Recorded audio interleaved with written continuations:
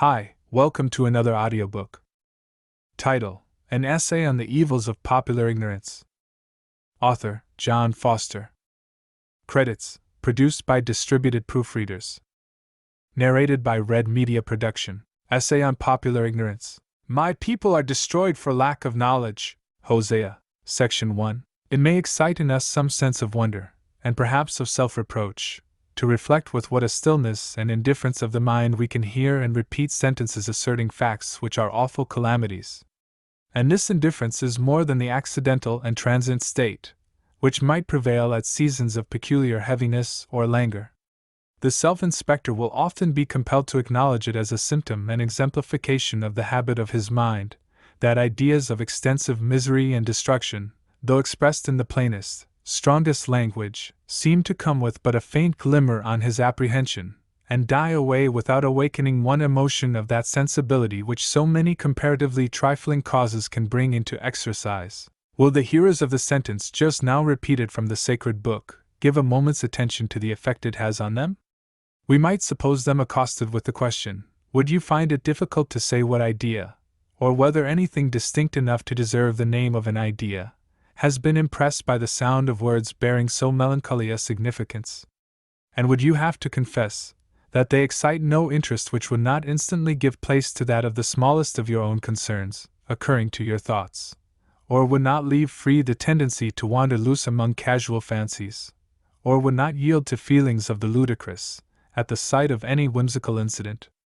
It would not probably be unfair to suspect such faintness of apprehension, and such unfixedness and indifference of thought, in the majority of any large number of persons, though drawn together ostensibly to attend to matters of gravest concern, and perhaps many of the most serious of them would acknowledge it requires great and repeated efforts to bring themselves to such a contemplative realization of an important subject, that it shall lay hold on the affections, though it should press on them, as in the present instance, with facts and reflections of a nature the most strongly appealing to a mournful sensibility. That the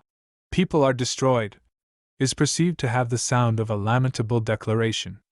But its import loses all force of significance in falling on a state of feeling which, if resolvable into distinct sentiments, would be expressed to some such effect as this: that the people's destruction, in whatever sense of the word, is, doubtless, a deplorable thing, but quite a customary and ordinary matter, the prevailing fact, indeed, in the general state of this world, that, in truth, it would seem as if they were made but to be destroyed, for that they have constantly been, in all imaginable ways, the subjects of destruction, that, subjected in common with all living corporeal beings to the doom of death, and to a fearful diversity of causes tending to inflict it, they have also appeared, through their long sad history, consigned to a spiritual and moral destruction, if that term be applicable to a condition the reverse of wisdom, goodness, and happiness, that, in short, such a sentence as that cited from the prophet is too merely an expression of what has been always and over the whole world self-evident, to excite any particular attention or emotion. Thus the destruction, in every sense of the word, of human creatures, is so constantly obvious, as mingled and spread throughout the whole system, that the mind has been insensibly wrought to that protective obtuseness which, like the thickness of the natural clothing of animals in rigorous climates, we acquire in defense of our own ease, against the aggrievance of things which inevitably continue in our presence. An instinctive policy to avoid feeling with respect to this prevailing destruction has so effectually taught us how to maintain the exemption, by all the requisite sleights of overlooking, diverting, forgetting, and admitting deceptive maxims of palliation, that the art or habit is become almost mechanical. When fully matured, it appears like a wonderful adventitious faculty, a power of evading the sight, of not seeing, what is obviously and glaringly presented to view on all sides. There is, indeed, a dim general recognition that such things are. The hearing of a bold denial of their existence would give an instant sense of absurdity, which would provoke a pointed attention to them, the more perfectly to verify their reality, and the perception how real and dreadful they are might continue distinct as long as we were in the spirit of contradicting and exploding that absurd denial. But, in the ordinary state of feeling, the mind preserves an easy dullness of apprehension toward the melancholy vision, and sees it as if it saw it not. This fortified insensibility may, indeed, be sometimes broken in upon with violence by the sudden occurrence of some particular instance of human destruction, in either import of the word, some example of peculiar aggravation, or happening under extraordinary and striking circumstances, or very near us in place or interest. An emotion is excited of pity, or terror, or horror, so strong, that if the person so affected has been habitually thoughtless, and has no wish to be otherwise, he fears he shall never recover his state of careless ease, or, if of a more serious disposition, thinks it impossible he can ever cease to feel an awful and salutary effect. This more serious person perhaps also thinks it must be inevitable that henceforward his feelings will be more alive to the miseries of mankind. But how obstinate is an inveterate habitual state of the mind against any single impressions made in contravention to it! Both the thoughtless and the more reflective man may probably find that a comparatively short lapse of time suffices to relieve them from anything more than slight momentary reminiscences of what had struck them with such painful force, and to restore, in regard to the general view of the acknowledged misery of the human race, nearly the accustomed tranquillity.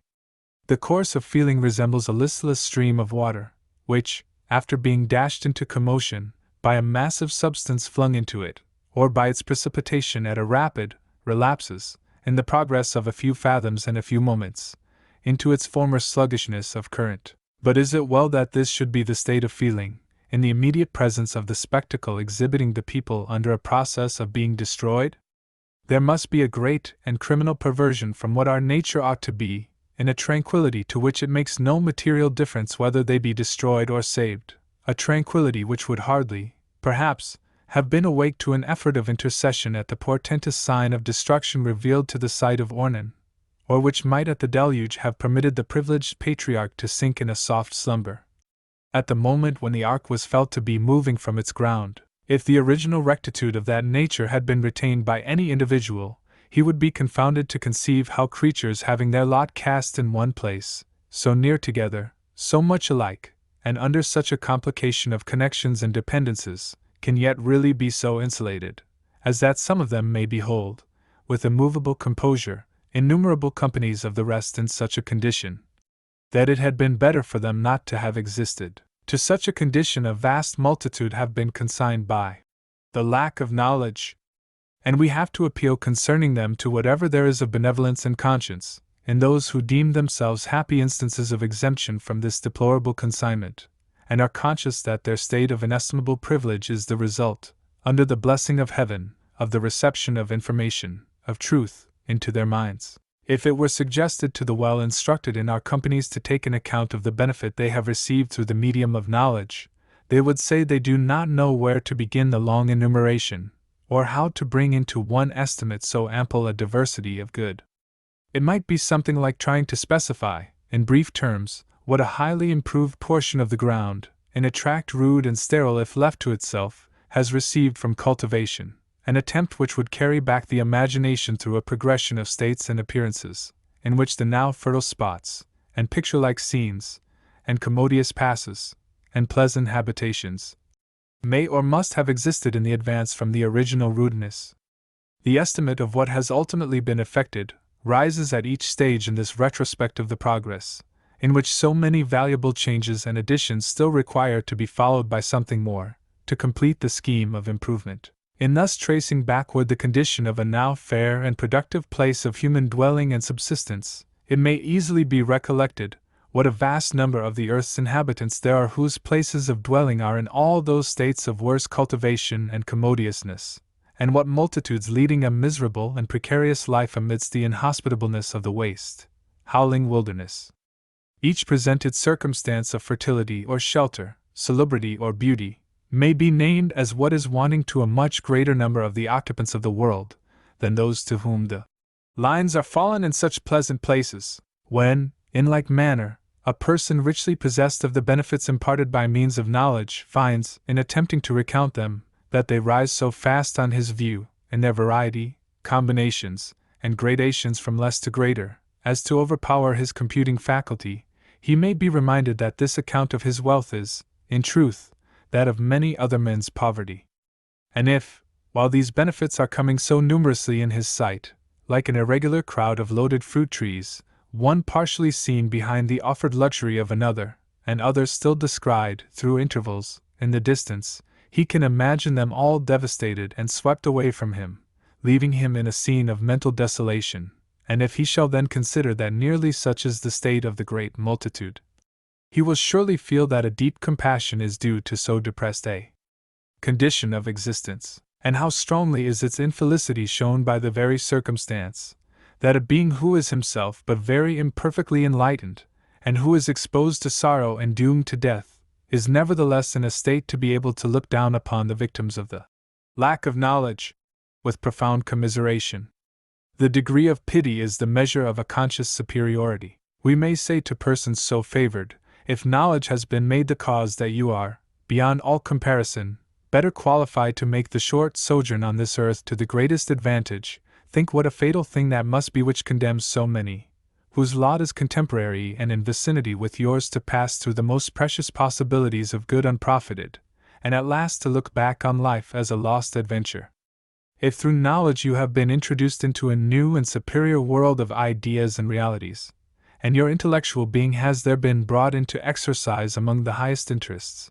and into communication with the noblest objects, think of that condition of the soul to which this better economy has no existence. If knowledge rendered efficacious has become, in your minds, the light and joy of the Christian faith and hope, look at the state of those whose minds have never been cultivated to an ability to entertain the principles of religious truth, even as mere intellectual notions. You would not for the wealth of an empire consent to descend, were it possible, from the comparative elevation to which you have been raised by means of knowledge, into melancholy region of spirits abandoned to ignorance. But in this situation have the mass of the people been, from the time of the prophet whose words we have cited, down to this hour. The prophets had their exalted privilege of dwelling amidst the illuminations of heaven effectually countervailed, as to any elation of feeling it might have imparted, by the grief of beholding the daily spectacle of the grossest manifestations and mischiefs of ignorance among the people, for the very purpose of whose exemption from that ignorance it was that they bore the sacred office. One of the most striking of the characteristics by which their writings so forcibly seize the imagination is a strange continual fluctuation and strife of luster and gloom, produced by the intermingling and contrast of the emanations from the Spirit of infinite wisdom, with those proceeding from the dark, debased souls of the people. We are tempted to pronounce that nation not only the most perverse, but the most unintelligent and stupid of all human tribes. The revealed law of God in the midst of them, the prophets and other organs of oracular communication, religious ordinances and emblems, facts, made and expressly intended to embody truths, in long and various series, the whole system of their superhuman government, constituted as a school, all these were ineffectual to create so much just thought in their minds, as to save them from the vainest and the vilest delusions and superstitions. But indeed, this very circumstance, that knowledge shown on them from him who knows all things, may in part account for an intellectual perverseness that appears so peculiar and marvelous. The nature of man is in such a moral condition, that anything is the less acceptable for coming directly from God, it being quite consistent that the state of mind which is declared to be enmity against him should have a dislike to his coming so near, as to impart his communications by his immediate act, bearing on them the fresh and sacred impression of his hand. The supplies for man's temporal being are conveyed to him through an extended medium, through a long process of nature and art, which seems to place the great first cause at a commodious distance, and those gifts are, on that account, more welcome, on the whole, than if they were sent as the manna to the Israelites. The manna itself might not have been so soon loathed, had it been produced in what we call the regular course of nature. And with respect to the intellectual communications which were given to constitute the light of knowledge in their souls, there can, on the same principle, be no doubt that the people would more willingly have opened their minds to receive them and exercised the thinking faculties on them, if they could have appeared as something originating in human wisdom, or at least as something which, though primarily from a divine origin, had been long surrendered by the Revealer, to maintain itself in the world by the authority of reason only, like the doctrines worked out from mere human speculation. But truth that was declared to them, and inculcated on them, through a continual immediate manifestation of the sovereign intelligence, had a glow of divinity, if we may so express it, that was unspeakably offensive to their minds, which therefore receded with instinctive recoil. They were averse to look toward that which they could not see without seeing God, and thus they were hardened in ignorance, through a reaction of human depravity against the too luminous approach of the divine presence, to give them wisdom. But in whatever degree the case might be thus, as to the cause, the fact is evident that the Jewish people were not more remarkable for their preeminence and privilege than for their grossness of mental vision under a dispensation specially and miraculously constituted and administered to enlighten them. The sacred history of which they are the subject exhibits every mode in which the intelligent faculties may evade or frustrate the truth presented to them, every way in which the decided preference for darkness may avail to defy what might have been presumed to be irresistible irradiations, every perversity of will which renders men as accountable and criminal for being ignorant as for acting against knowledge, and every form of practical mischief in which the natural tendency of ignorance, especially willful ignorance, is shown. A great part of what the devout teachers of that people had to address to them, wherever they appeared among them, was in reproach of their ignorance, and in order, if possible, to dispel it. And were we to indulge our fancy in picturing the forms and circumstances in which it was encountered by those teachers, we might be sure of not erring much by figuring situations very similar to what might occur in much later and nearer states of society. If we should imagine one of these good and wise instructors going into a promiscuous company of the people, and asking them, with a view at once to see into their minds and inform them, say, 10 plain questions, relative to matters somewhat above the ordinary secular concerns of life, but essential for them to understand, it would be a quite probable supposition that he did not obtain from the whole company rational answers to more than 3, or 2, or even 1, of those questions. Notwithstanding that every one of them might be designedly so framed as to admit of an easy reply from the most prominent of the dictates of the law and the prophets,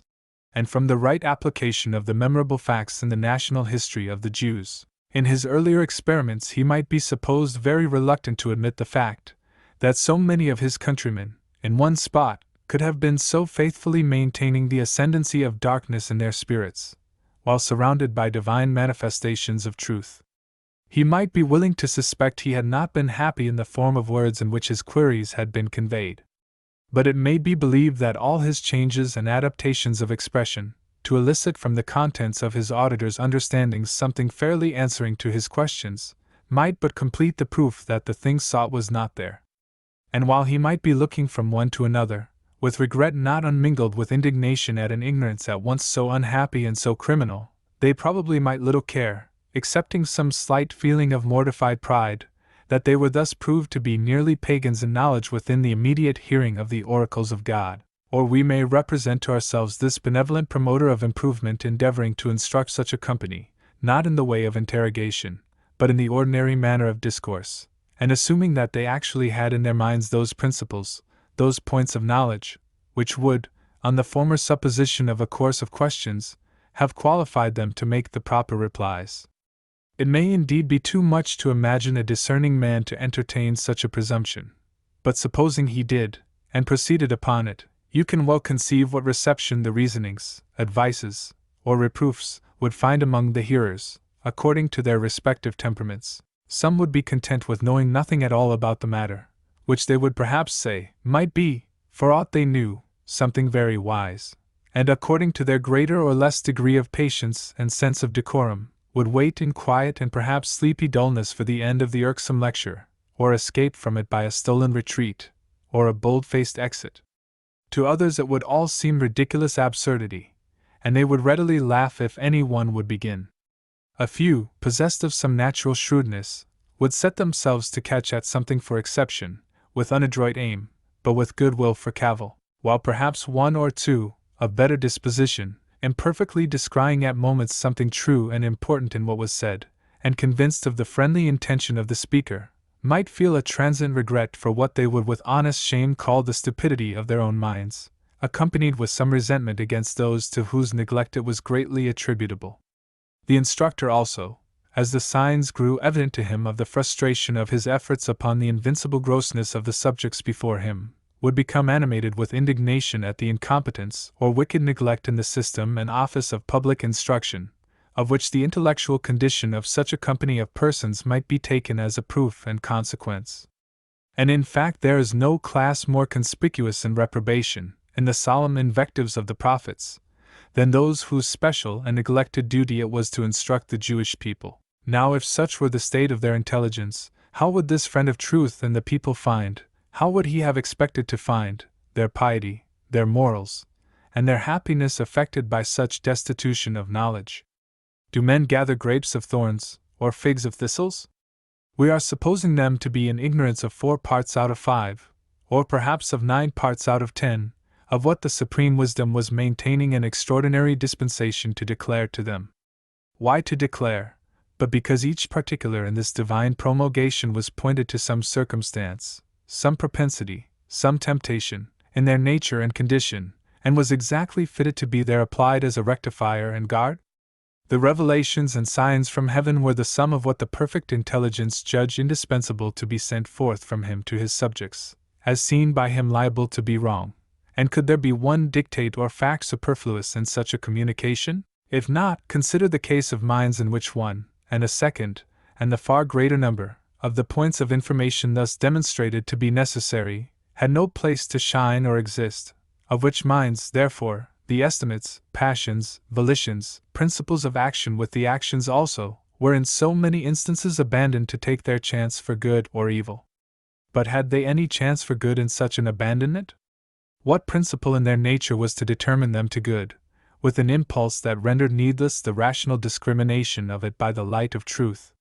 It were an exceedingly probable thing truly, that some happy instinct, or some guiding star of good fortune, should have beguiled into an unknowing choice of what is right, that very nature which knowledge itself, including a recognition of the will of God, is so often insufficient to constrain to such a choice. But further, the absence of knowledge is sure to be something more and worse than simple ignorance.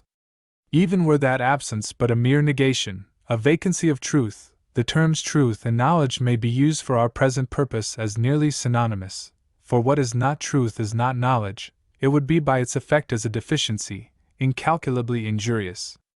But it could not remain a mere deficiency. The vacancy of truth would commonly be found replenished with positive error. Not indeed replenished, we are speaking of uncultivated persons, with a comprehensive and arranged set of false notions, for there would not be thinking enough to form opinions in any sufficient number to be distinctly and specifically the opposites to the many truths that were absent.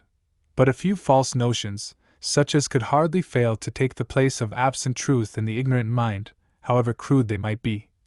and however deficient for constituting a full system of error, would be sure to dilate themselves so as to have an operation at all the points where truth was wanting. It is frightful to see what a space in an ignorant mind one false notion can occupy, working nearly the same effect in many distinct particulars, as if there had been so many distinct wrong principles, each producing specifically its own bad effect, so that in that mind a few false notions, and those the ones most likely to establish themselves there, shall be virtually equivalent to a whole scheme of errors standing formally in place of so many truths of which they are the reverse. And thus the dark void of ignorance, instead of remaining a mere negation, becomes filled with agents of perversion and destruction, as sometimes the gloomy apartments of a deserted mansion have become a den of robbers and murderers. Such a friend of the people, then, as we were supposing to expend his life and zeal on the object of rescuing them from their ignorance, would see in that ignorance not only the privation of all direction and impulsion to good, but a great positive force of determination toward evil. But it may be alleged that he would not find them wholly destitute of right information. True, but he would find that the small portion of knowledge which an ignorant people did really possess could be of little avail. It is not only that, from the narrowness of its scope, knowledge so scanty as to afford no principles directly adapted for application to a vast number of matters of judgment and conduct, would of course be of small use, though it were efficient as far as it reached, of small use though it did produce that very limited quantity of good which ought to be its proper share, in a due proportion to the larger amount of good to be produced by a larger knowledge. This is not the whole of the misfortune. It would not produce that proportionate share. For the fewer are the points to which there is knowledge that can be applied, the less availing is its application even to those few points. It shall be the kind of knowledge apposite to them, and yet be nearly useless, from the obvious cause that a few just notions existing disconnected and confused among the mass of vain and false ones, which will, like noxious weeds, infest minds left in ignorance, are not permitted by those bad associates to do their duty. Weak by being few, insulated, unsupported, and dwelling among vicious neighbors, they not only cannot perform their own due service, but are liable to be seduced to that of the evil principles whose company they are condemned to keep. The conjunction of truths is of the utmost importance for preserving the genuine tendency, and securing the appropriate efficacy, of each.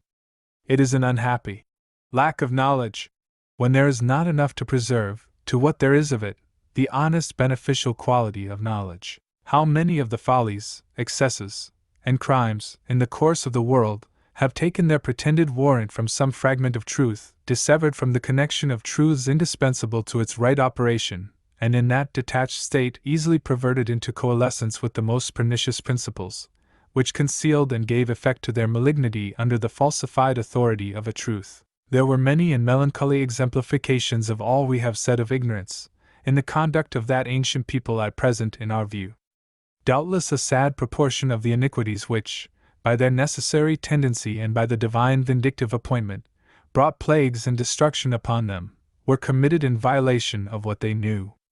But also it was in no small part from blindness to the manifestation of truth and duty incessantly confronting them, that they were betrayed into crimes and consequent miseries.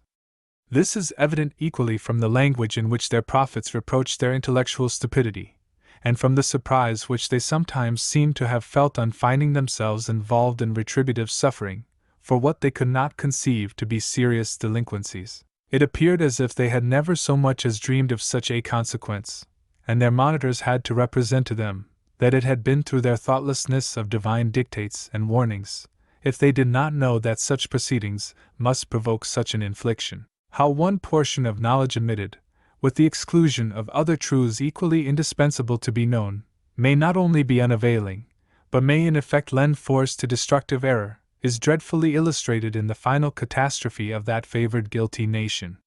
They were in possession of the one important point of knowledge, that a Messiah was to come. They held this assurance not slightly, but with strong conviction, and as a matter of the utmost interest.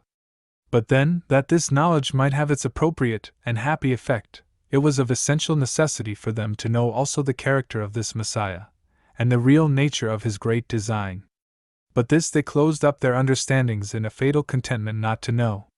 Literally the whole people, with a diminutive exception, had failed, or rather refused, to admit, as to that part of the subject, the inspired declarations. Now comes the consequence of knowing only one thing of several that require to be inseparable in knowledge.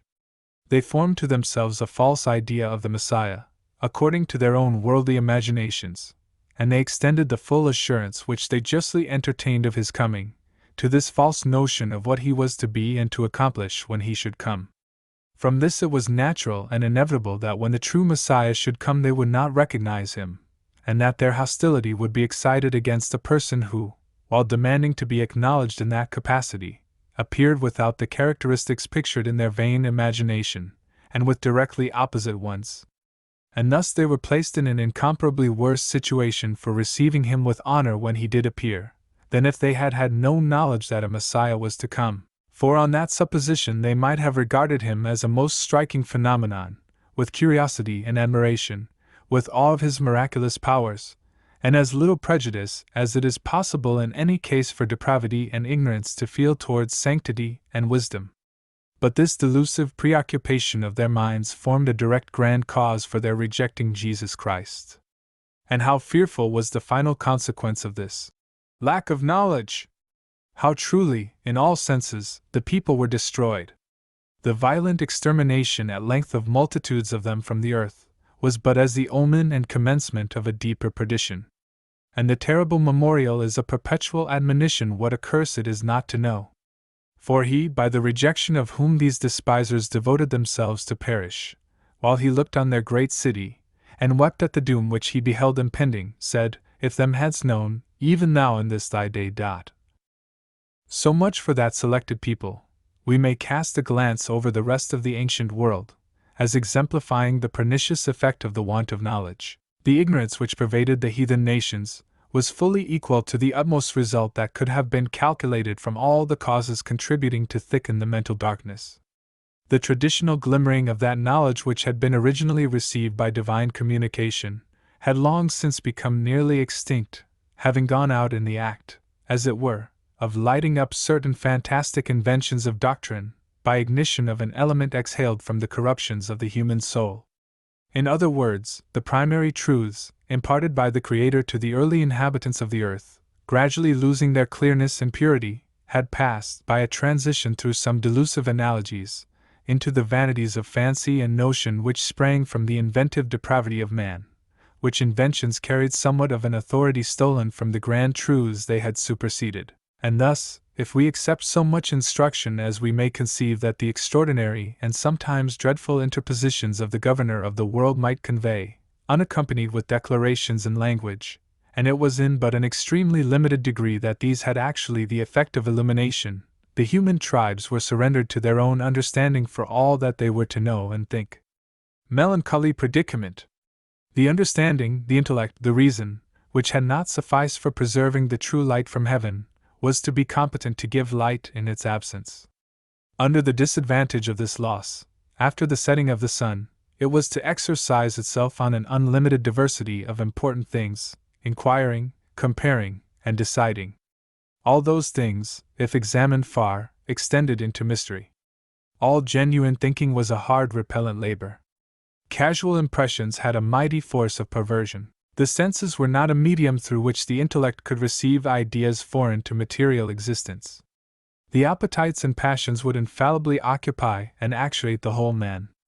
When by these his imagination was put in activity, its gleams and meteors would be anything rather than lights of truth. His interest, according to his gross apprehension of it, would in numberless instances require, and therefore would gain, false judgments for justification of the wrong manner of pursuing that interest. And all this while, there was no grand standard and test to which the notions of things could be brought. If there were some spirits of larger and purer thought that went out in the honest search of truth, they must have felt an oppression of utter hopelessness in looking round on a world of doubtful things, on no one of which they could obtain the dictate of a supreme intelligence. There was no sovereign demonstrator in communication with the earth, to tell benighted man what to think in any of 1,000 questions which arose to confound him. There were, instead, impostors, magicians, vain theorists, prompted by ambition and superior native ability to abuse the credulity of their fellow mortals, which they did with such success as to become their oracles, their dictators, or even their gods. The multitude most naturally surrendered themselves to all such delusions, if it may be conceived to have been possible that their feeble and degraded reason, in the absence of divine light and of sound human discipline, might by earnest exertion have attained in some small degree to judge better. That exertion was precluded by indolence, by the immediate wants and unavoidable employments of life, by sensuality, by love of amusement, by subjection, even of the mind, to superiors and national institutions, and by the tendency of human individuals to fall, if we may so express it, in dead conformity and addition to the lump. The result of all these causes, the sum of all these effects, was that unnumbered millions of beings, whose value was in their intelligent and moral nature, were, as to that nature, in a condition analogous to what their physical existence would have been under a total and permanent eclipse of the sun. It was perpetual night in their souls, with all the phenomena incident to night, except the sublimity, while the material economy, constituting the order of things which belonged to their temporal existence, was in conspicuous manifestation around them, pressing with its realities on their senses,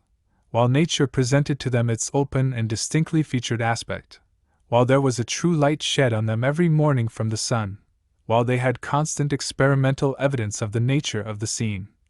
And thus they had a clear knowledge of one portion of the things connected with their existence, that portion which they were soon to leave, and look back upon as a dream when one awaketh. All this while there was subsisting, present with them, unapprehended except in faint and delusive glimpses, another order of things involving their greatest interest, with no luminary to make that apparent to them, after the race had willingly forgotten the original instructions from their Creator. The dreadful consequences of this lack of knowledge, as appearing in the religion and morals of the nations, and through these affecting their welfare, equaled and even surpassed all that might by theory have been presaged from the cause. This ignorance could not annihilate the principle of religion in the spirit of man, but in taking away the awful repression of the idea of one exclusive sovereign divinity, it left that spirit to fabricate its religion in its own manner. And as the creating of gods might be the most appropriate way of celebrating the deliverance from the most imposing idea of one supreme being, depraved and insane invention took this direction with ardor. Footnote: those who have read Goethe's memoirs of himself may recollect the part where that late idolized patriarch of German literature tells of the lively interest he had at one time felt in shaping out of his imagination and philosophy a theology, beginning with the fabrication of a god, or gods, and amplified into a system of principles, existences, and relations. The mind threw a fictitious divinity into its own phantasms, and into the objects in the visible world. It is amazing to observe how, when one solemn principle was taken away, the promiscuous numberless crowd of almost all shapes of fancy and of matter became, as it were, instinct with ambition, and mounted into gods.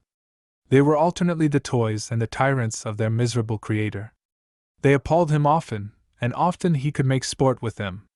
For overawing him by their supposed power, they made him a compensation by descending to a fellowship with his follies and vices. But indeed this was a condition of their creation. They must own their mortal progenitor by sharing his depravity, even amidst the lordly domination assigned to them over him and the universe. We may safely affirm that the mighty artificer of deifications, the corrupt soul of man, never once, in its almost infinite diversification of device in their production, struck out a form of absolute goodness. No, if there were 10,000 deities, there should not be one that should be authorized by perfect rectitude in itself to punish him, not one by which it should be possible for him to be rebuked without having a right to recriminate. Such a pernicious creation of active delusions it was that took the place of religion in the absence of knowledge. And to this intellectual obscuration, and this legion of pestilent fallacies, swarming like the locusts from the smoke of the bottomless pit in the vision of St. John, the fatal effect on morals and happiness corresponded.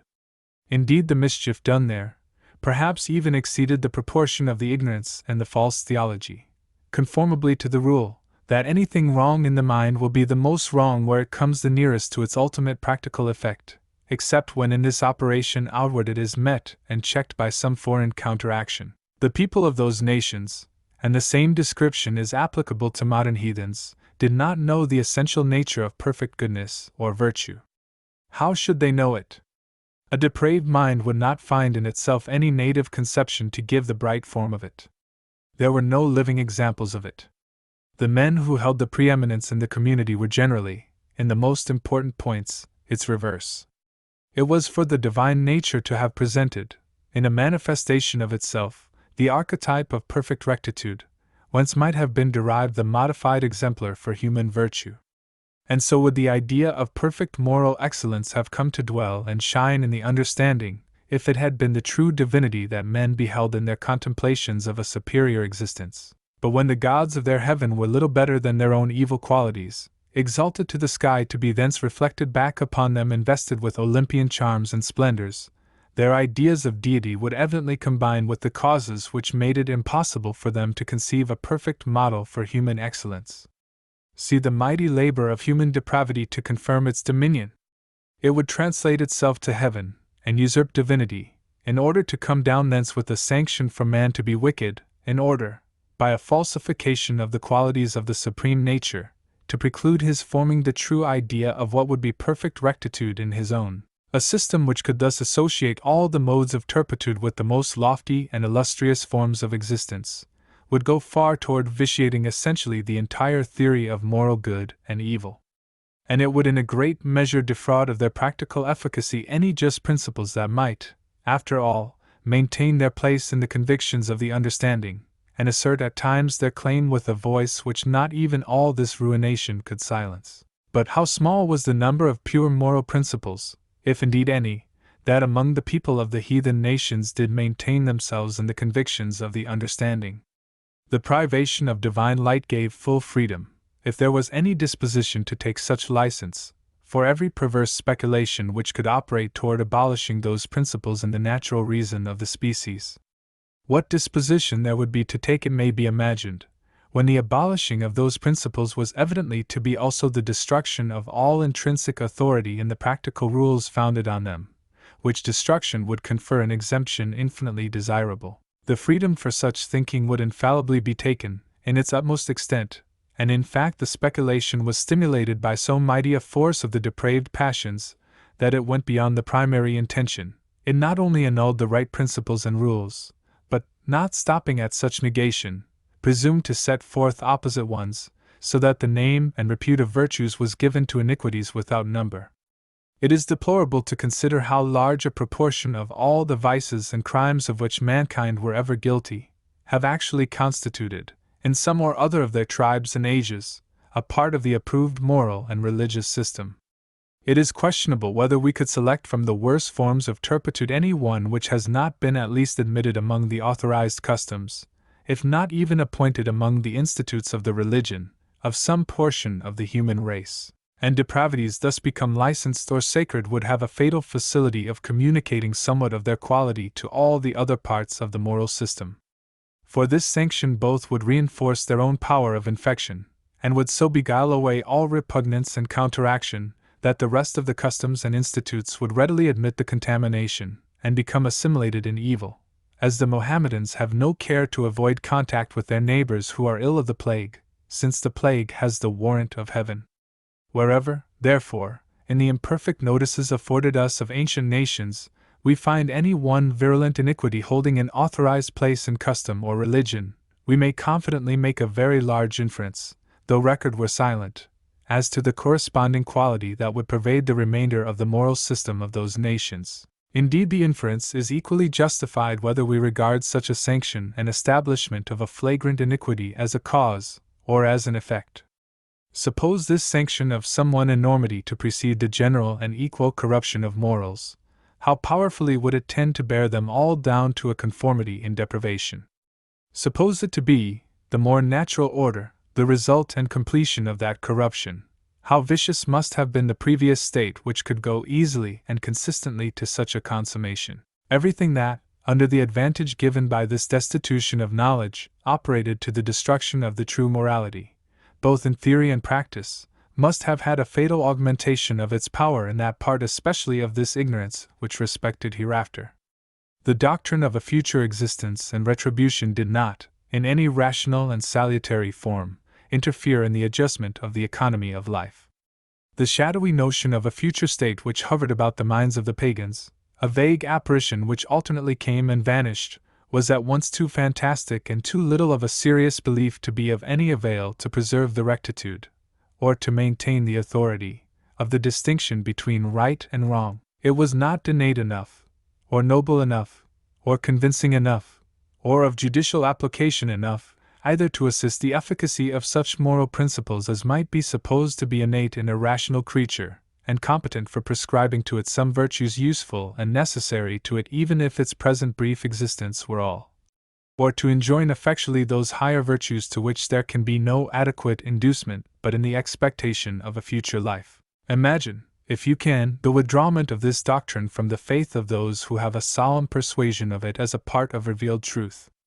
Suppose the grand idea either wholly obliterated, or faded into a dubious trace of what it had been, or transmuted into a poetic dream of classic or barbarian mythology, and how many moral principles will be found to have vanished with it.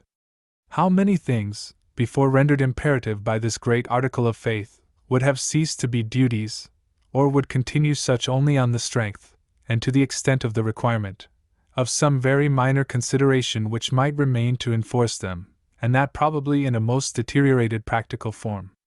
The sense of obligation, if continuing to recognize the nature of duty in things which could then no longer retain any such quality, otherwise than as looking to the most immediate and tangible benefit or harm, the lowest of moral calculations, would be reduced to a vulgar and reptile principle. The best of its strength, and all its dignity, would be departed from it when it could refer no more to eternity, an invisible world, and a judgment to come. It would therefore have none of that emphasis of impression which can sometimes dismay and quell the most violent passions, as by the mysterious awe of the presence of a spirit. it would be deprived of that which forms the chief power of conscience. And it would be impotent in any attempt, if so absurd an attempt could be dreamed of, to uphold, in the more dignified character of principle, that care of what is right which would be constantly degenerating into mere policy, and rationally justifying itself in doing so. The withdrawment, we said, of the grand truth in question, from a man's faith, together with everything of taste and habit which that faith might have created, would necessarily break up the government over his conscience. How evident then is it, that among the people of the heathen lands, under a disastrous ignorance of this and all the other sublime truths that are the most fit to rule an immortal being during his sojourn on earth, no man could feel any peremptory obligation to be universally virtuous, or adequate motives to excite an endeavor to approach that high attainment, even were there not a perfect inability to form the true conception of it. And then how much of course it was that the general mass would be dreadfully depraved, though a momentary surprise may at times have seized us on the occurrence, in their history, of some monstrous form of flagitiousness, we do not wonder at beholding a state of the people such in its general character as the sacred writers exhibit, in descriptions to which the other records of antiquity add their confirming testimony and ample illustrations. For while the immense aggregate is displayed to the mental view, as pervaded, agitated, and stimulated by the restless forces of appetites and passions, and those forces operating with an impulse no less perverted than strong, let it be asked what kinds and measure of restraint there could be upon such a world of creatures so actuated, to keep them from rushing in all ways into evil. Conceive, if you can, the fiction of such a multitude, so actuated, having been placed under an adjustment of restraints competent to withhold them. And then take off, in your imagination, one after another of these, to see what will follow. Take off, at last, all the coercion that can be applied through the belief of a judgment to come, and a future state of retribution, by doing which you would also empower the race to defy, if any recognition of him remained, the supreme governor, whose possible inflictions, being confined to the present life, might at any time be escaped by shortening it. All these sacred bonds being thus dissolved, behold this countless multitude abandoned to be carried or driven the whole length to which the impulses of their appetites and passions would go, or could go before they were arrested by some obstruction opposed to them from a quarter foreign to conscience.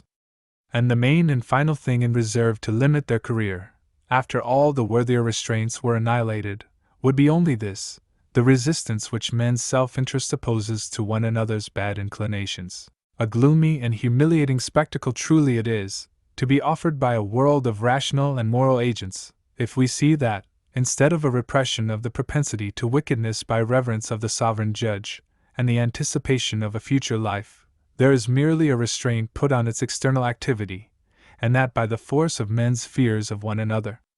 But nearly to this it was, as the only strong restraint, that those heathens were left by their ignorance, or a notion so slight as to be little better, of a future existence and judgment. Not but that it has been, in all nations and times, of infinite practical service that there is involved in the constitution of the world a law by which a coarse self-interest thus interposes to obstruct in a degree the violent propensity to evil, for it has prevented, under Providence, more actual mischief, beyond comparison more, than all other causes together. The man inclined to perpetrate an iniquity, of the nature of a wrong to his fellow mortals, is apprised that he shall provoke a reaction, to resist or punish him, that he shall incur as great an evil as that he is disposed to do, or greater, that either a revenge regardless of all formalities of justice will strike him, or a process instituted in organized society will vindicatively reach his property, liberty, or life. This defensive array, of all men against all men, compels to remain shut up within the mind an immensity of wickedness which is there burning to come out into action. But for this, Noah's flood had been rendered needless. But for this, our planet might have been accomplishing its circles round the sun for thousands of years past without a human inhabitant. Through the effect of this essential law, in the social economy, it was possible for the race to subsist, notwithstanding all that ignorance of the divine being, of heavenly truth, and of uncorrupt morality, in which we are contemplating the heathen nations as benighted. But while thus it prevented utter destruction, it had no corrective operation on the depravity of the heart. It was not through a judgment of things being essentially evil that they were forborne. It was not by the power of conscience that wicked propensity was kept under restraint. It was only by a hold on the meaner principles of his nature that the offender in will was arrested in prevention of the deed. And so the race were such virtually, as they would have hastened to become actually, could they have ceased to be afraid of one another's strength and retaliation. Footnote: It is not very uncommon to hear credit given to human nature apparently in sober simplicity, for the whole amount of the negation of bad actions thus prevented, as just so much genuine virtue, by some dealers in moral and theological speculation. But even this restraint imposed by mutual apprehension, important as its operation was in the absence of nobler influences, was yet of miserably partial efficacy. Men were continually breaking through this protective provision, and committed against one another a stupendous amount of crimes. And no wonder, when we consider that the evil passions, endowed as they seem to be with a portentous excessive vigor by the very circumstance of being evil, as the demoniacs were the strongest of men, are exasperated the more by a certain degree of awe impressed on them by the defensive attitude of their objects. When strength so great might thus be irritated to greater, and when there were no powers of the world to come to invade the dreadful cavern of iniquity in the mind, and there combat and subdue it, there would often be no want of the audacity to send it forth into action at all hazards, and in defiance and contempt of the restraining force which operated through mutual fear of vindictive reaction. But it may be said, perhaps, that in thus representing the people who were destitute of divine knowledge, as left with hardly any other control on their bad dispositions than one of a quality little more dignified than fetters literally binding the limbs, we are underrating what there still was among them to take effect in the way of instruction. Even this coarse principle of control itself, it may be alleged, this prudence of reciprocal fear became refined into something worthier of moral agents. For it passed, by a compromise among the species, from the form of individual self-defense and revenge into that of institutions of law. And legislation, it will be said, is a teacher of morals. Retaining, indeed, the rough expedient of physical force, in readiness to coerce or punish where it cannot deter by warning, it yet strongly endeavors the repression of evil emotions by means of right principles, marked out, explained, and inculcated. It teaches these principles as dictates of reason and justice, while it embodies them in the menacing authority of enactments. There was therefore, it may be pleaded, as much instruction among the ancient heathen as there was legislation. In answering this, we may forego any rigorous examination of the quality of principles and precepts enunciated by legislators who themselves, in common with the people, looked on human existence and duty through a worse than twilight medium, who had no divine oracles to impart wisdom, and were, some of them, reduced to begin their operations with the lie that pretended they had such oracles. From all which it was inevitable that some of their maxims and injunctions would even in their efficacy be noxious, as being at variance with eternal rectitude. It is enough to observe, on the claims of legislation to the character of a moral preceptor, that it retained so palpably, after all, the nature of the gross element from which it was a refinement or transfusion, that even what it might teach right, as to the matter, it was unable to teach with the right moral impression, with all its gravity, and phrases of wisdom, and show of homage to virtue. It was, and was plainly described to be, that very same nali me tanher, in a disguised form, a less provoking and hostile manner only of keeping up the state of preparation for defensive war. Every one knew right well that the pure approbation and love of goodness were not the source of law, but that it was an arrangement originating and deriving all its force from self-interest, a contrivance by which each man was glad to make the collective strength of society his guarantee against his neighbor's interest, and wished to do him wrong. While pleased that others were under this restraint, he was often vexed at being under it also himself, but on the whole deemed this security worth the cost of suffering the interdict on his own inclinations, perhaps as believing other men's to be still worse than his, or seeing their strength to be greater. We repeat that a preceptive system thus estimated could not, even had the principles to which it gave expression in the mandates of law been no other than those of the soundest morality, have impressed them with the weight of sanctity on the conscience. And all this but tends to show the necessity that the rules and sanctions of morality, to come with simplicity and power on the human mind, should primarily emanate, and be acknowledged as emanating, from a being exalted above all implication and competition of interest with man. Thus we see that the pagan ignorance precluded one grand requisite for crushing the dominion of iniquity, for there was nothing to insinuate or to force its way into the recesses of the soul, to apply their repressive power to the depraved ardor which glowed in the passions.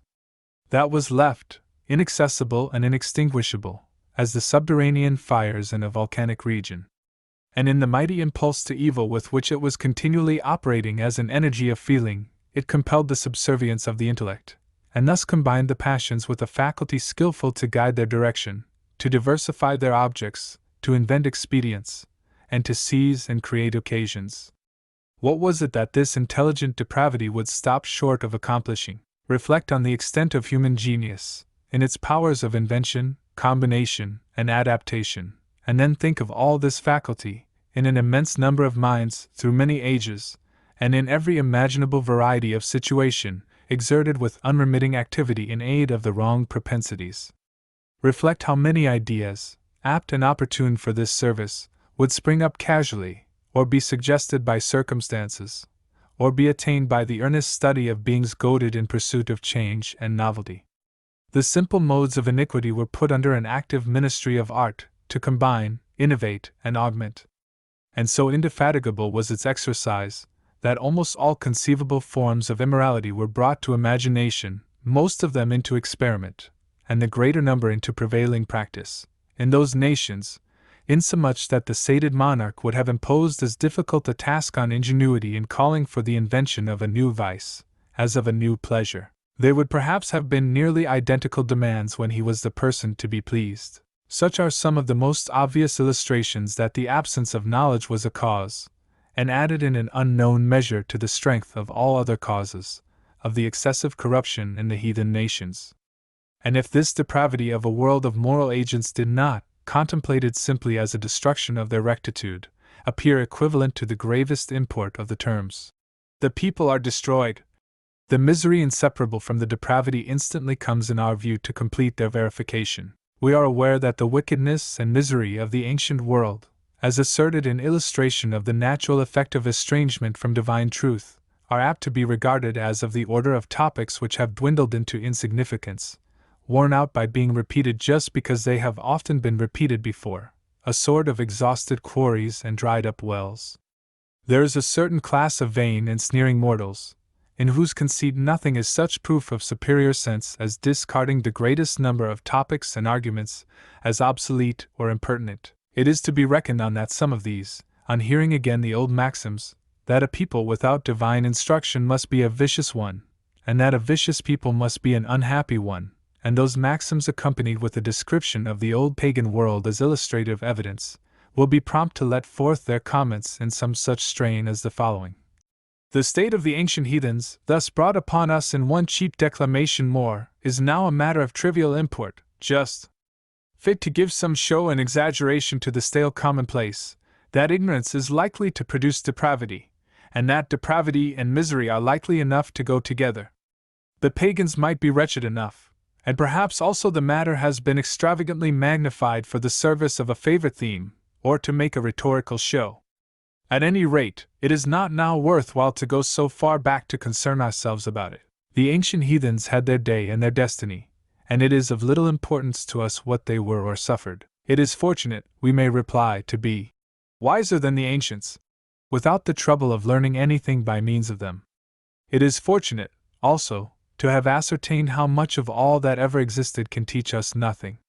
We have a signal improvement in the fashion of wisdom, when that high endowment may be possessed as a thing distinct from compass of thought, from study of causes and effects as illustrated on the great scale, from aptitude to be instructed by the past, and from contemplation of the divine government as carried over a wide extent of time.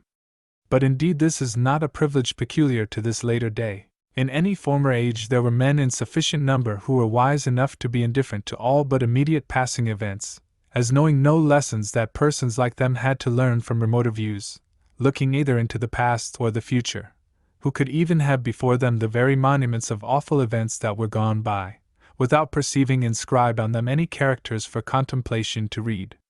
It is not impossible there might be persons who could plan their schemes, and debate their questions, and even follow their amusements, quite exempt from solemn reflections, within view of the ruins of Jerusalem, after the Roman legions had left it, and its myriads of dead to silence. Any reference to that dreadful spectacle, as an example of the consequences of the ignorance and wickedness of a people, might have been heard with unconcern, and lightly passed over as foreign to the matters requiring their attention. It was all over with the people dead, and the people alive had their own concerns to mind. But would not exactly such as these have been the men most likely to fall into the vices and impieties which would provoke the next avenging visitation, and to perish in it? In all times, the triflers with the great exemplifications of the connection of depravity with misery and ruin, who thought it but an impertinent moralizing that attempted to recall such funereal spectacles for admonition, were fools. Whatever self-complacency they might feel in a habit of thinking more fitted, they would perhaps say, for making our best advantage of the world as we find it, and we of the present time are convicted of exceeding stupidity, if we think it not worth while to go a number of ages back to contemplate the mass of mankind, the wide world of beings such as ourselves, sunk in darkness and wretchedness, and to consider what it is that is taught by so melancholy an exhibition. What is to give fullness of evidence to an instruction, if a world be too narrow? What is to give it weight, if a world be too light? It is to be acknowledged that the mental darkness which we are representing has so greatly the cause of the wickedness and unhappiness of those nations of old, had the effect of protecting them, in a measure, from some kinds of suffering. They had not, as we have been observing, illumination enough, to have conscience enough, for inflicting the severest pains of remorse, and for oppressing them with a distinct alarming apprehension of a future account. But that they were unhappy, was practically acknowledged in the very quality of what they ardently and universally sought as the highest felicities of existence. Those delights were violent and tumultuous, in all possible ways and degrees estranged from reflection, and adverse to it. The whole souls of great and small, in the most barbarous and in the more polished state, were passionately set on revelry, on expedients for inflaming licentiousness to madness, or concourses of multitudes for pomps, celebrations, shows, games, combats, on the riots of exultation and revenge after victories. The ruder nations had, in their way, however pitiable on the score of magnificence, their grand festive, triumphal, and demoniac confluxes and revellings. To these joys of tumult, the people of the savage and the more cultivated nations sacrificed everything belonging to the peaceful economy of life, with a desperate, frantic fury. All this was the confession that there was little felicity in the heart, or in the home. Nor was it found in these resources. If the wild elation might be mistaken for happiness while it lasted, it was brief in each instance, and it subsided in an aggravated dreariness of the soul. The fact of their being unhappy had a still more gloomy attestation in the mutual enmity which seems to have been of the very essence of life so vital a principle, that it could not be spared for an hour. No, they could not live without this luxury drawn from the fountains of death. What is the most conspicuous material of ancient history? What is it that glares out the most hideously from that darkness and oblivion in which the old world is veiling its aspect, but the incessant furies of miserable mortals against their fellow mortals? Hateful and hating one another? We cannot look that way, but we see the whole field covered with inflictors and sufferers, not seldom interchanging those characters. If that field widens to our view, it is still, to the utmost line to which the shade clears away, a scene of cruelty, oppression, and slavery, of the strong trampling on the weak, and the weak often attempting to bite at the feet of the strong, of rancorous animosities and murderous competitions of persons raised above the mass of the community, of treacheries and massacres, and of war between hordes, and cities, and nations, and empires, war never, in spirit, intermitted and suspended. Sometimes an act only to acquire renewed force for destruction, or to find another assemblage of hated creatures to cut in pieces. Powerful as the spirit of the firstborn Cain has continued, down to our age, and in the most improved divisions of mankind, there was, nevertheless, in the ancient pagan race, as there is in some portions of the modern, a more complete, uncontrolled actuation of the all-killing, all-devouring fury, a more absolute possession of Moloch. Now it is as misery that we are exhibiting all this depravity. To be thus, was suffering. The disease and the pain are inseparable in the description, and they were so in the reality. And both together, inevitably seizing on beings who had rejected or lost divine knowledge, maintained a hold as fatal and invincible as that of the intervolved serpents of Laocoon. It is true that a comprehensive estimate of the state of the people we are contemplating would bring in view several minor circumstances which, though not availing to change materially the effect of the picture, are themselves of less gloomy color.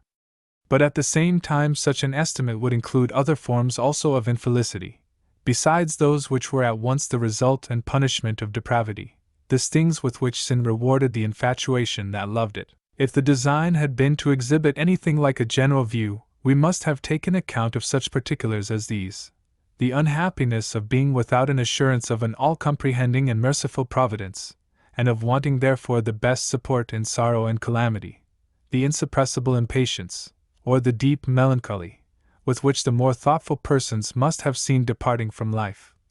leaving them hopeless of ever meeting again in a life elsewhere, the relations or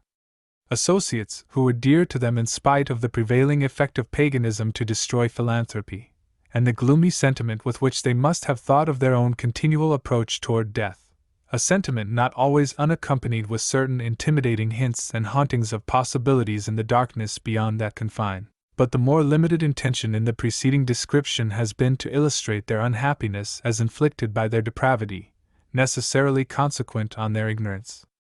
And what words so true, so irresistibly prompted at the view of such a scene, as those pronounced of a nation that at once despised the pagans and imitated them?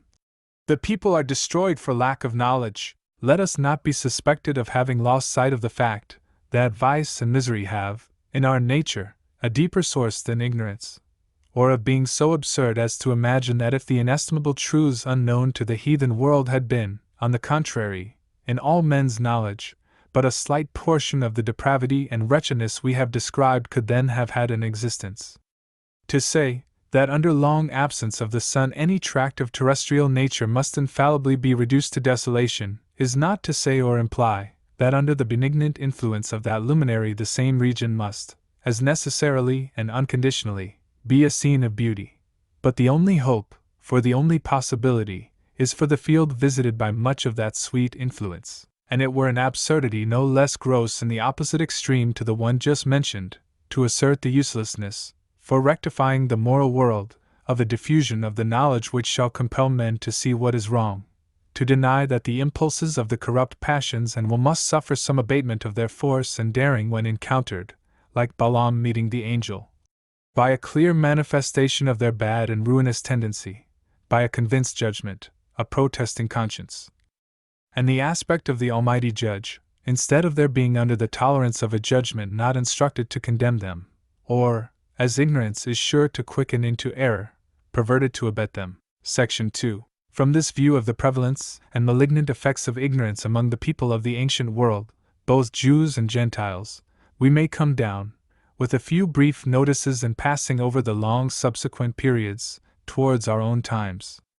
For any attempt to prosecute the object through the ages and regions of later heathenism, with the infatuated Judaism still more destructive to its subjects, would be to lose ourselves in a boundless scene of desolation, an immense amplitude of darkness, frightfully alive throughout with the activity of all noxious and hideous things. But by this time we are become aware how continually we are driven upon what will be an hazard of appearing an exaggerated phraseology, insomuch that we are almost afraid of accepting the epithets of description and aggravation which offer themselves as most appropriate to the subject. There are some self-complacent persons whose minds are so unapt to recognize the magnitude of a subject, or so averse perhaps to the contemplation of it if it be of tragical aspect, that strong terms accumulated to exhibit even what surpasses in its plain reality all the powers of language, offend them as declamatory exaggeration. Let it then be just observed, without one ambitious epithet, that since that period when ancient history, strictly so named, left off describing the state of mankind, more than a myriad of millions of our race have been on earth, and quitted it without one ray of the knowledge the most important to spirits sojourning here, and going hence. But while any attempt to carry the representation of the fatal effects of ignorance over the extent of so dreary a scene is declined, let it not be forgotten that they have been an awful reality, that they have actually existed, in time, and place, and number of victims, that there actually were the men, and so many men, who exemplified, and in so many ways, the truth we are illustrating. and a truth which has its demonstration in facts ought to come with the weight of all the facts that we believe ever did demonstrate it. When they are not presented in breadth and detail prominently in our view, we are apt to lose the due effect of our knowing them to have existed. It will be enough to advert very briefly to the Mohammedan imposture, though that is perhaps the most signal instance within all time of a malignant delusion maintained directly and immediately by ignorance, by an absolute determination and even a fanatic zeal not to receive one new idea.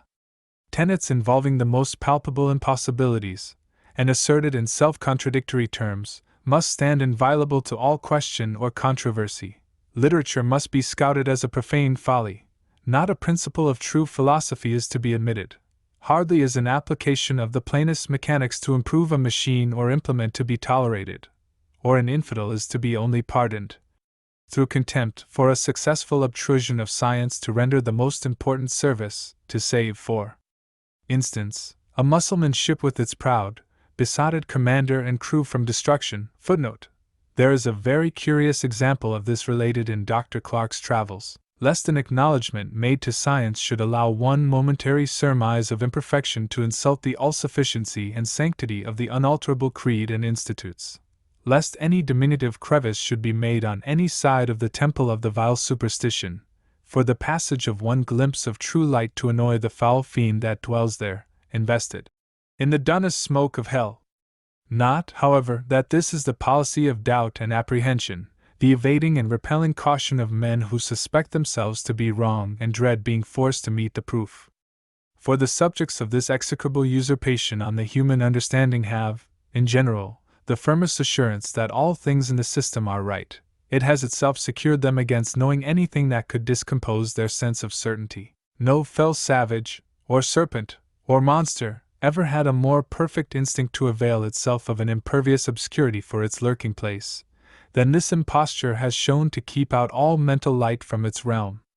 The delusion is so strong and absolute in ignorance, is so identified with it, and so systematically repels at all points the approach of knowledge, that it is difficult to conceive a mode of its extermination that shall not involve some fearful destruction, in the most literal sense, of the people whom it possesses.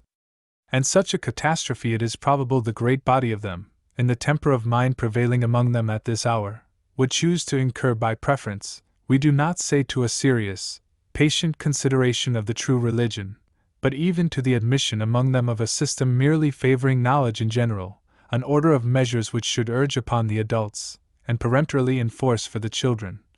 a discipline of intellectual improvement. There would be little national hesitation of choice, at least in the central regions of the dominion of this hateful imposture, between the introduction of any general system of expedients for driving them from their stupefaction into something like thinking and learning, and a general plague, to rage as long as any remained for victims. Footnote: in the interval since this was written, some change has taken place in favor of the admission of the elements of knowledge, in the capital, and in the second city of the Mohammedan regions, but with very slight alterative influence on the mass, and with respect to the faith, probably none at all. Within this interval, also, the central power has been hastening rapidly to its catastrophe. But let us now look, for a moment, at the intellectual state of the people denominated Christian, during the ages preceding the Reformation. The best of all the acquisitions by earth from heaven, Christianity, might have seemed to bring with it an inevitable necessity of a great and permanent difference soon to be effected, in regard to the competence of men's knowledge to prevent their destruction. It was as if, in the physical system, some one production, far more salutary to life than all the other things furnished from the elements, had been reserved by the Creator to spring up in a later age, after many generations of men had been languishing through life, and prematurely dying, from the deficient virtue of their sustenance and remedies. The image of the inestimable plant had been shown to the prophets in their visions, but the reality was now given to the world. It was of wholly a right seed, had the seed in itself, and claimed to be cultivated by the people, who in every land were suffering the maladies which it had the properties to heal. But while by the greater part of mankind it was not accounted worth admission to a place on their blasted, desolated soil, the manner in which its virtue was frustrated among those who pretended to esteem it, as it was, the best gift of the divine beneficence, is recorded in eternal reproach of the Christian nations. as the hostility of heathenism, in the direct endeavors to extirpate the Christian religion, became evidently hopeless, in the nations within the Roman Empire, there was a grand change of the policy of evil, and all manner of reprobate things, heathenism itself among them, rushed as by general conspiracy into treacherous conjunction with Christianity, retaining their own quality under the sanction of its name, and by a rapid process reducing it to surrender almost everything distinctive of it. But that dishonored name, and all this under protection of the gross darkness covering the people. There were indeed in existence the inspired oracles, and these could not be essentially falsified.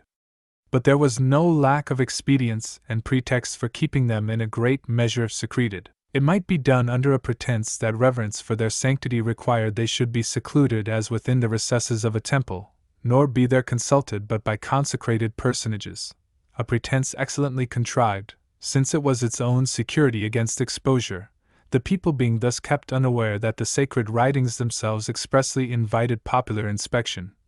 by declaring themselves addressed to mankind at large. The deceivers were not worse off for the other facilities.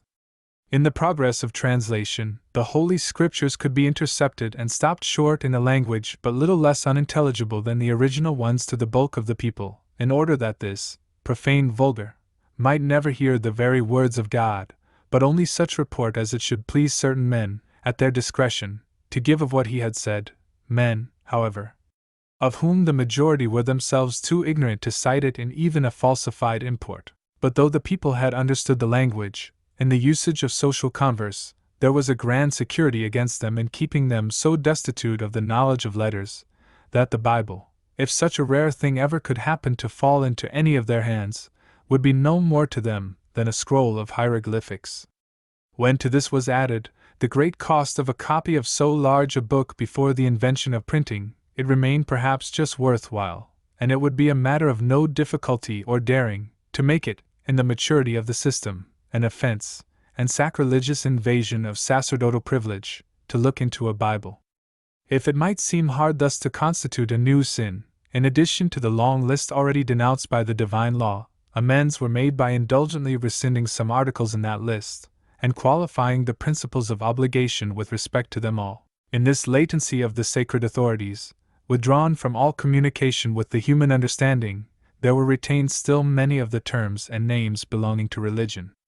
They remained, but they remained only such as they could be when the departing spirit of that religion was leaving them void of their import and solemnity, and so rendered applicable to purposes of deception and mischief.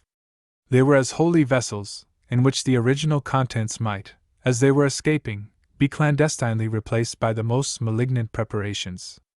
And as crafty and wicked men had a direct interest in this substitution, the pernicious operation went on incessantly, and with an ability, and to an extent to evince that the utmost barbarism of the times cannot extinguish genius, when it is iniquity that sets it on fire. How prolific was the invention of the falsehoods and absurdities of notion, and of the vanities and corruptions of practice, which it was devised to make the terms and names of religion designate and sanction, while it was also managed, with no less sedulity and success, that the inventors and propagators should be held in submissive reverence by the community, as the oracular depositaries of truth. That community had not knowledge enough of any other kind, to create a resisting and defensive power against this imposition in the concern of religion. A sound exercise of reason on subjects out of that province, a moderate degree of instruction in literature and science rightly so called, might have produced, in the persons of superior native capacity, somewhat of a competency and a disposition to question, to examine, to call for evidence, and to detect some of the fallacies imposed for Christian faith. But in such completeness of ignorance, the general mind was on all sides pressed and borne down to its fate. All reaction ceased, and the people were reduced to exist in one huge, unintelligent, monotonous substance, united by the interfusion of a vile superstition, which permitted just enough mental life in the mass to leave it capable of being actuated to all the purposes of cheats and tyrants, a proper subject for the dominion of our Lord God the Pope, as he was sometimes denominated, and might have been denominated without exciting indignation, in the hearing of millions of beings bearing the form of men and the name of Christians. Reflect that all this took place under the nominal ascendancy of the best and brightest economy of instruction from heaven. Reflect that it was in nations where even the sovereign authority professed homage to the religion of Christ, and adopted and enforced it as a grand national institution, that the popular mass was thus reduced to a material fit for all the bad uses to which priestcraft could wish to put the souls and bodies of its slaves. And then consider what should have been the condition of this great aggregate, wherever Christianity was acknowledged by all as the true religion. The people should have consisted of so many beings having each, in some degree, the independent, beneficial use of his mind, all of them trained with a reference to the necessity of their being apprised of their responsibility to their Creator, for the exercise of their reason on the matters of belief and choice, all of them capacitated for improvement by being furnished with the rudiments and instrumental means of knowledge, and all having within their reach, in their own language, the Scriptures of divine truth, some by immediate possession, the rest by means of faithful readers, while the book existed only in manuscript, all of them after it came to be printed. Can any doubt arise whether there were in the Christian states resources competent, if so applied, to secure to all the people an elementary instruction, and the possession of the printed Bible? Resources competent. All nations, sufficiently raised above barbarism to exist as states, have consumed, in uses the most foreign and pernicious to their welfare, an infinitely greater amount of means than would have sufficed, after due provision for comfortable physical subsistence, to afford a moderate share of instruction to all the people. And in those popish ages, that expenditure alone which went to ecclesiastical use would have been far more than adequate to this beneficent purpose. Think of the boundless cost for supporting the magnificence and satiating the rapacity of the hierarchy, from its triple-crowned head, down through all the orders branded with a consecration under that head to maintain the delusion and share the spoil. Recollect the immense system of policy for jurisdiction and intrigue, every agent of which was a devourer. Recollect the pomps and pageants, for which the general resources were to be taxed, while the general industry was injured by the interruption of useful employment, and the diversion of the people to such dissipation as their condition qualified and permitted them to indulge in. Think also of the incalculable cost of ecclesiastical structures, the temples of idolatry as in truth they were. One of the most striking situations for a religious and reflective Protestant is that of passing some solitary hour under the lofty vault, among the superb arches and columns, of any one of the most splendid of these edifices remaining at this day in our own country. If he has sensibility and taste, the magnificence, the graceful union of so many diverse inventions of art, the whole mighty creation of genius that quitted the world without leaving even a name, will come with magical impression on his mind, while it is contemplatively darkening into the awe of antiquity. But he will be recalled, the sculptures, the inscriptions, the sanctuaries enclosed off for the special benefit, after death, of persons who had very different concerns during life from that of the care of their salvation, and various other insignia of the original character of the place, will help to recall him to the thought that these proud piles were in fact raised to celebrate the conquest and prolong the dominion of the power of darkness over the souls of the people. They were as triumphal arches, erected in memorial of the extermination of that truth which was given to be the life of men. As he looks round, and looks upwards, on the prodigy of design, and skill, and perseverance, and tributary wealth, he may image to himself the multitudes that, during successive ages, frequented this fane in the assured belief that the idle ceremonies and impious superstitions, which they there performed or witnessed, were a service acceptable to heaven, and to be repaid in blessings to the offerers. He may say to himself, here, on this very floor, under that elevated and decorated vault, in a dim religious light, like this, but with the darkness of the shadow of death in their souls, they prostrated themselves to their saints, or their Queen of Heaven. Nay, to painted images and toys of wood or wax, to some ounce or two of bread and wine, to fragments of old bones, and rags of cast-off vestments.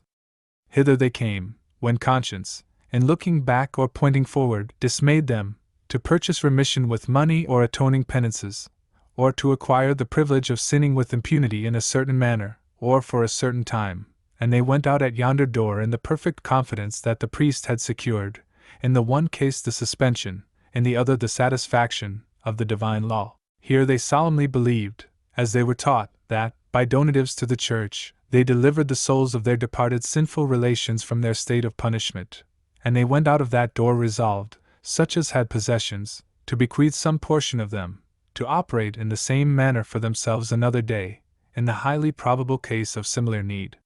Here they were convened to listen in reverence to some representative emissary from the man of sin, with new dictates of blasphemy or iniquity promulgated in the name of the Almighty, or to witness the trickery of some farce, devised to cheat or frighten them out of whatever remainder the former impositions might have left them of sense, conscience, or property.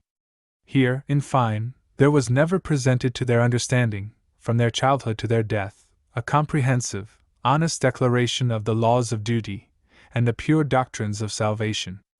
To think that they should have mistaken for the house of God, and the very gate of heaven, a place where the regent of the nether world had so short a way to come from his dominions, and his agents and purchased slaves so short a way to go thither. If we could imagine a momentary visit from him who once entered a fabric of sacred denomination with the scourge, because it was made the resort of a common traffic, with what aspect and voice, with what infliction but the rebuke with flames of fire, would he have entered this mart of iniquity, assuming the name of his sanctuary, where the traffic was in delusions, crimes, and the souls of men? It was even as if, to use the prophet's language, the very stone cried out of the wall, and the beam out of the timber answered it. In denunciation, for a portion of the means of building, in the case of some of these edifices, was obtained as the price of dispensations and pardons. Footnote: that most superb Salisbury Cathedral, for example. In such a hideous light would the earlier history of one of these mighty structures, pretendedly consecrated to Christianity, be presented to the reflecting Protestant, and then would recur the idea of its cost, as relative to what that expenditure might really have done for Christianity and the people. It absorbed in the construction, some sufficient to have supplied, costly as they would have been, even manuscript Bibles, in the people's own language, as a priesthood of truly apostolic character would have taken care the Scriptures should speak to all the families of a province, and in the revenues appropriated to its ministration of superstition, enough to have provided men to teach all those families to read those Bibles. In all this, and in the whole constitution of the grand apostasy, involving innumerable forms of abuse and abomination, to which our object does not require any allusion, how sad a spectacle is held forth of the people destroyed for lack of knowledge. If, as one of their plagues, an inferior one in itself, they were plundered as we have seen, of their worldly goods, it was that the spoil might subserve to a still greater wrong. What was lost to the accommodation of the body, was to be made to contribute to the deprivation of the spirit. It supplied means for multiplying the powers of the grand ecclesiastical machinery, and confirming the intellectual despotism of the usurpers of spiritual authority. Those authorities enforced on the people, on pain of perdition, and acquiescence in notions and ordinances which, in effect, precluded their direct access to the Almighty and the Savior of the world, interposing between them and the divine majesty of very extensive, complicated, and heathenish mediation, which in a great measure substituted itself for the real and exclusive mediation of Christ, obscured by its vast creation of intercepting vanities the glory of the eternal being, and thus almost extinguished the true worship. But how calamitous was such a condition, to be thus intercepted from direct intercourse with the Supreme Spirit, and to have the solemn and elevating sentiment of devotion flung downward, on objects to some of which even the most superstitious could hardly pay homage without a sense of degradation. It was, again, a disastrous thing to be under a directory of practical life framed for the convenience of a corrupt system, a rule which enjoined many things wrong, allowed a dispensation from nearly everything that was right, and abrogated the essential principle and groundwork of true morality. Still again, it was an unhappy thing that the consolations in sorrow and the view of death should either be too feeble to animate, or should animate only by deluding. And it was the consummation of evil in the state of the people of those dark ages, it was, emphatically, to be destroyed, that the great doctrines of redemption should have been essentially vitiated or formally supplanted, so that multitudes of people were betrayed to rest their final hopes on a ground unauthorized by the Judge of the world. In this most important matter, the spiritual authorities might themselves be subjects of the fatal delusion in which they held the community, and well they deserved to be so, in judicial retribution of their wickedness in imposing on the people, deliberately and on system, innumerable things which they knew to be false. We have often mused, and felt a gloom and dreariness spreading over the mind while musing, on descriptions of the aspect of a country after a pestilence has left it in desolation, or of a region where the people are perishing by famine. It has seemed a mournful thing to behold, in contemplation, the multitude of lifeless forms, occupying in silence the same abodes in which they had lived, or scattered upon the gardens, fields, and roads, and then to see the countenances of the beings yet languishing in life, looking despair, and impressed with the signs of approaching death. We have even sometimes had the vivid and horrid picture offered to our imagination of a number of human creatures shut up by their fellow mortals in some stronghold, under an entire privation of sustenance, and presenting each day their imploring, or infuriated, or grimly sullen, or more calmly woeful countenances, at the iron and impregnable gates, each succeeding day more haggard, more perfect in the image of despair, and after a while appearing each day one fewer, till at last all have sunk. Now shall we feel it as a relief to turn in thought, as to a sight of less portentous evil, from the inhabitants of a country, or from those of such an accursed prison house, thus pining away, to behold the different spectacle of national tribes, or any more limited portion of mankind, on whose minds are displayed the full effects of knowledge denied, who are under the process of whatever destruction it is, that spirits can suffer from want of the vital aliment to the intelligent nature, especially from a famine of the words of the Lord. To bring the two to a close comparison, suppose the case that some of the persons thus doomed to perish in the tower were in the possession of the genuine light and consolations of Christianity, perhaps even had actually been adjudged to this fate, no extravagant supposition, for zealously and persistingly endeavoring the restoration of the purity of that religion to the deluded community.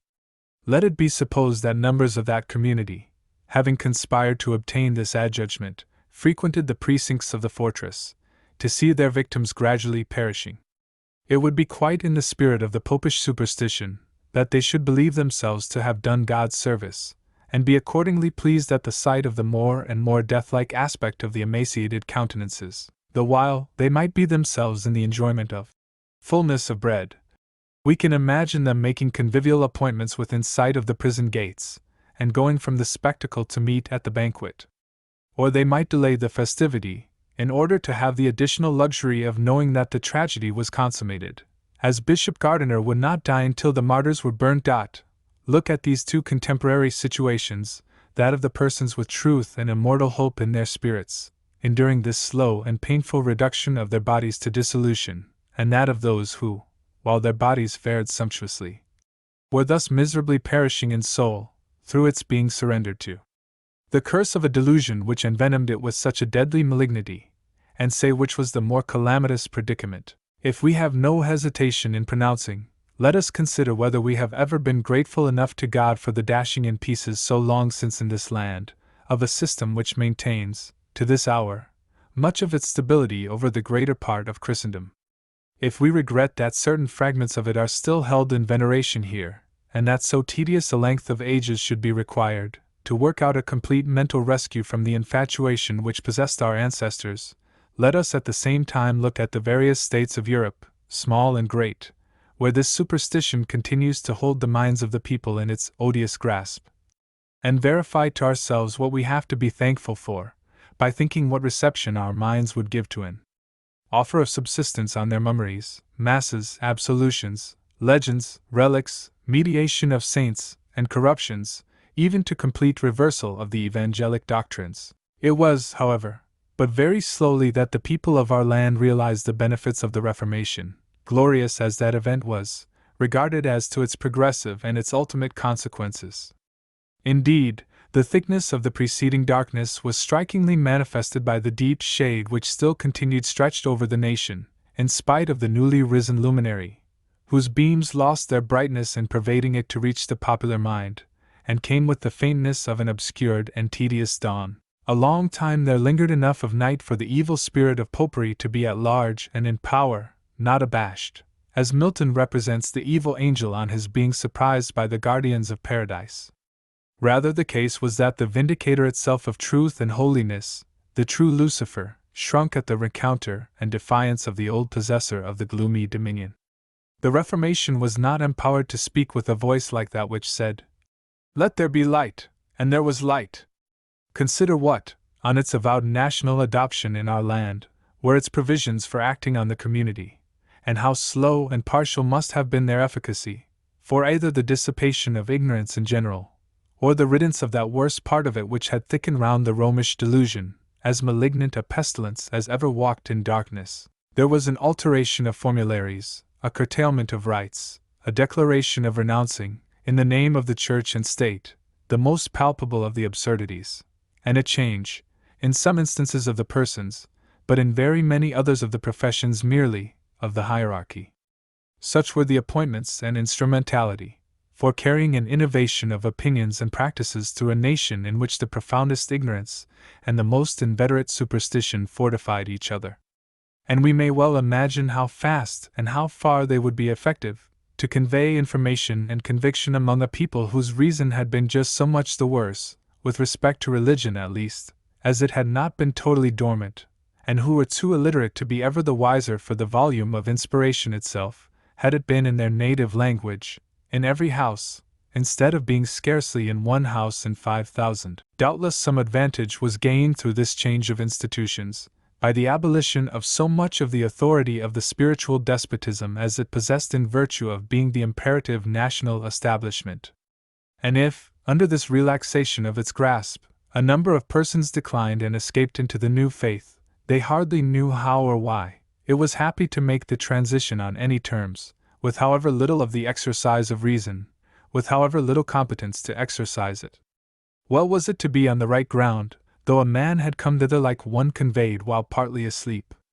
To have grown to a state of mind in which he ceased and refused to worship relics and wafers, to rest his confidence on penance and priestly absolution, and to regard the Virgin and saints as in effect the supreme regency of heaven, was a valuable alteration though he could not read, and though he could not assign, and had not clearly apprehended, the arguments which justified the change. Yes, this would be an important thing gained, but not even thus much was gained to the passive slaves of popery but in an exceedingly limited extent, during a long course of time after it was supplanted as a national institution.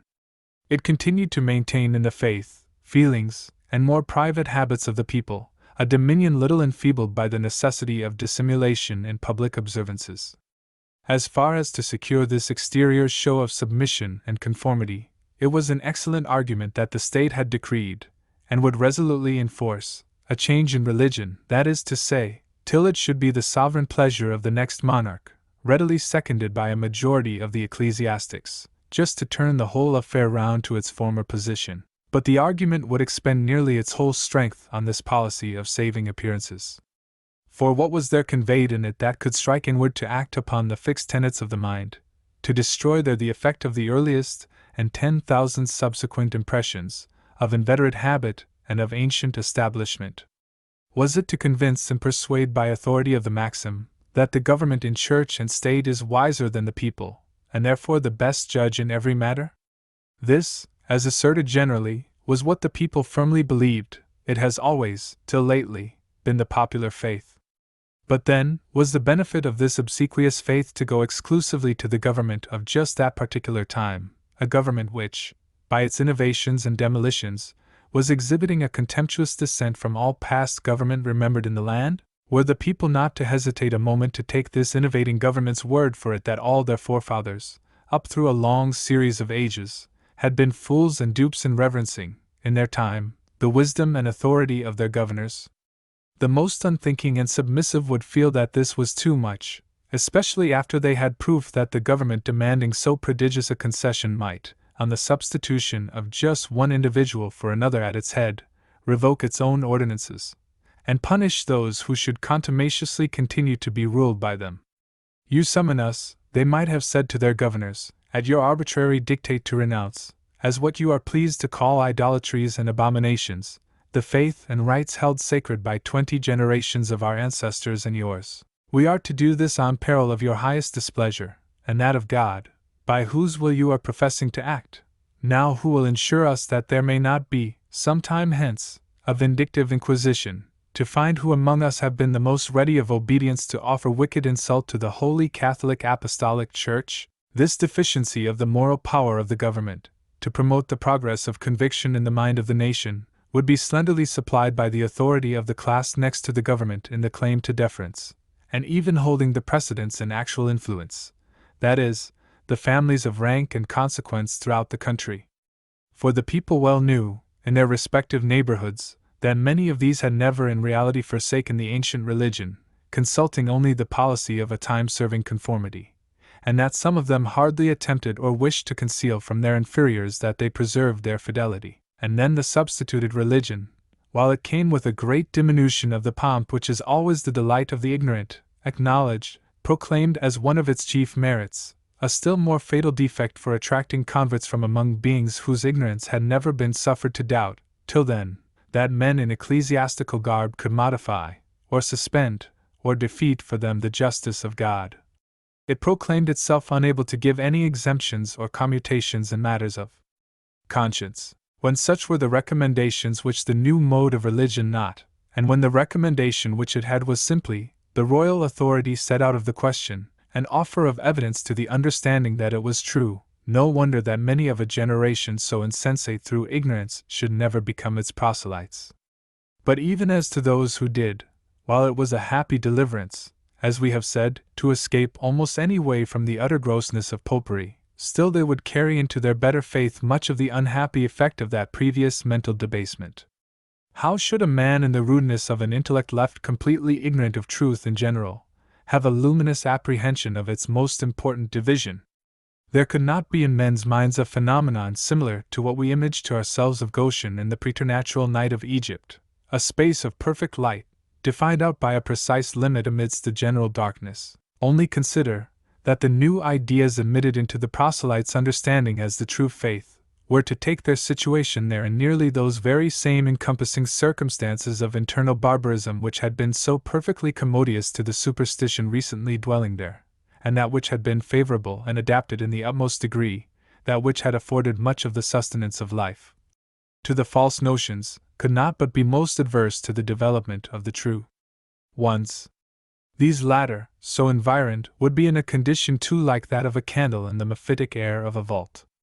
The newly adopted religion, therefore, of the uncultivated converts from popery, would be far from exhibiting, as compared with the renounced superstition, a magnitude of change, and force of contrast, duly corresponding to the difference between the lying vanities of priestcraft and a communication from the living God. The reign of ignorance combined with imposture had fixed upon the common people of the age of the Reformation, and of several generations downward, the doom of being incapable of admitting genuine Christianity but with an excessively inadequate apprehension of its attributes, as in the patriarchal ages a man might have received with only the honors appropriate to a saint or prophet, the visitant in whom he was entertaining an angel unawares. Happy for both that ancient entertainer of such a visitant, and the ignorant but honest adopter of the Reformed religion, when that which they entertained rewarded them according to its own celestial quality, rather than in proportion to their inadequate reception. We may believe that the divine being, in special compassion to that ignorance to which barbarism and superstition had condemned inevitably the greater number of the early converts to the Reformed religion, did render that faith beneficial to them beyond the proportion of their narrow and still half-superstitious conception of it. And this is, in truth, the consideration the most consolatory in looking back to that tenebrous period in which popery was slowly retiring, with a protracted exertion of all the craft and strength of an able and veteran tyrant contending to the last for prolonged dominion. It is, however, no consideration of a portion of the people sincere, inquiring, and emerging, though dimly enlightened, from the gloom of so dreary a scene, that is most apt to occur to our thoughts in extenuation of that gloom. Our unreflecting attention allows itself to be so engrossed by far different circumstances of that period of our history, that we are imposed upon by a spectacle the very opposite of mournful. For what is it but a splendid and animating exhibition that we behold in looking back to the age of Elizabeth? And was not that, it may be asked, an age of the highest glory to our nation? Why repress our delight in contemplating it? How can we refuse to indulge an inspiring sympathy with the energy of those times, an elation of spirit at beholding the unparalleled allotment of her reign, of statesmen, heroes, and literary geniuses, but for whom, indeed, that bright Occidental star would have left no such brilliant track of fame behind her? Permit us to answer by inquiring, what should the intellectual condition of the people, properly so denominated, have been in order to correspond in a due proportion to the magnificence of these their representative chiefs, and complete the grand spectacle as that of a nation? Determine that, and then inquire what actually was the state of the people all this while. There is evidence that it was, what the fatal blight and blast of popery might be expected to have left it, generally and most wretchedly degraded. What it was is shown by the facts, that it was found impossible, even under the inspiring auspices of the learned Elizabeth, with her constellation of geniuses, orators, scholars, to supply the churches generally with officiating persons capable of going with decency through the task of the public service, made ready, as every part of it was, to their hands, and that to be able to read was the very marked distinction of here and there an individual. It requires little effort but that of going low enough to complete the general estimate in conformity to these and similar facts. And here we cannot help remarking what a deception we suffer to pass on us from history. It celebrates some period in a nation's career as preeminently illustrious for magnanimity, lofty enterprise, literature, and original genius. There was, perhaps, a learned and vigorous monarch, and there were Cecils and Walsinghams, and Shakespeares and Spencers, and Sidneys and Raleighs, with many other powerful thinkers and actors, to render it the proudest age of our national glory. And we thoughtlessly admit on our imagination this splendid exhibition as in some manner involving or implying the collective state of the people in that age. The ethereal summits of a tract of the moral world are conspicuous and fair in the lustre of heaven, and we take no thought of the immensely greater proportion of it which is sunk in gloom and covered with fogs, the general mass of the population, whose physical vigor, indeed, and courage, and fidelity to the interests of the country, were of such admirable avail to the purposes, and under the direction, of the mighty spirits that wielded their rough agency, this great assemblage was sunk in such mental barbarism, as to be placed at about the same distance from their illustrious intellectual chiefs as the hordes of Scythia from the finest spirits of Athens. It was nothing to this debased, countless multitude spread over the country, existing in the coarsest habits, destitute, in the proportion of thousands to one, of cultivation, and still in a great degree enslaved by the popish superstition. It was nothing to them, in the way of direct influence to draw forth their minds into free exercise and acquirement, that there were, within the circuit of the island, a profound scholarship, a most disciplined and vigorous reason, a masculine eloquence, and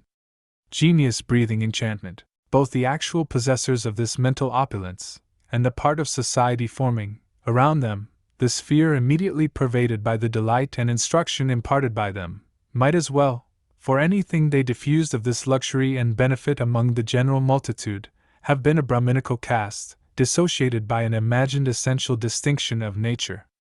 While they were exulting in this elevation and free excursiveness of mental existence, the prostrate crowd were groveling through a life on a level with the soil where they were at last to find their graves. But this crowd it was that constituted the substance of the nation, to which nation, in the mass, the historian applies the superb epithets, which a small proportion of the men of that age claimed by a striking exception to the general state of the community. History too much consults our love of effect and pomp, to let us see in a close and distinct manner anything on the low level of th inglorious throng,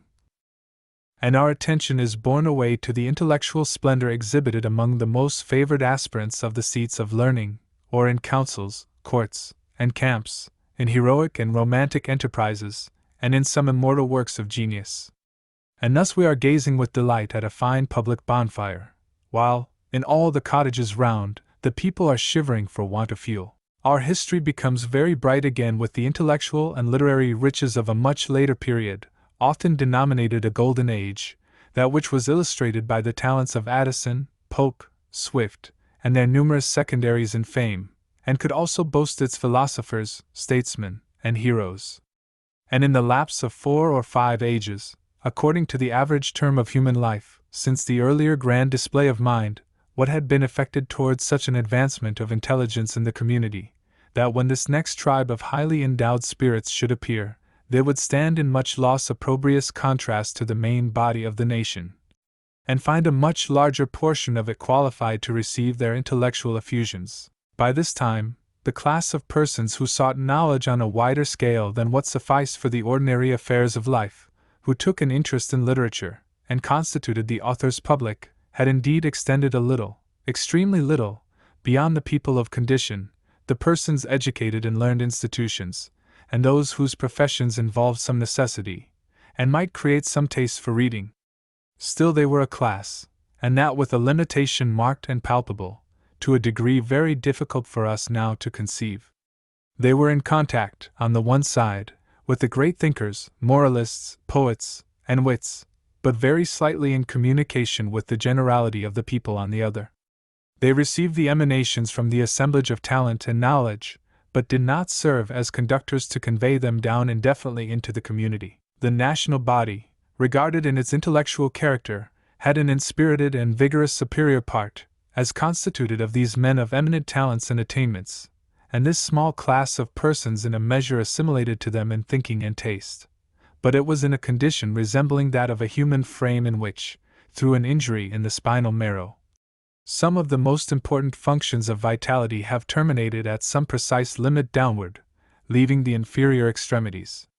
devoid of sensation and the power of action. It is on record that works admirably adapted to find readers and to make them, had but an extremely confined and slowly widening circulation, according to our standard of the popular success of the productions of distinguished talents. Nor did the writers reckon on any such popular success. In the calculations of their literary ambition, it was a thing of course that the people went for nothing. It is apparent in allusions to the people occurring in these very works, that the lower sort, the vulgar herd, the canaille, the mob, the many-headed beast, the million, and even these designations generally meant something short of the lowest classes of all, were no more thought of in any relation to a state of cultivated intelligence than Turks or Tartars. The readers are habitually recognized as a kind of select community, converse with on topics and in a language with which the vulgar have nothing at all to do, a converse the more gratifying on that account, and any casual allusions to the bulk of the people are expressed in phrases unaffectedly implying that they are a herd of beings existing on quite other terms and for essentially other ends than we, fine writers, and you, our admiring readers. It is evident in our literature of that age, a feature still more prominent in that of France, at the same and down to a much later period, that the main national population, accounted as creatures to which souls and senses were given just to render their limbs mechanically serviceable, were regarded by the intellectual aristocracy with hardly so active a sentiment as contempt. They were not worth that. It was the easy indifference toward what was seldom thought of as in existence. Wickedly wrong as such a feeling was, there is no doubt that the actual state of the people was quite such as would naturally cause it, in men whose large and richly cultivated minds did not contain philanthropy or Christian charity enough to regret and pity the popular debasement as a calamity. For while they were indulging their pride in the elevation, and their taste in all the luxuries and varieties, of that ampler higher range of existence enjoyed by such men, in what light must they view the bulk of a nation that knew nothing of their wit, genius, or philosophy, could not even read their writings, but as a coarse mass of living material, the mere earthy substratum of humanity, not to be accounted of in any comparison or even relation to what man is in his higher style. While they of that higher style were reveling in their mental affluence, the vast majority of the inhabitants of the island were subsisting, and had always subsisted, on the most beggarly pittance on which mind could be barely kept alive. Probably they had at that time still fewer ideas than the people of the former age which we have been describing. For many of those with which popery had occupied the faith and fancy of that earlier generation had now vanished from the popular mind, without being replaced in equal number by better ideas, or by ideas of any kind. And then their vices had the whole grossness of vice, and their favorite amusements were at best rude and boisterous, and a large proportion of them savage and cruel. So that when we look at the shining wits, poets, and philosophers of that age, they appear like gaudy flowers growing in a putrid marsh, and to a much later period this deplorable ignorance, with all its appropriate consequences, continued to be the dishonor and the plague of the intellectual and moral condition of the inhabitants of England. Of England, which had through many centuries made so great a figure in Christendom, which has been so splendid in arms, liberty, legislation, science, and all manner of literature, which has boasted its universities, of ancient foundation and proudest fame, munificently endowed, and possessing, in their accumulations of literary treasure, nearly the whole results of all the strongest thinking there had been in the world,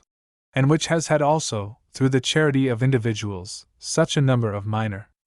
institutions for education that the persons entrusted to see them administered have, in very numerous instances, not scrupled to divert their resources to total different purposes, lest, perchance,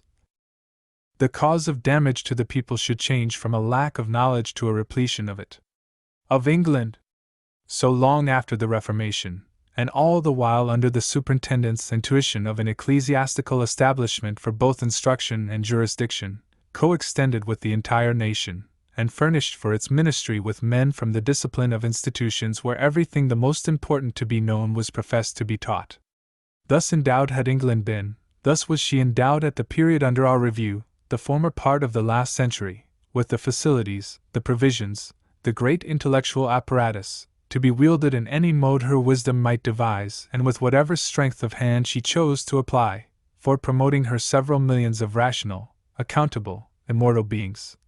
somewhat beyond a state of mere physical existence. When therefore, notwithstanding all this, an awful proportion of them were under the continual process of destruction for want of knowledge, what a tremendous responsibility was borne by whatever part of the community it was that stood, either by office and express vocation, or by the general obligation inseparable from ability, in the relation of guardianship to the rest. But here the voice of that sort of patriotism which is in vogue as well in England as in China, may perhaps interpose to protest against malicious and exaggerated invective.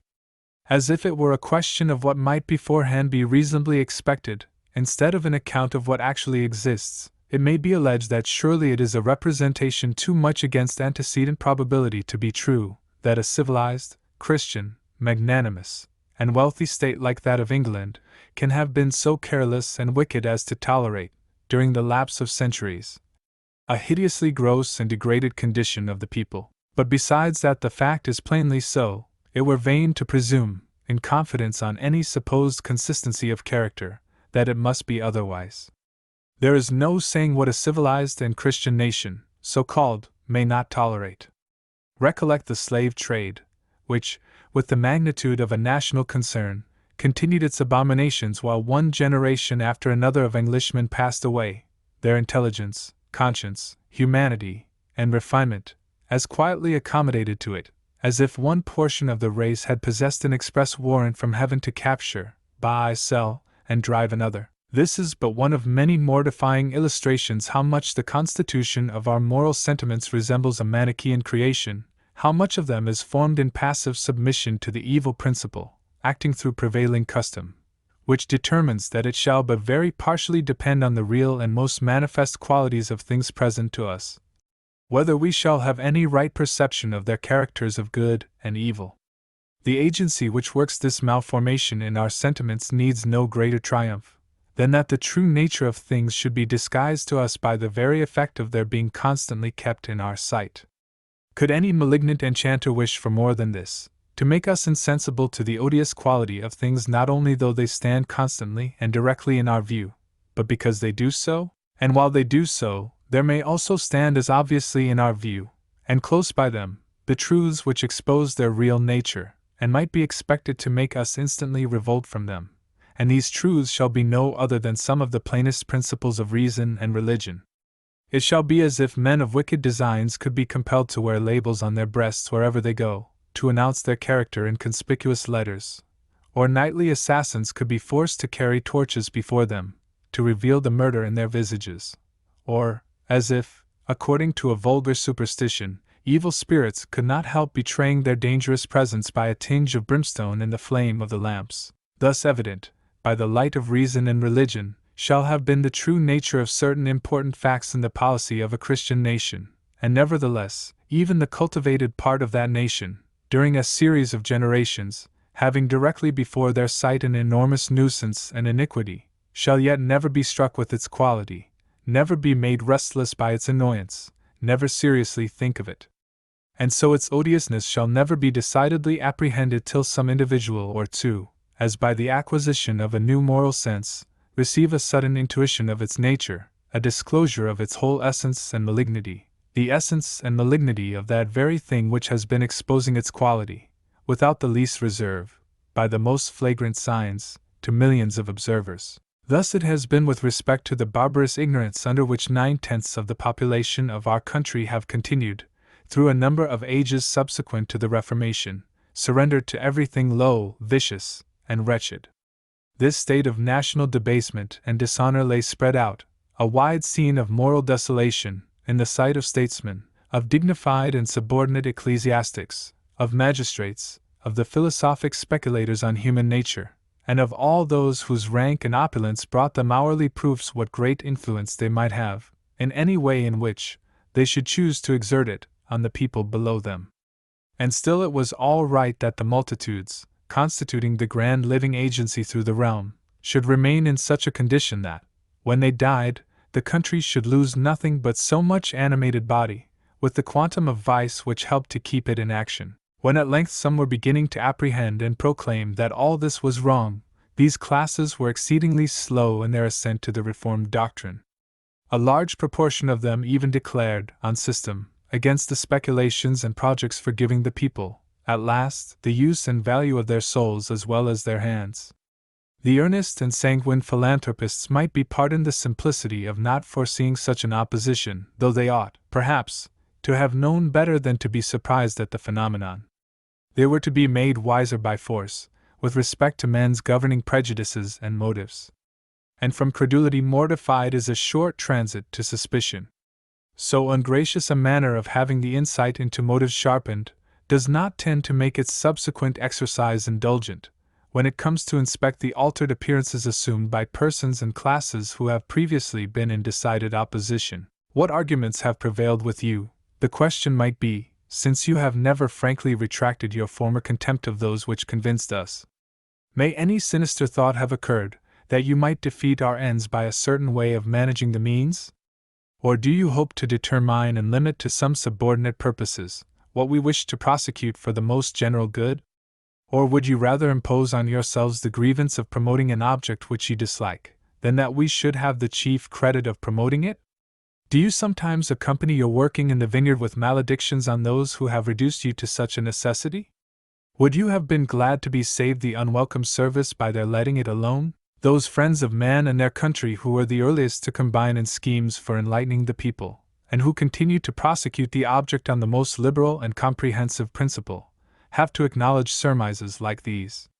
Nevertheless, they are willing to forego any shrewd investigation into the causes of the later silence and apparent acquiescence of former opposers, and into the motives which have induced some of them, though in no very amicable mood, to take a part in measures tending in their general effect to the same end. Whatever were their suspicion of those motives, they would be reminded of an example, not altogether foreign to the nature of their business, and quite in point to their duty, that of the magnanimous principle through which the great apostle disappointed his adversaries, by finding his own triumph in that of his cause, while he saw that cause availing itself of these foes after the manner of some consummate general, who has had the art to make those who have come into the field as but treacherous auxiliaries, cooperate effectually in the battle which they never intended he should gain. Some preach Christ of envy, and strife, and contention, supposing to add affliction to his bonds. But says he, what then?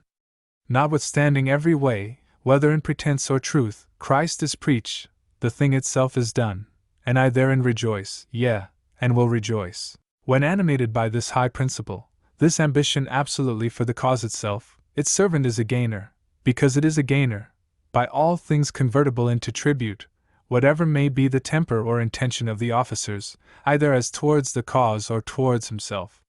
He may say to them, I am more pleased by what you are actually doing, be the motive what it will, in advancement of the object to which I am devoted, than it is possible for you to aggrieve me by letting me see that you would not be sorry for the frustration of my schemes and exertions for its service, or even by betraying, though I should lament such a state of your minds,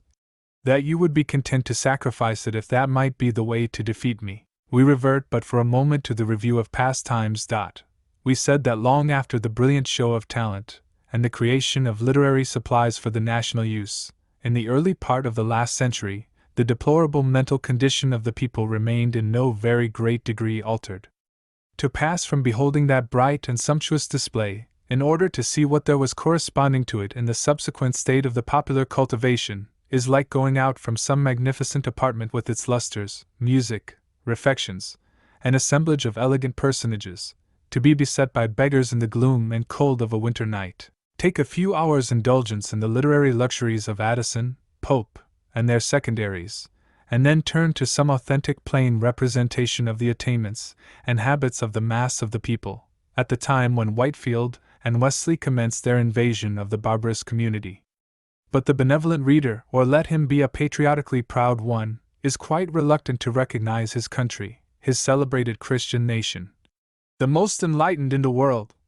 as song and oratory have it, in a populace for the far greater part as perfectly estranged from the page of knowledge, as if printing, or even letters, had never been invented, the younger part finding their supreme delight in rough frolic and savage sports, the old sinking down into impenetrable stupefaction.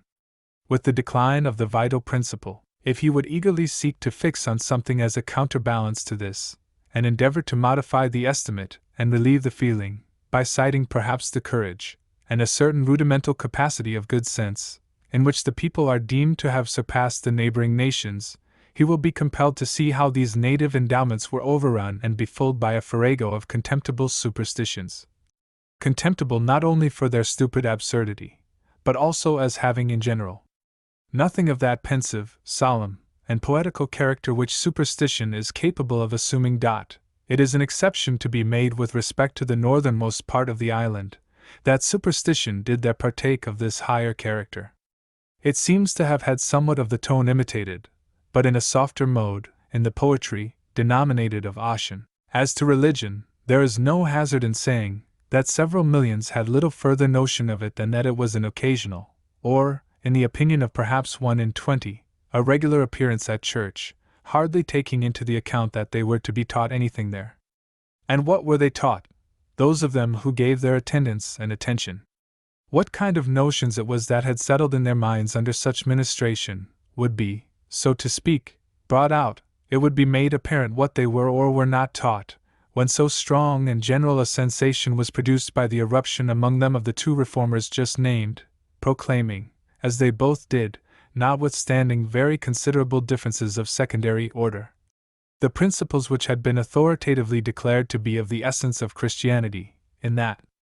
model of doctrine which had been appointed to prescribe and conserve the national faith. If such doctrine had been imparted to a portion of the popular mind, even though with somewhat less positive statement, less copiousness of illustration, and less cogency of enforcement than it ought, if it had been but in crude substance fixed in the people's understanding, by the ministry of the many thousand authorized instructors, who were by their institutes solemnly enjoined and pledged not to teach a different sort of doctrine, and not to fail of teaching this, if, we repeat, this faith, so conspicuously declared in the articles, liturgy, and homilies, had been in any degree in possession of the people, they would have recognized its main principles, or at least a similarity of principles, in the addresses of these two new preachers. They would have done so, notwithstanding a peculiarity of phraseology which Whitefield and Wesley carried to excess, and notwithstanding certain specialties which the latter did not, even supposing them to be truths, keep duly subordinate in exhibiting the prominent essentials of Christianity. The preaching, therefore, of these men was a test of what the people had been previously taught or allowed to repose in as Christian truth, under the tuition of their great religious guardian, the national church.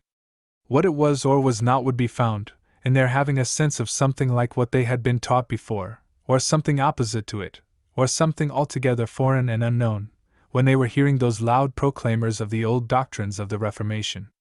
Now then, as carrying with them this quality of attest, how were those men received in the community? Why, they were generally received, on account of the import of what they said still more than from their zealous manner of saying it, with as strong an impression of novelty, strangeness, and contrariety to everything hitherto heard of, as any of our voyagers and travelers of discovery have been by the barbarous tribes who had never before seen civilized man, or as the Spaniards on their arrival in Mexico or Peru. They might, as the voyagers have clone, experience every local difference of moral temperament, from that which hailed them with acclamations, to that which often exploded in a volley of mud and stones. But through all these varieties of greetings, there was a strong sense of something then brought before them for the first time. "Thou bringest certain strange things to our ears," was an expression not more unaffectedly uttered by any hearer of an apostle, preaching in a heathen city, and to many of the auditors, it was a matter of nearly as much difficulty as it would to an inquisitive heathen, and required as new a posture of the mind, to attain an understanding of the evangelical doctrines, though they were the very same which had been held forth by the fathers and martyrs of the English Church. We have alluded to the violence which sometimes encountered the endeavor to restore these doctrines to the knowledge and faith of the people. And if any one should have thought that, in the descriptions we have been giving, too frequent and willing use has been made of the epithet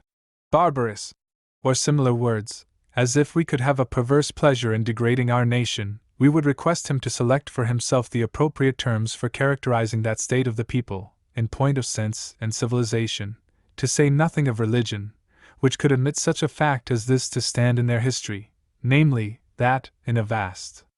number of instances and places, where some person unexceptionable in character as far as known, and sometimes well known as a worthy man, has attempted to address a number of the inhabitants, under a roof or under the sky, on what it imported them beyond all things in the world to know and consider, a multitude have rushed together, shouting and howling, raving and cursing, and accompanying, in many of the instances, their furious cries and yells with loathsome or dangerous missiles, dragging or driving the preacher from his humble stand, forcing him, and the few that wished to encourage and hear him, to flee for their lives, sometimes not without serious injury before they could escape. And that such a history of the people may show how deservedly their superiors were denominated their betters,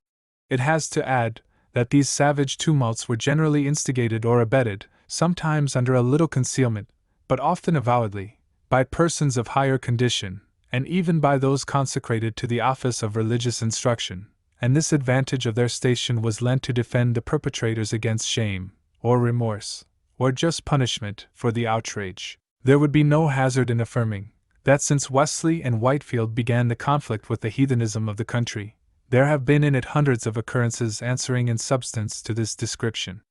From any one, therefore, who should be inclined to accuse us of harsh language, we may well repeat the demand in what terms he would think he gave the true character of a mental and moral condition, manifested in such uproars of savage violence as the Christian missionaries among Eastern idolaters never had the slightest cause to apprehend. These outrages were so far from uncommon, or confined to any one part of the country, some time before, and for a very long while after, the middle of the last century, that they might be fairly taken as indicating the depth at which the greatest part of the nation lay sunk in ignorance and barbarism. Yet the good and zealous men whose lot it was to be thus set upon by a depraved, infuriate rabble, the foremost of them active in direct assault, and the rest venting their ferocious delight in a hideous blending of ribaldry and execration, of joking and cursing, were taxed with a canting hypocrisy, or a fanatical madness, for speaking of the prevailing ignorance and barbarism in terms equivalent to our sentence from the prophet. The people are destroyed for lack of knowledge, and for deploring the hopelessness of any revolution in this empire of darkness by means of the existing institutions, which seemed indeed to have become themselves its strongholds. But they whom serious danger could not deter from renewing and indefinitely repeating such attempts at all hazards, were little likely to be appalled by these contumelies of speech. To the persons so abusing them they might coolly reply, "Now really you are inconsiderately wasting your labor. Don't you know that on the account of this same business we have sustained the battery of stones, brickbats, and the contents of the ditch? And can you believe we can much care for mere words of insult, after that? Albeit the opprobrious phrases have the fetid coarseness befitting the bluster of property without education, or the more highly inspirited tone of railing learnt in a college, they are quite another kind of thing to be the mark for, than such assailments as have come from the brawny arms of some of your peasants, set on probably by broad hints or plain expressions how much you would be pleased with such exploits. It is gratifying to see thus exemplified, in the endurance of evil for a good cause, that provision in our nature for economizing the expense of feeling, through which the encountering of the greater creates a hardihood which can despise the less, that our descriptive observations do not exaggerate the popular ignorance, with its natural concomitants, as prevailing at the middle of the last century and far downward, many of the elderly persons among us can readily confirm, from what they remember of the testimony of their immediate ancestors. It will be recollected what pictures they gave of the moral scenes spread over the country when they were young. They could convey lively images of the situations in which the vulgar notions and manners had their free display, by representing the assemblages, and the fashion of discourse and manners, at fairs, revels, and other rendezvous of amusement, or in the field of rural employment, or on the village green, or in front of the mechanic's workshop. They could recount various anecdotes characteristic of the times, and repeat short dialogues, or single sayings, which expressed the very essence of what was to the population of the township or province instead of law and prophets, or sages or apostles. They could describe how free from all sense of shame whole families would seem to be, from grandsires down to the third rude reckless generation, for not being able to read, and how well content, when there was some one individual in the neighborhood who could read an advertisement, or ballad, or last dying speech of a malefactor, for the benefit of the rest. They could describe the desolation of the land, with respect to any enlightening and impressive religious instruction in the places of worship, in the generality of which, indeed, the whole spirit and manner of the service tended to what we just now described as the fact, that religion, in its proper sense, was absolutely a thing not recognized at all. To most of the persons there the forms attended to were representative of literally nothing, they were themselves the all. Footnote: none of the anecdotes, that have come down in traditions now fading away, are more illustrative of those times, than those which show both people and priests satisfied with the observances at church as constituting religion, never thinking of them as but the means to teach and inspire it. Such anecdotes must have been heard by every one who has conversed much with such aged persons as remembered the most of former times. Some traditions of this kind may be recalled to mind, through similarity of character, by hearing such an instance as the following. A friend of the writer mentions that he heard his father, whose veracity was above all question, relate as one of the recollections of the time when he was a young man, that in the parish church where he attended, the service was one Sunday morning performed with a somewhat unusual dispatch, and every abbreviation that depended on the discretion of the minister, who at the conclusion explained the circumstance publicly, by saying that as neighbor such a one, mentioning the name, was going to bait his bull in the afternoon, he had been as short as possible that the congregation might have good time for the sport.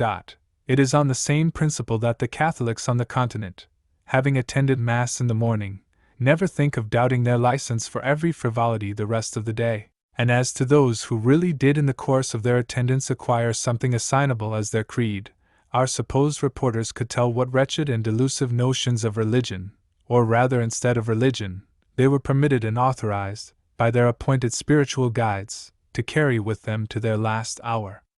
At which hour, some ceremonial form was to be a passport to heaven, a little bread and wine, converted into a mysterious object of superstition, by receiving an ecclesiastical name of unknown import, accompanied with some sentences regarded much in the nature of an incantation, and all was safe. The sinner expiring believed so, and the sinners surviving were left to go on in their thoughtless way of life, on a calculation of the same final resource. Thus the past age has left an image of its character in the minds of the generation now themselves grown old, received by immediate tradition from persons who lived in it. Here and there, indeed, there still lingers, so long after the departure of the great company to which he belonged, an ancient who retains a trace of this image immediately from the reality, as having become of an age to look at the world, and take a share in its activities, about the middle of the last century. Footnote: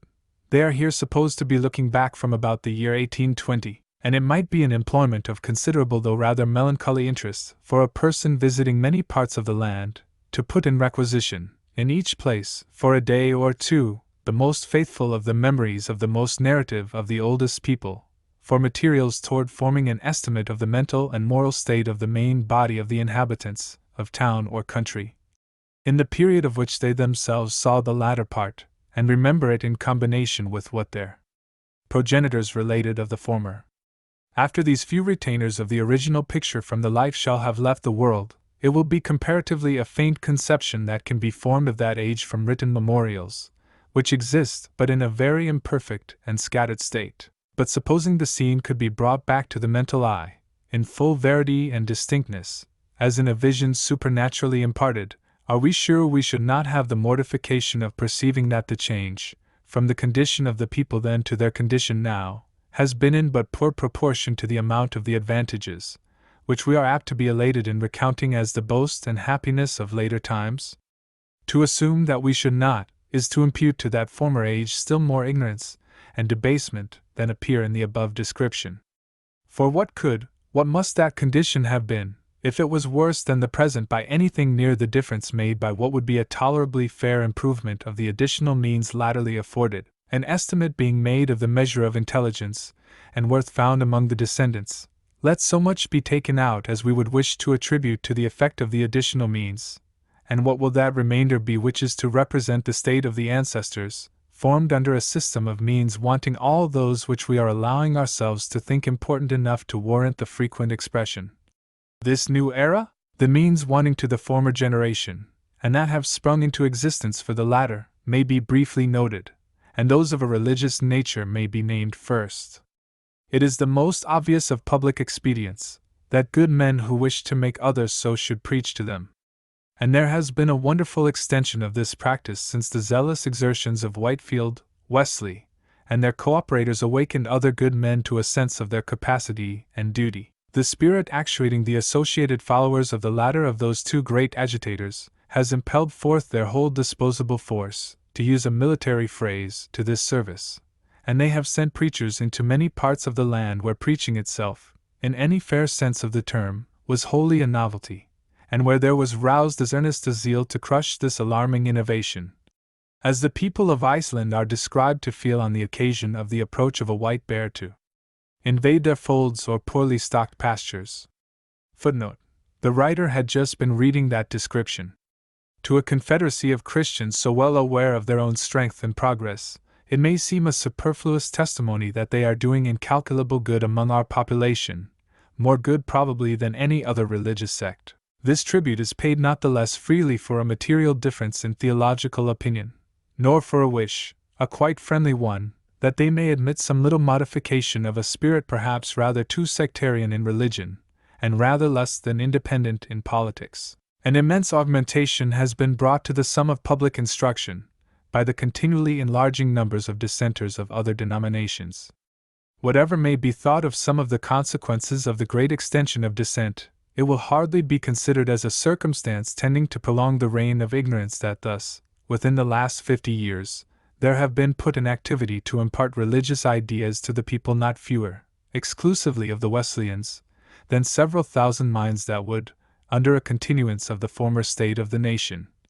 have been doing no such service, that is to say, the service would not have been done at all. Let it be considered, too, that the doctrines inculcated as of the first importance, in the preaching of far the greatest number of them, were exactly those which the established church avowed in its formularies and disowned in its ministry, one of the circumstances which contributed the most to make dissenters of the more seriously disposed among the people. It is to be added that so much public activity in religious instruction could not be unaccompanied by an increase of exertion in the more private methods of imparting it. It is another important accession to the enlarged system of operations against religious ignorance, that a proportion of the established church itself has been recovered to the spirit of its venerable founders, by the progressive formation in it of a zealous evangelical ministry, dissenters within their own community, if we may believe the constant loud declarations of the bulk of that community, and especially of the most dignified, learned, and powerful classes in it. But in spite of whatever discredit they may suffer from being thus disowned, these worthy and useful men have still, in their character of clergymen, a material advantage above other faithful teachers for influence on many of the people, by being invested with the credentials of the ancient institution, from which the popular mind has been slow and reluctant in withdrawing its veneration, and for which that sentiment, when not quite extinct, is ready to revive at any manifestation in it of the quickening spirit of the gospel. We say, if the sentiment be not quite extinct, for we are aware what a very large proportion of the people are gone beyond the possibility of feeling it any more. But still the number is great of those who experience, at this new appearance, a reanimation of their affection for the Church, and so fondly identify the partial change with the whole institution, that they feel as if a parent, who had for a long while neglected or deserted them, but for whom they could never cease to cherish a filial regard, were beginning to be restored to them, with a renewal of the benignant qualities and cares of the parental character. Thus far the account of the means which England was not to furnish for its people till the latter part of the 18th century relates to their better instruction in religion. This will not be thought beside the purpose of an enumeration of expedients for lessening their ignorance, by any one who can allow that religion, regarded as a subject of the understanding, is the most important part of knowledge, and who has observed the fact that religion, when it begins to interest uncultivated minds, works surprisingly in favor of the intellectual faculties. An effect exactly the reverse of that of superstition, and produced by the contrary operation, for while superstition represses, and even curses any free action of the intellect, genuine religion both requires and excites it, though it is too true that the great Christian principles, when embraced with conviction and seriousness by a very uneducated man, must greatly partake, by contractedness of apprehension, the ill fortune which has confined his mental growth, yet they will often do more than any other thing within the same space of time to avenge him of it. In addition to the great extension of instruction in a form specifically religious, there have been various causes and means contributing to the increase of knowledge among the people. After it had been seen for centuries in what manner the children of the poor were suffered to spend the Sunday, it struck one observer at last that they might on that day be taught to read, a possibility which had never been suspected, a disclosure as of some hitherto hidden power of nature. And then the schools which taught the children to read made some of the parents so much better pleased with their children for their first steps in so new an attainment, that they could not be indifferent to the opening of other schools of a humble order to continue that instruction through the week. It was within the same period that there was a large circulation of tracts, by some of which many who might be little desirous of instruction were beguiled into it by the amusing vehicle ingeniously contrived to convey it, and the most popular of which will remain a monument of the talent, knowledge, and benevolence of that distinguished benefactor of her country and age, Mrs. H.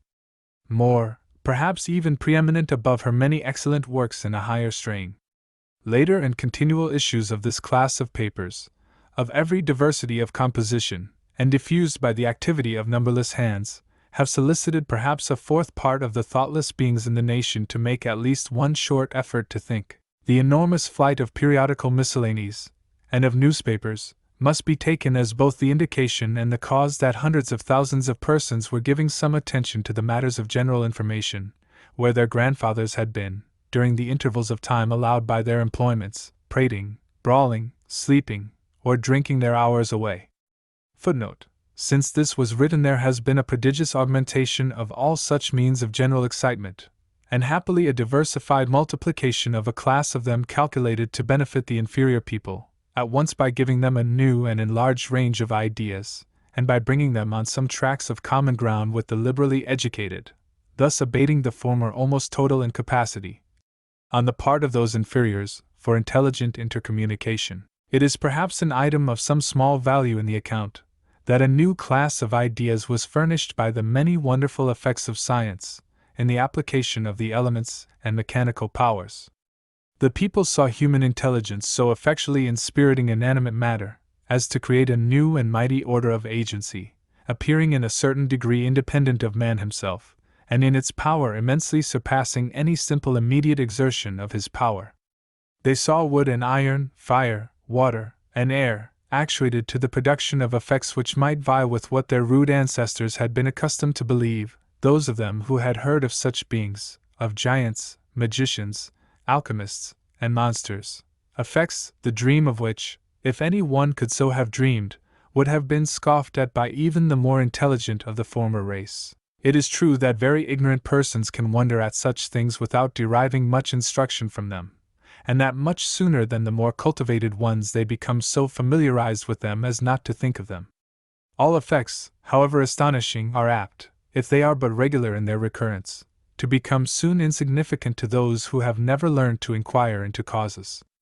But still, it would be some little advantage to the people's understanding to see what prodigious effects could be produced without any preternatural interference. Though not comprehending the science employed, they could comprehend that what they saw was purely a matter of science, and that the cause and the effect were natural and definite, unlike the present race of Egyptians, who not long since regarded the very mechanics of an European as an operation of magic, and were capable of suspecting that a machine constructed by a man from England, for raising water from the Nile,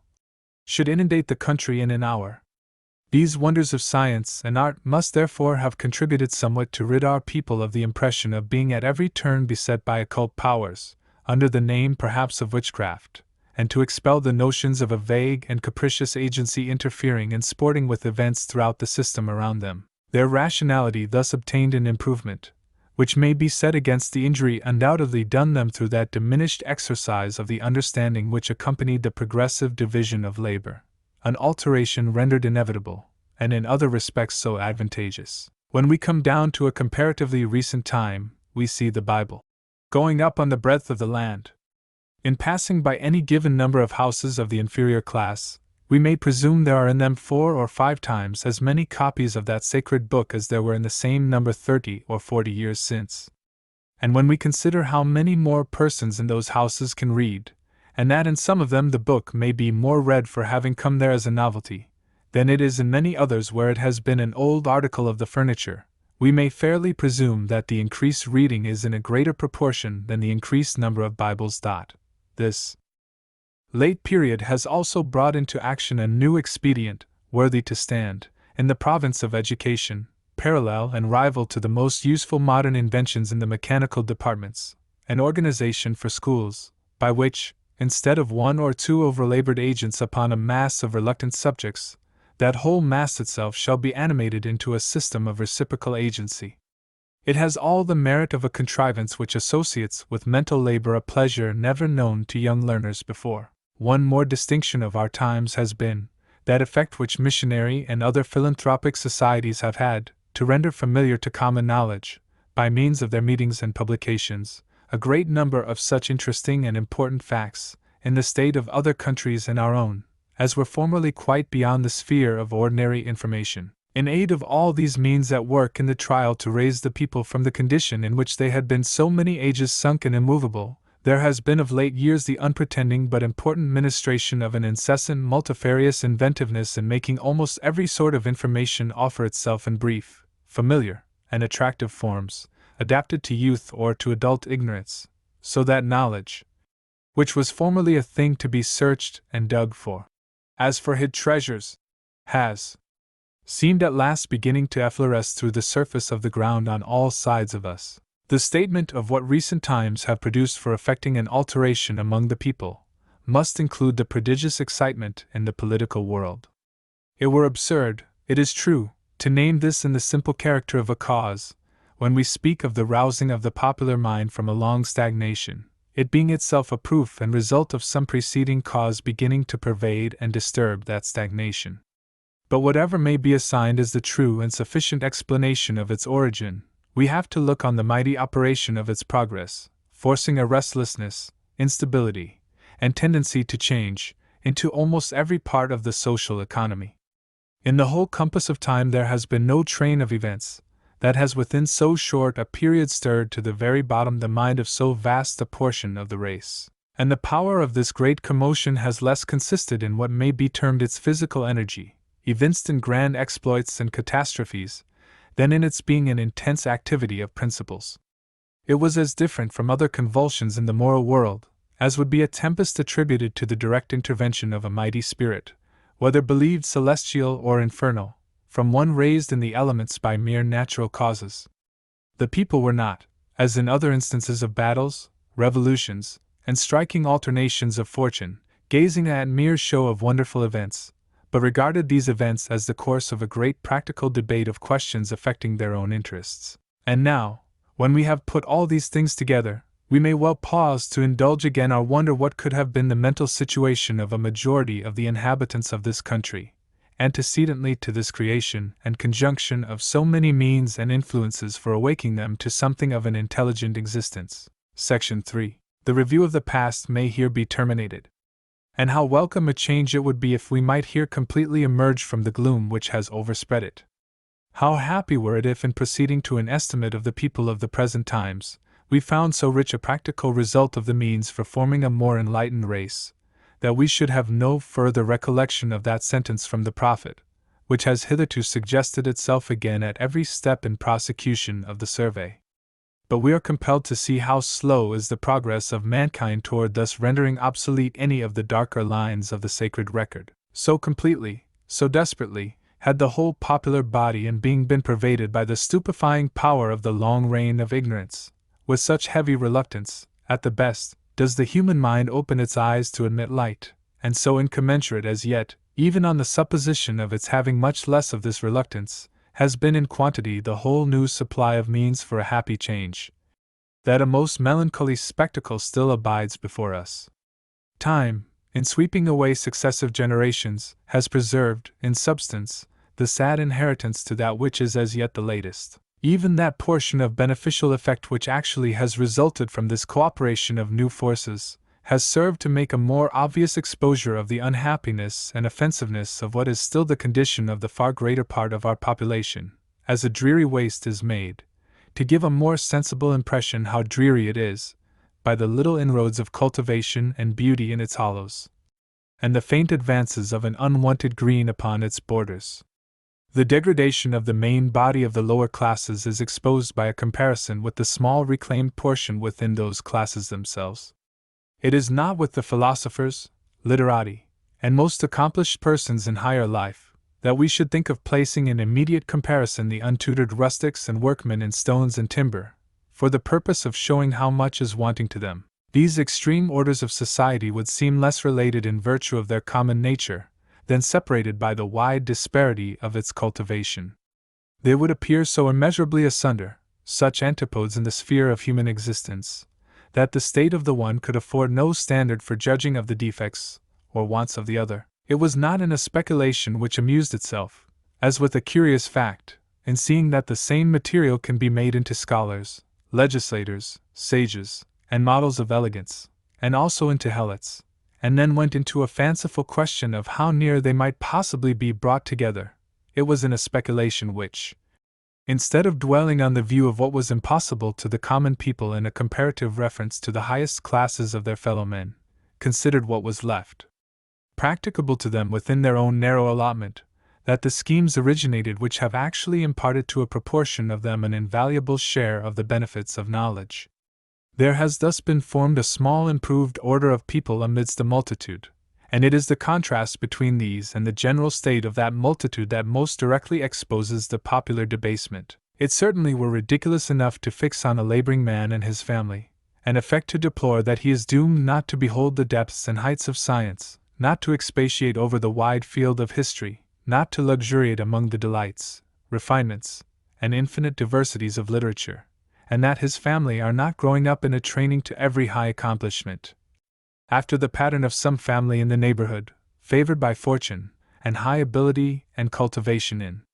those at their head. But it is a quite different thing to take this man and his family, hardly able, perhaps, even to read, and therefore sunk in all the grossness of ignorance, and compare them with another man and family in the same sphere of life, but who have received the utmost improvement within the reach of that situation, and are sensible of its value,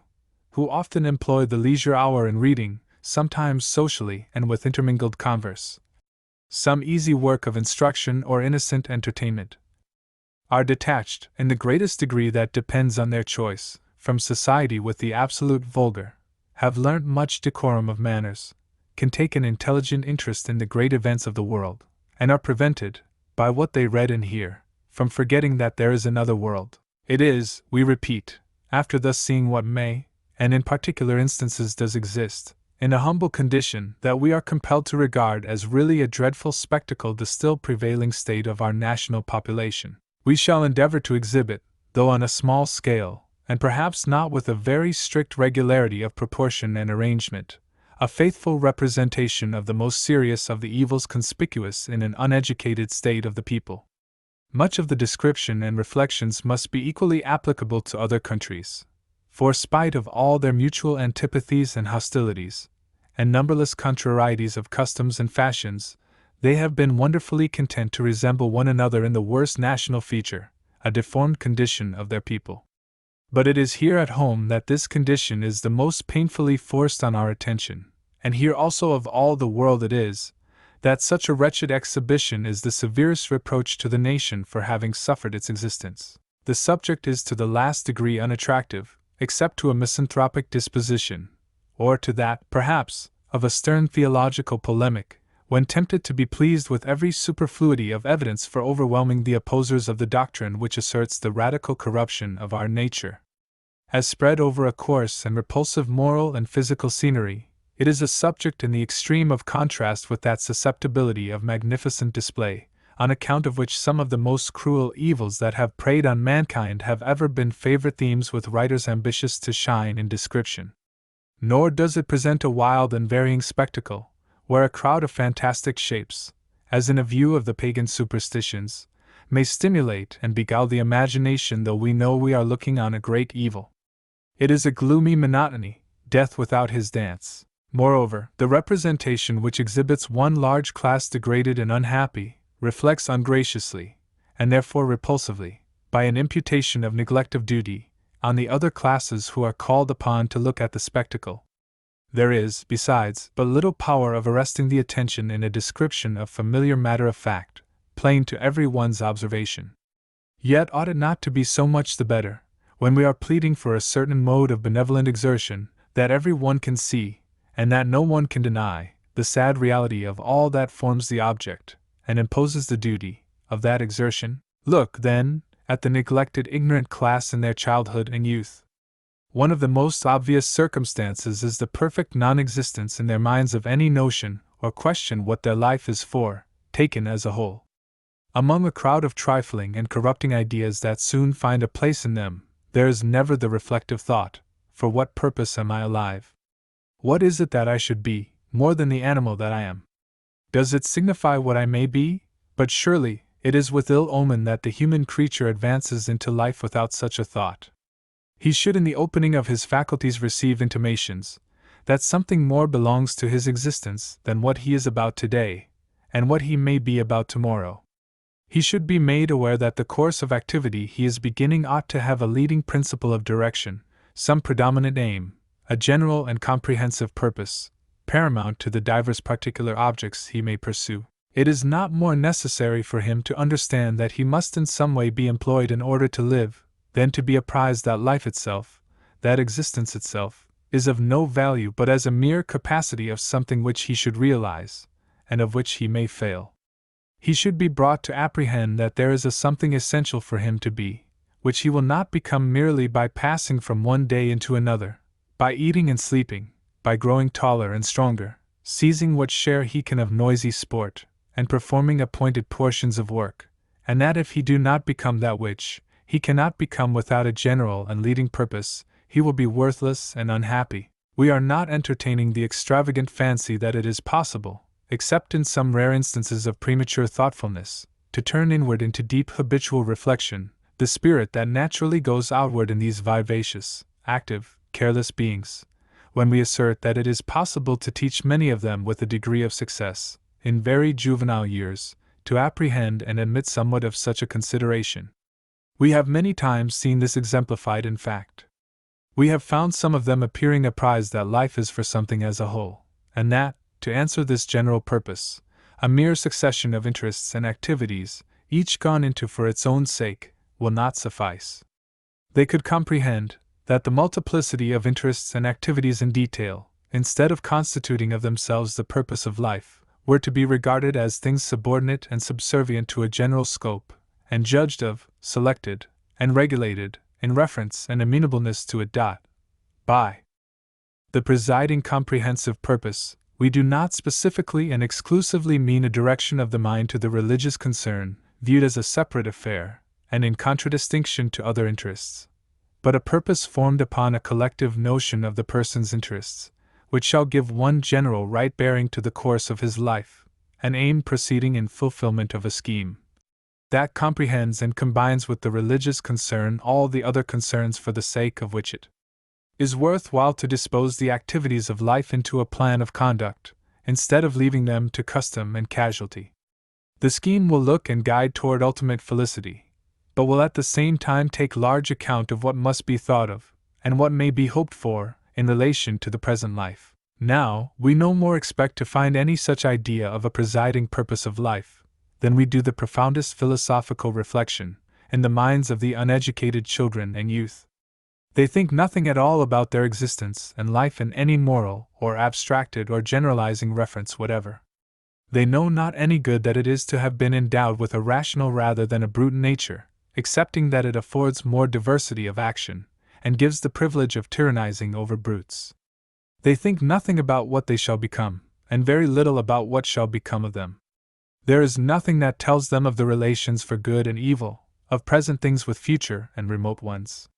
The whole energy of their moral and intellectual nature goes out as in brute instinct on present objects, to make the most they can of them for the moment, taking the chance for whatever may be next. They are left totally devoid even of the thought that what they are doing is the beginning of a life as an important adventure for good or evil. Their whole faculty is engrossed in the doing of it, and whether it signify anything to the next ensuing stage of life, or to the last, is as foreign to any calculation of theirs as the idea of reading their destiny in the stars. Not only, therefore, is there an entire preclusion from their minds of the faintest hint of a monition that they should live for the grand final object pointed to by religion, but also, for the most part, of all consideration of the attainment of a reputable condition and character in life. The creature endowed with faculties for large discourse, looking before and after, capable of so much design, respectability, and happiness, even in its present short stage, and entering on an endless career, is seen in the abasement of snatching, as its utmost reach of purpose, at the low amusements, blended with vices, of each passing day, and cursing its privations and tasks, and often also the sharers of those privations, and the exactors of those tasks. When these are grown up into the mass of mature population, what will it be, as far as their quality shall go toward constituting the quality of the whole? Alas! It will be, to that extent, just a continuation of the ignorance, debasement, and misery, so conspicuous in the bulk of the people now. And to what extent? Calculate that from the unquestionable fact that hundreds of thousands of the human beings in our land, between the ages, say of 6 and 16, are at this hour thus abandoned to go forward into life at random, as to the use they shall make of it, if, indeed, it can be said to be at random, when there is strong tendency and temptation to evil, and no discipline to good. Looking at this proportion, does any one think there will be, on the whole, wisdom and virtue enough in the community to render this black infusion imperceptible or innoxious? But are we accounting it absolutely inevitable that the sequel must be in full proportion to this present fact, must be everything that this fact threatens, and can lead to, as we should behold persons carried down in a mighty torrent, where all interposition is impossible, or as the Turks look at the progress of a conflagration or an epidemic? It is in order to frustrate the tokens of such melancholy divination, to arrest something of what a destructive power is in the act of carrying away, to make the evil spirit find, in the next stages of his march, that all his enlisted host have not followed him, and to quell somewhat of the triumph of his boast. My name is Legion, for we are many. It is for this that the friends of improvement, and of mankind, are called upon for efforts greatly beyond those which are requisite for maintaining in its present extent of operation the system of expedients for intercepting, before it be too late, the progress of so large a portion of the youthful tribe toward destruction. Another obvious circumstance in the state of the untaught class is, that they are abandoned, in a direct, unqualified manner, to seize recklessly whatever they can of sensual gratification. The very narrow scope to which their condition limits them in the pursuit of this, will not prevent its being to them the most desirable thing in existence, when there are so few other modes of gratification which they either are in a capacity to enjoy, or have the means to obtain. By the very constitution of the human nature, the mind seems half to belong to the senses, it is so shut within them, affected by them, dependent on them for pleasure, as well as for activity, and impotent but through their medium. And while, by this necessary hold which they have on what would call itself a spiritual being, they absolutely will engross to themselves, as of clear right, a large share of its interest and exercise, they will strive to possess themselves of the other half too, and they will have it, if it has not been carefully otherwise claimed and preoccupied. And when the senses have thus usurped the whole mind for their service, how will you get any of it back? Try, if you will, whether this be a thing so easy to be done. Present to the minds so engrossed with the desires of the senses, that their main action is but in these desires and the contrivances how to fulfill them, offer to their view nobler objects, which are appropriate to the spiritual being, and observe whether that being promptly shows a sensibility to the worthier objects, as congenial to its nature, and obsequious to the new attraction, disengages itself from what has wholly absorbed it. Nor would we require that the experiment be made by presenting something of a precisely religious nature, to which there is an innate aversion on account of its divine character, separately from its being an intellectual thing, an aversion even though the mental faculties be cultivated. It may be made with something that ought to have power to please the mind as simply a being of intelligence, imagination, and sentiment, a pleasure which, in some of its modes, the senses themselves may intimately partake, as when, for instance, it is to be imparted by something beautiful or grand in the natural world, or in the works of art. Let this refined solicitation be addressed to the grossly uncultivated, in competition with some low indulgence, with the means, for example, of gluttony and inebriation. See how the subjects of your experiment, intellectual and moral natures though they are, answer to these respective offered gratifications. Observe how these more dignified attractives encounter and overpower the meaner, and reclaim the usurped, debased spirit. Or rather, observe whether they can avail for more than an instant, so much as to divide its attention. But indeed you can foresee the result so well, that you may spare the labor. Still less could you deem it to be of the nature of an experiment, which implies uncertainty, to make the attempt with ideal forms of nobleness or beauty, with intellectual, poetical, or moral captivations. Yet this addiction to sensuality, beyond all competition of worthier modes and means of interest, does not altogether refuse to admit of some division and diversion of the vulgar feelings, in favor of some things of a more mental character, provided they be vicious. A man so neglected in his youth that he cannot spell the names of Alexander, Caesar, or Napoleon, or read them if he see them spelt, may feel the strong incitement of ambition. This, instead of raising him, may only propel him forward on the level of his debased condition and society, and it is a favorable supposition that makes him the best wrestler on the green, or a manful pugilist, for it is probable his grand delight may be to indulge himself in an oppressive, insolent arrogance towards such as are unable to maintain a strife with him on terms of fair rivalry, making his will the law to all whom he can force or frighten into submission. Coarse sensuality admits, again, an occasional competition of the gratifications of cruelty, a flagrant characteristic, generally, of uncultivated degraded human creatures, both where the whole community consists of such, as in barbarian and savage tribes, and where they form a large portion of it, as in this country. It is hardly worth while to put in words the acknowledgment of the obvious and odious fact, that a considerable share of mental attainment is sometimes inefficient to extinguish, or even repress, this infernal principle of human nature, by which it is gratifying to witness and inflict suffering, even separately from any prompting of revenge.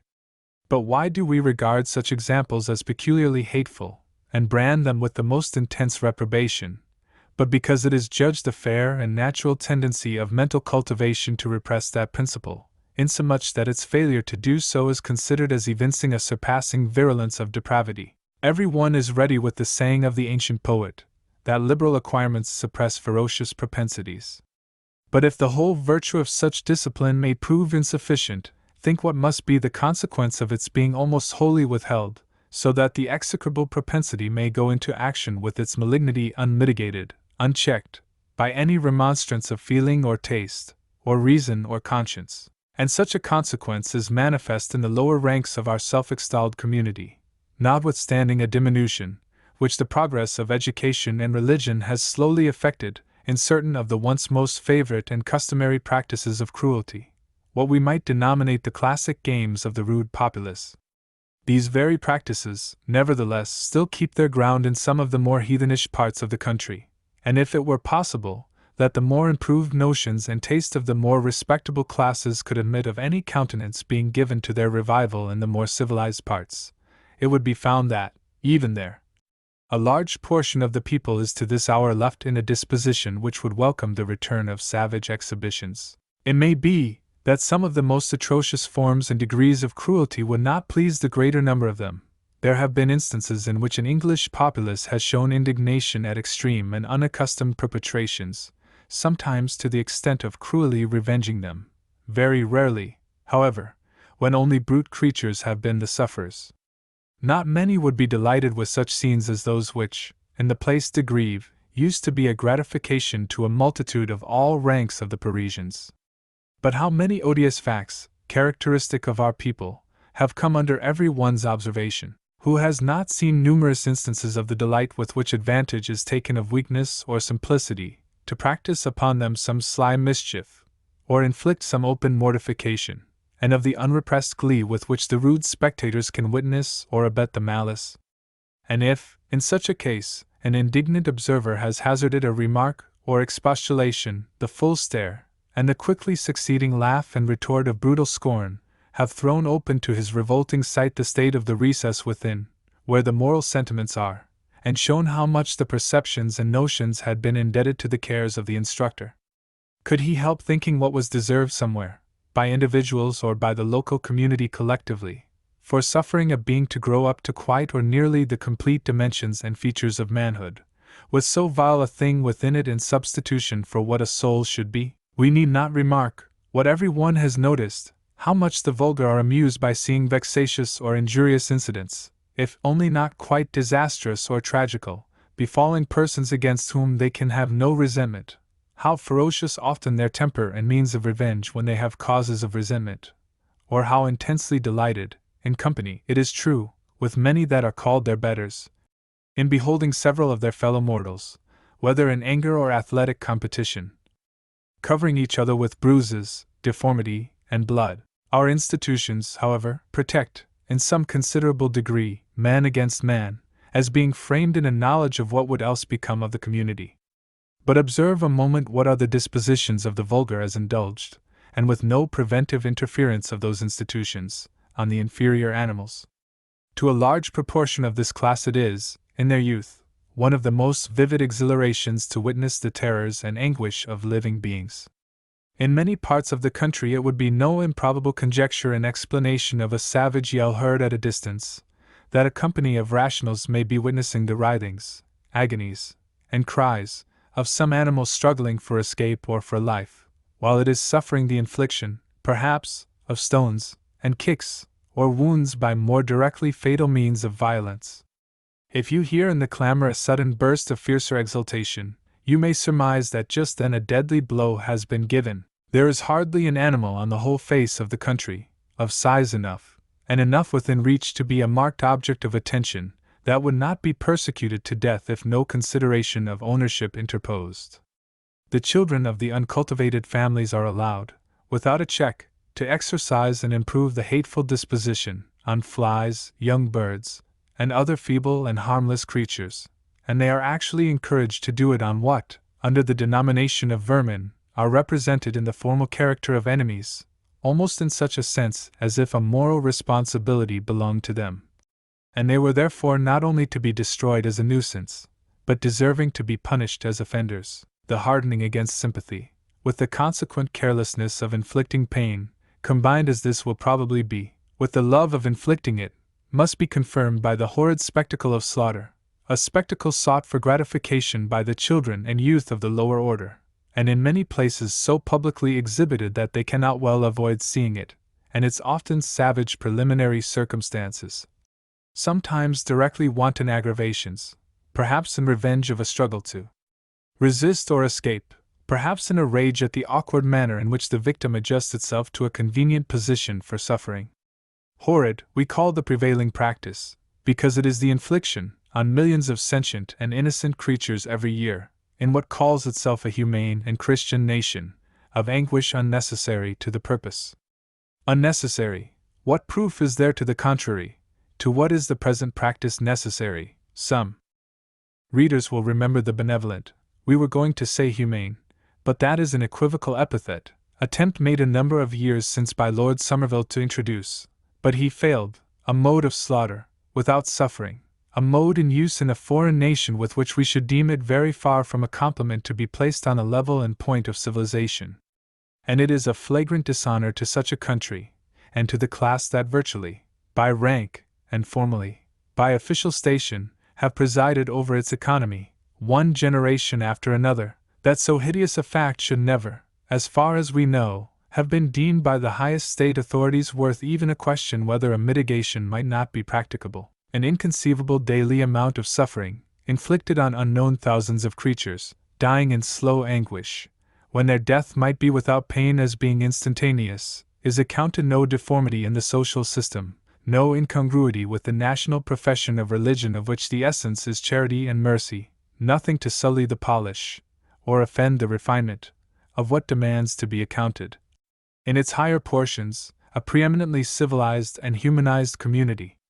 Precious and well-protected polish and refinement, and humanity, and Christian civilization, to which it is a matter of easy indifference to know that, in the neighborhood of their abode, those tortures of butchery are unnecessarily inflicted, which could not be actually witnessed by persons in whom the pretension to these fine qualities is anything better than affectation, without sensations of horror, which it would ruin the character of a fine gentleman or lady to have voluntarily witnessed in a single instance. They are known to be inflicted, and yet this is a trifle not worth an effort toward innovation on inveterate custom, on the part of the influential classes, who may be far more worthily intent on a change in the fashion of address, or possibly some new refinement in the cookery of the dead bodies of the victims,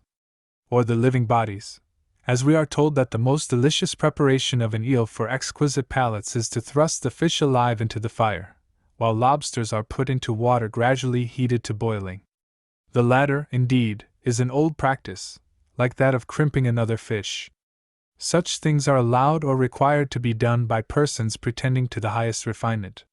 It is a matter far below legislative attention, while the powers of definition are exhausted under the stupendous accumulation of regulations and interdictions for the good order of society. So hardened may the moral sense of a community be by universal and continual custom, that we are perfectly aware these very remarks will provoke the ridicule of many persons, including, it is possible enough, some who may think it quite consistent to be ostentatiously talking at the very same time of Christian charity and benevolent zeal. Footnote: this was actually done in a religious periodical publication. Nor will that ridicule be repressed by the notoriety of the fact that the manner of the practice referred to steals and depraves, to a dreadful degree, a vast number of human beings immediately employed about it, and, as a spectacle, powerfully contributes to confirm, in a greater number, exactly that which it is, by eminence, the object of moral tuition to counteract. Men's disposition to make light of all suffering but their own, this one thing, this not caring for what may be endured by other beings made liable to suffering, is the very essence of the depravity which is so fatal to our race and their social constitution. This selfish hardness is moral plague enough even in an inactive state, as a mere carelessness what other beings may suffer, but there lurks in it a malignity which is easily stimulated to delight in seeing or causing their suffering. And yet, we repeat it, a civilized and Christian nation feels not the slightest self-displacency for its allowing a certain unhappy but necessary part in the economy of the world to be executed, by preference to a harmless method, in a manner which probably does as much to corroborate in the vulgar class this essential principle of depravity, as all the expedients of melioration yet applied are doing to expel it. Were it not vain and absurd to muse on supposable new principles in the constitution of the moral system, there is one that we might have been tempted to wish for, namely, that, of all suffering unnecessarily and wilfully inflicted by man on any class of sentient existence, a bitter intimation and participation might be conveyed to him through a mysterious law of nature, enforcing an avenging sympathy in severe proportion to that suffering, on all the men who are really accountable for its being inflicted, after children and youth are trained to behold with something worse than hardened indifference, with a gratifying excitement, the sufferings of creatures dying for the service of man. it is no wonder if they are barbarous in their treatment of those that serve him by their life. And in fact, nothing is more obvious as a prevailing disgrace to our nation than the cruel habits of the lower class toward the laboring animals committed to their power. These animals have no security in their best condition and most efficient services, but generally the hateful disposition is the most fully exercised on those that have been already the greatest sufferers. Meeting, wherever we go, with some of these starved, abused, exhausted figures, we shall not unfrequently meet with also another figure accompanying them, that of a ruffian, young or old, who with a visage of rage, and accents of hell, is wreaking his utmost malevolence on a wretched victim for being slow in performing, or quite failing to perform, what the excess of loading, and perhaps the feebleness of old age, have rendered difficult or absolutely impracticable, or for shrinking from an effort to be made by a pressure on bleeding sores, or for losing the right direction through blindness, and that itself perhaps occasioned by hardship or savage violence. Many of the exactors of animal labor really seem to resent it as a kind of presumption and insult in the slave, that it would be anything else than a machine, that the living being should betray under its toils that it suffers, that it is pained, weary, or reluctant, and if, by outrageous abuse, it should be excited to some manifestation of resentment, that is a crime for which the sufferer would be likely to incur such a fury and repetition of blows and lacerations as to die on the spot, but for an interfering admonition of interest against destroying such a piece of property, and losing so much service. When that service has utterly exhausted, often before the term of old age, the strength of those wretched animals, there awaits many of them a last short stage of still more remorseless cruelty, that in which it has become a doubtful thing whether the utmost efforts to which the emaciated, diseased, sinking frame can be forced by violence, be worth the trouble of that violence, the delays and accidents, and the expense of the scanty supply of subsistence. As they must at all events very soon perish, it has ceased to be of any material consequence, on the score of interest, how grossly they may be abused, and their tormentors seem delighted with this release from all restraint on their dispositions. Those dispositions, as indulged in some instances, when the miserable creatures are formally consigned to be destroyed, cannot be much exceeded by anything we can attribute to fiends. Some horrid exemplifications were adduced, not as single casual circumstances, but as usual practices, by a patriotic senator some years since, in endeavoring to obtain a legislative enactment in mitigation of the sufferings of the brute tribes. The design vanished to nothing in the House of Commons, under the effect of argument and ridicule from a person distinguished for intellectual cultivation, whose resistance was not only against that specific measure, but avowedly against the principle itself on which any measure of the same tendency could ever be founded. Footnote: Lord Erskine's memorable bill, triumphantly scouted by the late Mr. Wyndham. Undoubtedly there are considerable difficulties in the way of legislation on the subject, but an equal share of difficulty attending some other subjects, an affair of revenue, for instance, or a measure for the suppression, at that time, of political opinion, would soon have been overcome. Nor could any victory have pleased him better, probably, than one which contributed to prolong the barbarism of the people, as the best security, he deemed, for their continuing fit to labor at home and fight abroad. It might have added to this gratification to hear, as was the fact, his name pronounced with delight by ruffians of all classes, who regarded him as their patron saint. If any one should be inclined to interpose here with a remark, that after such a reference, we have little right to ascribe to those classes, as if it were peculiarly one of their characteristics, the insensibility to the sufferings of the brute creation, and to number it formally among the results of the lack of knowledge, we can only reply, that however those of higher order may explode any attempt to make the most sufficient authority of the nation bear repressively upon the evil, and however it may in other ways be abetted by them, it is, at any rate, in those inferior classes chiefly that the actual perpetrators of it are found. It is something to say in favor of cultivation that it does, generally speaking, render those who have the benefit of it incapable of practicing themselves the most palpably flagrant of these cruelties which they may be virtually countenancing, by some things which they do, and some things which they omit or refuse to do. Mr. Wyndham would not himself have practiced a wanton barbarity on a poor horse or ass, though he scouted any legislative attempt to prevent it among his inferiors. The proper place would perhaps have been nearer the beginning of this description of the characteristics of our uneducated people, for one so notorious, and one entering so much into the essence of the evils already named, as that we mention next. A rude, contracted, unsteady, and often perverted sense of right and wrong in general. It is curious to look into a large volume of religious casuistry, the work of some divine of a former age, for instance Bishop Taylor's Doctor Dubitantium, with the reflection what a conscience disciplined in the highest degree might be, and then to observe what this regulator of the soul actually is where there has been no sound discipline of the reason, and where there is no deep religious sentiment to rectify the perceptions in the absence of an accurate intellectual discrimination of things.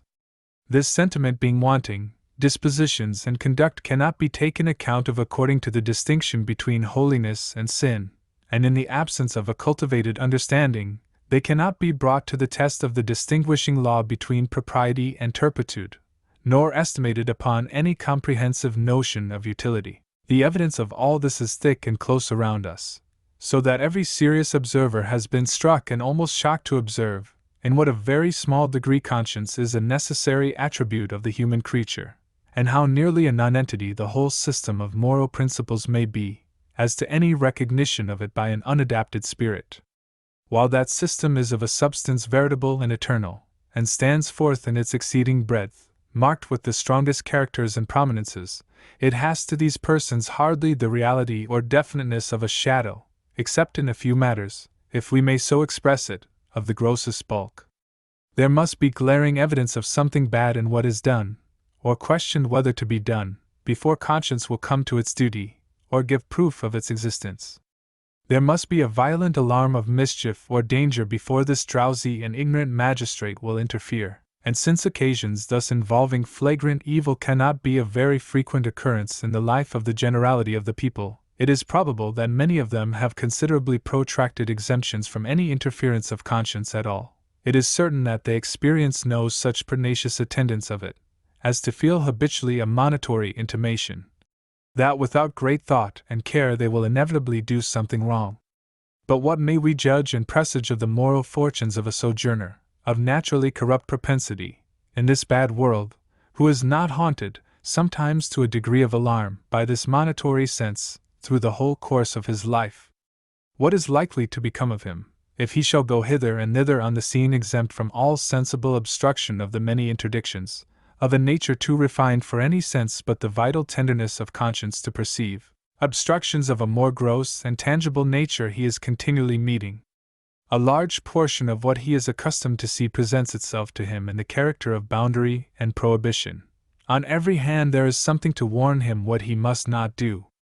There are high walls, and gates, and fences, and brinks of torrents and precipices, in short, an order of things on all sides signifying to him, with more or less of menace, thus far and no further. And he is in a general way obsequious to this arrangement. We do not ordinarily expect to see him carelessly transgressing the most decided of the artificial boundaries, or daring across those dreadful ones of nature, but nearly destitute of the faculty to perceive, as in coming in contact with something charged with the element of lightning, the awful interceptive lines of that other arrangement which he is in the midst of as a subject of the laws of God. We see with what insensibility he can pass through those prohibitory significations of the Almighty will, which are to devout men as lions streaming with an infinitely more formidable than material fire.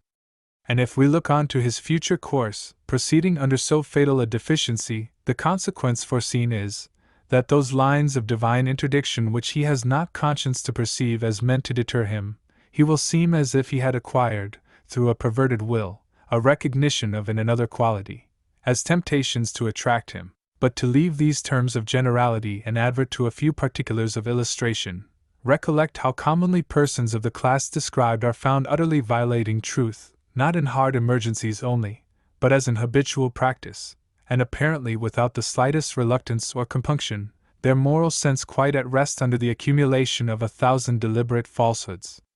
It is seen that by far the greater number of them think it no harm to take little unjust advantages in their dealings, by deceptive management, and very many would take the greatest but for fear of temporal consequences, would do it, that is to say, without inquietude of conscience, in the proper sense. It is the testimony of experience from persons who have had the most to transact with them, that the indispensable rule of proceeding is to assume generally their want of principle, and leave it to time and prolonged trial to establish, rather slowly, the individual exceptions. Those unknowing admirers of human nature, or of English character, who are disposed to exclaim against this as an illiberal rule, may be recommended to act on what they will therefore deem a liberal one,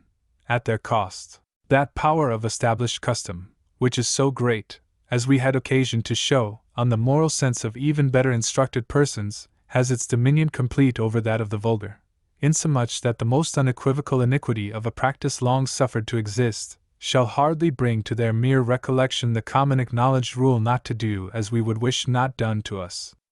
From recent accounts it appears, that the entire coast of our island is not yet clear of those people called wreckers, who felt not a scruple to appropriate whatever they could seize of the lading of vessels cast ashore, and even whatever was worth tearing from the personal possession of the unfortunate beings who might be escaping but just alive from the most dreadful peril. The cruelty we have so largely attributed to our English vulgar never recoils on them in self-reproach. The habitual indulgence of the irascible, vexatious, and malicious tempers, to the plague or terror of all within reach, scarcely ever becomes a subject of judicial estimate, as a character hateful in the abstract, with them a reflection of that estimate on the man's own self. He reflects but just enough to say to himself that it is all right and deserved, and unavoidable, too, for he is unpardonably crossed and provoked, nor will he be driven from this self-approval, when it may be evident to every one else that the provocations are comparatively slight, and are only taken as offenses by a disposition habitually seeking occasions to vent its spite. The inconvenience and vexation incident to low vice may make the offenders fret at themselves for having been so foolish, but it is in general with an extremely trifling degree of the sense of guilt. Suggestions of reprehension, in even the discreetest terms, and from persons confessedly the best authorized to make them, would not seldom be answered by a grinning, defying carelessness, in some instances by abusive retort, instead of any betrayed signs of an internal acknowledgment of deserving reproof. And while thus the censure of a fellow mortal meets no internal testimony to own its justice, this insensate self-complacency is undisturbed also on the side toward heaven. A mere philosopher, that should make little account of religion, otherwise than as capable of being applied to enforce and aggravate the sense of obligation with respect to rules of conduct, and would not, provided it may have this effect, care much about its truth or falsehood, might be disposed to assert that the ignorant and debased part of the population of this Christian and Protestant country are but so much the worse for the riddance of some parts of the superstitions of former ages. He might allege, with plausibility, that the system which imposed so many falsehoods, vain observances, and perversions of moral principles, acknowledging nevertheless some correct rules of morality, as an external practical concern, had the advantage of enjoining them, as far as it chose to do so, with the force of superstition, a stronger authority with a rude conscience than that of plain simple religion. That system exercised a mighty complexity and accumulation of authority, all avowedly divine, by which it could artificially augment, or rather supersede, the mere divine prescription of such rules, making itself the authority and prescriber, and thus could infix them in the moral sense of the people with something more, or something else, than the simple divine sanction, whereas, now when those superstitions which held the people so powerfully in awe are gone, and have taken away with them that spurious sanction, there remains nothing to exert the same power of moral enforcement, since the people have not, in their exemption from the superstitions of their ancestors, come under any solemn and commanding effect of the true idea of the divine majesty.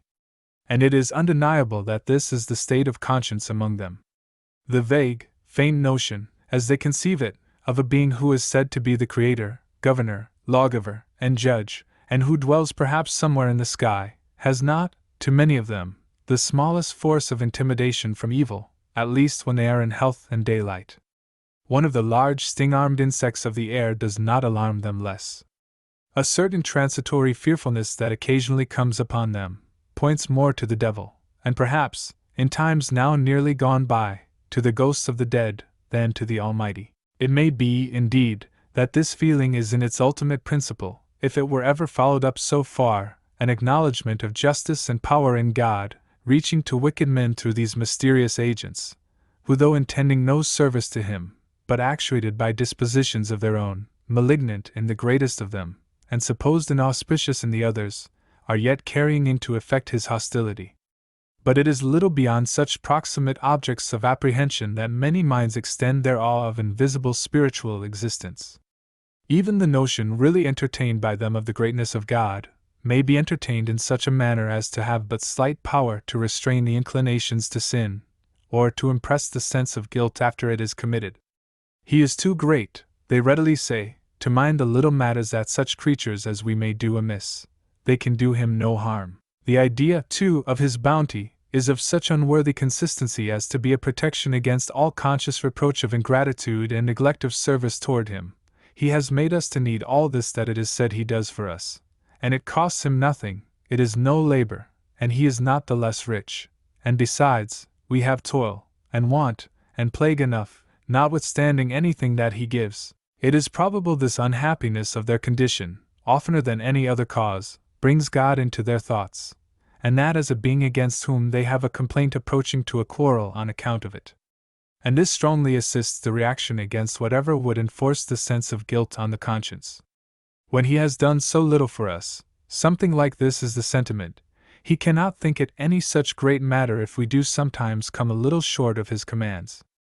There is no doubt that their recollections of him as a being to murmur against for their allotment are more frequent, more dwelt upon, and with more of an excited feeling, than their recollections of him as a being whom they ought to have loved and served, but have offended against. The very idea of such offense, as the chief and essential constituent of wickedness, is so slightly conceived, because he is invisible, and has his own felicity, and is secure against all injury, that if the thoughts of one of these persons should, by some rare occasion, be forced into the direction of unwillingly seeing his own faults, it is probable his impiety would appear the most inconsiderable thing in the account. That he would easily forgive himself the negation of all acts and feelings of devotion towards the Supreme Being, and the countless multiplications of insults to him by profane language. To conclude this part of the melancholy statement, it may be observed of the class in question, that they have but very little notion of guilt, or possible guilt, in anything but external practice. That busy interior existence, which is the moral person, genuine and complete, the thoughts, imaginations, volitions, the motives, projects, deliberations, devices, the indulgence of the ideas of what they cannot or dare not practically realize, all this, we have reason to believe, passes nearly exempted from jurisdiction, even of that feeble and undecisive kind which may occasionally attempt an interference with their actions. They do indeed take such notice of the quality of these things within, as to be aware that some of them are not to be disclosed in their communications, which prudential caution has of course little to do with conscience, when the things so withheld are internally cherished in perfect disregard of the omniscient observer, and with hardly the faintest monition that the essence of the guilt is the same, with only a difference in degree. In intending or deliberately desiring an evil, and in acting it. It is not natural obtuseness of mental faculty that we are attributing, all this while, to the uneducated class of our people, and thus exposing the defectiveness of their discernment between right and wrong. If it were, there might arise somewhat of the consolation afforded in contemplating some of the very lowest of the savage tribes of mankind, by the idea that such outcasts of the rational nature must stand very nearly exempt from accountableness, through absolute natural want of mind. But in the barbarians of our country we shall often observe a very competent, and now and then an abundant, share of native sense. We may see it evinced in respect to the very questions of morality, in cases where they are quite compelled, as will occasionally happen, to feel themselves brought within the cognizance of one or other of its plainest rules. In such cases we have witnessed a sharpness and activity of intellect claiming almost our admiration. What contrivance of deception and artful evasion! What dexterity of quibble, and captious objection, and petty sophistry! What vigilance to observe how the plea in justification or excuse takes effect, and if they perceive it does not succeed, what address in sliding into a different one! What quickness to avail themselves of any mistake, or apparent concession, in the examiner or reprover! What copious rhetoric and exaggeration of the cause which tempted to do wrong, or of the great good hoped to be effected by the little deviation from the right, a good surely enough to excuse so trifling an impropriety. What facility of placing between themselves and the censure, the recollected example of some good man who has been overtaken in a fault! Here is mind, after all, we have been prompted to exclaim, mind educating itself to evil, in default of that discipline which should have educated it to good. How much of the wisdom of evil, if we may be allowed the expression, there is faculty enough in the neglected corrupt popular mass of this nation to attain, by the exercise into which the individual's mind is carried by its own impulse, and in which he may everywhere and every hour find ample cooperation. Each of these self-improvers in depraved sense has the advantage of finding himself among a great tribe of similar improvers, forming an immense school, as if for the promotion of this very purpose, where they all teach by a competition in learning, where the rude faculty which is not expanded into intelligence is, however, sharpened into cunning, where the spirit which cannot grow into an eagle may take the form and action of a snake. This advantage, that there should not be a diminution of the superabundant plenty of associates always at hand, to assist each man in making the most of his native intellect for its least worthy use, has been from age to age secured to our populace, as if it had been the most valuable birthright of Englishmen. Whatever else the person born to the inheritance of low life was destined to find in it, the national state had made as sure to him as it had before made the same privilege to his ancestors, that the generality of his equals should be found fit and ready to work with him in the acquirement of a depraved shrewdness. But while the bulk of the people have been, in every period, abandoned to such a process of educating themselves and one another, where has been that character of parental guardianship, which seems to be ascribed when poets, orators, and patriots are inspired with tropes, and talk of England and her children. This imperial matron of their rhetoric seems to have little cared how much she might be disgraced in the larger portion of her progeny, or how little cause they might have to all eternity to remember her with gratitude. She has had far other concern about them, and employment for them, than that of their being taught the value of their spiritual nature, and carefully trained to be enlightened, good, and happy. Laws against crime, it is true, she has enacted for them in liberal quantity, appointed her quorums of magistrates, and not been sparing of punishments. She has also maintained public Sabbath observances to remind them of religion, of which observances she cared not that they little understood the very terms, except when the reading of a book of sports was appointed an indispensable part at one time long after her adoption of the Reformation. But she might plainly see what such provisions did not accomplish. It was a glaring fact before her eyes, that the majority of her children had far more of the mental character of a colony from some barbarian nation, than of that which an enlightened and Christian state might have been expected to impart. She had most ample resources indeed for supplying the remedy, but, provided that the productions of the soil and the workshop were duly forthcoming, she thought it of no consequence, it should seem, that the operative hands belonged to degraded minds, and then, too, as at all times, her lofty ambition destined a good proportion of them to the consumption of martial service, she perhaps judged that the less they were trained to think, the more fit they might be to be actuated mechanically, as an instrument of blind impetuous force. Or perhaps she thought it would be rather an inconsistency, to be making much of the inner existence of a thing which was to be, in frequent wholesale lots, sent off to be cut or dashed to pieces. Footnote: killed off was the sentimental phrase emitted in Parliament, in easy unconsciousness of offense, by the accomplished senator named in a former page. He probably was really unaware that the creatures were made for anything better, and besides, a certain measure of instruction to think, especially if consisting, in a considerable part, of the inculcation of religion, might have done something to disturb that notion, so worthy to have been transferred from the Mohammedan creed, which she was by no means desirous to expel from her fleets and armies, that death for king and country clears off all accounts for sin. Let our attention be directed a little while to the effects of the privation of knowledge, as they may be seen conspicuous in the several parts of the economy of life, in the uneducated part of the community. Observe those people in their daily occupations. None of us need be told that, of the prodigious diversity of manual employments, some consist of, or include, operations of such minuteness or complexity, and so much demanding nicety, arrangement, or combination, as to necessitate the constant and almost entire attention of the mind, nor that all of them must require its full attention at times, at particular stages, changes, and adjustments of the work. We allow this its full weight, to forbid any extravagant notion of how much it is possible to think of other things during the working time. It is, however, to be recollected that persons of a class superior to the numerous one we have in view take the chief share of those portions of the arts and manufactures which require the most of mental effort, those which demand extreme precision, or inventive contrivance, or taste, or scientific skill. We may also take into the account of the allotment of employments to the uncultivated multitude, how much facility is acquired by habit, how much use there is of instrumental mechanism, a grand exempter from the responsibility that would lie on the mind, and how merely general and very slight an attention is exacted in the ordinary course of some of the occupations. These things considered, we may venture perhaps to assume, on an average of those employments, that the persons engaged in them might be, as much at least as 1/3 part of the time, without detriment to the manual performance, giving the thoughts to other things with attention enough for such interest as would involve improvement.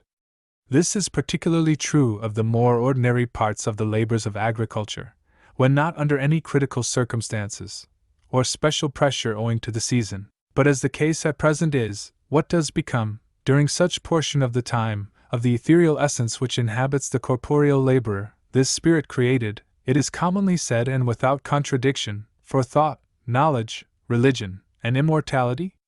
If we be really to believe this doctrine of its nature and destiny, for we are not sure that politicians think so, can we know without regret that in very many of the persons in the situations supposed, it suffers a dull absorption, subsides into the mere physical nature, is sunk and sleeping in the animal warmth and functions, and lulled and rocked, as it were, in its lethargy, by the bodily movements, in the works which it is not necessary for it to keep habitually awake to direct? And its obligation to keep just enough awake to see to the right performance of the work, seems to give a licensed exemption from any other stirring of its faculties. The employment is something to be minded, in a general way, though but now and then requiring appointed attention, and therefore this said intellectual being, if uninformed and unexercised, will feel no call to mind anything else, as a person retained for some service which demands but occasionally an active exercise, will justify the indolence which declines taking in hand any other business in the intervals, under the pretext that he has his appointment, and so, when not under the immediate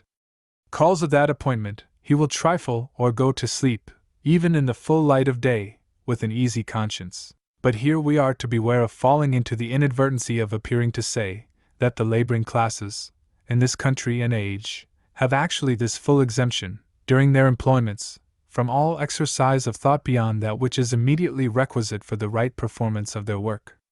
It is true that there is little enough of any such mental activity directed to the instructive uses we were supposing. But while such partial occupation of the thoughts, of course it is admitted, in an irregular and discontinuous, but still a beneficial manner, with topics and facts of what may be called intellectual and moral interest as we are assuming to be compatible with divers of the manual operations, is a thing to which most among the laboring classes are strangers. Many of them are equally strangers to an easy vacancy of mind, experiencing amidst their employments a severe arrest of those thoughts,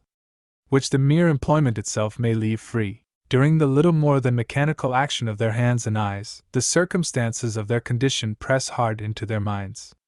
The lot of many of those classes is placed in a melancholy disproportion between what must be given to the cares and toils for a bare subsistence, and what can, at most, be given to the interests of the nobler part of their nature, either during their work or in its intervals. It is a sad spectacle to behold so many myriads of spiritual beings, proviso, again, that we may call them so without being suspected to forget that their proper calling is to work with their hands, doomed to consume a proportion so little short of the whole of their vigor and time, in just merely supporting so many bodies in the struggle to live. When it is in special relation to the present times that we speak of this struggle to live, we of course mean by it something more than that circumstance of the general lot of humanity which is expressed in the sentence, "In the sweat of thy brow thou shalt eat thy bread." We put the emphasis on the peculiar aggravation of that circumstance in this part of the world in this and recent times, by the adventitious effect of some dreadful disorder of the social economy, in consequence of which the utmost exertions of the body and mind together but barely suffice in so many cases, in some hardly do suffice, for the mere protraction of life, comfortable life being altogether out of the question. The course of the administration of the civilized states, and the recent dire combustion into which they have almost unanimously rushed, as an emulation which of them should with the least reserve, and with the most desperate rapidity, annihilate the resources that should have been for the subsistence and competence of their people, have resulted in such destitution and misery in this country as were never known before, except as immediately inflicted by the local visitation of some awful calamity. The state of very many of our people, at this hour, is nearly what might be conceived as the consequence of a failure of the accustomed produce of the earth. Footnote: no exaggeration at the time when it was written. The condition of the working classes during the subsequent years does not admit of any comprehensive uniform description. It has suffered successive harassing fluctuations, and been probably at all times severely distressing in one part of the country or another. There is no wish to deny or underrate the additions made to the evil by the intervention of causes, whose operation admits of being traced in some measure distinctly from the effect of this grand one. They may be traced in an operation which is distinguishable, and referable to each respectively, but it were most absurd to represent them as working out of connection, or otherwise than subordinately concurring, with that cause which has invaded with its pernicious effects everything that has an existence, or a name in the social system. And it were simply monstrous to attribute the main substance of so wide and oppressive an evil to causes of any debatable quality, while there is glaring in sight a cause of stupendous magnitude, which could not possibly do otherwise than produce immense and calamitous effects. It would be as if a man were prying about for this and the other cause of damage, to account for the aspect of a region which has recently been devastated by inundations or earthquakes. It has become much a fashion to explain the distresses of a country on any principles rather than those that are taught by all history, and prominently manifest in the nature of things. And airs of superior intelligence shall be assumed on hearing a plain man fix the main charge of national exhaustion and distress on the nation's consuming its own strength in an unquenchable fury to destroy that of others, just as if such madness had never been known to result in poverty and distress, and it were perfectly inexplicable how it should.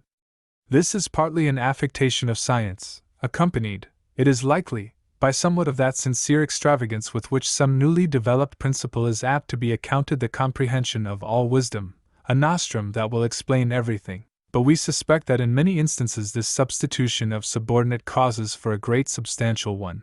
proceeds from something much worse than such affectation or self-duped extravagance. It is from a resolute determination that ambition shall be the noblest virtue of a state, that martial glory shall maintain its ground in human idolatry, and that wars and their promoters shall be justified at all hazards. We were wishing to show how the laboring people's thoughts might be partly employed, during their daily task, and consistently with industry and good workmanship. But what a state of things is exhibited where the very name of industry, the virtue universally honored, the topic of so many human and divine inculcations, cannot be spoken without offering a bitter insult, where the heavy toil, denounced on man for his transgression, in the same sentence as death, is in vain implored as the greatest privilege, or thought of in despair, as a blessing too great to be attainable. And when the reply of the artisan to an unwitting admonition, that even amidst his work he might have some freedom for useful thinking may be, "Thinking! I have no work to confine my thinking. I may, for that, employ it all on other subjects, but those subjects are, whether I please or not, the plenty and luxury in which many creatures of the same kind as myself are riding, and the starvation which I and my family are suffering. We hope in Providence, more than in any wisdom or disposition shown by men, that this melancholy state of things will be alleviated, otherwise than by a reduction of number through the diseases generated by utter penury." Footnote: it has been alleviated, but not till after a considerable duration. In England it has, but look at Ireland. We trust the time will come when the Christian monitor shall no longer be silenced by the apprehension of such a reply to the suggestion he wishes to make to the humble class, that they should strive against being reduced to mere machines amidst their manual employments, that it is miserable to have the whole mental existence shrunk and shriveled as it were to the breadth of the material they are working upon, that the noble interior agent, which lends itself to maintain the external activity and direct the operations required of the bodily powers for the body's welfare, has eminently a right and claim to have employments on its own account, during such parts of those operations as do not of necessity monopolize its attention. It may claim, in the superintendence of these, a privilege analogous to that possessed in the general direction of subordinate agents by a man of science, who will interfere as often as it is necessary, but will not give up all other thought and employment to be a constant mere looker-on, during such parts of the operations as are of so ordinary a nature that he could not really fix his attention on them. But how is the mind of the laborer or artisan to be delivered from the blank and stupefied state, during the parts of his employment that do not necessarily engross his thoughts? How, but by its having within some store of subjects for thought, something for memory, imagination, reflection, in a word, by the possession of knowledge?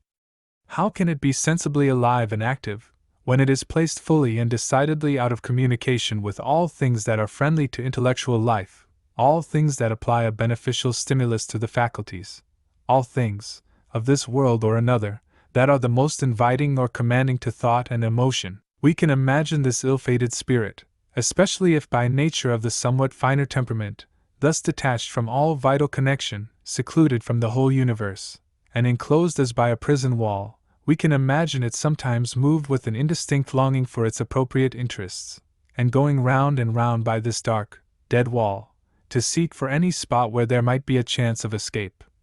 or any crevice where a living element for the soul transpires, and then, as feeling it, all in vain, dejectedly resigning itself again to its doom. Some ignorant minds have instinctive impulses of this kind, though far more of them are so deeply stupefied as to be habitually safe from any such inquietude. But let them have received, in their youth and progressively afterwards, a considerable measure of interesting information, respecting, for instance, the many striking objects on the globe they inhabit, the memorable events of past ages, the origin and uses of remarkable works within their view, remaining from ancient times, the causes of effects and phenomena familiar to their observation as now unintelligible facts, the prospects of man, from the relation he stands into time and eternity, and God, explained by the great principles and facts of religion.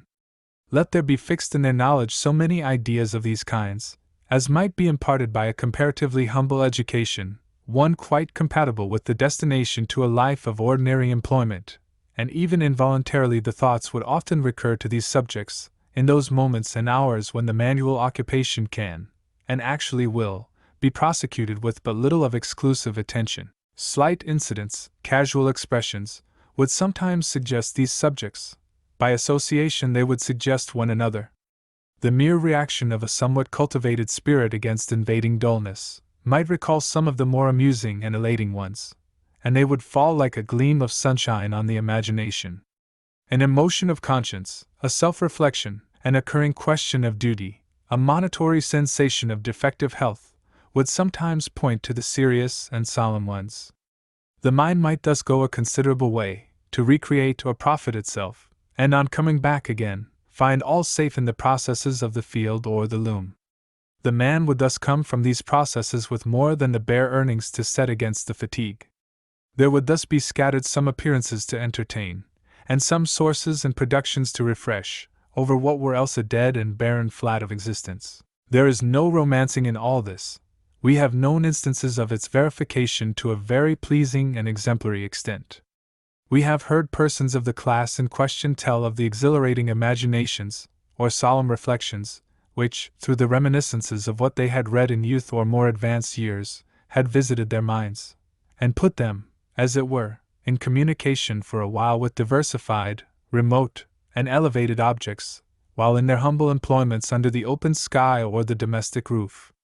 And is not this, if it be true, after all, that the intellectual, immortal nature is by emphasis to man, is not this vastly better than that this mind should lie nearly as dormant, during the laborer's hours of business, as his attendant of the canine species shall be sometimes seen to do in the corner of the field where he is at work? But perhaps it will be said that the minds of the uncultivated order are not generally in this state of utter inanity during their common employments, but are often awake and busy enough in recollections, fancies, projects, and the tempers appropriate, and that they abundantly show this when they stop sometimes in their work to talk, or talk as they are proceeding in it. So much the stronger, we answer, the argument for supplying them with useful knowledge, for it were better their mental being were sunk in lethargy, than busy among the reported, recollected, or imagined transactions, the wishes, and the schemings, which will be the most likely to occupy the minds of persons abandoned to ignorance, vulgarity, and therefore probably to low vice. We may add to the representation the manner in which they spend the part of their time not demanded for the regular, or the occasional, exercise of their industry. It is not to be denied that many of them have too much truth in their pleading that, with the exception of Sunday, they have little remission of their toils till they are so weary that the remainder of the time is needed for complete repose. This is particularly the case of the females, especially those who have the chief cares and the actual work of a family. Nevertheless, it is within our constant observation that a considerable proportion of the men, a large one of the younger men, and the less heavily oppressed divisions of our population, do in fact include, for substance, their manual employments within such limits of time, as often to leave several hours in the day to be spent nearly as they please. And in what manner, for the most part, is this precious time expended by those of no mental cultivation? It is true, again, that in many departments of labor, a diligent exertion during even this limited space of the day occasions such a degree of lassitude and heaviness as to render it almost inevitable, especially in certain seasons of the year, to surrender some moments of the spare time, beyond what is necessary for the humble repast, to a kind of listless subsidence of all the powers of both body and mind. But after all these allowances fully conceded, a great number in the class under consideration have in some days several hours, and in the whole 6 days of the week, on an average of the year, very many hours, to be given, as they choose, to useful purposes or to waste. And again we ask, where the mind itself has been left waste, how is that time mostly expended? If the persons are of a phlegmatic temperament, we shall often see them just simply annihilating those portions of time. They will for an hour, or for hours together, if not disturbed by some cause from without, sit on a bench, or lie down on a bank or hillock, or lean on a wall, or fill the fireside chair, yielded up to utter vacancy and torpor, not asleep perhaps, but more lost to mental existence than if they were, since the dreams, that would probably visit their slumbers, would be a more lively train of ideas than any they have awake. Of a piece with this is the habit, among many of this order of people, of giving formerly to sleep as much as 1/3 part, sometimes considerably more, of the 24 hours.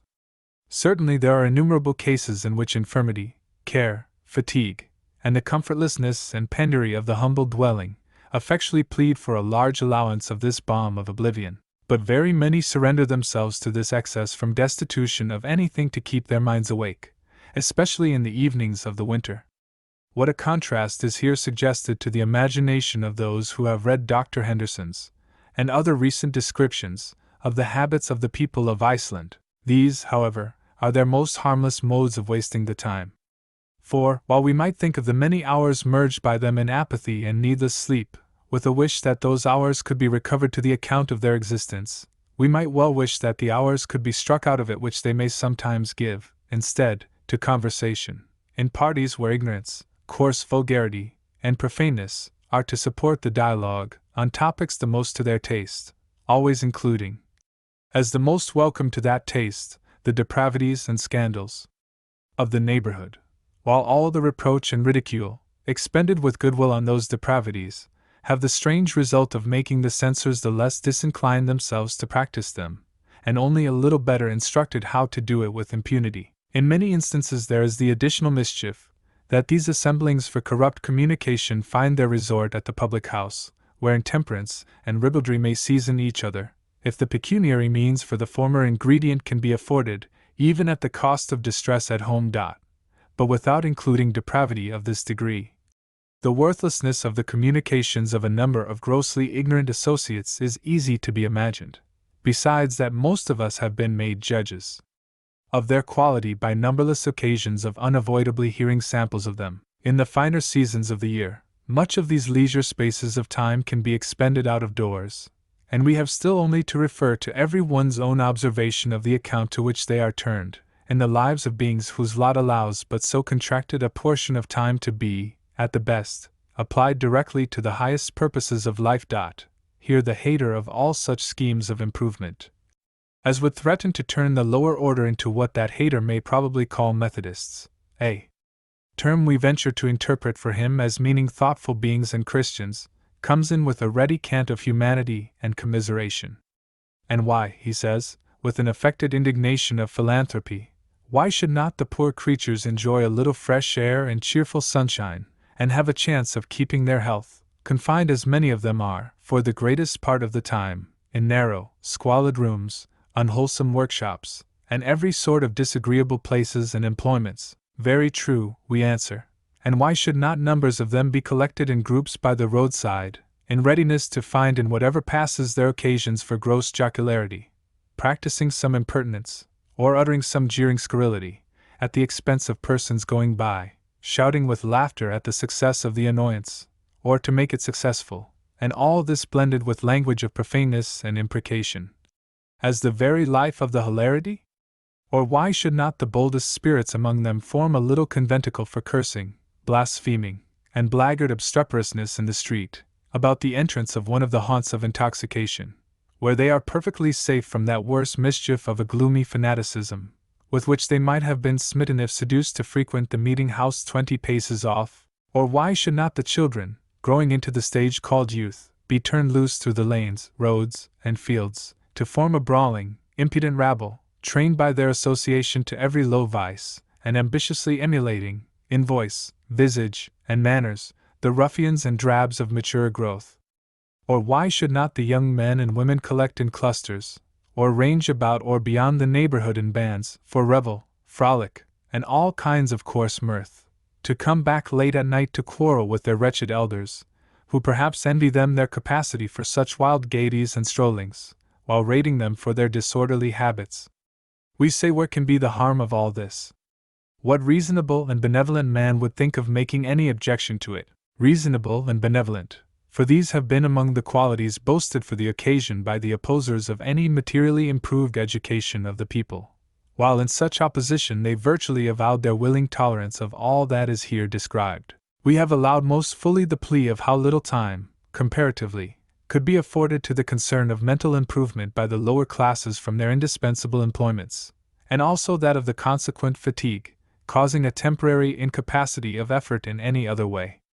But this latter plea cannot be admitted without great abatement in the case of our neglected young people of the working classes, for when we advert to their actual habits, we see that, nevertheless, time, strength, and wakefulness, and spring and spirit for exertion, are found for a vast deal of busy diversion, much of it blended with such folly as tends to vice. If such is the manner in which the spare time of the weekdays goes to waste, and worse, the Sunday is welcomed as giving scope for the same things on a larger scale.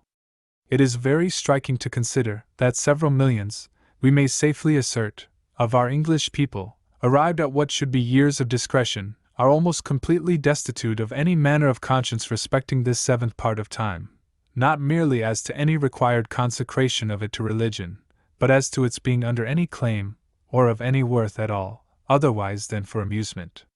It is actually regarded by them as a section of time far less under obligation than any other.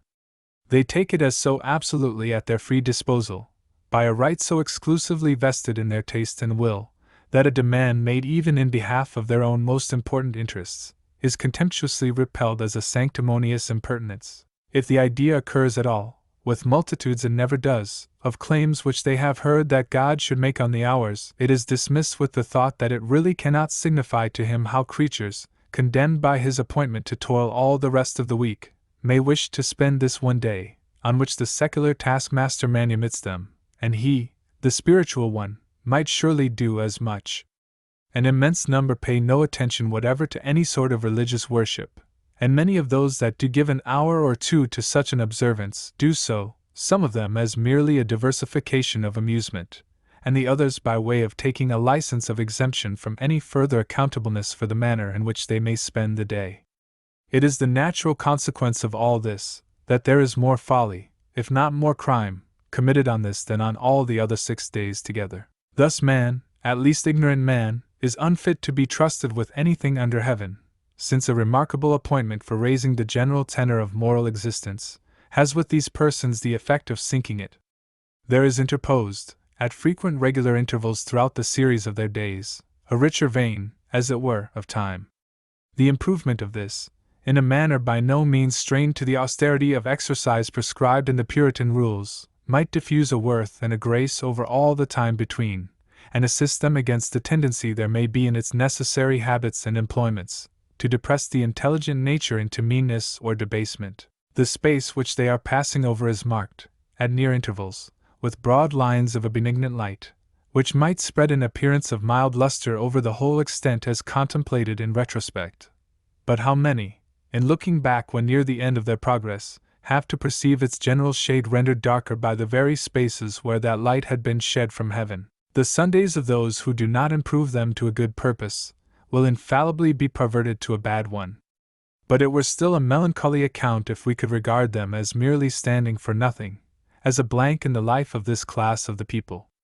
It is a deeply unhappy spectacle and reflection, to see a man of perhaps more than 70, sunk in the grossness and apathy of an almost total ignorance of all the most momentous subjects, and then to consider that, since he came to an age of some natural capacity for the exercise of his mind, there have been more than 3,000 Sundays.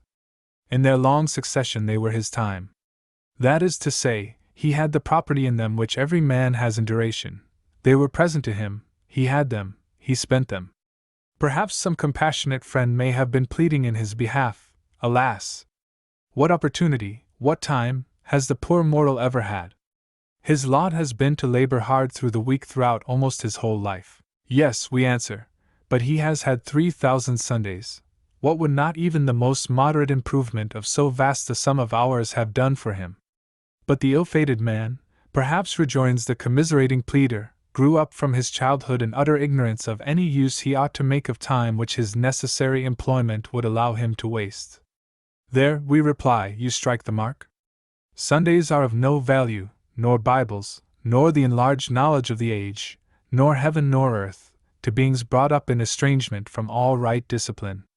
And therefore we are pleading for the schemes and institutions which will not let human beings be thus brought up. In so pleading, we happily can appeal to one fact in evidence that the intellectual and religious culture, in the introductory stages of life, tends to secure that the persons so trained shall be, when they are come to maturity, marked off from the neglected barbarous mass, by at least an external respect, but accompanied, we trust, in many of them, by a still better sentiment, to the means for keeping truth and duty constantly in their view. Observe the numbers now attending, with a becoming deportment, public worship and instruction, as compared with what the proportion is remembered or recorded to have been half a century since, or any time previous to the great exertions of benevolence to save the children of the inferior classes from preserving the whole mental likeness of their forefathers. It can be testified also, by persons whose observation has been the longest in the habit of following children and youth from the instruction of the school institutions into mature life, that, in a gratifying number of instances, they have been seen permanently retaining too much love of improvement, and too much of the habit of a useful employment of their minds, to sink, in their ordinary daily occupations, into that wretched inanity we were representing, or to consume the free intervals of time in the listlessness, or worthless gabble, or vain sports, of which their neighbors furnished plenty of example and temptation. These representations have partly included what we may yet specify distinctly as one of the unhappy effects of gross ignorance, a degraded state of domestic society. Whatever is of nature to render individuals uninteresting or offensive to one another, has a specially bad effect among them as members of a family, because there is in that form of community itself a peculiar tendency to fall below the level of dignified and complacent social life. A number of persons cannot be placed in a state of social communication without having a certain sense of claiming from one another a conduct meant and adapted to please. It is expected that a succession of efforts should be made for this purpose, with a willingness of each individual to forego, in little things, his own inclination or convenience. This is all very well when the society is voluntary, and the parties can separate when the cost is felt to be greater than the pleasure. Under this advantage of being able soon to separate, even a company of strangers casually assembled will often recognize the claim and conform to the law, with a certain indistinct sentiment partaking of reciprocal gratitude for the disposition which is so accommodating. But the members of the domestic community also have each this same feeling which demands a mutual effort and self-denial to please, while the condition of their association is adverse to their yielding what they thus respectively claim. Theirs, when once it is formed, is not exactly a voluntary companionship, and it is one of undefinable continuance. The claim therefore seems as if it were to be of a prolongation interminable, while the grateful feeling for the concession is the less for the more compulsory bond of the association, and to be thus required, in a community which must not be dissolved, and in a series that reaches away beyond calculation, to exercise a self-restraint on their wills and humors in order to please one another, goes so hard against the great principle of human feeling, namely, each one's preference of pleasing himself, that there is an habitual impulse of reaction against the claim.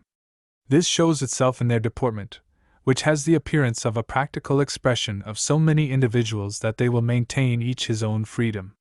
Hence the absence, very commonly, in domestic society, of the attentiveness, the tone of civility, the promptitude of compliance, the habit of little accommodations, voluntary and supernumerary, which are so observable in the intercourse of friends, acquaintance, and often, as we have said, even of strangers. And then consider, in so close a kind of community, what near and intimate witnesses they are of all one another's faults, weaknesses, tempers, perversities, of whatever is offensive in manner, or unseemly in habit, of all the irksome, humiliating, or sometimes ludicrous circumstances and situations. And also, in this close association, the bad moods, the strifes, and resentments, are pressed into immediate, lasting, corrosive contact with whatever should be the most vital to social happiness. If there be, into the account, the wants, anxieties, and vexations of severe poverty, they will generally aggravate all that is destructive to domestic complacency and decorum. Now add gross ignorance to all this, and see what the picture will be. How many families have been seen where the parents were only the older and stronger animals than their children, whom they could teach nothing but the methods and tasks of labor. They naturally could not be the mere companions, for alternate play and quarrel, of their children, and were disqualified by mental rudeness to be their respected guardians. There were about them these young and rising forms, containing the inextinguishable principle, which was capable of entering on an endless progression of wisdom, goodness, and happiness, needing numberless suggestions, explanations, admonitions, brief reasonings, and a training to attend to the lessons of written instruction. But nothing of all this from the parent. Their case was as hopeless for receiving these necessaries of mental life, as the condition, for physical nutriment, of infants attempting to draw it, we have heard of so affecting and mournful a fact, from the breast of a dead parent. These unhappy heads of families possessed no resources for engaging youthful attention by mingled instruction and amusements, no descriptions of the most wonderful objects, or narratives of the most memorable events, to set, for superior attraction, against the idle stories of the neighborhood, no assemblage of admirable examples, from the sacred or other records of human character, to give a beautiful real form to virtue and religion, and promote an aversion to base companionship. Requirement and prohibition must be a part of the domestic economy habitually in operation, of course, and in such families you will have seen the government exercised, or attempted to be exercised, in the roughest, barest shape of will and menace, with no aptitude or means of imparting to injunction and censure a convincing and persuasive quality. Not that the seniors should allow their government to be placed on such a ground that, in everything they enforce or forbid, they may be liable to have their reasons demanded by the children, as an understood condition of their compliance. Far from it, they will sometimes have to require a prescribed conduct for reasons not intelligible, or which it may not be discreet to explain, to those who are to obey. But their authority becomes odious, and as a moral force worse than inefficient, when the natural shrewdness of the children can descry that they really have no reasons better than an obstinate or capricious will, and infallibly makes the inference that there is no obligation to submit, but that necessity which dependence imposes. But this must often be the unfortunate condition of such families. Now imagine a week, month, or year, of the intercourse in such a domestic society, the course of talk, the mutual manners, and the progress of mind and character, where there is a sense of drudgery approaching to that of slavery, in the unremitting necessity of labor, where there is none of the interest of imparting knowledge or receiving it, or of reciprocating knowledge that has been imparted and received. Where there is not an acre, if we might express it so, of intellectual space around them, clear of the thick, universal fog of ignorance, where, especially, the luminaries of the spiritual heaven, the attributes of the Almighty, the grand phenomenon of redeeming mediation, the solemn realities of a future state and another world, are totally obscured in that shade, where the conscience and the discriminations of duty are dull and indistinct, from the youngest to the oldest. Where there is no genuine respect on the one side, nor affection unmixed with vulgar petulance and harshness, expressed perhaps in language of imprecation, on the other, where a mutual coarseness of manners and words has the effect, without their being aware of it as a cause, of debasing their worth in one another's esteem, all round, and where, notwithstanding all, they absolutely must pass a great deal of time together, to converse, to display their dispositions toward one another, and exemplify the poverty of the mere primary relations of life, as divested of the accessories which give them dignity, endearment, and conduciveness to the highest advantage of existence. Home has but little to please the young members of such a family, and a great deal to make them eager to escape out of the house, which is also a welcome riddance to the elder persons, when it is not in neglect or refusal to perform allotted tasks. So little is the feeling of a peaceful cordiality created among them by their seeing one another all within the habitation, that, not unfrequently, the passerby may learn the fact of their collective number being there, from the sound of a low strife of mingled voices, some of them betraying youth replying in anger or contempt to maturity, or age. It is wretched to see how early this liberty is boldly taken. As the children perceive nothing in the minds of their parents that should awe them into deference, the most important difference left between them is that of physical strength. The children, if of hardy disposition, to which they are perhaps trained in battles with their juvenile rivals, soon show a certain degree of daring against their superior strength. And the relative condition of such parents, as they sink in old age, is most deplorable. And all that has preceded leads by a natural course to that consequence which we have sometimes beheld, with feelings emphatically gloomy, the almost perfect indifference with which the descendants, and a few other relations, of a poor old man of this class, could consign him to the grave. A human being was gone out of the world, a being they had been with or near all their lives, some of them sustained in their childhood by his labors, and yet perhaps not one heart, at any moment, felt the sentiment, "I have lost." They never could regard him with respect, and their miserable education had not taught them humanity enough to regard him in his declining days as an object of pity. Some decency of attention was perhaps shown him, or perhaps hardly that, in his last hours. His being now a dead, instead of a living man, was a burden taken off, and the insensibility and levity, somewhat disturbed and repressed at the sight of his expiring struggle, and of his being lowered into the grave, recovered by the day after his interment, if not on the very same evening, their accustomed tone, never more to be interrupted by the effect of any remembrance of him. Such a closing scene one day to be repeated is foreshown to us, when we look at an ignorant and thoughtless father surrounded by his untaught children.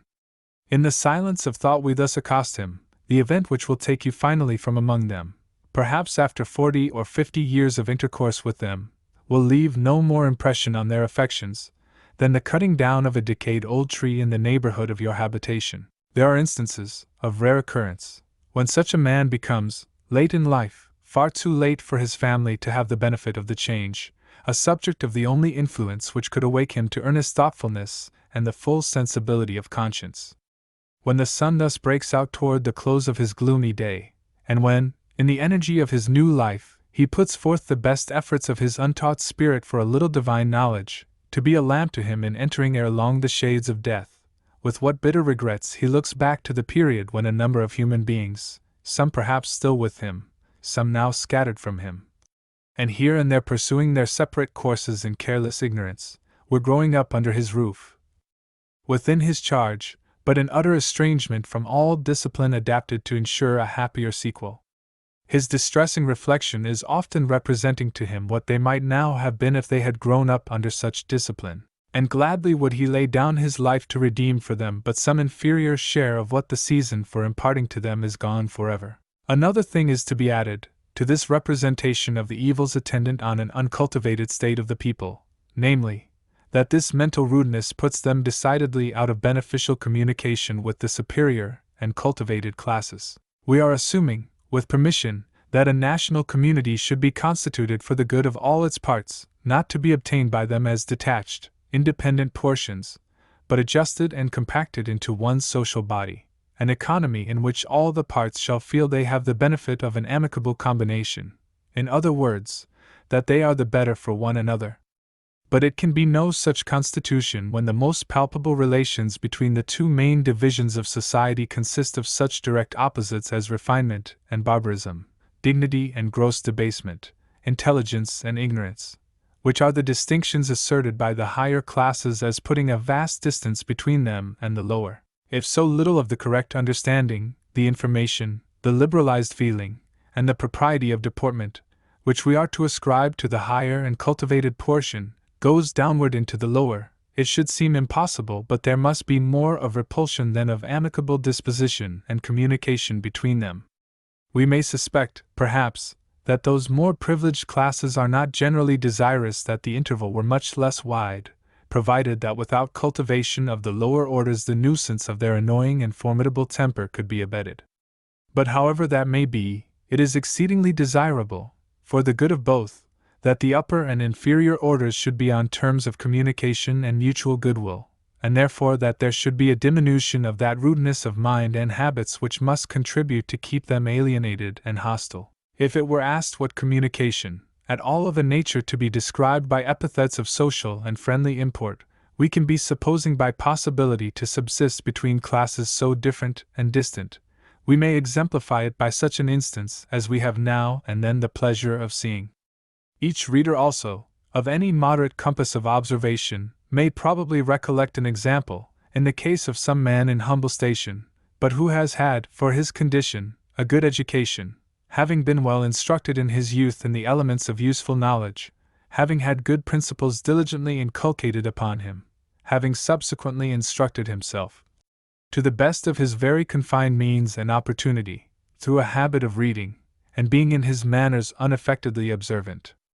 of all the decorums of a respectable human being, it has been seen that such a man has not found in some of his superiors in station and attainment any disposition to shun him, and has not felt in himself or his situation any reason why he should seek to shun them.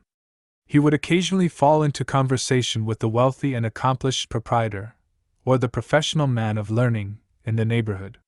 His intelligent manner of attending to what they said, his perfect understanding of the language naturally used by cultivated persons, the considerateness and pertinence of his replies, and the modest deference, combined with an honest freedom in making his observations on the matters brought in question, pleased those persons of superior rank, and induced various friendly and useful attentions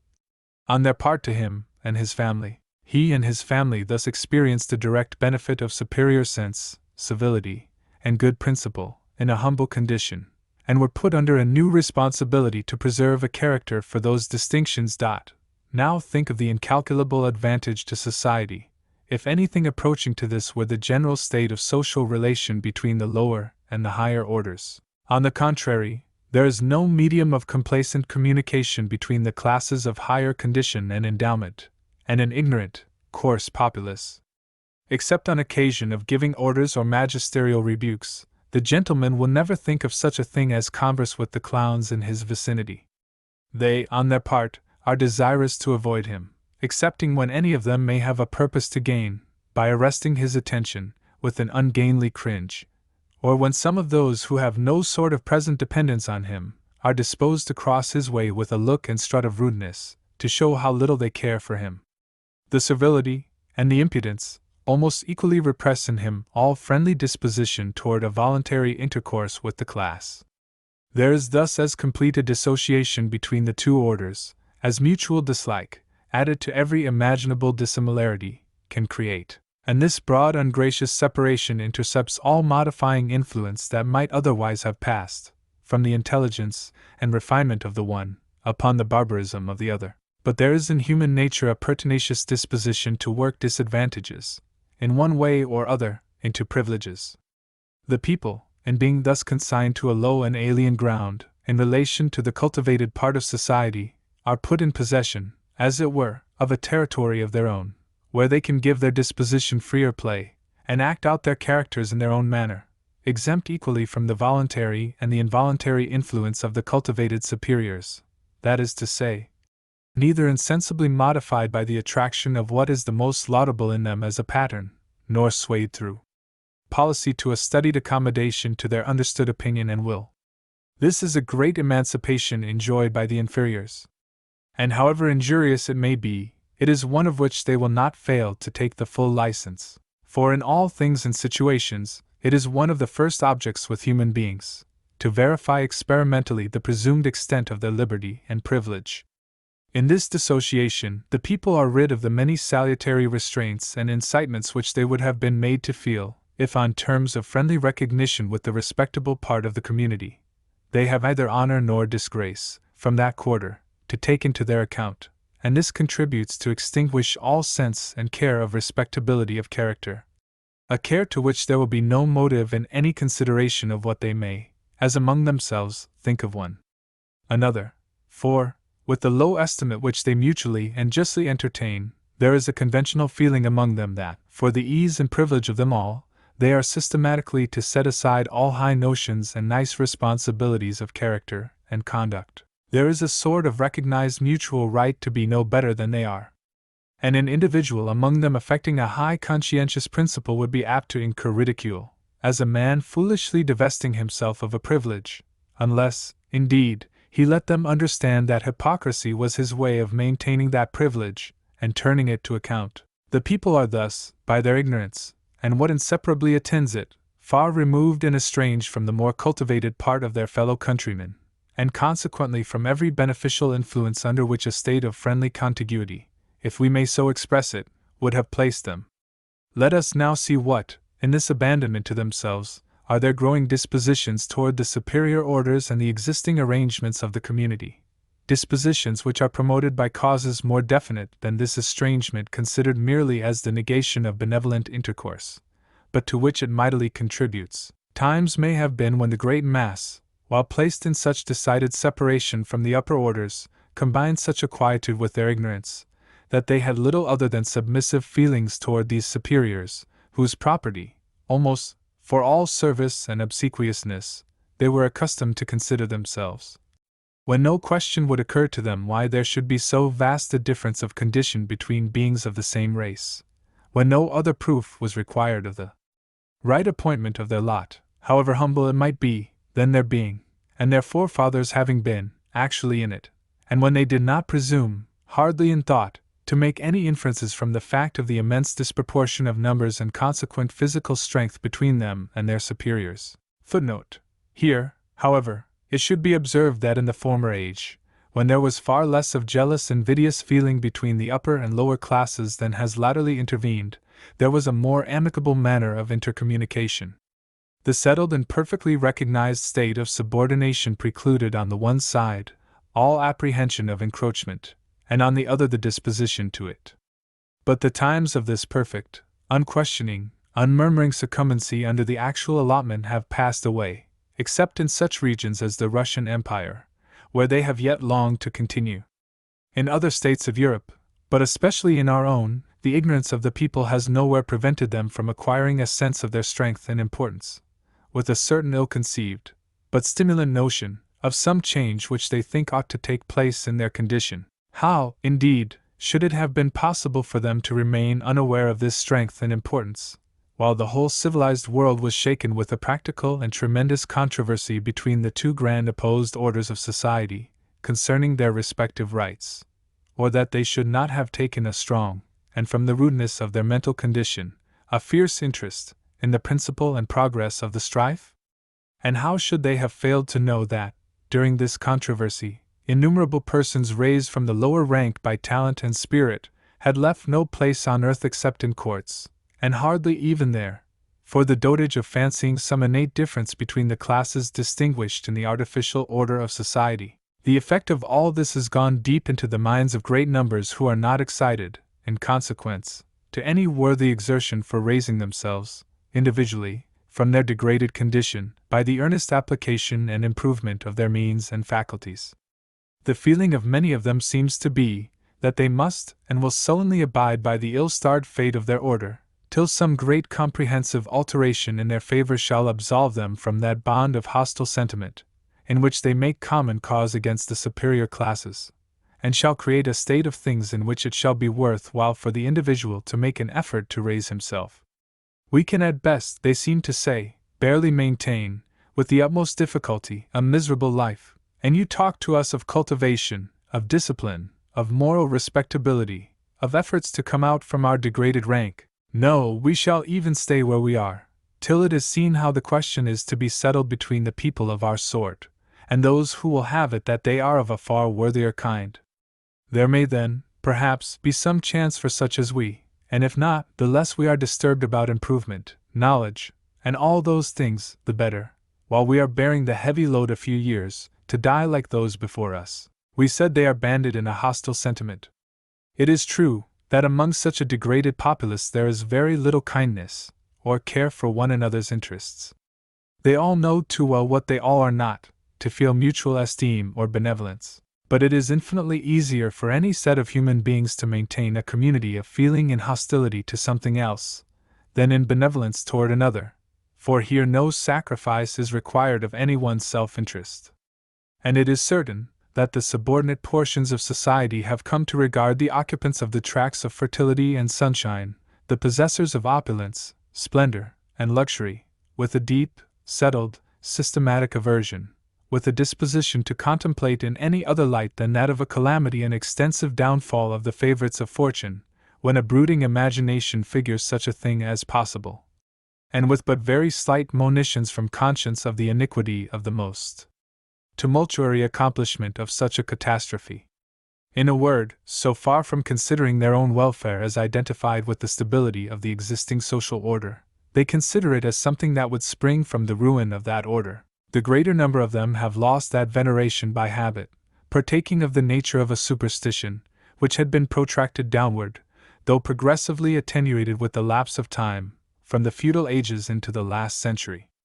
They have quite lost, too, in this disastrous age, that sense of competence and possible well-being, which might have harmonized their feelings with a social economy that would have allowed them the enjoyment of such a state, even as the purchase of great industry and care.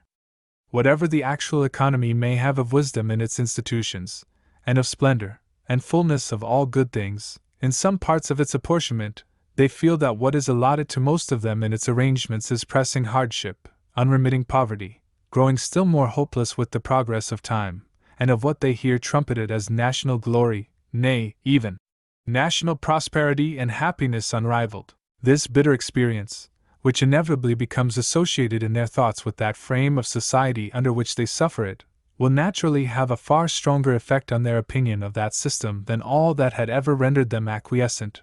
or reverential toward it.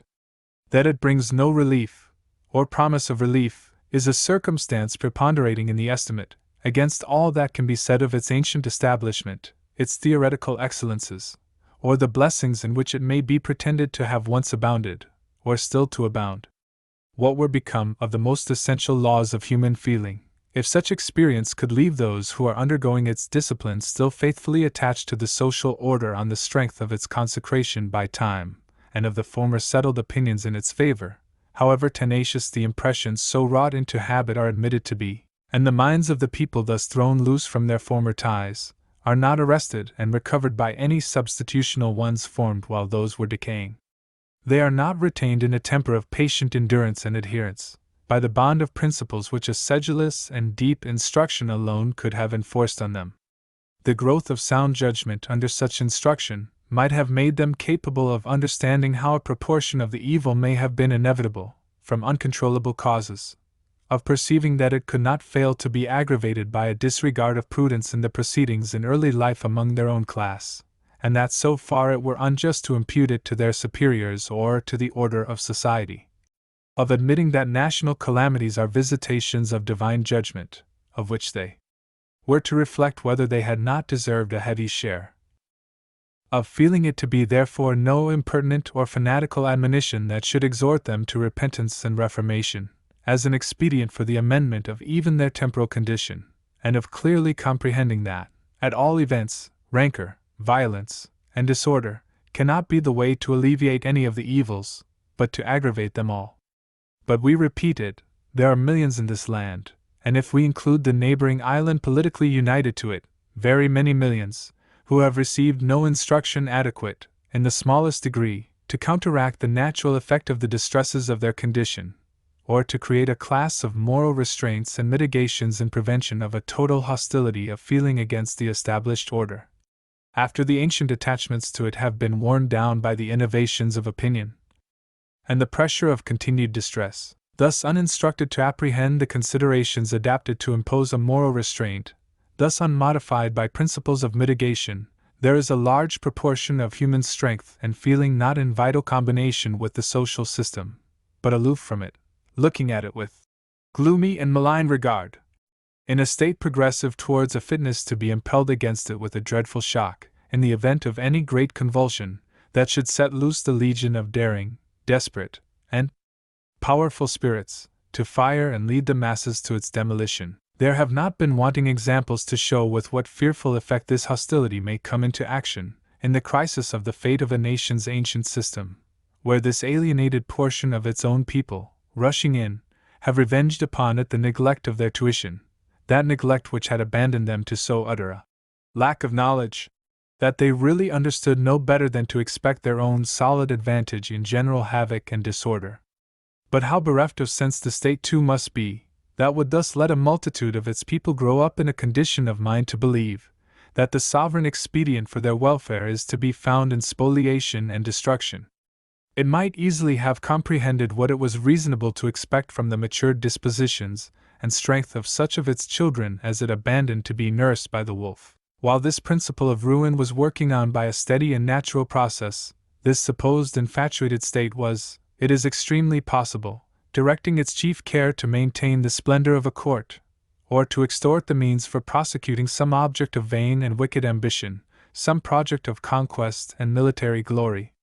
And probably nothing could have appeared to many of its privileged persons more idle and ridiculous, or to others of them more offensive and ill-intentioned, than a remonstrance founded on a warning of such a consequence.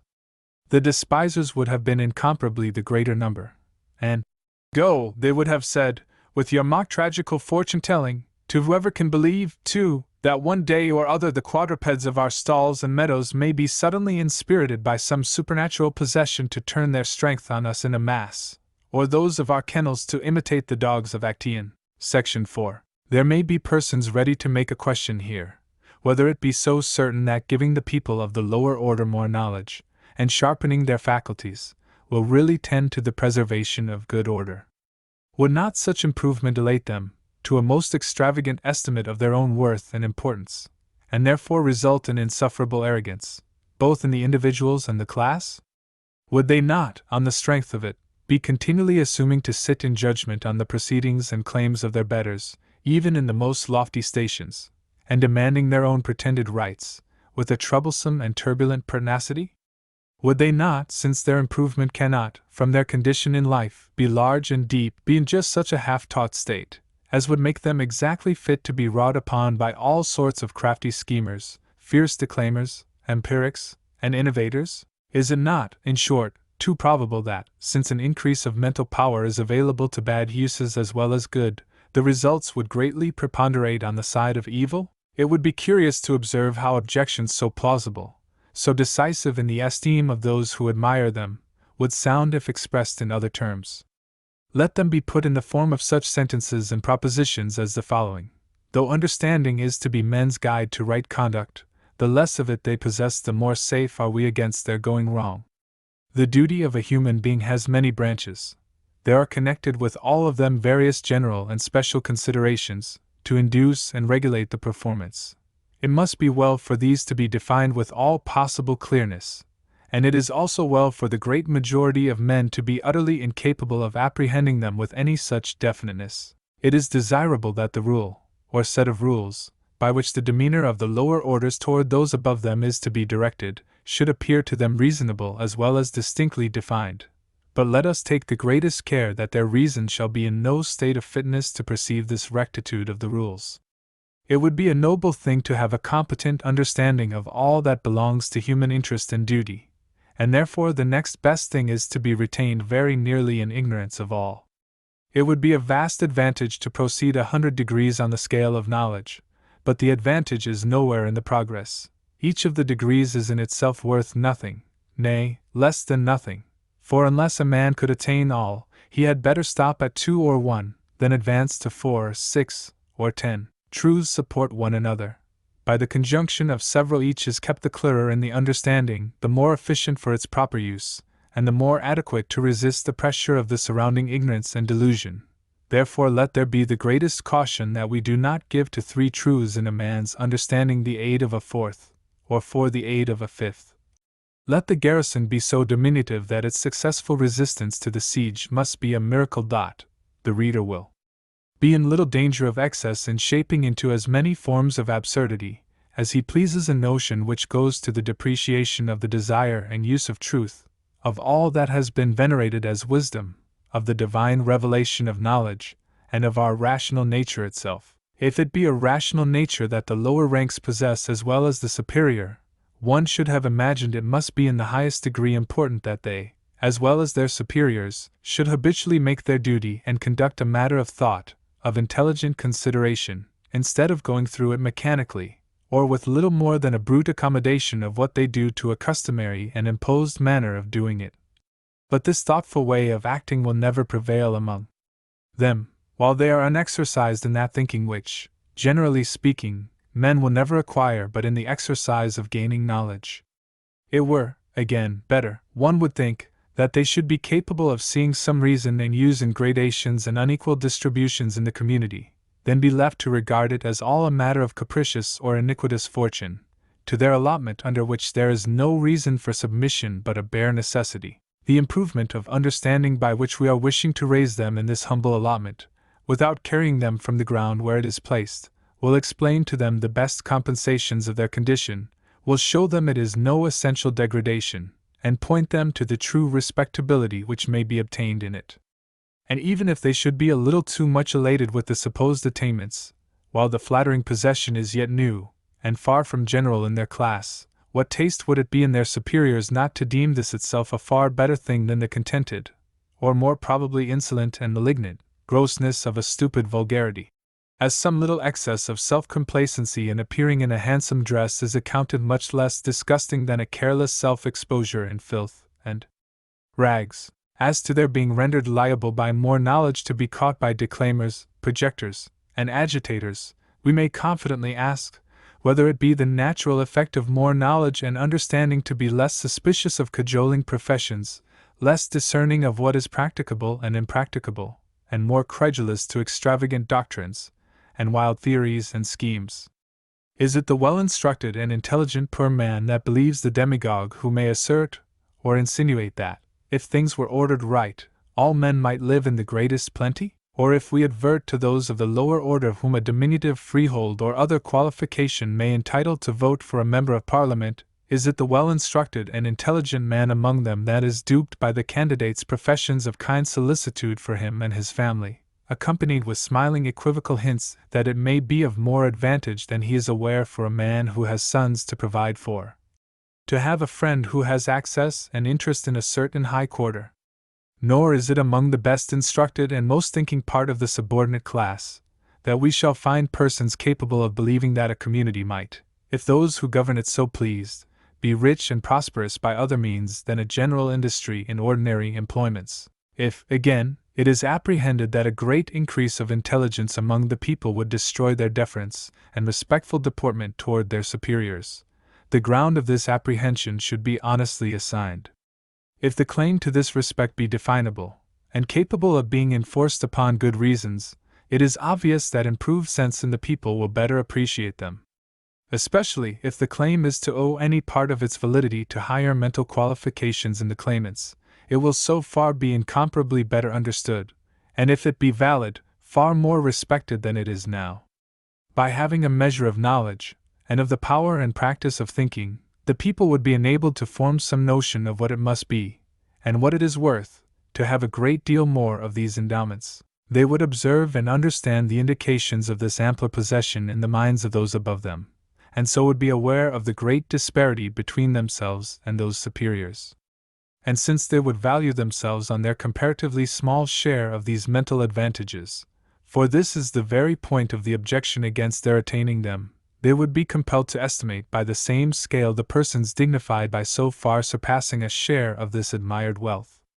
Whereas an ignorant populace can understand nothing at all about the matter, they have no guess at the great disparity, nor impression of its importance, so that with them the cultivated superiors quite lose the weight of this grand difference, and can obtain none of the respect which they may deserve on account of it. The objection against enlightening the lower classes appears so remarkably absurd as viewed in this direction, that it might tempt us to suspect a motive not avowed. It is just the sort of caveat to be uttered by persons aware that themselves, or many of their class, might happen to betray to the sharpened inspection of a more intelligent people, that a higher ground in the allotments of fortune is no certain pledge for a superior rank of mind. It were strange, very strange indeed, if persons combining with superior station a great mental superiority should be content, while claiming the deference of the subordinate part of the community around them, that this high distinction should go for nothing in that claim, and that the required respect should be paid only in reverence of the number of their acres, the size of their houses, the elegance of their equipage and domestic arrangements, and perhaps some official capacity, in which many a notorious blockhead has strutted and blustered. We think such considerations as the above, opposed to the objection that any very material cultivation of the minds of the common people would destroy their industry in ordinary employments, their contentment with their station, and their respectful demeanor to their superiors, and would render them arrogant, disorderly, factious, liable to be caught by wild notions, misled by declaimers and impostors, and, in short, all the worse for being able to understand their duty and interest the better, ought to go far toward convicting that objection of great folly, not to apply terms of stronger imputation. But we need not have dwelt so long on such arguments, since fortunately there is matter of fact in answer to the objection. To the extent of the yet very limited experiment, it is proved that giving the people more knowledge and more sense does not tend to disorder and insubordination, does not excite them to impatience and extravagant claims, does not spoil them for the ordinary business of life, the tasks of duty and necessity, does not make them the dupes of knaves, nor teach them the most profitable use of their improved faculties is to turn knaves themselves. Employers can testify, from all sides, that there is a striking general difference between those bred up in ignorance and rude vulgarity, and those who have been trained through the well-ordered schools for the humble classes, especially when the habits at home have been subsidiary, a difference exceedingly in favor of the latter, who are found not only more apt at understanding and executing, but more decorous, more respectful, more attentive to orders, more ready to see and acknowledge the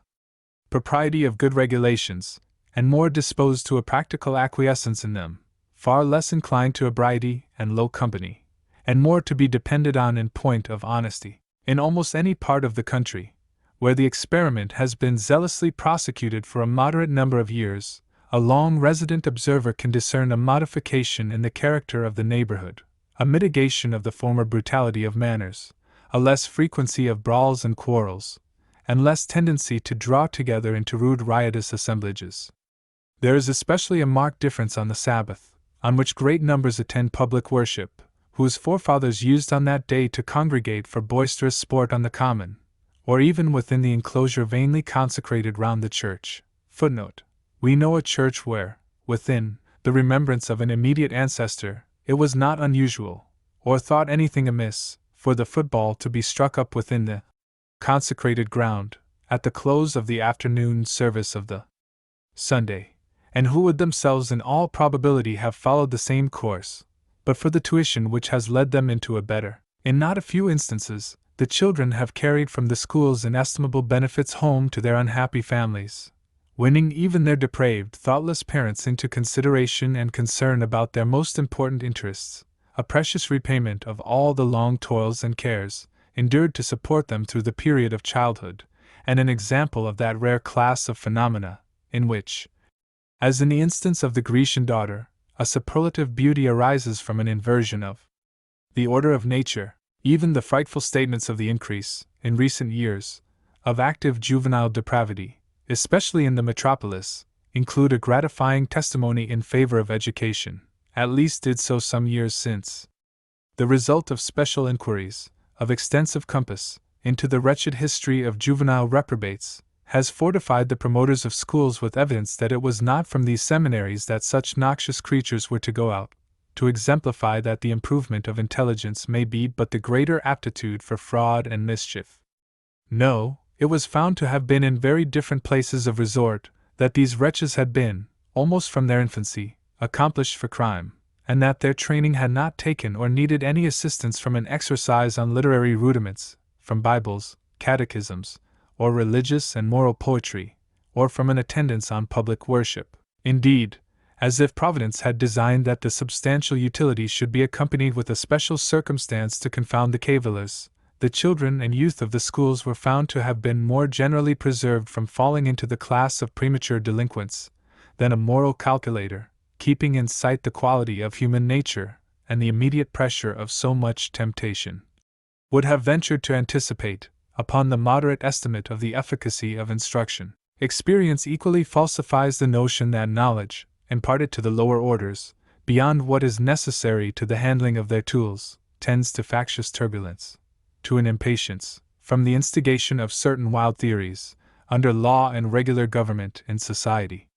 The maintainers of which notion should also affirm that the people of Scotland have been to this day about the most disaffected, tumultuary, revolutionary rabble in Europe, and that the Cornish miners, now so worthily distinguished at once by exercised intellect and religion, are incessantly on the point of insurrection against their employers or the state, and we shall be just as ready to believe them, if they also assert that, in those popular irregularities which have too often disturbed, in particular places, the peace of our country, the clamorous bands or crowds, collected for purposes of intimidation or demolition, have consisted chiefly of the better instructed part of the poorer inhabitants, yes, or that this class furnished 1 in 20 or 50 of the numbers forming such lawless bands, even though many of these more instructed of the people might be suffering, with their families, the extremity of want, the craving of hunger, which, no less than oppression, may make a wise man mad. Many of these, in their desolate abodes, with tears of parents and children mingled together, have been committing themselves to their Father in heaven, at the time that the ruder part of the population have been carrying alarm, and sometimes mischief, through the district, and so confirming the faith, we may suppose, of sundry magnates of the neighborhood, who had vehemently asserted, a few years before,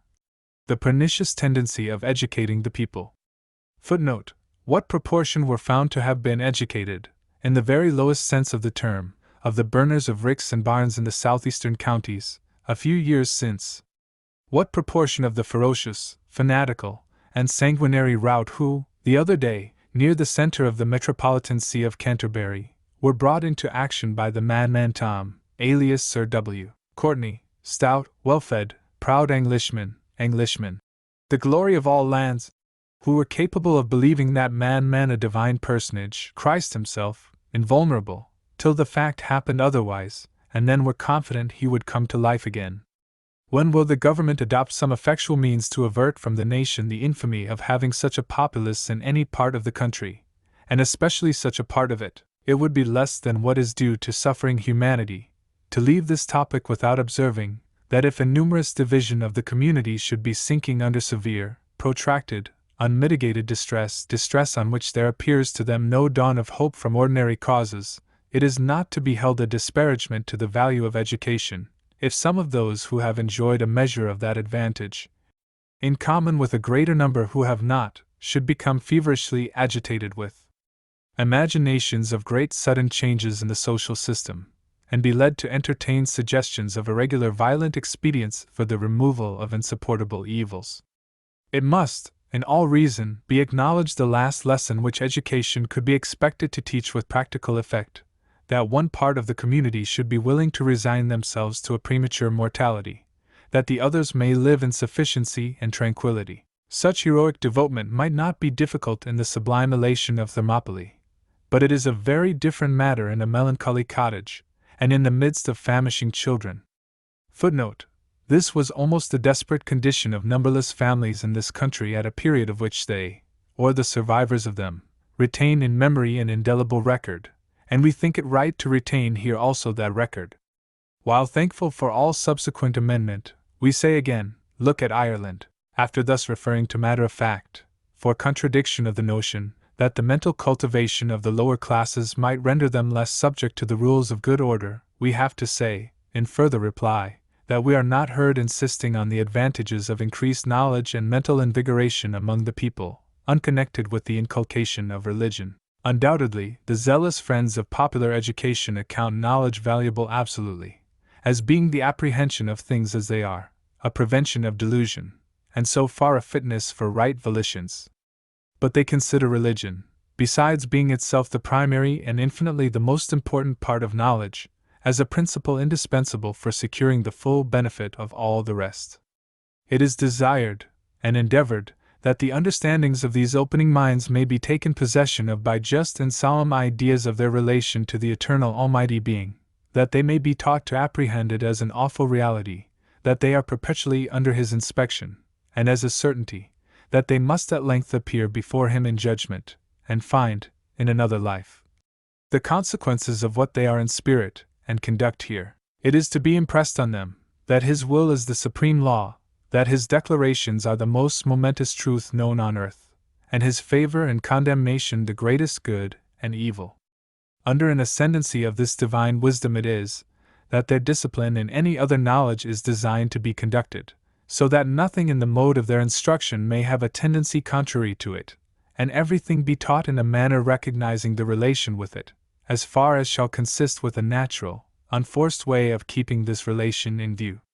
Thus it is sought to be secured that, as the pupil's mind grows stronger and multiplies its resources, and he therefore has necessarily more power and means for what is wrong, there may be luminously presented to him, as if celestial eyes visibly beamed upon him, the most solemn ideas that can enforce what is right. Such is the discipline meditated for preparing the subordinate classes to pursue their individual welfare, and act their part as members of the community. They are to be trained in early life to diligent employment of their faculties, tending to strengthen them, regulate them, and give their possessors the power of effectually using them.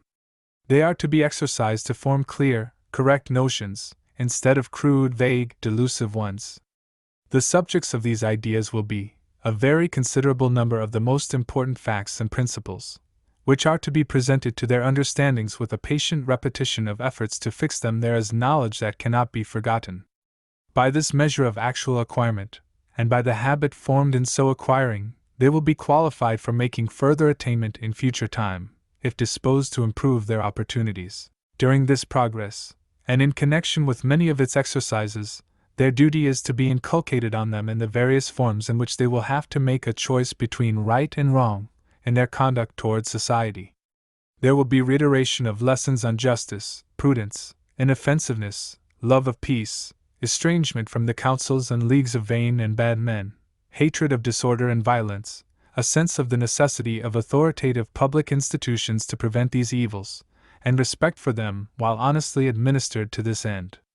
All this is to be taught, in many instances directly, in others by reference for confirmation, from the Holy Scriptures, from which authority will also be impressed, all the while, the principles of religion. And religion, while its grand concern is with the state of the soul towards God and eternal interests, yet takes every principle and rule of morals under its peremptory sanction, making the primary obligation and responsibility be towards God, of everything that is a duty with respect to men. So that, with the subjects of this education, the sense of propriety shall be conscience, the consideration of how they ought to be regulated in their conduct as a part of the community, shall be the recollection that their Master in heaven dictates the laws of that conduct, and will judicially hold them amenable for every part of it, and is not a discipline thus addressed to the purpose of fixing religious principles in ascendancy, as far as that difficult object is within the power of discipline, and of infusing a salutary tincture of them into whatever else is taught, the right way to bring up citizens faithful to all that deserves fidelity in the social compact? But perhaps far less of sacred knowledge than all this pleading admits and assumes to be indispensable to them, will answer the end. For it is but a slender quantity of it that is, in effect, propose to be imparted to them by those who would give them very little other knowledge. They will talk of giving the people an education specifically religious, a training to conduct them on through a close avenue, looking straight before them to descry distant spiritual objects, while shut out from all the scene right and left, by fences that tell them there is nothing that concerns them there. There may be rich and beautiful fields of knowledge, but they are not to be trampled by vulgar feet. Now, may we presume that by knowledge, or information, is meant a clear understanding of a subject? If so, it is but little religious information that can be imparted while that of a more general nature is withheld. The case is so, partly because, in order to a clear conception of the principal things in the doctrine of religion, the mind wants facts, principles, associations of ideas, and modes of applying its thoughts, which are to be acquired from the consideration of various other subjects, and partly because, even though it did not, and though it were practicable to understand religious truths clearly without the subsidiary ideas, and the disciplined mental habit acquired in attention to other subjects, it is flatly contrary to the radical disposition of human nature that youthful spirits should yield themselves to a bare exclusively religious discipline. It were supposing a reversal of the natural taste and tendency, to expect them to apply their attention so patiently, so willingly, so long, and with such interest, to this one subject, as to be brought to an intelligent apprehension through the almost sole exercise of thinking on this. By thinking on this, which is the subject on which they are by their very nature the least of all inclined to think, the subject on which it is the most difficult as well as the most important point in education to induce them to think, the subject which, while it is essential to give it the ascendancy in the instruction of both the lower classes and all others, it requires so much care and address to present in an attractive light, and which it is so desirable to combine with other subjects, naturally more engaging, in order to bring it oftener by such associations into the thoughts, in that secondary manner, which causes somewhat less of recoil. It is curious to see what some persons can believe, or affect to believe, when reduced to a dilemma. On the one hand, they cannot endure the idea of any considerable raising of the common people by mental improvement, in the general sense, that were ruined to social order. But then on the other, if it must not be plainly denied, that the said common people are of the very same rational nature as the most elevated divisions of the race, and that their essential worth must be in this spiritual thinking being, which worth is lost to them, if that being is sunk and degraded in gross ignorance, it follows that some kind of cultivation is required. Well then, we must give them some religious knowledge, unaccompanied by such other knowledge as would much more attractively invite them to exercise their minds, and it will be practicable and easy enough to engage their habitual attention to that very subject, almost exclusively, to which the natural taste of the species is peculiarly averse, in exposing the absurdity of any scheme of education for the inferior classes, which should propose to make them intelligent about religion while intelligent about nothing else except their ordinary employments. We do not forget the instances now and then met with of pious poor men who, while very uncultivated in the general sense, evince a remarkable clearness of conception on religious topics, and in the application of these topics to their duties as men and citizens. But remarkable, we involuntarily call these phenomena, whenever adverting to them. We naturally use some expression importing a degree of wonder at such a fact. We think it a striking illustration of the power of religion itself, and not of the power of religious instruction. The extreme force with which the vital spirit has seized and actuated his faculties, has in a measure remedied the incapacity he had otherwise been under of forming clear ideas of the subject. Even, however, while acknowledging and admiring this effect of a special influence from heaven, we still find ourselves involuntarily surmising, in such an instance, that the man must also have been superior in natural capacity to the generality of ignorant persons. So much out of the common course of things we account it for a man who knows so few things to know this one thing so well. We account it so from the settled conviction received through experience, that it is very unlikely a man ignorant of almost all other things should well understand one subject, of a nature quite foreign to that of his ordinary occupations. It is superfluous to observe that such instances of a very considerable comprehension of religious truth, obtained in spite of what naturally makes so much against its being attainable, cannot affect the calculation when we are devising schemes which can only work according to natural laws and with ordinary powers. They who devise and apply them will rejoice at these evidences that there is an agent who can open men's minds to the light of religion independently, and in the absence of other intellectual advantages. But the question being how to bring the people, by the ordinary means of education, to a competent knowledge of religious truth, we have to consider what way of attempting to impart that knowledge may be the best fitted, at once to obviate the natural indisposition to the subject, and to provide that when it does obtain a place in their understanding, it shall not be a meager, diminutive, insulated occupant there, but in its proper dimensions and relations. And if, in attentively studying this, there be any who come to ascertain that the right expedient is a bare inculcation of religious instruction, disconnected, on system, from the illustrative aid of other knowledge, divested of the modification and attraction of associated ideas derived from subjects less uncongenial with the natural feelings, they really may take the satisfaction of having ascertained one thing more, namely, that human nature has become at last so mightily changed that it may be left to work itself right very soon, as to the affair of religion, with little further trouble of theirs. The special view in which we were pleading, on behalf of popular education, that religious instruction would form a material part of it, was, that this essential ingredient would be a security against its being injurious to the good order and subordination in society. It is the more necessary to be particular on this, as some of those who have professed to lay much stress on the religious instruction of the people have seemed to have little further notion of the necessity, or use of religion to the lower classes, than as merely a preserver of good order.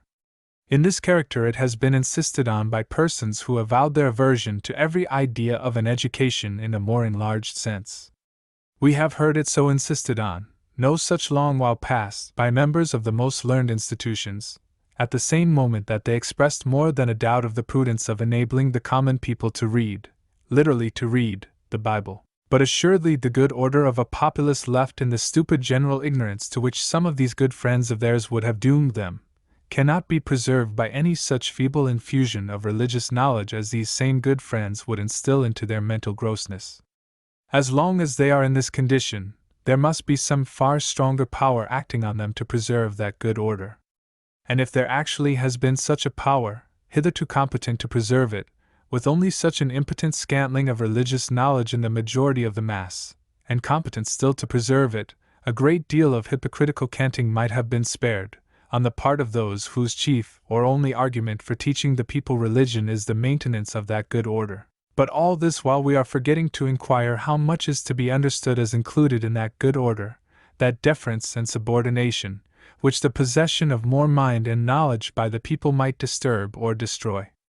May not the notion of it, as entertained by some persons, be rather an image of the polity of an age long past, or of that which remains unaltered as if it were a part of eternal nature in the dominions of the East, than a model for the conformation of society here in the present times?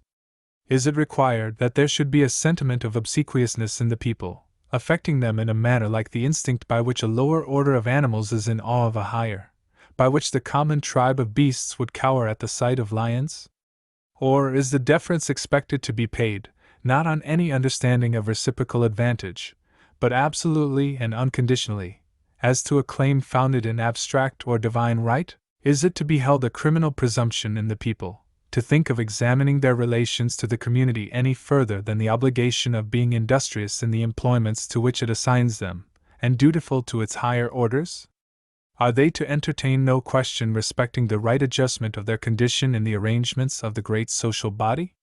Are they forbidden ever to admit a single doubt of its being quite a matter of course, that everything which could be done for the interests of their class, consistently with the welfare of the whole, is done, or, therefore, to pretend to any such right as that of examining, representing, complaining, remonstrating, or an ultimate recourse, perhaps, in a severe necessity, to stronger expedients? A subordination founded in such principles, and required to such a degree, it is true enough that the communication of knowledge is not the way to perpetuate. For the first use which men will infallibly make of an enlargement of their faculties and ideas, will be, to take a larger view of their interests, and they may happen, as soon as they do so, to think they discover that it was quite time, and the longer they do so, to retain still less and less of implicit faith that those interests will be done justice to, without their own vigilance and intervention. An educated people must be very slow indeed in the application of what they learn, if they do not soon grow out of all belief in the necessary wisdom and rectitude of any order of human creatures whatever. They will see how unreasonable it were to expect that any sort of men will fail in fidelity to the great natural principle of making their own advantage the first object, and therefore they will not be apt to listen, with the gravity which in other times and regions may have been shown in listening, to injunctions of gratitude for the willingness evinced by the higher orders to take on them the trouble of watching and guarding the people's welfare, by keeping them in due submission. But neither will it necessarily be in the spirit of hostility, in the worst sense of the word, that a more instructed people will thus show a diminished credulity of reverence toward the predominant ranks in the social economy, and will keep in habitual exercise upon them a somewhat suspicious observation, and a judicial estimate, with an honest freedom in sometimes avowing disapprobation, and strongly asserting any right which is believed to be endangered or withheld. This will only be expressing that, since all classes naturally consult by preference their own interests, it is plainly unfit that one portion of the community should be trusted with an unlimited discretion in ordering what affects the welfare of the others, and that, in all prudence, the people must refuse an entire affiance, an unconditional, unexamining acquiescence. Except the gods, whose dwelling is not with flesh, would come to harmonize and then administer interests which are so placed unappeasably at strife. For, what is so often asserted of those interests being in reality the same, is true only on that comprehensive theory which either party is prompt to understand, or willing to make sacrifices of a more immediate self-interest to realize, and it is evidently impossible for either, even if believing it true, to concede to the other the exclusive adjustment of the practical mode of identification, but only let the utmost that is possible be done to train the people, from their early years, to a sound use of their reason, under a discipline for imparting a valuable portion of knowledge, and assiduously inculcating the principles of social duty and of religion, and then something may be said to good purpose, to their understanding and conscience, while they are maintaining the competition of claims with their superiors. They will then be capable of seeing put in a fair balance many things which headlong ignorance would have taken all one way.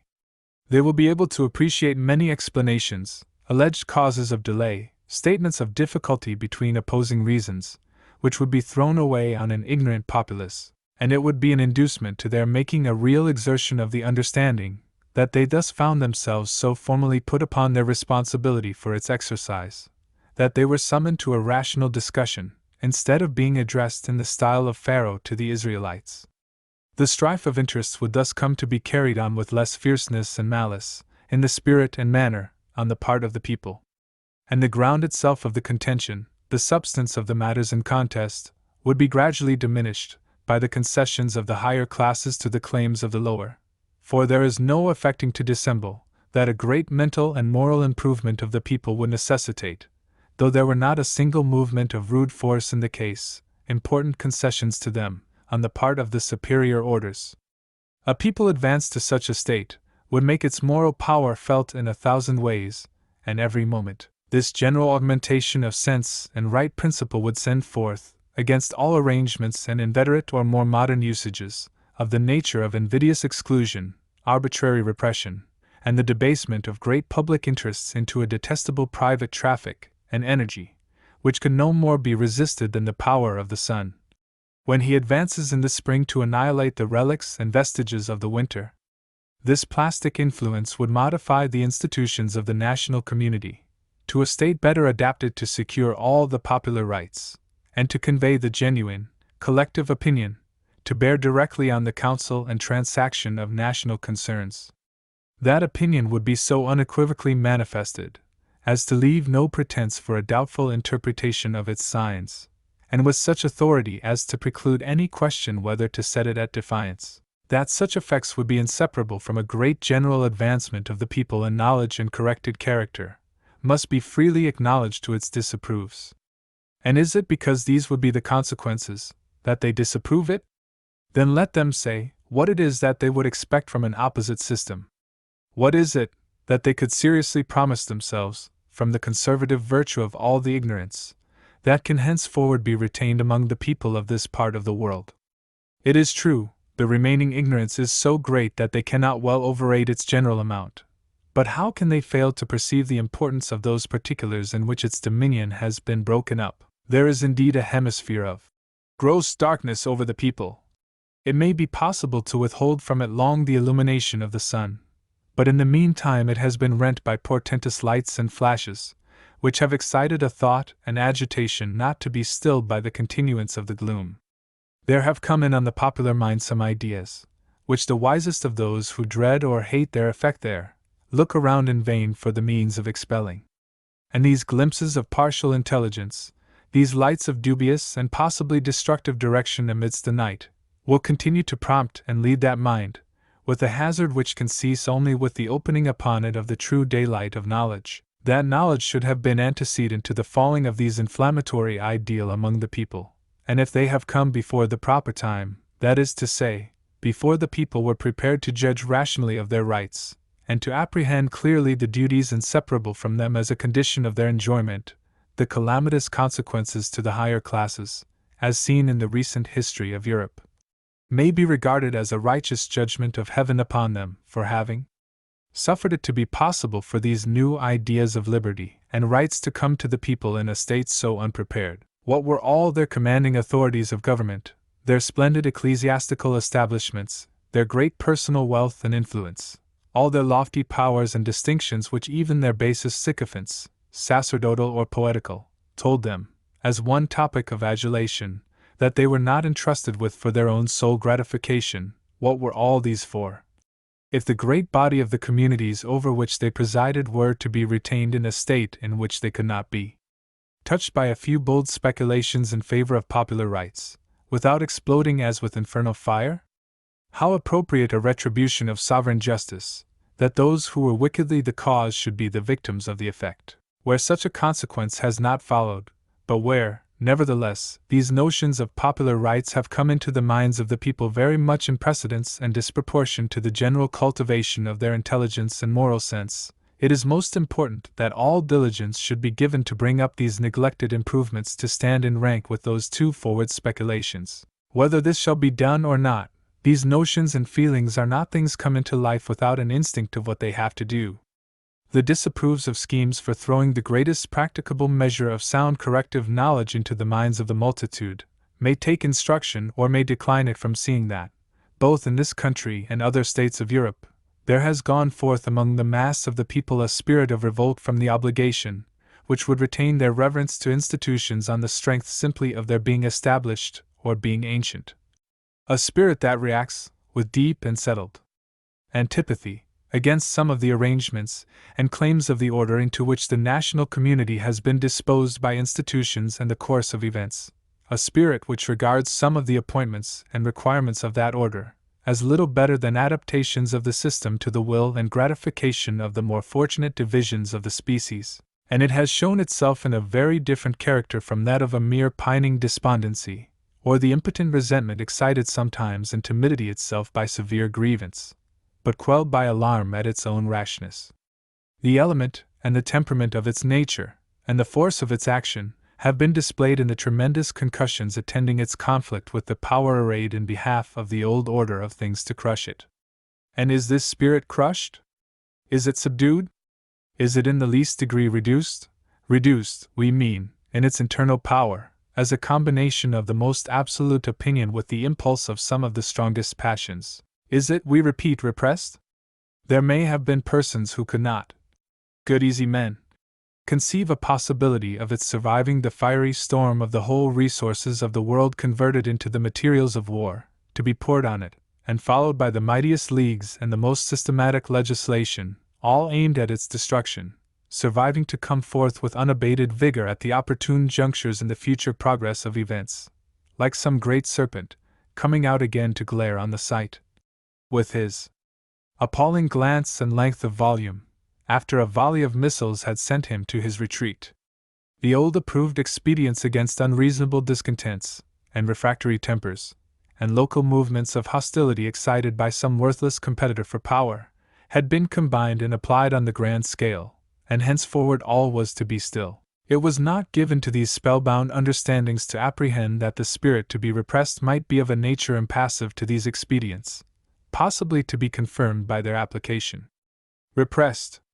What is it that is manifesting itself in the most remarkable events in the Old, and what has been called the New World, at the present time? And what are the measures of several of the great state authorities of Europe, whether adopted in deliberate policy, or in a fitful mood between rashness and dismay? What are, especially, the meetings, conferences, and military preparations of the mightiest despots of the globe, assembled at this very hour against a small and unoffending nation? Footnote. The meeting of imperial and royal personages at Troppau and Laybach, for the detestable purpose of crushing the newly acquired liberty of the Kingdom of Naples. January 1821. What? Are these but a confession or proclamation that the spirit which the most enormous exertions had been made to overwhelm, has preserved its life and energy, like those warring immortal powers whom Milton describes as having mountains thrown on them in vain? The progress of time renders it but more evident that the principle in action is something far different from a superficial transient irritation, that it has gone the whole depth of the mind, has possessed itself of the very judgment and conscience of an innumerable legion, augmented by a continual and endless accession. No doubt is permitted to remain of the direction which has been taken by the current of the popular feeling, to be recovered to its ancient obsequious course when some great river which has forced a new channel shall resume that which it has abandoned. For when once the great mass of the lower and immensely larger division of the community shall have become filled with an absolute and almost unanimous conviction that they, the grand physical agency of that community, that they, the operators, the producers, the preparers, of almost all it most essentially wants, that they, the part, therefore, of the social assemblage so obviously the most essential to its existence, and on which all the rest must depend, that they have their condition in the great social arrangement so disposed as not to acknowledge this their importance, as not to secure an adequate reward of these their services, we say, when this shall have become the pervading intense conviction of the millions of Europe, we put it as a question to any rational thinker, whether and how this state of feeling can be reversed or neutralized, if the economy which has provoked it shall yield to no modification. But it is no question, he will confess. Then will he pretend not to foresee any material change in an order of things obnoxious to so vast a combination of wills and agents? This may indeed be seriously avowed by some, who are so walled up in old prejudice and presumption that they really have no lookout, who, because a thing has been long established, mistake its artificial substruction of crumbling materials for the natural rock, and it will be pretended by others, who think the bravado of asserting the impossibility of the overthrow may be a good policy for deterring the attempt. There has not been one of the great alterations effected by the popular spirit within the last half-century that was not preceded by professions of contemptuous incredulity, on the part of the applauders of things as they were, toward those who calculated on the effects of that spirit. There were occasionally betrayed, under these shows of confidence and contempt, some signs of horror at the undeniable excitement and progress of popular feeling, but the scorn of all serious and monitory predictions of its ultimate result was at all events to be kept up, in whatever proportions a time-serving interest and an honest fatuity might share in dictating this elated and contemptuous style. Should the latter of these ingredients at present predominate in the temper which throws off the fume of this high style, it will not leave much faculty in the defiers of all revolution, for explaining what it is they have to trust to as security against such consequences as we should anticipate from the progress of disapprobation and aversion in the people, unless indeed the security mainly relied on is just that plain, simple expedient, force, for all nations on earth, downright force. It is plainly this that is meant, when persons disinclined to speak out give us a circumlocution of delicate phrases. The conservative energies of the public institutions, the majesty of the law,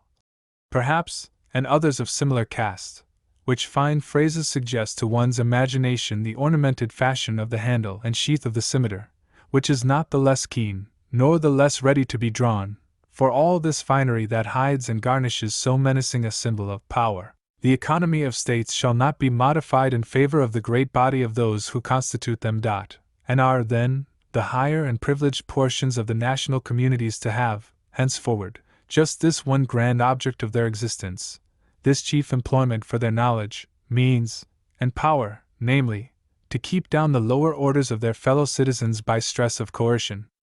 Are they resolved and prepared for a rancorous, interminable hostility in prosecution of such a benign purpose, with a continual exhaustion upon it of the resources which might be applied to diminish that wretchedness of the people, which is the grand inflamer of those principles that have caused an earthquake under the foundations of the old social systems?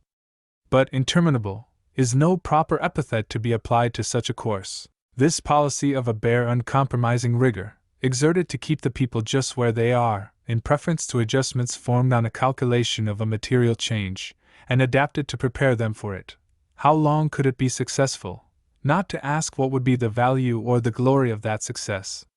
With the light of recent history to aid the prognostication, by what superstitious mode of estimating the self-preserving and self-avenging competence of any artificial form of social order, can we believe in its power to throw back the general opinions, determinations, and efforts of the mass of mankind in endless recoil on themselves? That must be a very firm structure, must be of gigantic mass or most excellent basis and conformation, against which the ocean shall unremittingly wear and foam in vain, and it does not appear what there can be of such impregnable consistence in any particular construction of the social economy which is, by the supposition, resolved to be maintained in sovereign immutability, in permanent frustration of the persevering, ever-growing aim and impulse of the great majority, pressing on to achieve important innovations in their favor. Innovations in those systems of institution and usage, under which they will never cease to think they have had far less happiness,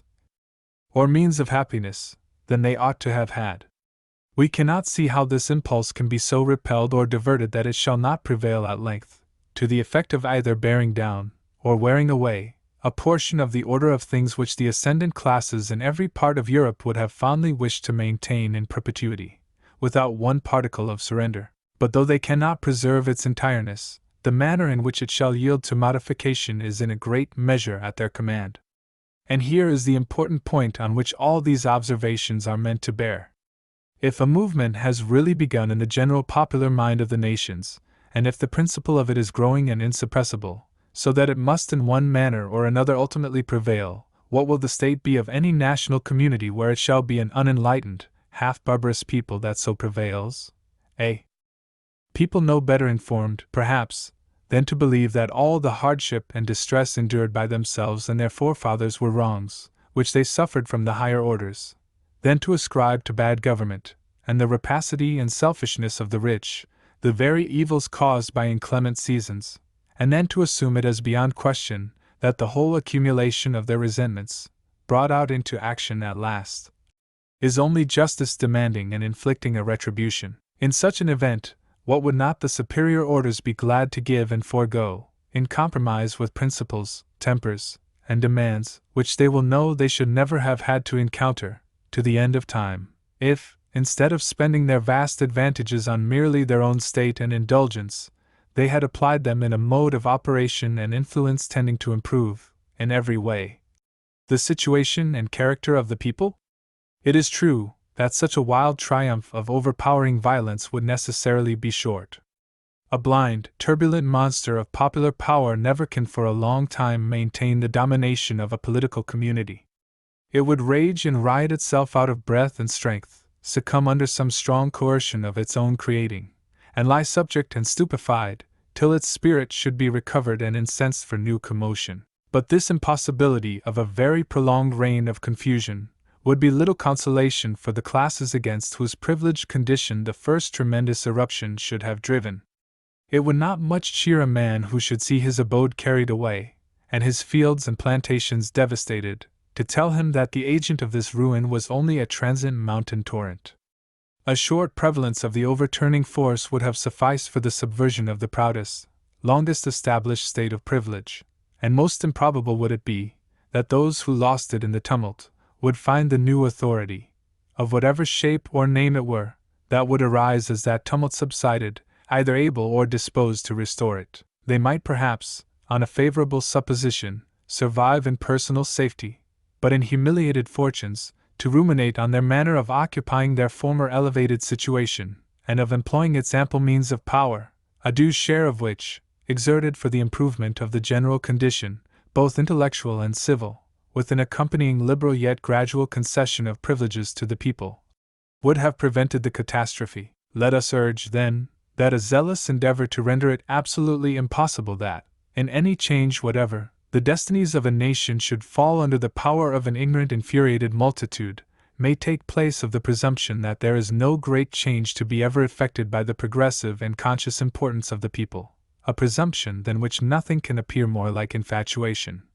When we look at the recent scenes and present temperament of the moral world, lay hold on the myriads of juvenile spirits, before they have time to grow up through ignorance into a reckless hostility to social order, train them to sense and good morals, inculcate the principles of religion, simply and solemnly as religion, as a thing directly of divine dictation, and not as if its authority were chiefly in virtue of human institutions.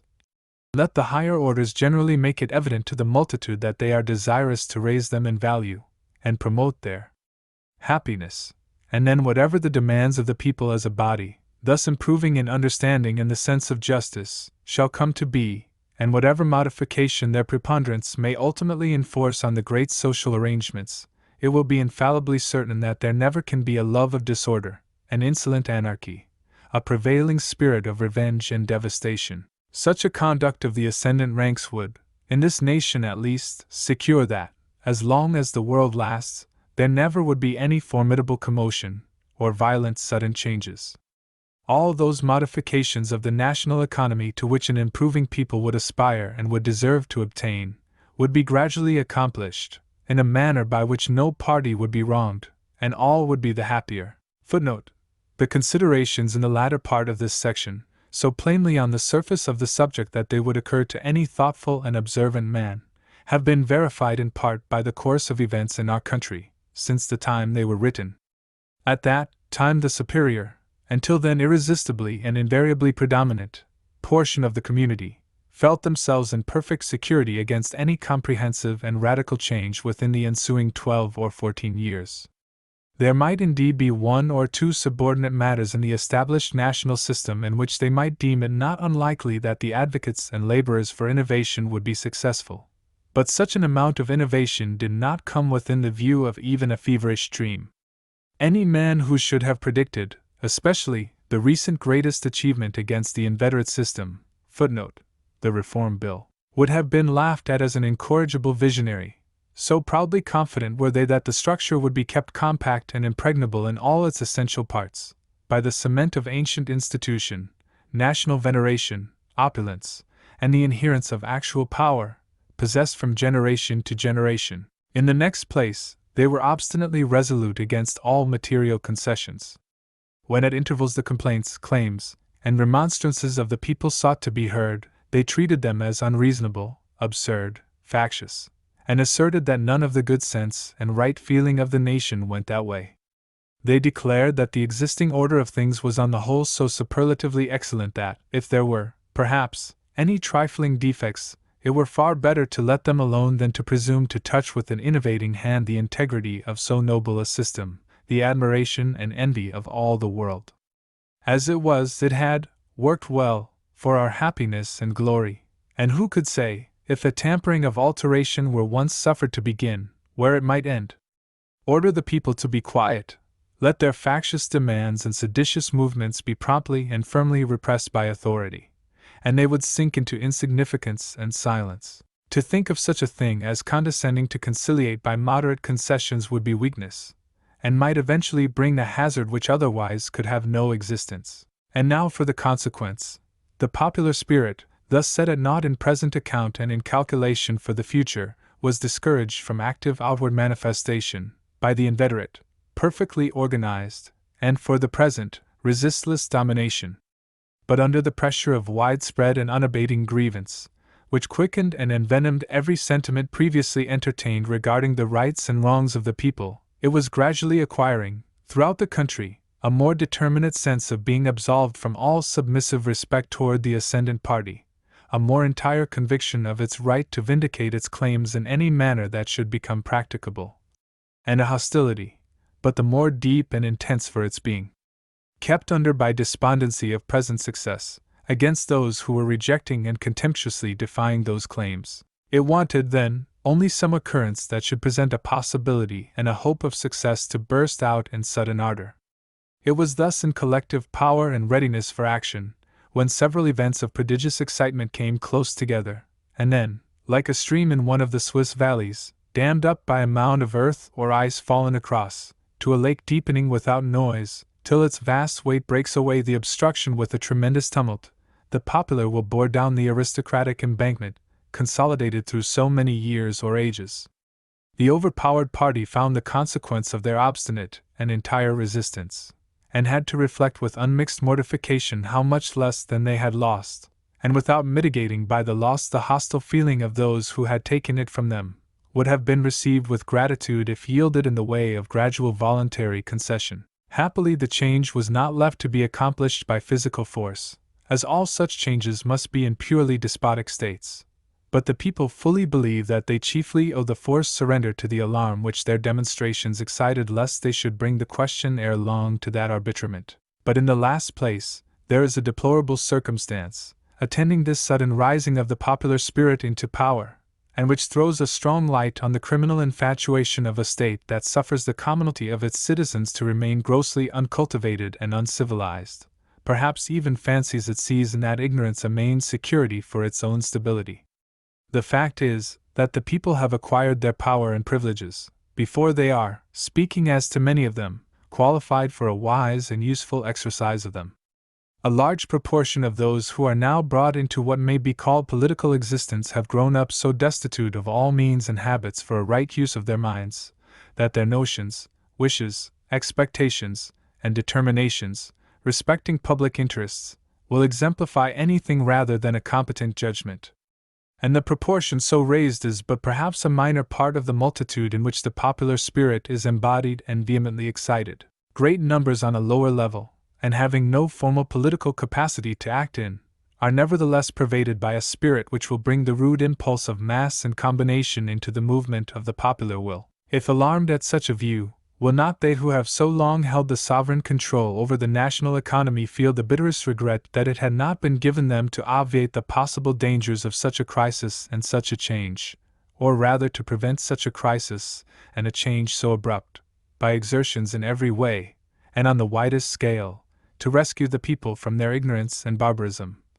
instead of trusting to it for an uncontested, undisturbed continuance of their own domination?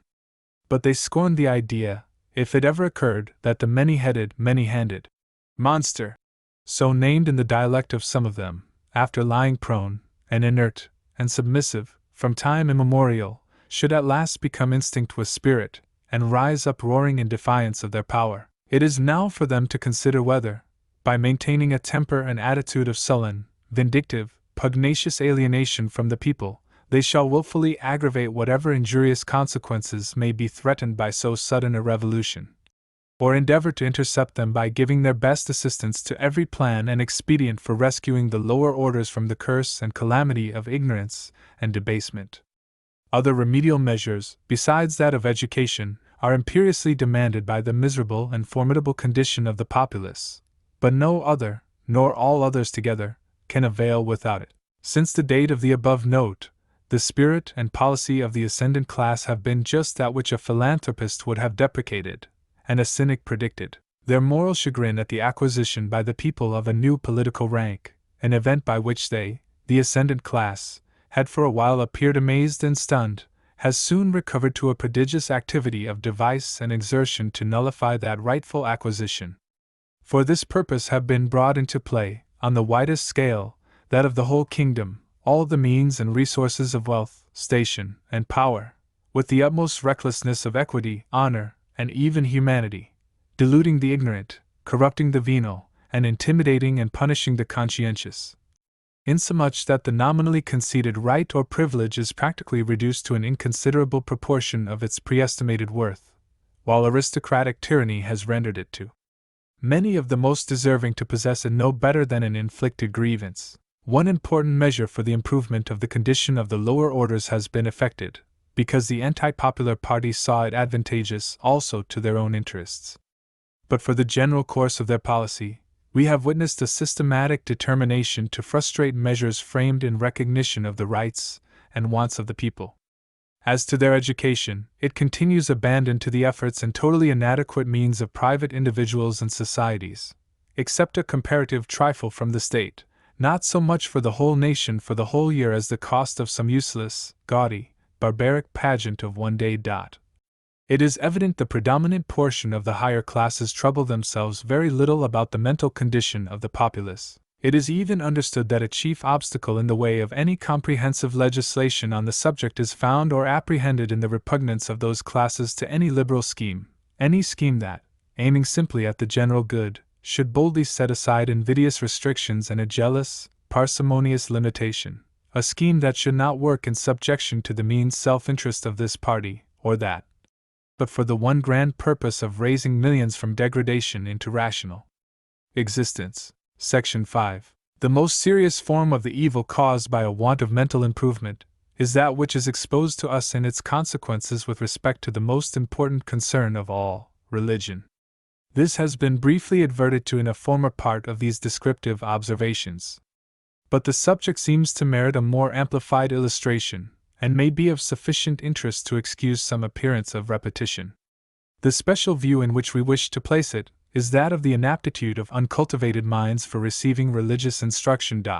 But first, a slight estimate may be attempted of the actual state of religious notions among our uneducated population, some notion of such a concern, something different in their consciousness from the absolute negation of the idea, something that faintly responds to the terms which would be used by a person conversing with them, in the way of questioning them on the subject, may be presumed to exist in the minds of all who are advanced a considerable way into youth, or come to mature age. In a country where all are familiar with several of the principal terms of theology, and have the monitory spectacle of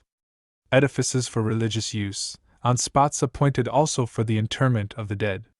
If this sort of measured caution in the assumptions seem bordering on the ridiculous, we would recommend those who would smile at it to make some little experiments.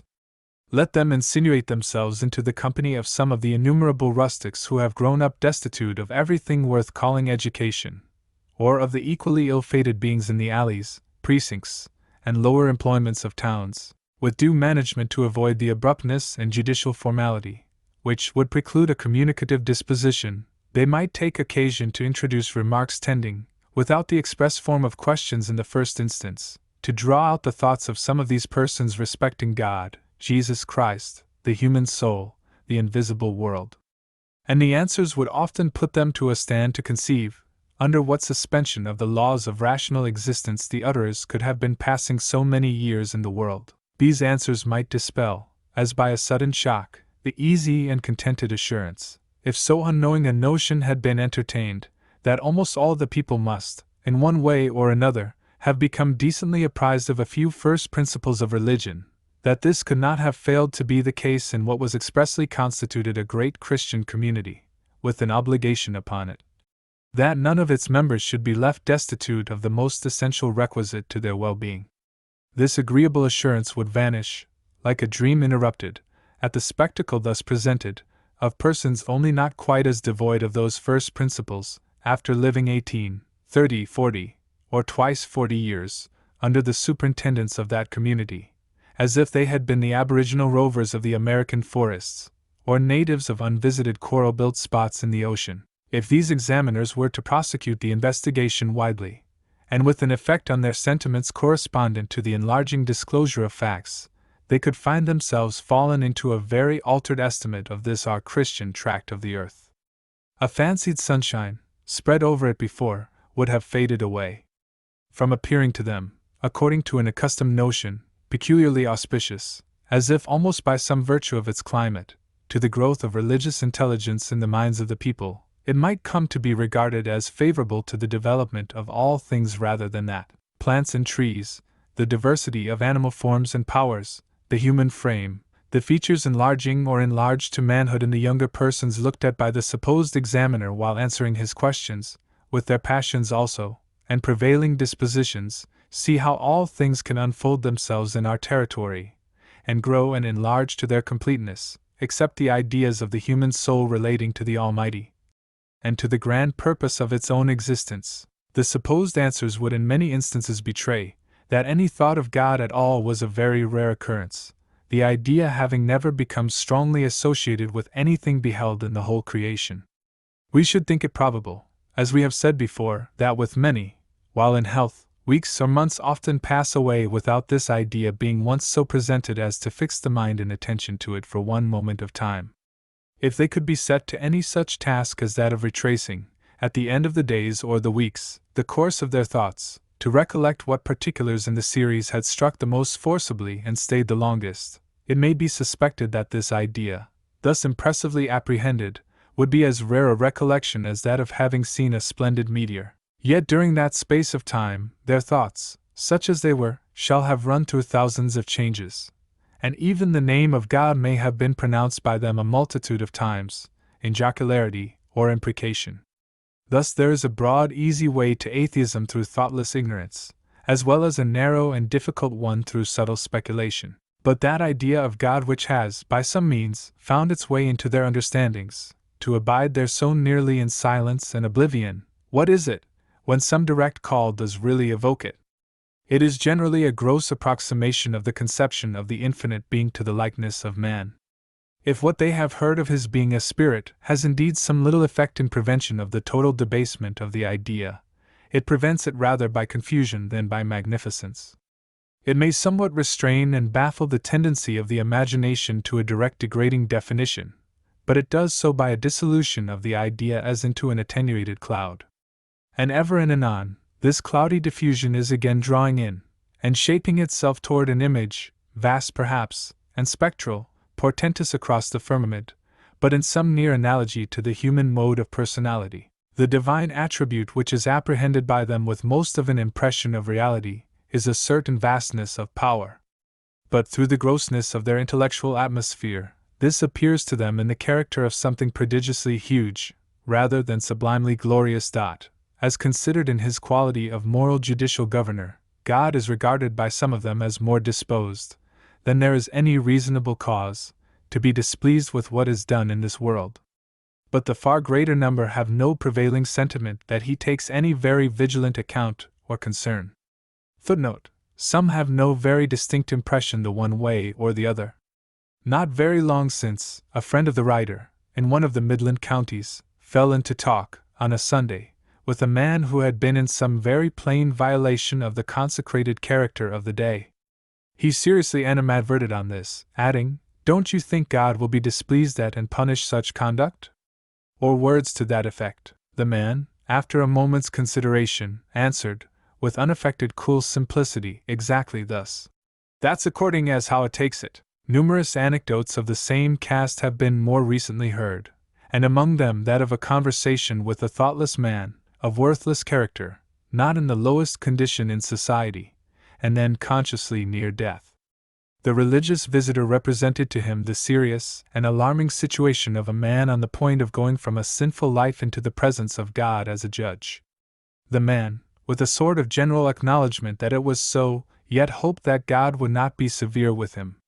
But the visitor anxiously pressed upon him the consideration that God is a just being, and judges by a holy law, to which at last the answer was, with little emotion, "Then God and I must fight it out as well as we can."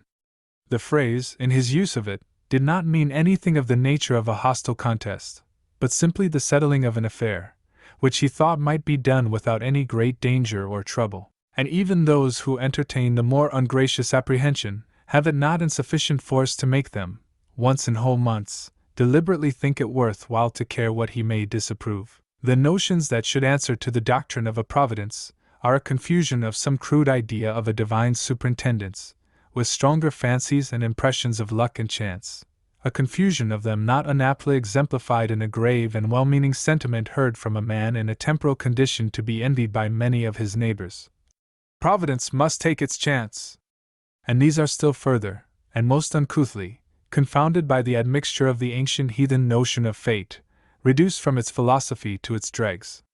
In many instances, however, this last obtains such a predominance, as to lessen the confusion, and withal to preclude, in a great measure, the sense of accountableness. In neither of these rude states of the understanding, that which confounds providence and chance, and that which sinks in dull acquiescence to something obscurely imagined like fate, is there any serious admission, at least during the enjoyment of health, of the duty or advantage of prayer? The supposed examiner may endeavor to possess himself of the notions concerning the Redeemer of the world.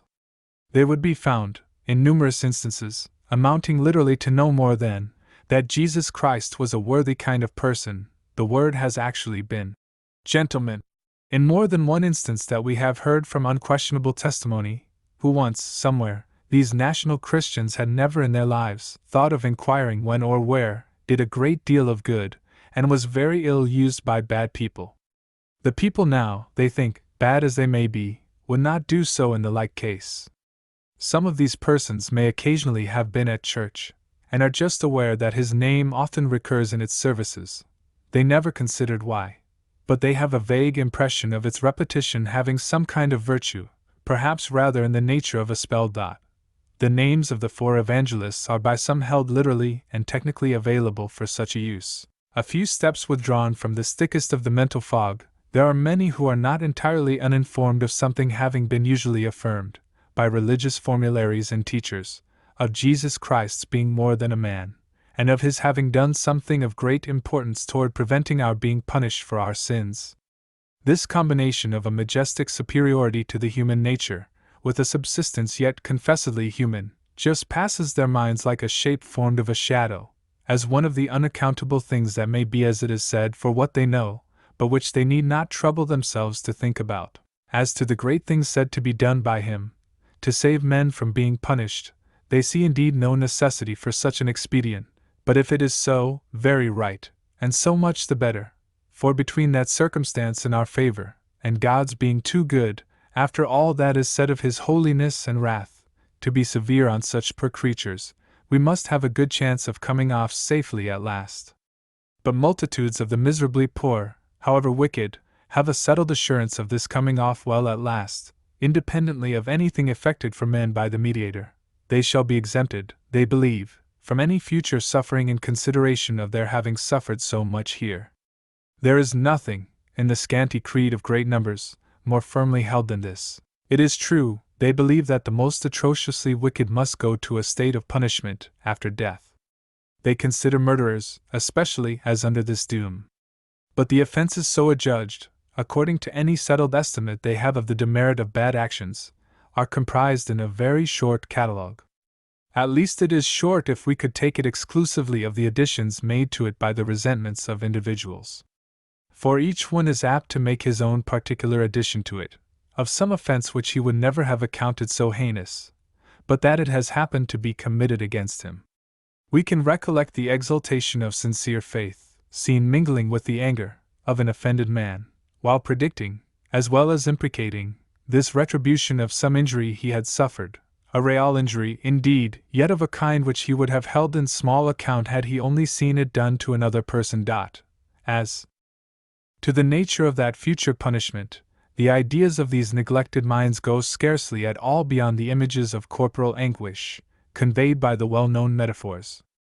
They have no impressive idea of the pain of remorse, and scarcely the faintest conception of an infelicity inflicted by the conscious loss of the divine favor. It is most striking to observe how almost wholly negative are their conceptions of that future happiness which must be something, but what, as the necessary alternative of the evil they so easily assure themselves of escaping.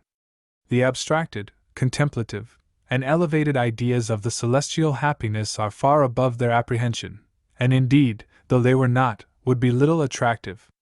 And the more ordinary modes of representing it in religious discourse, if they should ever have heard enough of such discourse to be acquainted with them, are too uncongenial with their notions of pleasure to have a welcome, or abiding place, in their imagination or affections. Thus the soul, as to this great subject, is vacant and cold. And here the reflection again returns, what an inexpressible poverty of the mind there is, when the people have no longer a mythology,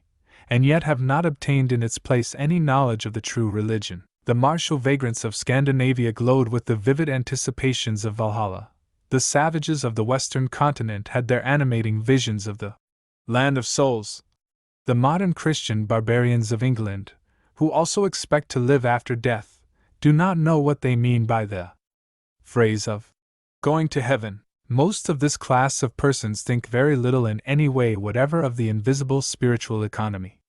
And some of them would be pleased with a still more complete exemption from such thought.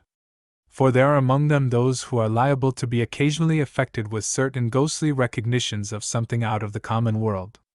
But it is remarkable how little these may contribute to enforce the salutary impressions of religion. For instance, a man subject to the terror of apparitions shall not therefore be in the smallest degree the less profane, except just at the time that this terror is upon him. A number of persons, not one of whom durst walk, alone, at midnight, round a lonely church, encompassed with graves, to which has perhaps lately been added that of a notoriously wicked man, will nevertheless, on a fine Sunday morning, form a row of rude idlers, standing in the road to this very church, to vent their jokes on the persons going thither to attend the offices of religion, and on the performers of those offices. Such, as regarding religion, is the state out of which it is desired to redeem a multitude of the people of this land. Or rather, we should say, it is sought to save a multitude from being consigned to it. For consider, in the next place, what we wished especially to point at, in this most important article in the enumeration of the evils of ignorance. Consider what a fatal inaptitude for receiving the truths of religion is created by the neglect of training minds to the exercise of their faculties, and the possession of the elements of knowledge. How inevitably it must be so, from the nature of the case. There is a sublime economy of invisible realities. There is the supreme existence, an infinite and eternal spirit. There are spiritual existences that have kindled into brightness and power, from nothing, at his creating will. There is an universal government, omnipotent, all-wise, and righteous, of that supreme being over the creation. There is the immense tribe of human spirits, in a most peculiar and alarming predicament, held under eternal obligation of conformity to a law proceeding from the holiness of that being, but perverted to a state of disconformity to it, and opposition to him. Next, there is a signal anomaly of moral government, the constitution of a new state of relation between the supreme governor and this alienated race, through a mediator, who makes an atonement for human iniquity, and stands representative before Almighty Justice, for those who in grateful accordance to the mysterious appointment consign themselves to this charge.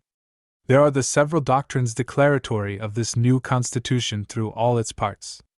There is the view of religion in its operative character, or the doctrine of the application of its truths and precepts by a divine agency to transform the mind and rectify the life. And this solemn array of all the sublimest reality, and most important intelligence, is extending infinitely away beyond the sensible horizon of our present state to an invisible world,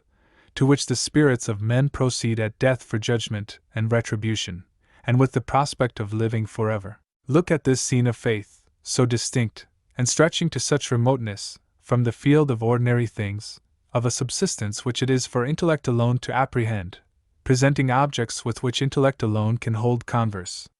Look at this scene, and then consider what manner of beings you are calling upon to enter into it by contemplation. Beings who have never learned to think at all.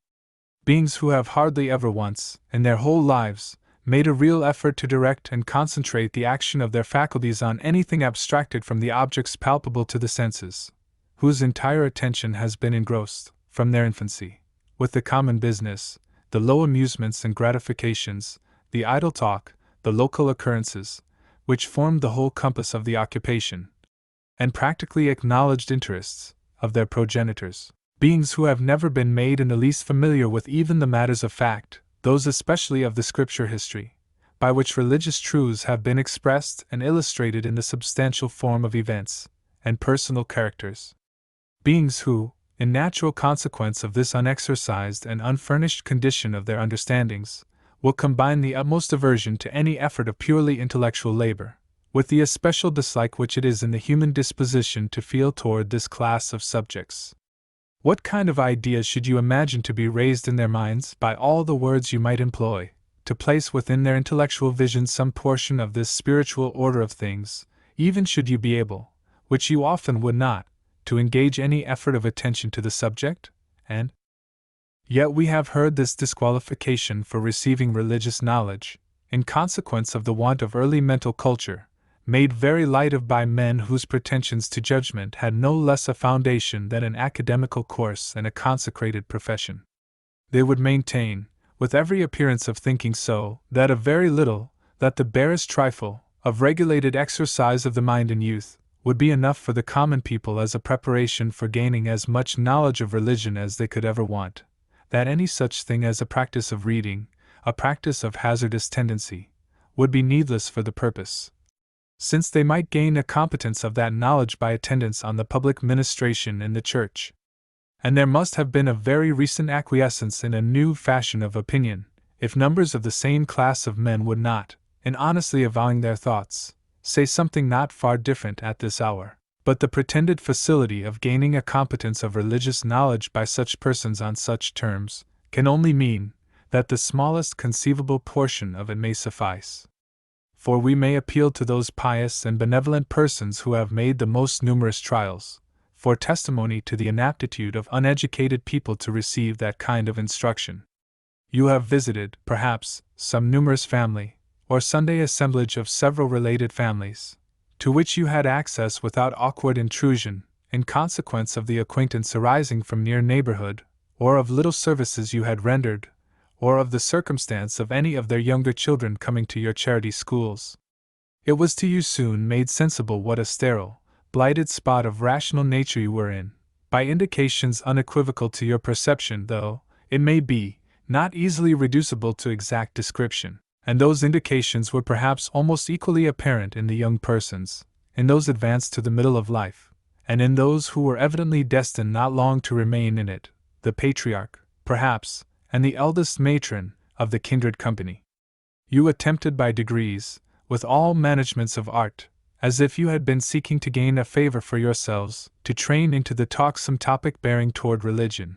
and which could be followed up into a more explicit reference to that great subject, without the abruptness which causes instant silence and recall.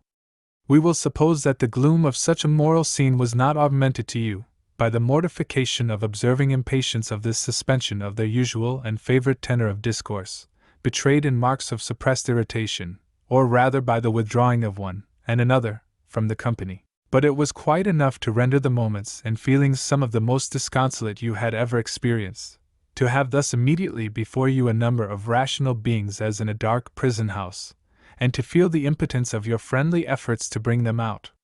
Their darkness of ignorance infused into your spirit the darkness of melancholy, when you perceived that the fittest words you could think of, in every change and combination in which you could dispose them, failed to impart to their understanding, in the meaning you wanted to convey, the most elementary and essential ideas of the most momentous subject. You thought again, perhaps, and again, surely this mode of expression, or this, as it is in words not out of common usage, will define the thing to their apprehension. But you were forced to perceive that the common phraseology of the language, those words which make the substance of ordinary discourse on ordinary subjects, had not, for the understandings of these persons, a general applicableness. It seemed as if the mere elemental vehicle, if we may so name it, available indifferently for conveying all sorts of sense, except science, had become in its meaning special and exclusive for their own sort of topics. Their narrow associations had rendered it incapable of conveying sense to them on matters foreign to their habits. When used on a subject to which they were quite unaccustomed, it became like a stream which, though one and the same current, flows clear on the one side, and muddy, as we sometimes see for a space, on the other, and to them it was clear only at their own edge. And if thus even the plain popular language turned dark on their understandings when employed in explanation of religion, it is easy to imagine what had been the success of a more peculiarly theological phraseology, though it were limited to such terms as are of frequent use in the Bible. You continued, however, the effort for a while. As desirous to show you due civility, some of the persons, perhaps the oldest, would give assent to what you said, with some sign of acknowledgment of the importance of the concern. The assent would perhaps be expressed in a form meant and believed to be equivalent to what you had said. And when it gave an intelligible idea, it might probably betray the grossest possible misconception of the first principles of Christianity.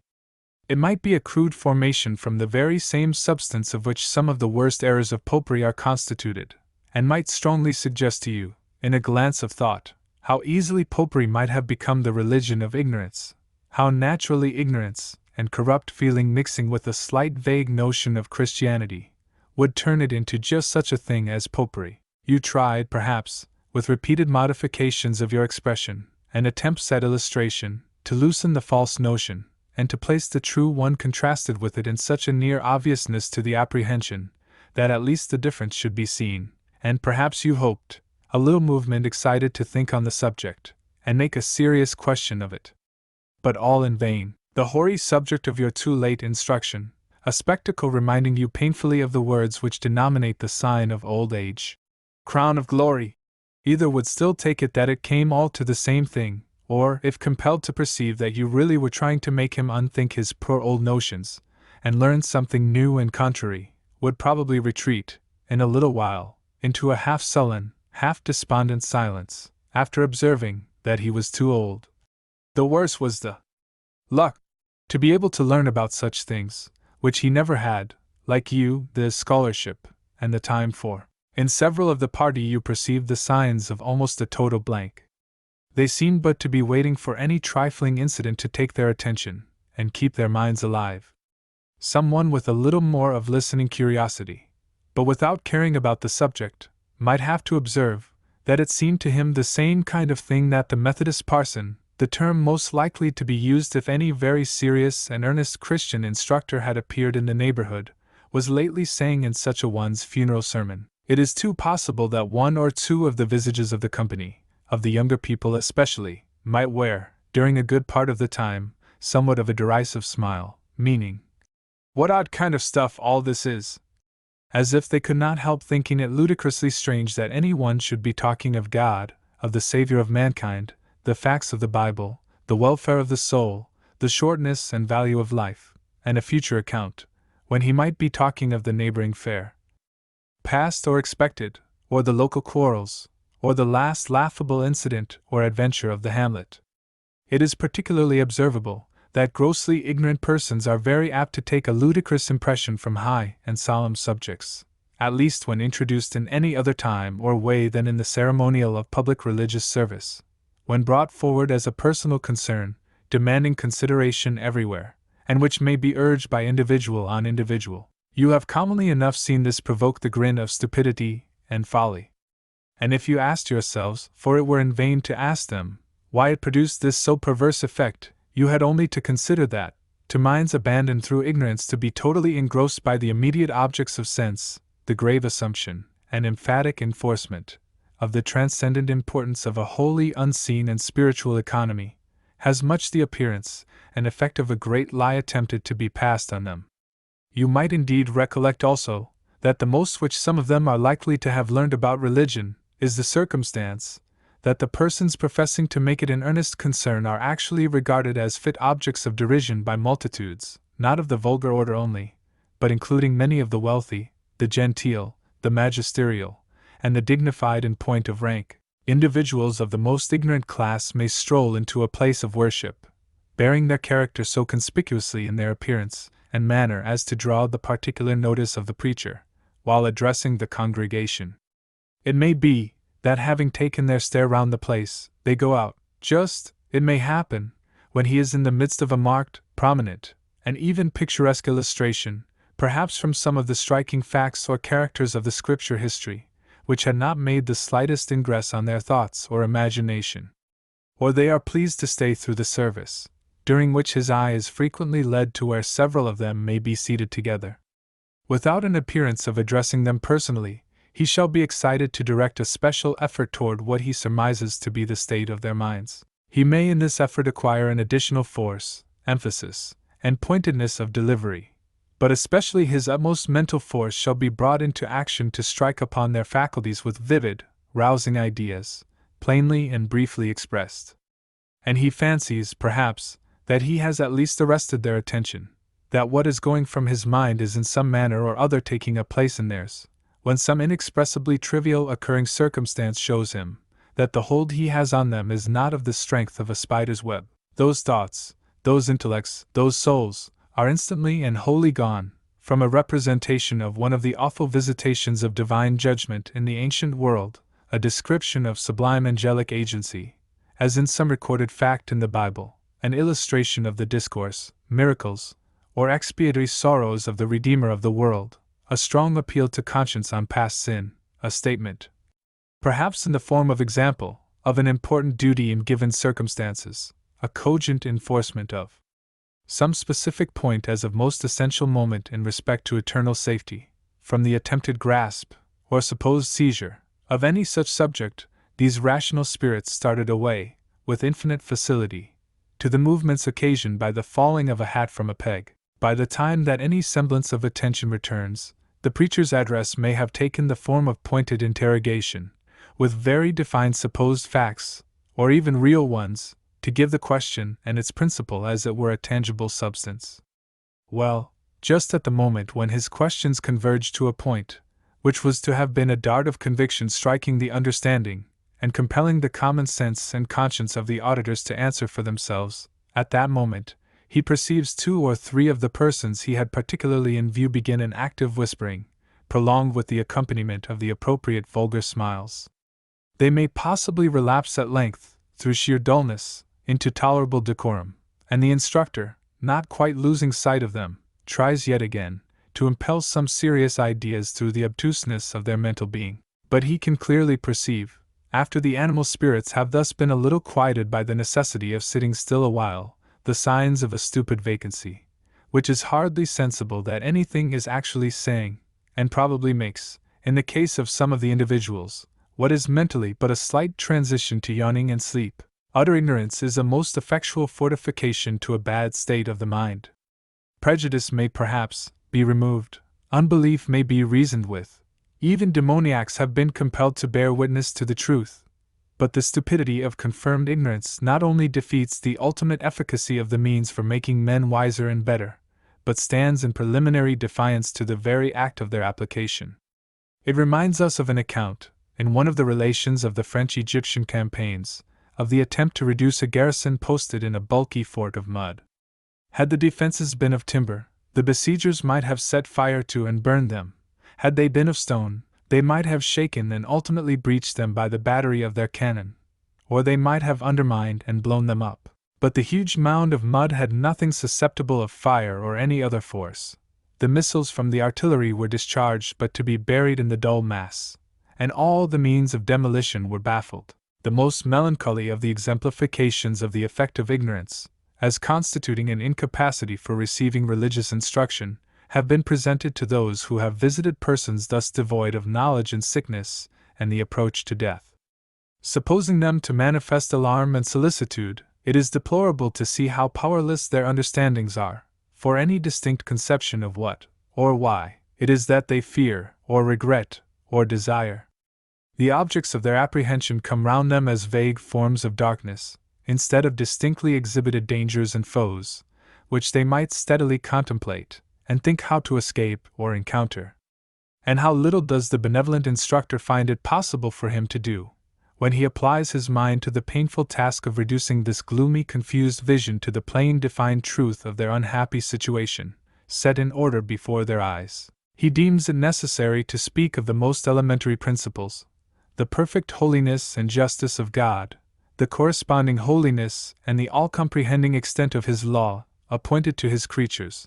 the absolute duty of conformity to it in every act, word, and thought, the necessary condemnation consequent on failure, the dreadful evil, therefore, of sin, both in its principle and consequences. God, perfect holiness, justice, law, universal conformity, sin, condemnation. Alas! The hapless auditor has no such sense of the force of terms, and no such analogical ideas, as to furnish the medium for conveying these representations to his understanding. He never had, at any time, and now there may be in his mind all the additional confusion and incapacity of fixed attention, arising from pain, debility, and sleeplessness. All this therefore passes before him with a tenebrious glimmer, like lightning faintly penetrating to a man behind a thick black curtain. The instructor attempts a personal application, endeavoring to give the disturbed conscience a rational direction and a distinct cognizance.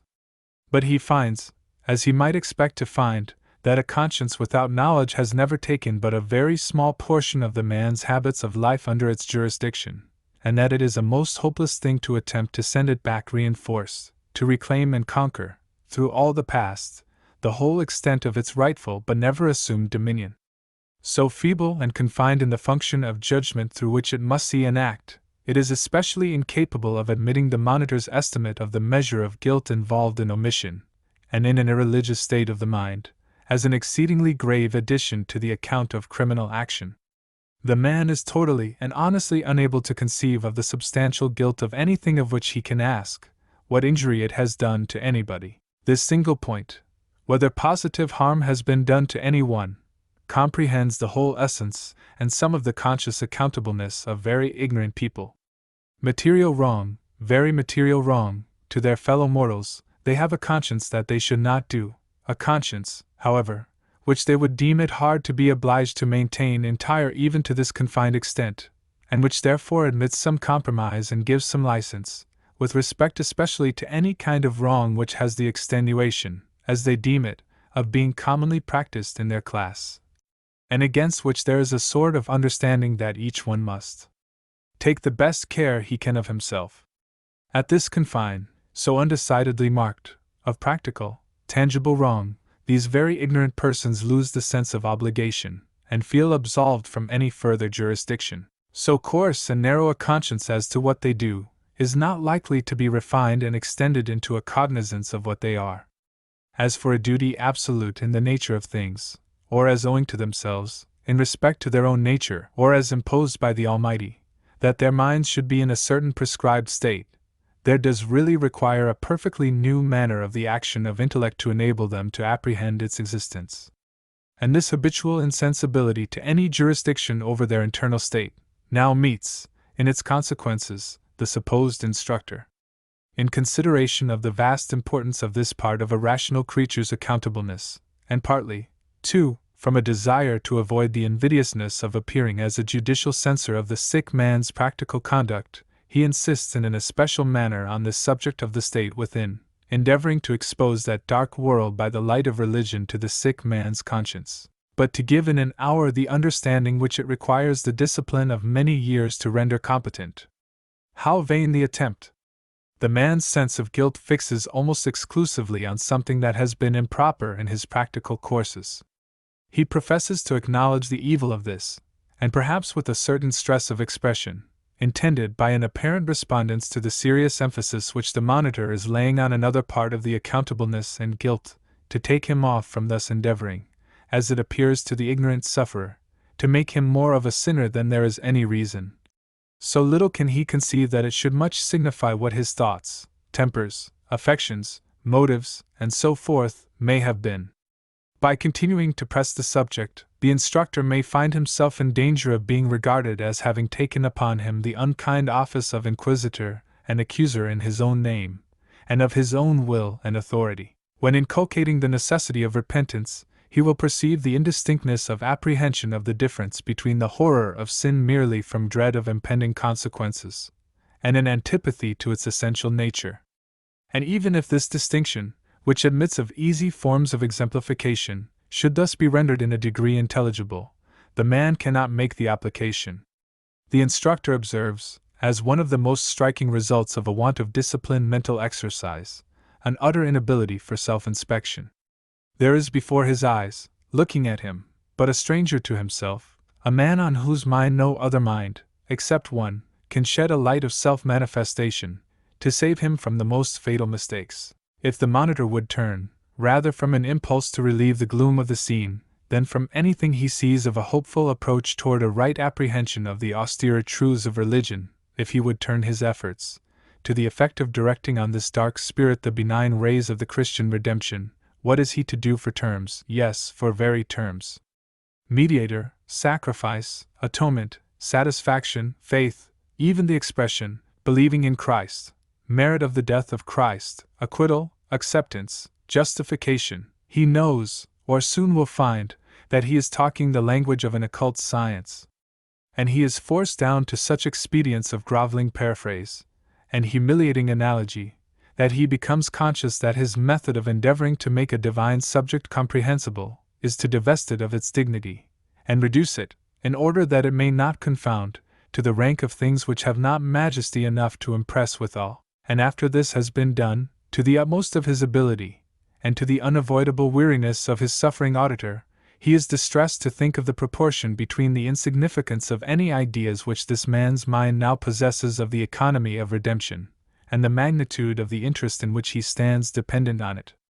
A symptom or assurance which should impart to the sick man a confidence of his recovery, would appear to him a far greater good than all he can comprehend as offered to him from the physician of the soul. Some crude sentiment, as that he hopes Jesus Christ will stand his friend, that it was very good of the Savior to think of us, that he wishes he knew what to do to get his help, that Jesus Christ has done him good in other things, and he hopes he will now again at the last. Footnote. Such an expression as this would hardly have occurred but from recollection of fact, in the instance of an aged farmer, the owner of the farm, in his last illness, in the way of reassuring his somewhat doubtful hope that Christ would not fail him when now had recourse to, at his extreme need, he said, to the writer, "Jesus Christ has sent me a deal of good crops." Such expressions will afford little to alleviate the gloomy feelings with which the serious visitor descends from the chamber in which, perhaps, he may hear, a few days after, that the man he conversed with lies a dead body. But such benevolent visitors have to tell of still more melancholy exemplifications of the effects of ignorance in the close of life. They have seen the neglect of early cultivation, and the subsequent estrangement from all knowledge and thinking, except about business and folly, result in such a stupefaction of mind, that irreligious and immoral persons, expecting no more than a few days of life, and not in a state of physical lethargy, were absolutely incapable of being alarmed at the near approach of death. They might not deny, nor in the infidel sense disbelieve, what was said to them of the awfulness of that event and its consequences,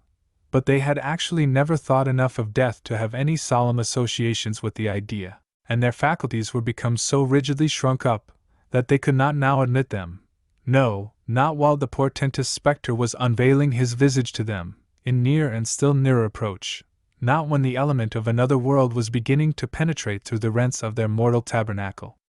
It appeared that literally their thoughts could not go out from what they had been through life immersed in, to contemplate, with any realizing feeling, a grand change of being, expected so soon to come on them. They could not go to the fearful brink to look off. It was a stupor of the soul not to be awaked but by the actual plunge into the realities of eternity. In such a case the instinctive repugnance to death might be visible and acknowledged. But the feeling was, if it must be so, there is no help for it, and as to what may come after, we must take our chance. In this temperate manner, we recollect a sick man, of this untaught class, answering the inquiry how he felt himself. "Getting worse. I suppose I shall make a die of it." And some pious neighbors, earnestly exhorting him to solemn concern and preparation, could not make him understand, we repeat with emphasis, understand why there was occasion for any extraordinary disturbance of mind. Yet this man was not inferior to those around him in sense for the common business of life. After a tedious length of suffering, and when death is plainly inevitable, it is not very uncommon for persons under this infatuation to express a wish for its arrival, simply as a deliverance from what they are enduring, without disturbing themselves with the thought of what may follow.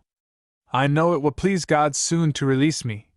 was the expression to his religious medical attendant, of such an ignorant and insensible mortal, within an hour of his death, which was evidently and directly brought on by his vices. And he uttered it without a word, or the smallest indicated emotion, of penitence or solicitude, though he had passed his life in a neighborhood abounding with the public means of religious instruction and warning, when earnest, persisting, and seriously menacing admonitions of pious visitors or friends almost literally compel such unhappy persons to some precise recognition of the subject, their answers will often be faithfully representative, and a consistent completion, of their course through mental darkness, from childhood to the mortal hour. We recollect the instance of a wicked old man, who, within that very hour, replied to the urgent admonitions by which a religious neighbor felt it a painful duty to make a last effort to alarm him. "What? Do you believe that God can think of damning me because I may have been as bad as other folk? I am sure He will do no such thing. He is far too good for that." We cannot close this detailed illustration of so gloomy a subject without again adverting to a phenomenon as admirable as, unhappily, it is rare, and for which the observers who cannot endure mystery in religion, or religion itself, may go, if they choose, round the whole circle of their philosophy, and begin again, to find any adequate cause, other than the most immediate agency of the Almighty Spirit. Here and there an instance occurs, to the delight of the Christian philanthropist, of a person brought up in utter ignorance and barbarian rudeness, and so continuing till late in life, and then at last, after such a length of time and habit has completed its petrifying effect, suddenly seized upon by a mysterious power, and taken, with an alarming and irresistible force,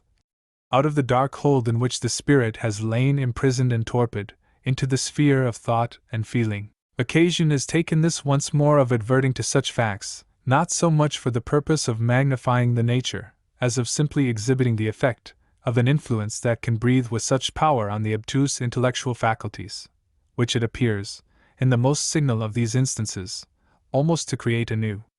It is exceedingly striking to observe how the contracted, rigid soul seems to soften, and grow warm, and expand, and quiver with life. With the new energy infused, it painfully struggles to work itself into freedom, from the wretched contortion in which it has so long been fixed as by the impressed spell of some infernal magic. It is seen filled with a distressed and indignant emotion at its own ignorance, actuated with a restless earnestness to be informed, acquiring an unwonted pliancy of its faculties to thought, attaining a perception, combined of intelligence and moral sensibility, to which numerous things are becoming discernible and affecting, that were as non-existent before. It is not in the very extreme strength of their import that we employ such terms of description. The malice of irreligion may easily parody them into poetical excess, but we have known instances in which the change, the intellectual change, has been so conspicuous, within a brief space of time, that even an infidel observer must have forfeited all claim to be esteemed a man of sense, if he would not acknowledge this that you call divine grace, whatever it may really be, is the strangest awakener of faculties after all, and to a devout man, it is a spectacle of most enchanting beauty, thus to see the immortal plant, which has been under a malignant blast while 60 or 70 years have passed over it, coming out at length in the bloom of life. We cannot hesitate to draw the inference, that if religion is so auspicious to the intellectual faculties, the cultivation and exercise of those faculties must be of great advantage to religion. These observations on ignorance, considered as an incapacitation for receiving religious instruction, are pointed chiefly at that portion of the people, unhappily the largest, who are little disposed to attend to that kind of instruction. But we should notice its prejudicial effect on those of them to whom religion has become a matter of serious and inquisitive concern. The preceding assertions of the efficacy of a strong religious interest to excite and enlarge the intellectual faculty will not be contradicted by observing, nevertheless,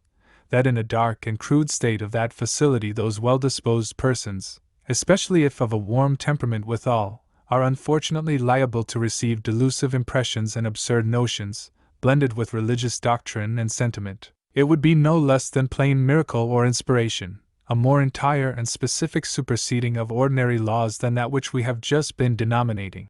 an immediate agency of the Almighty Spirit.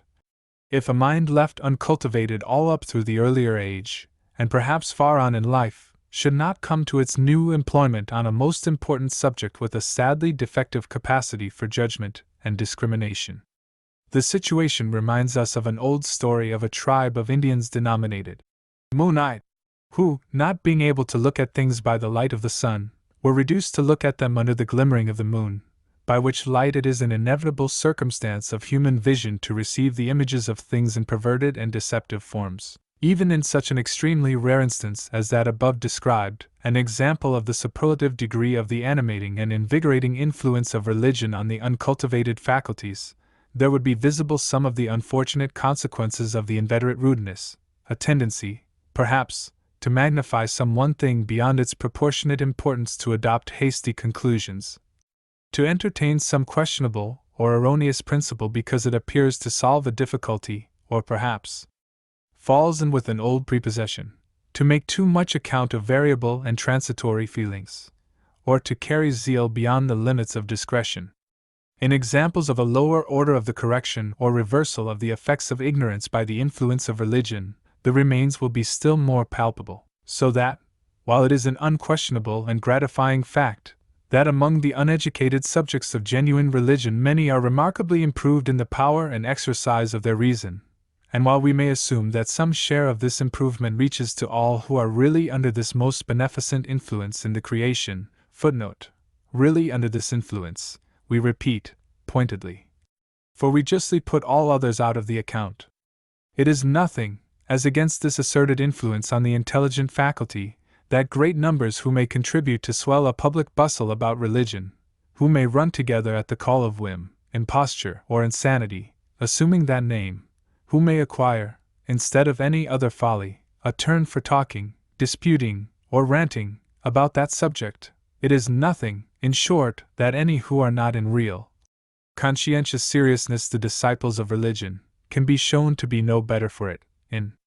point of improved understanding. It still is to be acknowledged of too many, who are in a measure, we may candidly believe, under the genuine efficacy of religion, that they have attained, through its influence, but so inferior a proportion of the improvement of intellect, that they can be well pleased with the great deal of absurdity of religious notions and language. But while we confess and regret that it is so, we should not overlook the causes and excuses that may be found for it, an unfortunate superaddition to their lack of education, partly in the natural turn of the mind, partly in extraneous circumstances. Many whose attention is in honest earnestness drawn to religion, are endowed by nature with so scanty an allotment of the thinking power, strictly so denominated, that it would have required high cultivation to raise them to the level of moderate understanding.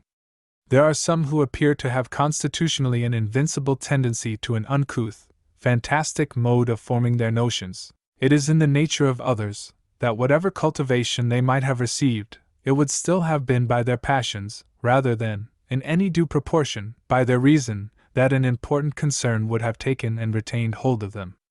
It may have happened to not a few, that circumstances unfavorable to the understanding were connected with the causes or occasions of their first effectual religious impressions. Some quaint cast in the exposition of the Christian faith, not essentially vitiating, but very much distorting and cramping it, or some peculiarity or narrow-mindedness of the teachers, may have conveyed their effect, to enter, as it were, at the door at the same moment that it was opened by the force of a solemn conviction, and to be retained and cherished ever after on the strength of this association. This may have tended to give an obliquity to the disciple's understanding, or to arrest and dwarf its growth, to fix it in prejudices instead of training it to judgments,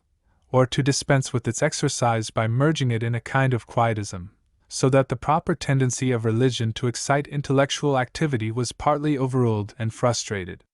It is most unfortunate that thus there may be, from things casually or constitutionally associated with a man's piety, an influence operating to disable his understanding, as if there had been mixed with the incense of a devout service in the temple, a soporific ingredient which had the effect of closing the worshipper's eyes in slumber. Now suppose all these worthy persons, with so many things of a special kind against them, to be also under the one great calamity of a neglected education, and is it any wonder that they can admit religious truths in shapes very strange and faintly enlightened, that they have an uncertain and capricious test of what is genuine, and not much vigilance to challenge plausible semblances? That they should be caught by some fanciful exhibition of a truth which would be of too intellectual a substance as presented in its pure simplicity, and should be ready to receive with approbation not a little of what is a heavy disgrace to the name of religious doctrine and ministration? Where is the wonder that crudeness, incoherence, and inconsistency of notions should not disappoint and offend minds that have not, 10 times since they came into the world, been compelled to form two ideas with precision, and then compare them discriminately or combine them strictly, on any subject beyond the narrow scope of their ordinary pursuits? Where is the wonder, if many such persons take noise and fustian for a glowing zeal and a lofty elevation, if they mistake a wheedling cant for affectionate solicitude, if they defer to pompous egotism and dogmatical assertion, when it is so convenient a foundation for all their other faith to believe their teacher is an oracle? No marvel if they are delighted with whimsical conceits as strokes of discovery and surprise, and yet at the same time are pleased with commonplace and endless repetition, as an exemption from mental effort, and if they are gratified by vulgarity of diction and illustration, as bringing religion to the level where they are at home? Nay, if an artful pretender, or half-lunatic visionary, or some poor set of dupes of their own inflated self-importance, should give out that they are come into the world for the manifestation, at last, of true Christianity, which the divine revelation has failed, till their advent, to explain to any of the numberless devout and sagacious examiners of it. What is there in the minds of the most ignorant class of persons desirous to secure the benefits of religion, that can be securely relied on? To certify them, that they shall not forego the greatest blessing ever offered to them by setting at naught these pretensions, it is grievous to think there should be an active extensive currency of a language conveying crudities, extravagances, arrogant dictates of ignorance, pompous nothings, vulgarities, catches of idle fantasy, and impertinences of the speaker's vanity, as religious instruction to assemblages of ignorant people. But then for the means of depreciating that currency, so as to drive it at last out of circulation? The thing to be wished is, that it were possible to put some strong coercion on the minds, we deprecate all other restraint, of the teachers, a compulsion to feel the necessity of information, sound sense, disciplined thinking, the correct use of words, and an honest, careful purpose to make the people wiser. There are signs of amendment, certainly, but while the passion of human beings for notoriety lasts, which will be yet some time, there will not fail to be men, in any number required, ready to exhibit in religion, in any manner in which the people are willing to be pleased with them. Let us, then, try the inverted order, and endeavor to secure that those who assemble to be taught shall already have learned so much, by other means, that no professed teacher shall feel at liberty to treat them as an unknowing herd. But by what other means, except the discipline of the best education possible to be given to them, and the subsequent voluntary self-improvement to which it may be hoped that such an education would often lead, we cannot dismiss this topic, of the unhappy effect of extreme ignorance on persons religiously disposed, in rendering them both liable and inclined to receive their ideas of the highest subject in a disorderly, perverted, and debased form, mixed largely with other men's folly and their own, without noticing with pleasure an additional testimony to the connection between genuine religion and intelligence.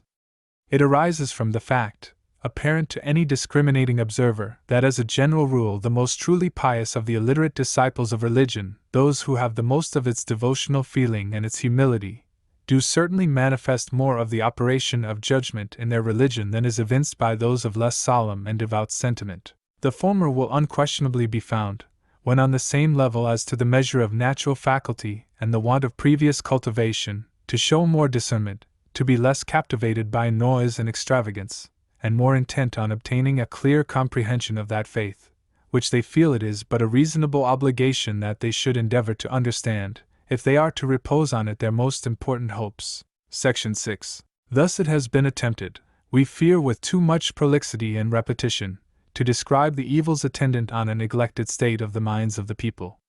The representation does not comprehend all those even of magnitude and prominence, but it displays that portion of them which is the most serious and calamitous, as being the effect which the people's ignorance has on their moral and religious interests. And we think no one who has attentively surveyed the state and character of the lower orders of the community, in this country, will impute exaggeration to the picture. It is rather to be feared that the reality is of still darker shade, and that a more strikingly gloomy exhibition might be formed by such a process as the following: that a certain number of the most observant of the philanthropic persons, who have had most intercourse with the classes in question, for the purposes of instruction, charitable aid, or perhaps of furnishing employment, should relate the most characteristic circumstances and anecdotes within their own experience, illustrative of this mental and moral condition, and that these should be arranged, without any comment, under the respective heads of the preceding sketch, or of a more comprehensive enumeration. Each of them might repeat, in so many words, the most notable things he has heard uttered as disclosing the notions entertained of the deity, or any part of religion, or those which have been formed of the ground and extent of duty and accountableness, or the imaginations respecting the termination of life, and a future retribution. They might relate the judgments they have heard pronounced on characters and particular modes of conduct, on important events in the world, on anything, in short, which may afford a test of the quality and compass of uncultivated thought. Let the recital include both the expressions of individual conception and those of the most current maxims and commonplaces, and let them be the sayings of persons in health, and of those languishing and dying. Then let there be produced a numerous assortment of characteristic samples of practical conduct, not simply proceeding, in a general way, from wrong disposition, but bearing the special marks of the cast and direction which that disposition takes through extreme ignorance, samples of action that is wrong because the actor cannot think right, or does not think at all. The assemblage of things thus recounted, when the actual circumstances were also added of the wretchedness corresponding and inseparable, would constitute such an exhibition of fact, as any description of those evils in general terms would incur the charge of rhetorical excesses in attempting to rival. We can well imagine that some of these persons, of large experience, may have accompanied us through the foregoing series of illustrations, with a feeling that they could have displayed the subject with a far more striking prominence. And now again the mortifying reflection comes on us, that all this is the description of probably the major part of the people of our own nation. Of this nation, the theme of so many lofty strains of panegyric, of this nation, stretching forth its powers in ambitious enterprise, with infinite pride and cost, to all parts of the globe, just as if a family were seen eagerly intent on making some new appropriation, or going out to maintain some competition or feud with its neighbors, or mixing perhaps in the strife of athletic games, or drunken frays, at the very time that several of its members are lying dead in the house. So that the fame of the nation resounded, and its power made itself felt, in every clime, it was not worth a consideration that a vast proportion of its people were systematically consigned, through ignorance, and the irreligion and depravity inseparable from it, to a wretchedness on which that fame was the bitterest satire. It is matter for never-ending amazement, that during one generation after another, the presiding wisdom in this chief of Christian and Protestant states should have thrown out the living strength of that state into almost every mode of agency under heaven, rather than that of promoting the state itself to the condition of a happy community of cultivated beings. What stupendous infatuation, what disastrous ascendancy of the power of darkness, that this energy should have been sent forth to pervade all parts of the world in quest of objects, to inspirit and accomplish innumerable projects, political and military, and to lavish itself, even to exhaustion and fainting at its vital source, on every alien interest, while here at home,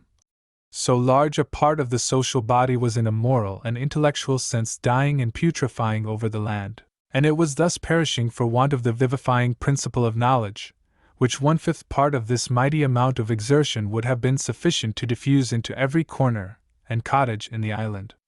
Within its circuit, a countless multitude were seen passing away their mortal existence little better, in any view, than mere sentient shapes of matter, and by their depravity immeasurably worse. And yet this hideous fact had not the weight of the very dust of the balance, in the deliberation whether a grand exertion of the national vigor and resource could have any object so worthy, with God for the judge, as some scheme of foreign aggrandizement, some interference in remote quarrels, an avengement by anticipation of wrongs pretended to be foreseen, or the obstinate prosecution of some fatal career, begun in the very levity of pride, by a decision in which some perverse individual or party in ascendancy had the influence to obtain a corrupt, deluded, or forced concurrence. The national honor, perhaps, would be alleged, in a certain matter of punctilio, for the necessity of undertakings of incalculable consumption, by men who could see no national disgrace in the circumstance that several millions of the persons composing the nation could not read the 10 Commandments. Or the national safety has been pleaded to a similar purpose, with a rant or a gravity of patriotic phrases, upon the appearance of some slight threatening symptoms, and the wise men so pleading would have scouted as the very madness of fanaticism any dissuasion that should have advised. Do you, instead, apply your best efforts, and the nation's means, to raise the barbarous population from their ignorance and debasement, and you really may venture some little trust in divine providence for the nation's safety meanwhile, if a contemplative and religious man, looking back through little more than a century, were enabled to take, with an adequate comprehension of intellect, the sum and value of so much of the astonishing course of the national exertions of this country as the Supreme Judge has put to the criminal account of pride and ambition, and if he could then place in contrast to the transactions on which that mighty amount has been expended, a sober estimate of what so much exerted vigor might have accomplished for the intellectual and moral exaltation of the people, it could not be without an emotion of horror that he would say, "Who is to be accountable, who has been accountable, for this difference?" He would no longer wonder at any plagues and judgments which may have been inflicted on such a state, and he would solemnly adjure all those, especially, who profess in a peculiar manner to feel the power of the Christian religion, to beware how they implicate themselves, by avowed or even implied approbation, in what must be a matter of fearful account before the highest tribunal.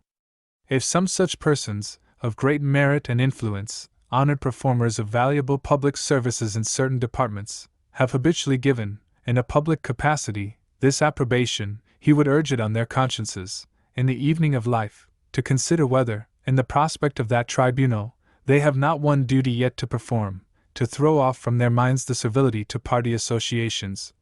to estimate as Christians, about to retire from the scene, the actual effects on this nation of a policy which might have been nearly the same if Christianity had been extinct, and then to record a solemn, recanting, final protest against the system to which they have concurred in the profane policy of degrading that religion itself into a party. Any reference made to such a prospect implies that there is attributed to those who can feel its seriousness a state of mind perfectly unknown to the generality of what are called public men. For it is notorious that, to the mere working politician, there is nothing on earth that sounds so idly or so ludicrously as a reference to a judgment elsewhere and hereafter, to which the policy and transactions of statesmen are to be carried. If the divine jurisdiction would yield to contract its comprehension, and retire from all the ground over which a practical infidelity heedlessly disregards or deliberately rejects it, how large a province it would leave free! If it be assumed that the province of national affairs is so left free, on the pretense that they cannot be transacted in faithful conformity to the Christian standard, that plea is reserved to be tried in the great account, when the responsibility for them shall be charged. For assuredly there will be persons found, to be summoned forth as accountable for that conduct of states which we are contemplating. Such a moral agency could not throw off its responsibility into the air, to be dissipated and lost, like the black smoke of forges or volcanoes. This one grand thing, the improvement of the people, left undone, while 1,000 arduous things have been done or strenuously endeavored, cannot be less than an awful charge somewhere. And where, but on all who have voluntarily concurred and cooperated in systems and schemes, which could deliberately put such a thing last? Last. Nay, not even that, for they have, till recently, as we have seen, thrown it almost wholly out of consideration. A long succession of men invested with ample power are gone to this audit. How many of those who come after them will choose to proceed on the same principles, and meet the same award? We were supposing a thoughtful man to draw out to his view a parallel and contrast, exhibiting, on the one side, the series of objects on which, during several ages, an enormous exertion of the national energy has been directed, and on the other those improvements of the people which might have been effected by so much of that exertion as he deems to have been worse than wasted. In this process, he might often be inclined to single out particular parts in the actual series, to be put in special contrast over against the possibilities on the opposite line. For example, there may occur to his view some inconsiderable island, the haunt of fatal diseases, and rendered productive by means involving the most flagrant iniquity, an iniquity which it avenges by opening a premature grave for many of his countrymen, and by being a moral corrupter of the rest. Such an infested spot, nevertheless, may have been one of the most material objects of a widely destructive war, which has in effect sunk incalculable treasure in the sea, and in the sands, ditches, and fields of plague-infested shores, with the dreadful sacrifice of blood, life, and all the best moral feelings and habits. Its possession, perhaps, was the chief prize and triumph of all the grand exertion, the equivalent for all the cost, misery, and crime. Or there may occur to him the name of some fortress, in a less remote region, where the Christian nations seem to have vied with one another which of them should deposit the greatest number of victims, securely kept in the charge of death, to rise and testify for them, at the last day, how much they have been governed by the peaceful spirit of their professed religion. He reads that his countrymen, conjoined with others, have battled round this fortress, wasting the vicinity, but richly manuring the soil with blood. They have cooperated in hurling upon the abodes of thousands of inhabitants within its walls a thunder and lightning incomparably more destructive than those of nature, and have put fire and earthquake under the fortifications, shouting, to make the welkin ring. At sight of the consequent ruin and chasm, which have opened an entrance for hostile rage, or compelled an immediate submission, if, indeed, it would then be accepted to disappoint that rage of its horrible consummation. They have taken the place, and they have surrendered it. The next year perhaps they have taken it again, to be again at last given up, on compulsion or in compromise, to the very same party to which it had belonged previously to all this destructive commotion. The operations in this local and very narrow portion of the grand affray of monarchies, he may calculate to have cost his country as much as the amount earned by the toils of half the life of all the inhabitants of one of its populous towns, setting aside from his view the more portentous part of the account, the carnage, the crimes, and the devastation perpetrated on the foreign tract. The place of abode of people who had little interest in the contest, and no power to prevent it. And why was all this? He may not be able to divest himself of the principles that should rule the judgment of a moralist and a Christian, in order to think like a statesman, and therefore may find no better reason than that, when despots would quarrel, Britain must fancy itself called upon to take the occasion to prove itself a great power, by bearing a high hand amidst their rivalries, or must seize the opportunity of revenging some trivial offense of one of them, though this should be at the expense of having the scene at home checkered between children learning little more than how to curse, and old persons dying without knowing how to put words together to pray. The question may have been, in one part of the world or another, which of two wicked individuals of the same family, competitors for sovereign authority, should be actually invested with it, they being equal in the qualifications and dispositions to make the worse use of it. And the decision of such a question was worthy that England should expend what remained of her depressed strength from previous exertions of it in some equally meritorious cause. Or the supposed reviewer of our national history may find, somewhere in his retrospect, that a certain brook or swamp in a wilderness, or a stripe of waste, or the settlement of boundaries in respect to some insignificant traffic, was difficult of adjustment between jealous, irritated, and mutually incursive neighbors, and therefore, national honor and interest equally required that war should be lighted up by land and sea through several quarters of the globe. Or a dissension may have arisen upon the matter of some petty tax on an article of commerce. An absolute will had been rashly signified on the claim. Pride had committed itself, and was peremptory for persisting, and the resolution was to be prosecuted through a wide tempest of destruction, protracted perhaps many years, and only ending in the forced abandonment by the leading power concerned. Of infinitely more than war had been made in the determination not to forego, and after an absolutely fathomless amount of every kind of cost, financial and moral, in this progress to final frustration. But there would be no end of recounting facts of this order. Now the comparative estimator has to set against the extended rank of such enormities the forms of imagined good, which might, during the ages of this retrospect, have been realized by an incomparably less exhausting series of exertion, an exertion, indeed, continually renovating its own resources. Imagined good, we said, alas? The evil stands in long and awful display on the ground of history. The hypothetical good presents itself as a dream, with this circumstance only of difference from a dream, that there is resting on the conscience of being somewhere still existing, a fearful accountableness for its not having been a reality. For such an island, as we have supposed our comparer to read of, he can look, in imagination, on a space of proportional extent in any part of his native country, taking a district as a detached section of a general national picture.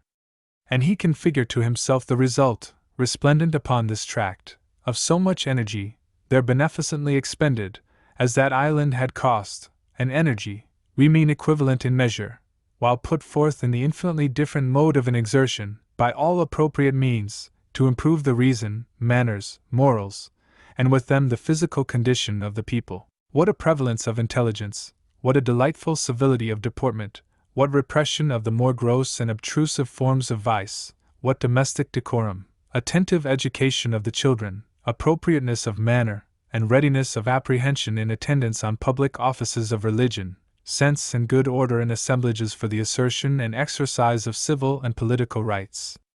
All this he can imagine as the possible result. We were supposing his attention fixed a while on the recorded operations against some strongly fortified place, in a region marked through every part with the traces and memorials of the often renewed conflicts of the Christian states.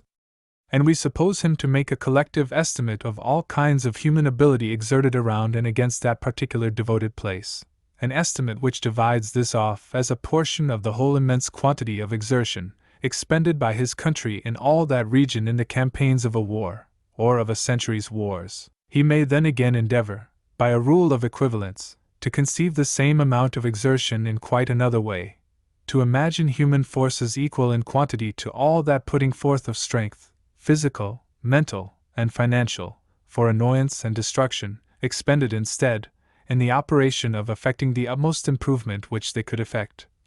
in the mental cultivation and the morals of the inhabitants of one large town in his own country, in figuring to himself the channels and instrumentality through which this great stream of energy might have passed into this operation, on a detached spot of his country. He will soon have many specific means presented to his view, schools of the most perfect appointment, in every section and corner of the town, a system of friendly but cogent dealing with all the people of inferior condition. Relatively to the necessity of their practical accordance to the plans of education, wink with a frown footnote. It is here confidently presumed that any man who looks, in a right state of his senses, at the manner in which the children are still brought up, in many parts of the land, will hear with contempt any hypocritical protest against so much interference with the discretion, the liberty of parents, the discretion, the liberty, forsooth, of bringing up their children a nuisance on the face of the earth. An exceedingly copious supply, for individual possession, of the best books of elementary knowledge, accompanied, as we need not say, by the sacred volume, a number of assortments of useful and pleasing books for circulation, established under strict order, and with appointments of honorary and other rewards to those who gave evidence of having made the best use of them. A number of places of resort where various branches of the most generally useful and attainable knowledge and arts should be explained and applied, by every expedient of familiar, practical, and entertaining illustration, admitting a degree of cooperation by those who attended to see and hear, and an abundance of commodious places for religious instruction on the Sabbath, where there should be wise and zealous men to impart it. Our speculator has a right to suppose a high degree of these qualifications in his public teachers of religion, when he is to imagine a parallel in this department to the skill and ardor displayed in the supposed military operations. He may add as subsidiary to such an apparatus, everything of magistracy and municipal regulation, a police, vigilant and peremptory against every cognizable neglect and transgression of good order, a resolute breaking up of all haunts and rendezvous of intemperance, dishonesty, and other vice, and the best devised and administered institutions for correcting and reclaiming those whom education had failed to preserve from such depravity. And besides all this, there would be a great variety of undefinable and optional activity of benevolent and intelligent men of local influence. Under so auspicious a combination of discipline, he will not indeed fancy, in his transient vision, that he beholds Athens revived, with its bright intelligence all converted to minister to morality, religion, and happiness, but he will, in sober consistency, we think, with what is known of the relation of cause and effect, imagine a place far surpassing any actual town or city on earth. And let it be distinctly kept in view, that to reduce the ideal exhibition to reality, he is not dreaming of means and resources out of all human reach, of preternatural powers, discovered gold mines, grand feats of genius. He is just supposing to have been expended, on the population of the town, a measure of exertion and means equal, as far as agencies in so different a form and direction can be brought to any rule of comparative estimate, to what has been expended by his country in investing, battering, undermining, burning, taking, and perhaps retaking, one particular foreign town, in one or several campaigns. If he should perchance be sarcastically questioned, how he can allow himself in so strange a conceit as that of supposing such a quantity of forces concentrated to act in one exclusive spot, while the rest of the country remained under the old course of things, or in such an absurdity, as that of fancying that any quantity of those forces could effectually raise one local section of the people eminently aloft, while continuing surrounded and unavoidably in constant intercourse with the general mass, remaining still sunk in degradation, he has to reply that he is fancying no such thing. For while he is thus converting, in imagination, the military exertions against one foreign town into intellectual and moral operations on one town at home, why may he not, in similar imagination, make a whole country correspond to a whole country? He may conceive the incalculable amount of exertion made by his country in martial operations over all that wide foreign territory of which he has selected a particular spot, to have been, on the contrary, expended in the supposed beneficent process on the great scale of this whole nation.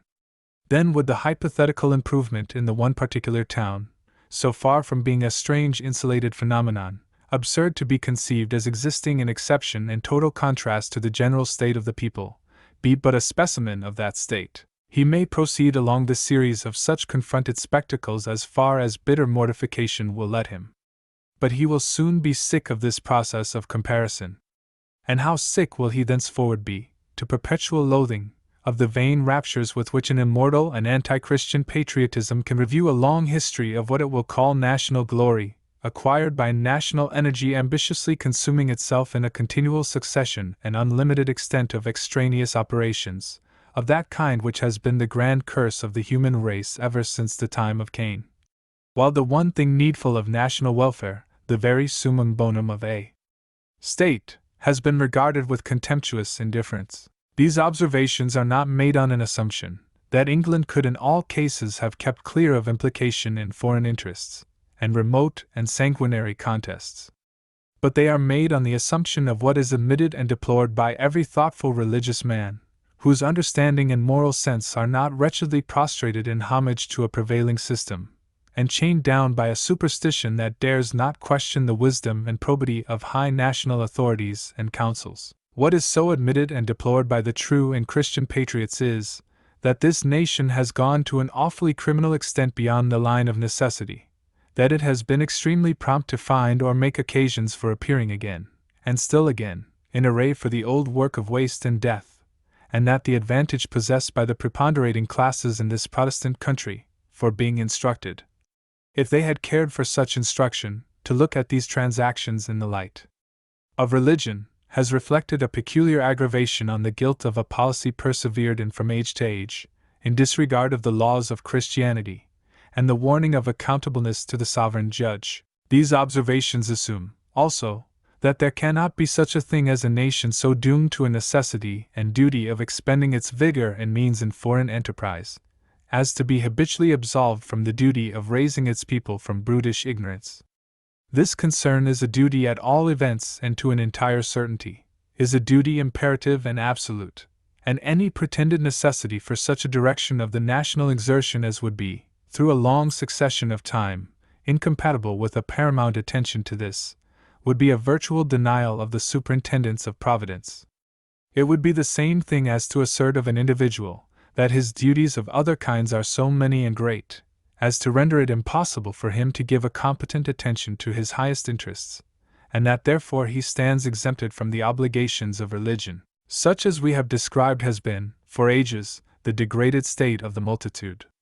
And such has been the indifference to it, manifested by the superior, the refined, the ascendant portion of the community, who, generally speaking, could see these sharers with them of the dishonored human nature, in endless numbers around them, in the city and the field, without its ever flashing on conscience that on them was lying a solemn responsibility, destined to press one day with all its weight. For that ill arrangement of the social order which abandoned these beings to an exclusion from the sphere of rational existence. It never occurred to many of them as a question of the smallest moment, in what manner the mind might be living in all these bodies, if only it were their incompetence to make them efficient as machines and implements, contented to be gazed at, to be envied, or to be regarded as too high even for envy, and to have the rough business of the world performed by these inhalers of the vital air. They perhaps thought, if they reflected at all on the subject, that the best and most privileged state of such creatures was to be in the least possible degree morally accountable, and that therefore it would be but doing them an injury to enlarge their knowledge. And might not the thought be suggested at some moment, see how many things may be envied in their turns, how happy they should be, if, with the vast superiority of their advantages, they could still be just as little accountable. But if even in this way, of envy, they received an unwelcome admonition of their own high responsibility, not even then was it suggested to them that they should ever be arraigned on a charge to which they would vainly wish to be permitted to plead. Were we our brother's keepers? And if an office designated in those terms had been named to them, as a part of their duty, by some unearthly voice of imperious accent, their thoughts might have traversed hither and thither, in various conjectures and protracted perplexity, before the objects of that office had been presented explicitly to their apprehension as no other than the reason, principles, consciences, and the whole moral condition of the vulgar mass. They would understand that its condition was, in some way or other, a concern lying at their door, but probably not in this dot. We speak generally, and not universally, but we would believe there are signs of a revolution beginning, a more important one, by its higher principle and its expansive impulse toward a wide and remote beneficence, than the ordinary events of that name. What have commonly been the matter and circumstance of revolutions? The last deciding blow in a deadly competition of equally selfish parties, actions and reactions of ambition and revenge, the fiat of a conqueror, a burst of blind fury, suddenly sweeping away an old order of things, but overwhelming to all attempts to substitute a better institution, plots, massacres, battles, dethronements, restorations, all actuated by a fermentation of the ordinary or the basest elements of humanity. How little of the sublime of moral agency has there been, with one or two partial exceptions, in these mighty commotions, how little wisdom or virtue, or reference to the supreme patron of national interests, how little nobleness or even distinctness of purpose, or consolidated advantage of success. But here is, as we trust, the approach of a revolution with different phenomena. It displays the nature of its principle and its ambition in a conviction, far more serious and extensive than heretofore, of the necessity of education to the mass of the population, with earnest discussions of its scope and methods by both speculative and practical men, in schemes, more speedily animated into operation than good designs were wont to be, for spreading useful knowledge over tracts of the dead waste where there was none, in exciting tens of thousands of young persons to a benevolent and patient activity in the instruction of the children of the poor, in an extended and extending system of means and exertions for the universal diffusion of the sacred scriptures, in multiplying endeavors, in all regular and all uncanonical ways, to render it next to impossible for the people to avoid hearing some sounds at least of the voice of religion, in the formation of useful local institutions too various to come under one denomination,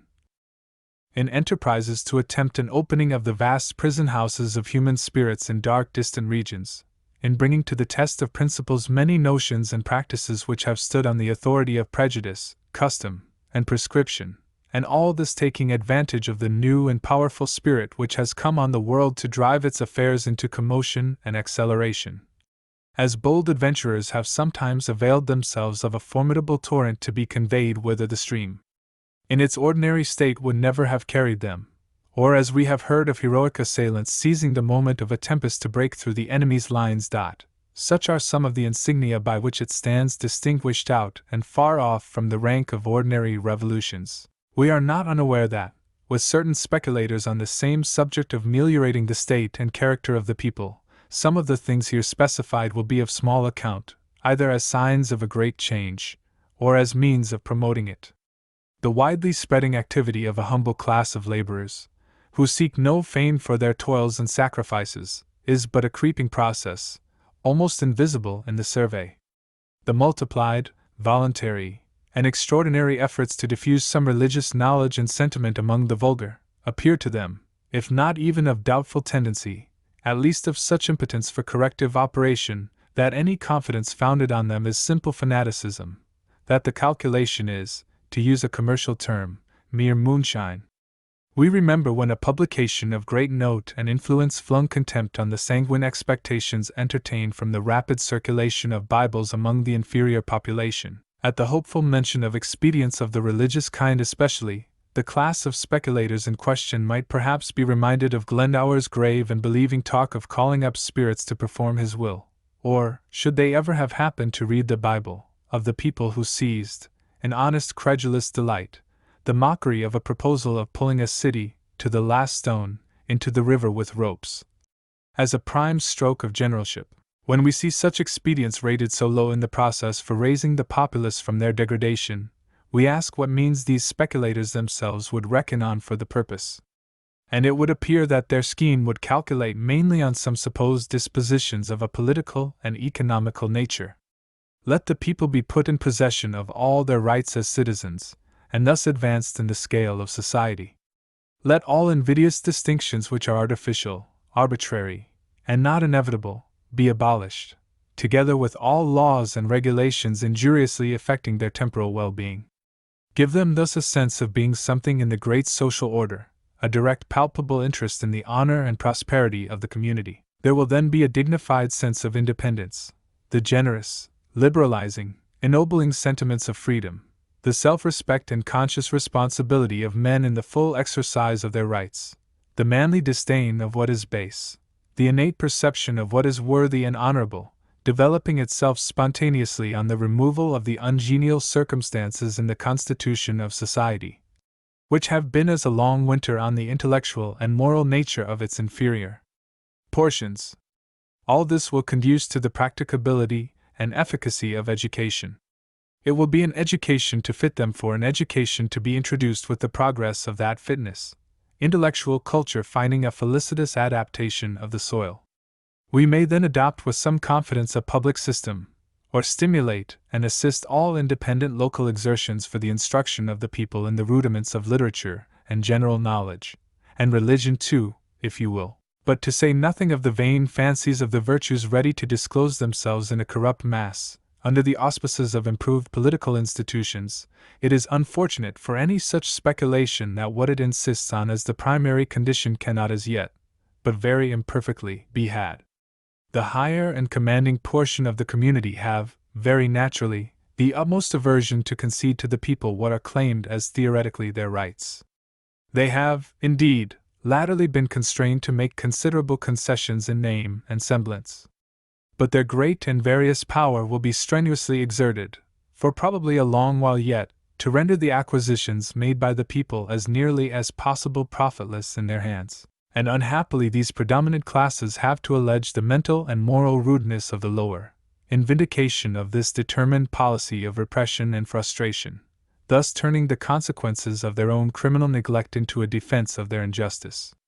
They will say, if the subordinate millions had grown up into a rational existence, if they had been rendered capable of thinking, judging, distinguishing, if they were in possession of a moderate share of useful information, and withal a strong sense of duty, then might this and the other privilege, or call it right, in the social constitution be yielded to them. But as long as they continue in their present mental grossness, they are unfit for the possession, because unqualified for the exercise, of any such privileges as would take them from under our authoritative control, since they can and will, for the present, maintain this controlling power, to the extent of nearly invalidating any political advancement attained, or likely to be soon attained by the lower grades, a speculation that should place on that advancement, as a prerequisite, our hope of a great change in the mental condition of the people, would be, to adopt a humble figure, setting us to climb to an upper platform without a ladder, or rather telling us not to climb at all. And while this supposed prerequisite will be refused, on the allegation that the uncultivated condition of the people renders them unfit for a liberal political arrangement, the parties so refusing will be little desirous to have the obstacle removed, foreseeing, as the inevitable consequence of a highly improved cultivation, a more resolute demand of the advantages withheld, a constantly augmenting force of popular opinion, and therefore a diminution of their own predominant power. They will deem it much more commodious for themselves that the people should not be so enlightened and raised as to come into any such competition. And since they, with these dispositions, have the preponderance in what we denominate the state, we fear we are not to look with much hope to the state for a liberal and effective system of national education. What then is to be done? We earnestly wish it might please the sovereign ruler to do one more new thing in the earth, compelling the dominant powers in the nations to an order of institutions and administrations that would apply the energy of the state to so noble a purpose. Nor can we imagine any test of their merits so fair as the question whether, and in what degree, they do this, nor any test by which they may more naturally decline to have those merits tried. But since, to the shame of our nature, there is no use to which we are so prone to turn our condemnation of evil in one form, as that of purchasing a license for it in another, the persons who are justly arraigning the powers at the head of nations should be warned that they do not take from the guilty omissions of states a sanction for individuals to do nothing. Let them not suffer an imposition on their minds in the notion entertained of a state, as a thing to be no otherwise accounted of than in a collective capacity, acting by a government, as if the collective power and agency of a nation became, in being exerted through that political organ, an affair altogether foreign to the will, the action, the duty, the responsibility, of the persons of whom the nation is composed.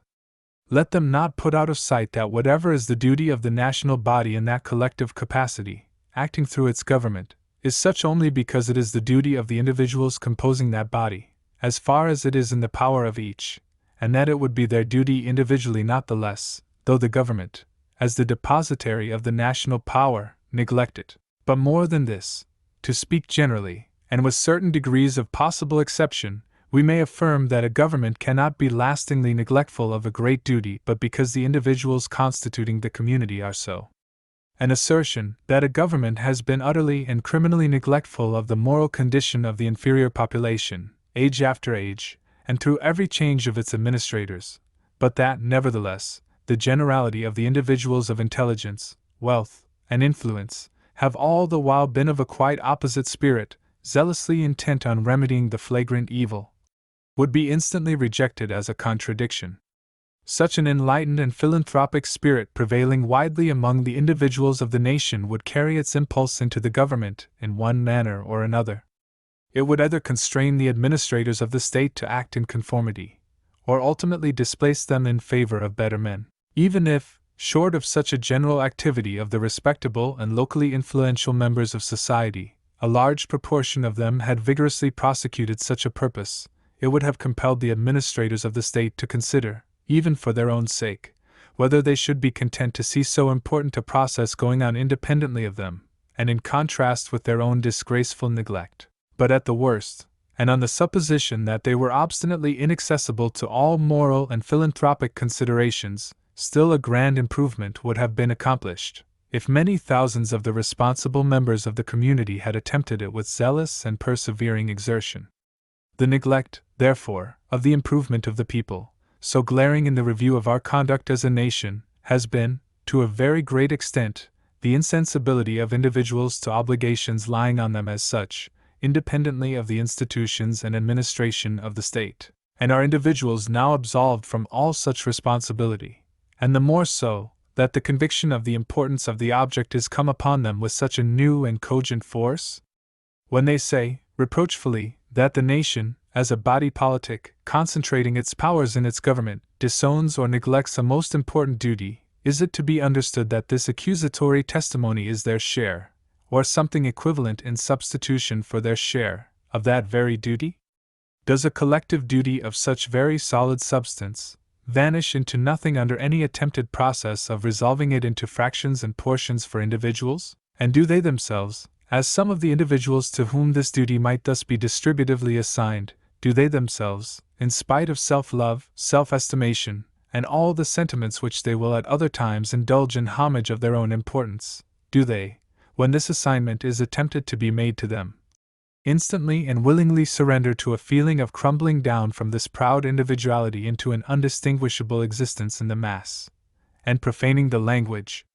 of religion, say to the state, "In thee we live, move, and have a being"? Or will they, in assimilation to Eastern pagans, who hold that a divinity so pervades them as to be their wills and do their actions, leaving the mere human vehicle without power, duty, or accountableness, will they account themselves but as passive matter, moved or fixed, and in all things necessitated, by a sovereign mythological something denominated the state? No, not in all things. It is not so that they feel with respect to those other interests and projects, which they are really in earnest to promote, though those concerns may lie in no greater proportion than the one in question does within the scope of their individual ability. The incubus has then vanished, and they find themselves in possession of a free agency, and a degree of power, which they will not patiently hear estimated in any such contemptuous terms. What is there then that should reduce them, as individual agents, to such utter and willing insignificance in the affair of which we are speaking? Besides, they may form themselves, in indefinite number, into combination. And is there no power in any collective form in which they can be associated, save just that one in which the aggregation is constituted under the political shape and authority denominated a state? Or is it at last that some alarm of superstitious loyalty comes over them, that they grow uneasy in conscience at the high-toned censure they have been stimulated and betrayed to pronounce on the state, that they relapse into the obsequiousness of hesitating, whether they should presume to do good of a kind which the power ordained of God has not seen fit to do, that they must wait for the sanction of its great example, that till the shout of kings is among them, it were better not to march against the vandalism and the paganism which are, the while, quite at their ease, destroying the people. But if such had always been the way in which private individuals, single or associated, had accounted of themselves and their possible exertions, in regard to great general improvements, but very few would ever have been accomplished. For the case has commonly been, that the schemes of such improvements have originated with persons not invested with political power, have been urged on by the accession and cooperation of such individuals, and at length slowly and reluctantly acceded to by the holders of dominion over the community, always, through some malignant fatality.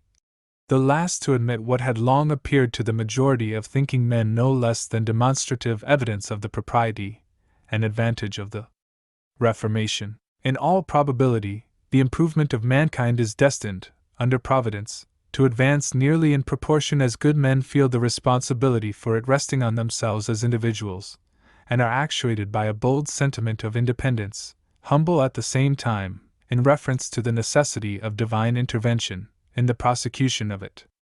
Each person who is standing still to look, with grief or indignation, at the evils which are overrunning the world, would do well to recollect what he may have read of some gallant partisan, who, perceiving where a prompt movement, with the comparatively slender force at his own command, would make an impression infallibly tending to the success of the warfare,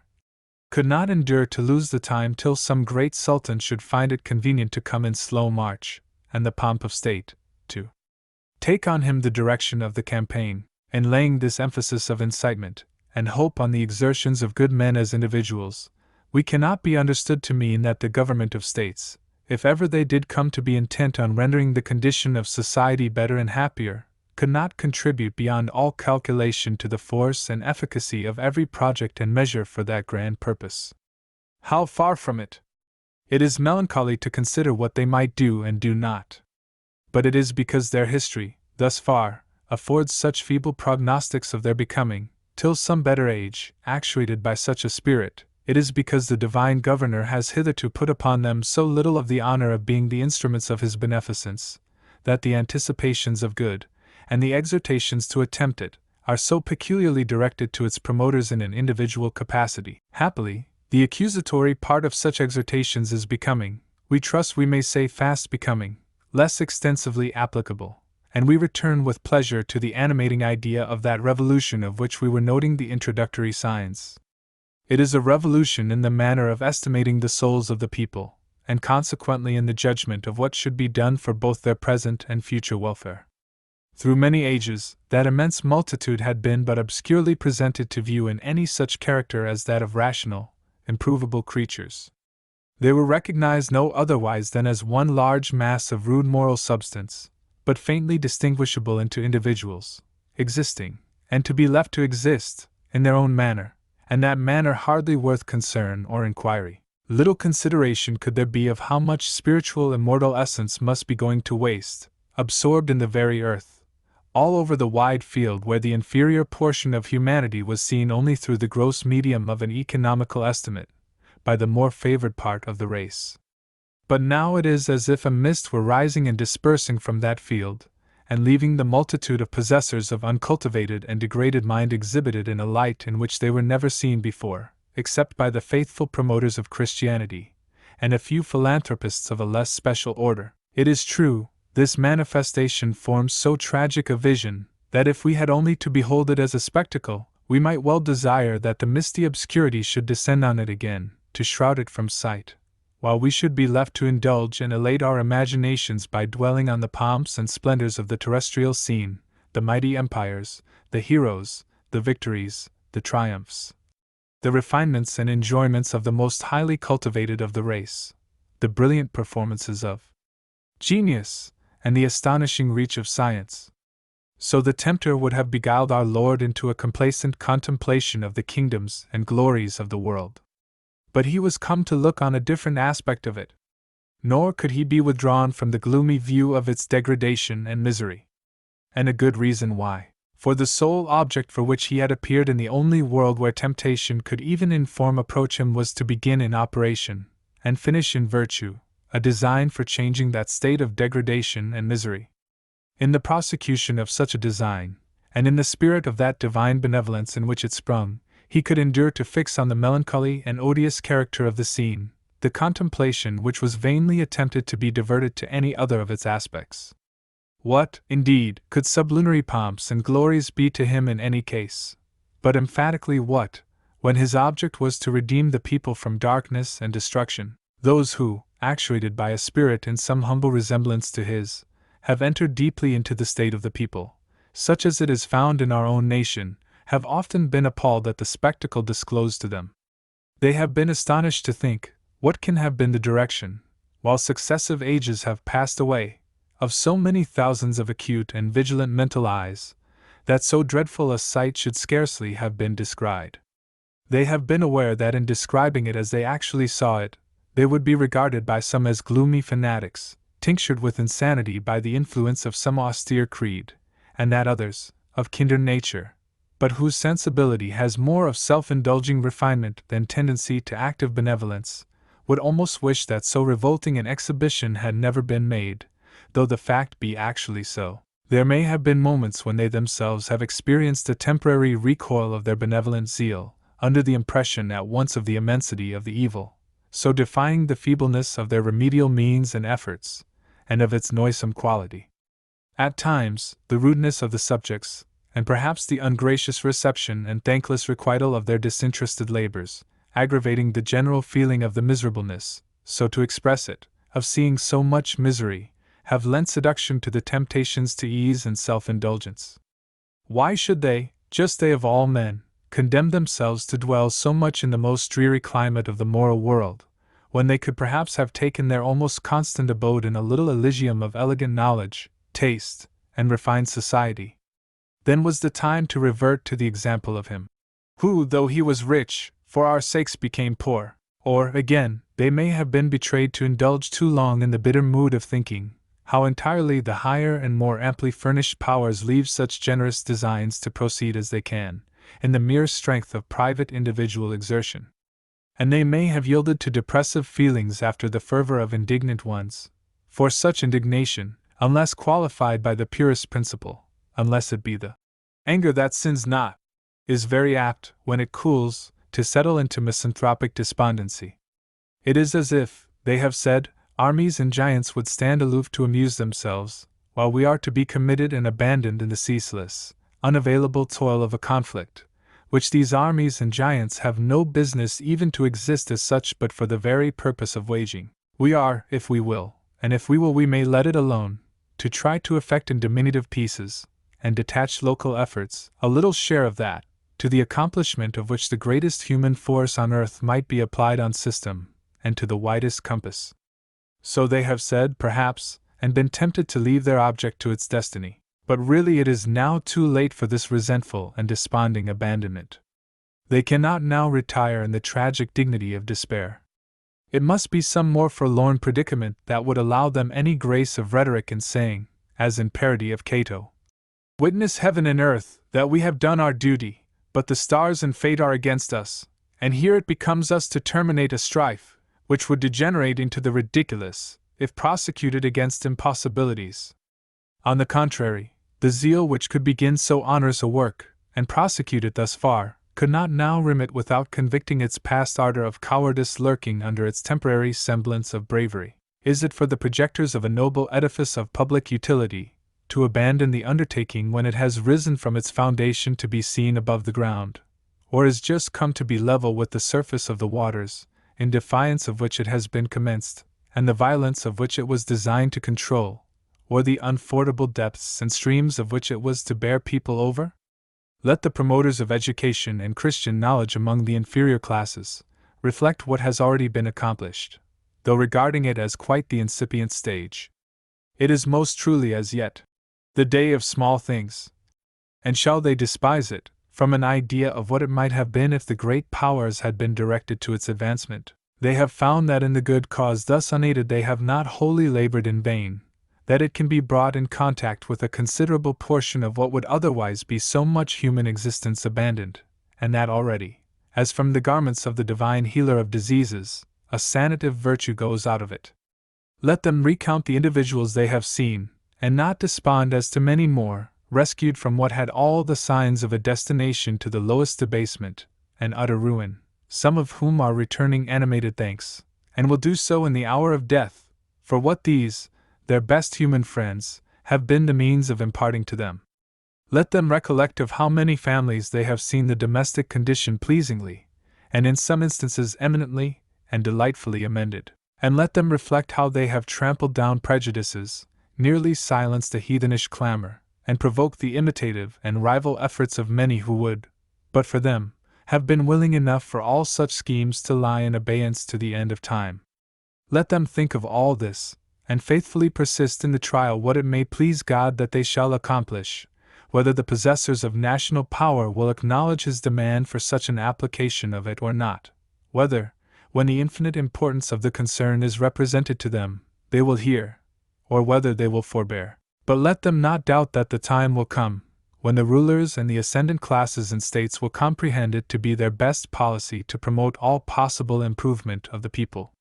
It will be given to them to understand that the highest glory of those at the head of great communities must consist in the eminence attained by those communities generally, in whatever it is that constitutes the worth, the honor, the happiness of individuals, a glory with which would be combined the advantage that the office of presiding over such a nation could be administered in a liberal spirit.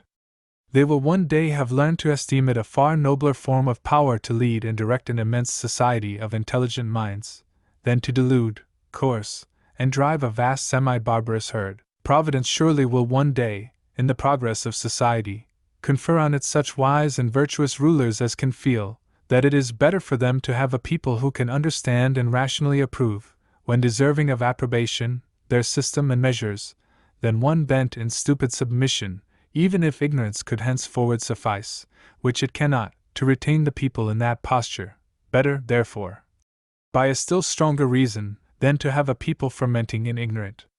disaffection, constantly believing the governors to be in the wrong, and without the sense to comprehend any arguments in justification, excepting such as might be addressed in the shape of bribes to corruption. And a time will come when it will not be left to the philanthropic or censorial speculatists alone to make the comparative estimate between what has been effected by the enormously expensive apparatus of coercive and penal administration, the prisons, prosecutions, transportations, and a large military police, things quite necessary in our past and present national condition, and what might have been effected by one half of that expenditure devoted to popular reformation, to be accomplished by means of schools, and every practicable variety of methods for placing men's judgment and conscience as the lion in the way, when they are inclined and tempted to go wrong. All this will come to pass at length. And if the promoters of the best designs see cause to fear that the time is remote, this should but enforce upon them the more strongly the admonition that no time is theirs, but the present. It was not possible to pursue the long course of these observations so nearly to the conclusion, without being reminded still again of what we have adverted to before, that there will be persons ready to impute sanguine extravagance to our expectations of the result of such an order of means and exertions, for the improvement of the education and mental condition of the people, as we see already beginning to work. When the means are of so little splendid a quality, it will be said, by what inflation of fancy is their power admeasured to such effects? And what is it then, and how much, that is expected as the result, by the zealous advocates of schools, and the whole order of expedients, for the instruction of that part of the rising generation till lately so neglected? Are they heard maintaining that the communication of knowledge, or true notions of things, to youthful minds, will infallibly ensure their virtue and happiness? They are not quite so new to the world, to experimental labor in the business of tuition, or to self-observation. Their vigilance would hardly overlook such a circumstance as the very different degree of assurance with which the effects may be predicted, of ignorance on the one hand, and of knowledge on the other. There is very nearly an absolute certainty of success in the method for making clowns, sots, vagabonds, and ruffians. You may safely leave it to themselves to carry on the process for becoming complete. Let human creatures grow up without discipline, destitute therefore of salutary information, sound judgment, or any conscience but what will shape itself to whatever they like, serving in the manner of some vile friar pander in the old plays, and no one takes any credit for foresight in saying they will be a noxious burden on the earth, except indeed in those tracts of it where they seem to have their appropriate place and business, in being matched against the wolves and bears of the wilderness. When they infest what should be a civilized and Christianized part of the world, the philanthropist is sometimes put in doubt whether to repress, or indulge, the sentiment which tempts him to complacency in the operation of an epidemic which is thinning their numbers. The consequences of ignorance are certain, unless almost a miracle interpose, but unhappily those of knowledge are of diffident and restricted calculation, unless we could make a trifle of the testimony of all ages, and suppress the evidence of present experience, that men may see and approve the better, and yet follow the worse. It is the hapless predicament of our nature that the noblest of its powers, the understanding, has but most imperfectly and precariously that commanding hold on the others, which is essential to the good order of the soul. Our constitution is like a machine in which there is a constant liability of the secondary wheels to be thrown out of the catch and grapple of the master one. And worse than so, these powers which ought to be subordinate and obedient to the understanding, are not left to stand still when detached from its control. They have a strong activity of their own, from the impulse of other principles. Indeed, it is this impulse that causes the detachment. It is frightful to look at the evidence from facts, that these active powers may grow strong in the perversity which will set the judgment at defiance, during the very time that it is successfully training to a competence for dictating to them what is right. The assertions of those who are determined to find the chief or only cause of the wrong direction of the passions and will in misapprehension of the understanding, are a gross assumption, in a question of fact, against an infinite crowd of facts pressing round with their evidence. This evidence is offered by men without number distinctly and deliberately acknowledging their conviction of the evil quality and fatal consequences of courses which they are soon afterwards seen pursuing, and without the smallest pretense of a change of opinion, by the same men in more advanced stages still owning the same conviction, and sometimes in strong terms of self-reproach, in the checks and pauses of their career, and by men in the near prospect of death and judgment expressing, in bitter regret, the acknowledgment that they had persisted in acting wrong when they knew better. And this assumption, made against such evidence, is to be maintained for no better reason, that appears, than a wilful determination that human nature cannot, must not, shall not, be so absurd and depraved as to be capable of such madness, as if human nature were taking the smallest trouble to put on any disguise before them, to beguile them into a good opinion. As if it could be cajoled by their flattery to assume even a semblance of deserving it, as if it had the complaisance to check one bad propensity, to save them from standing contradicted and exposed to ridicule for speaking of it with indulgence or respect, as if it stayed or cared to thank them for their pains in attempting to make out a plausible extenuation. It has, and keeps, and shows its character, in perfect indifference to the puzzled efforts of its apologists to reduce its moral turpitude to just so much error of the understanding. But as for understanding, it should be time to look to their own, when they find themselves asserting, in other words, that there is actually as much virtue in the world as there is knowledge of its principles and laws. We should rather have surmised that, deplorably deficient as that knowledge is, the reduction of a 5th or 10th part of it to practice would make a glorious change in England and Europe. The persons, therefore, whose zeal is combined with knowledge in the prosecution of plans for the extension of education, proceed on a calculation of an effect more limited, in apparent proportion to the means, and with less certainty of even that more limited measure in any single instance, than they would have been justified in anticipating in many other departments of operation. They would, for example, predict more positively the results of an undertaking to cultivate any tract of waste land, to reclaim a bog, or to render mechanical forces available in an untried mode of application, or, in many cases, the decided success of the healing art as applied to a diseased body. They must needs be moderate in their confidence of calculation for good, on a moral nature whose corruption would yield an enemy of mankind a gratifying probability in calculating for evil. In comparing these opposite calculations, they would be glad if they might make an exchange of the respective probabilities. That is to say, let a man, if such there be, who could be pleased with the depravity and misery of the race, a sagacious judge too, of their moral constitution, and a veteran observer of their conduct, let him survey with the look of an evil spirit 100 children in one of the benevolent schools, and indulge himself in prognosticating, on the strength of what he knows of human nature, the proportion, in numbers and degree, in which these children will, in subsequent life, exemplify the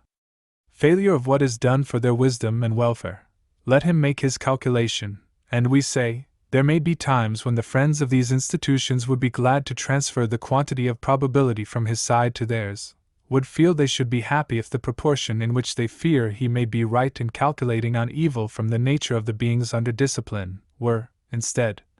the proportion in which it is rational to reckon on good from the efficacy of that discipline. Evil, be thou my good,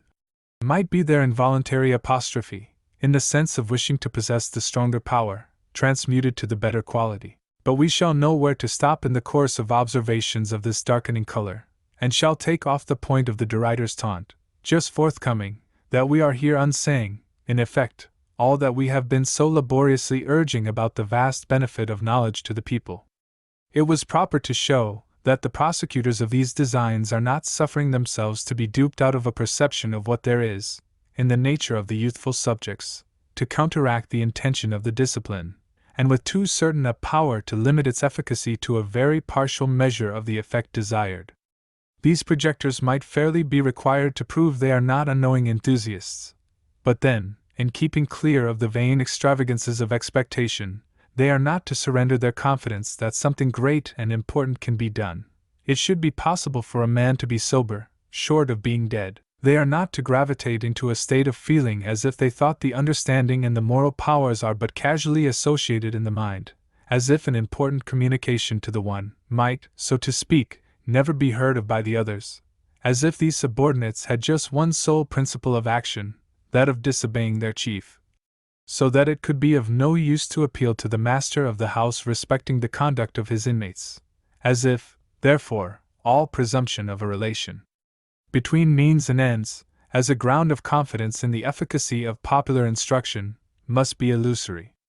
It might not indeed be amiss for them to be told that the case is so, by those who would desire, from whatever motive, to repress their efforts and defeat their designs, for so downright a blow at the vital principle of their favorite object would but serve to provoke them to ascertain more definitely what there really is for them to found their schemes and hopes upon, and therefore to verify to themselves the reasons they have for persisting, in assurance that the labor will be far from wholly lost.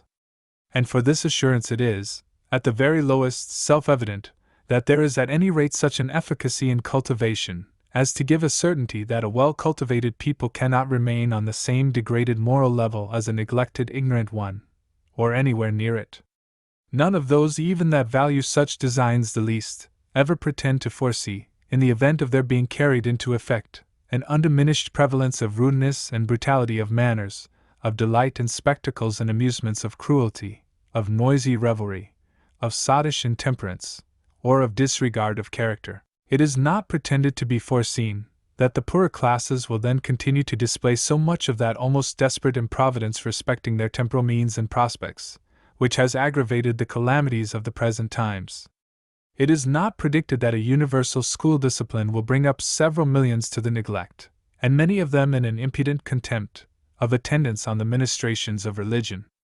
The result will at all hazards, by every one's acknowledgment, be the contrary of this. But more specifically, the promoters of the plans of popular education see a most important advantage gained in the very outset, in the obvious fact that in their schools a very large portion of time is employed well, that otherwise would infallibly be employed ill.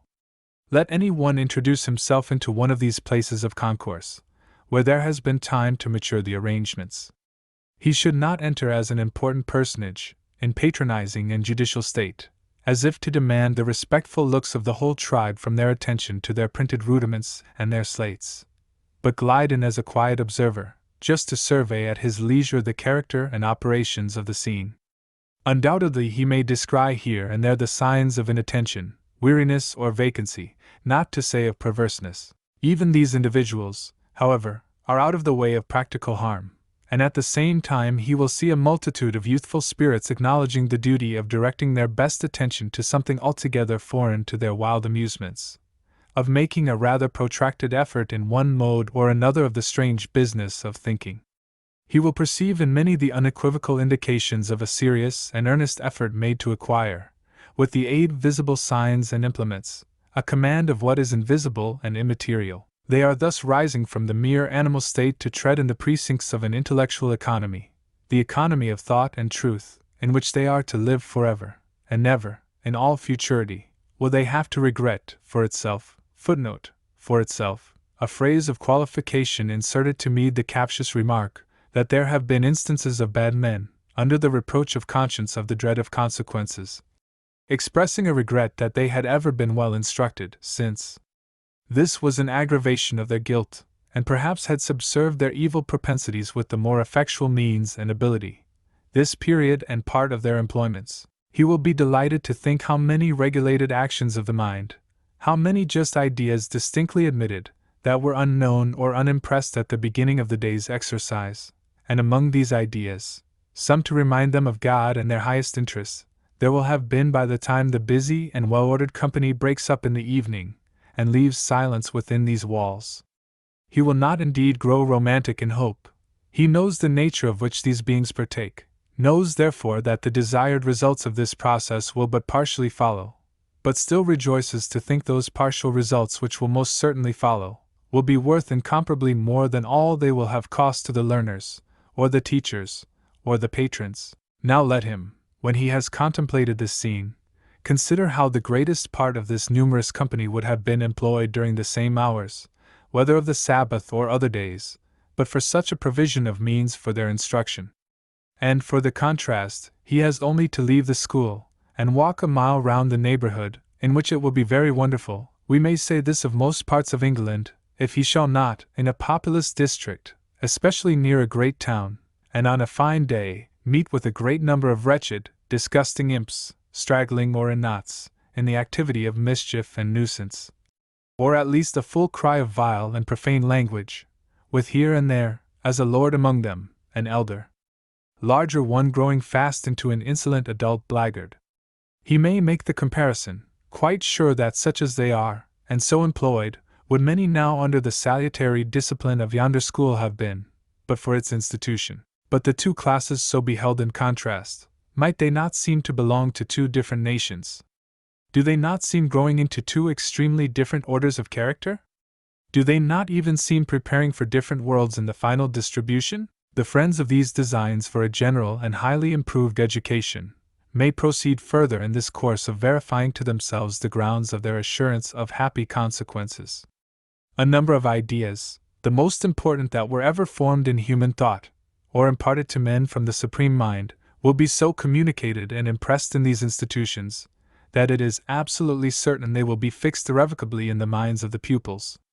And in the case of many, if not the majority of these destined adventurers into the temptations of life, these important ideas, thus inserted deep in their souls, will distinctly present themselves to judgment and conscience an incalculable number of times. What a number, if the sum of all these reminiscences, in all the minds now assembled in a numerous school, could be conjectured! But if 1 in 100 of these recollections, if 1 in 1,000, shall be efficacious, who can compute the amount of the good resulting from the instruction which shall have so enforced and fixed these ideas that they shall inevitably be thus recollected? And is it altogether out of reason to hope that the desired efficacy will, far oftener than once in 1,000 times, attend the luminous rising again of a solemn idea to the view of the mind? Is still less than this to be predicted for our unhappy nature, while, however fallen, it is not abandoned by the care of its creator. The institutions themselves will gradually improve, in both the method and the compass of their discipline. They will acquire a more vigorous mechanism, and a more decidedly intellectual character. In this latter respect, it is but comparatively of late years that schools for the inferior classes have ventured anything beyond the humblest pretensions. Mental cultivation, enlarged knowledge, elements of science, habit of thinking, exercise of judgment, free and enlightened opinion, higher grade in society, were terms which they were to be reverently cautious of taking in vain. There would have been an offensive sound in such phrases, as seeming to betray somewhat of the impertinence of a disposition, for the idea of the practicability of any such invasion would have been scorned, to encroach on a ground exclusively appropriate to the superior orders. Schools for the poor were to be as little as possible scholastic. They were to be kept down to the lowest level of the workshop, excepting perhaps in one particular, that of working hard, for the scholars were to throw time away rather than be occupied with anything beyond the merest rudiments. The advocates and the petitioners for aid of such schools were to avow and plead how little it was that they pretended or presumed to teach. The argument in their behalf was either to begin or end with saying that they taught only reading and writing, or if it could not be denied that there was to be some meddling with arithmetic and grammar, we may safely appeal to some of the veterans of these pleaders, whether they did not, 30 or 40 years since, bring out this edition with the management and hesitation of a confession and apology. It is a prominent characteristic of that happy revolution we have spoken of as in commencement,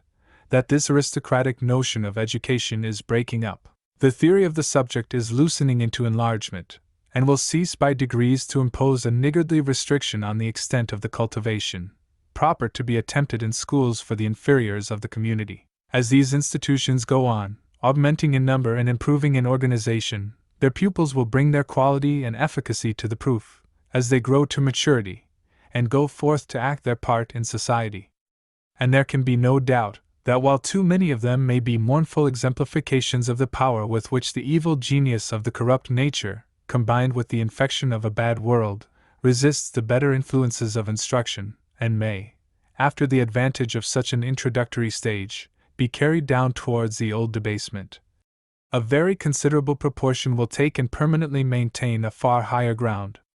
They will have become imbued with an element which must put them in strong repulsion to that coarse vulgar that will be sure to continue in existence, in this country, long enough to be a trial of the moral taste of this better cultivated race.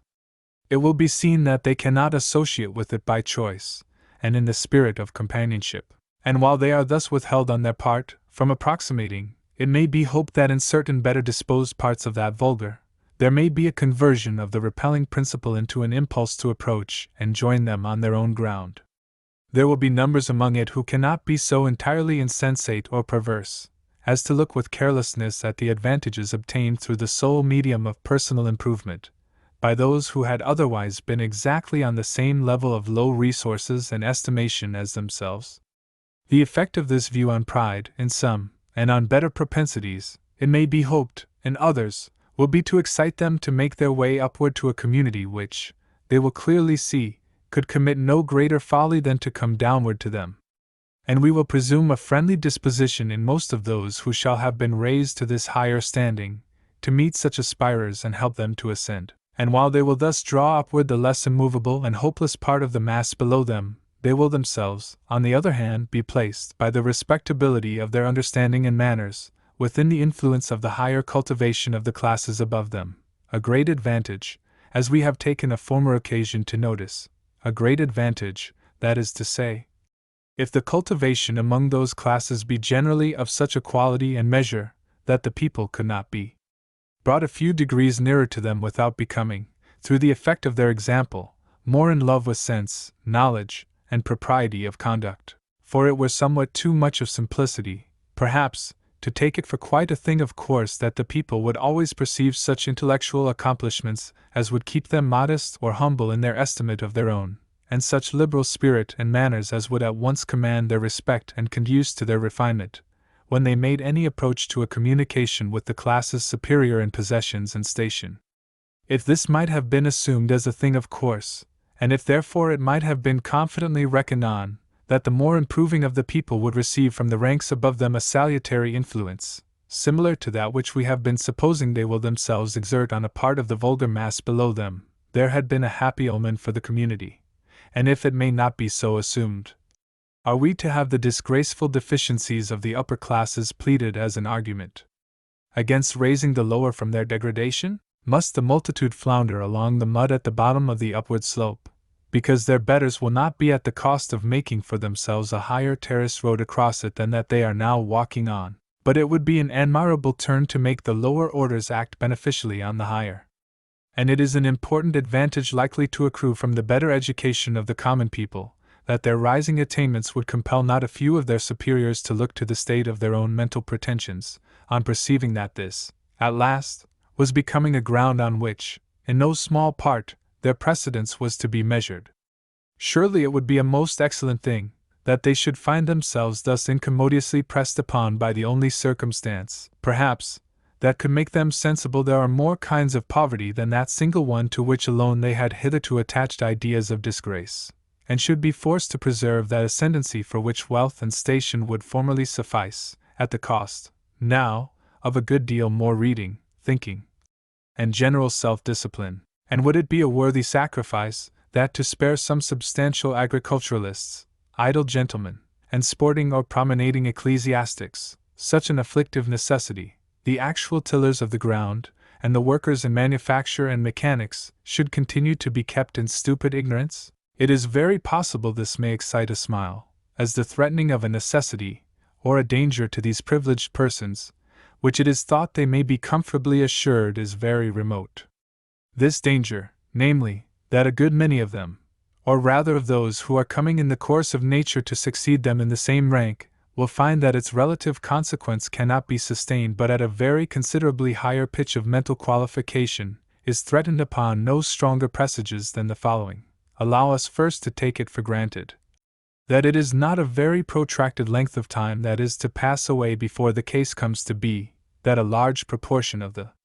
children of the lower classes are trained, through a course of assiduous instruction and exercise in the most valuable knowledge, during a series of years, in schools which everything possible is done to render efficient. Then, if we include in one computation all the time they will have spent in real mental effort and acquirement there, and all those pieces and intervals of time which we may reasonably hope that many of them will improve to the same purpose in the subsequent years, a very great number of them will have employed, by the time they reach middle age, many thousands of hours more than people in their condition have heretofore done, in a way the most directly tending to place them greatly further on, in whatever of importance for repute and authority intelligence is to bear in society.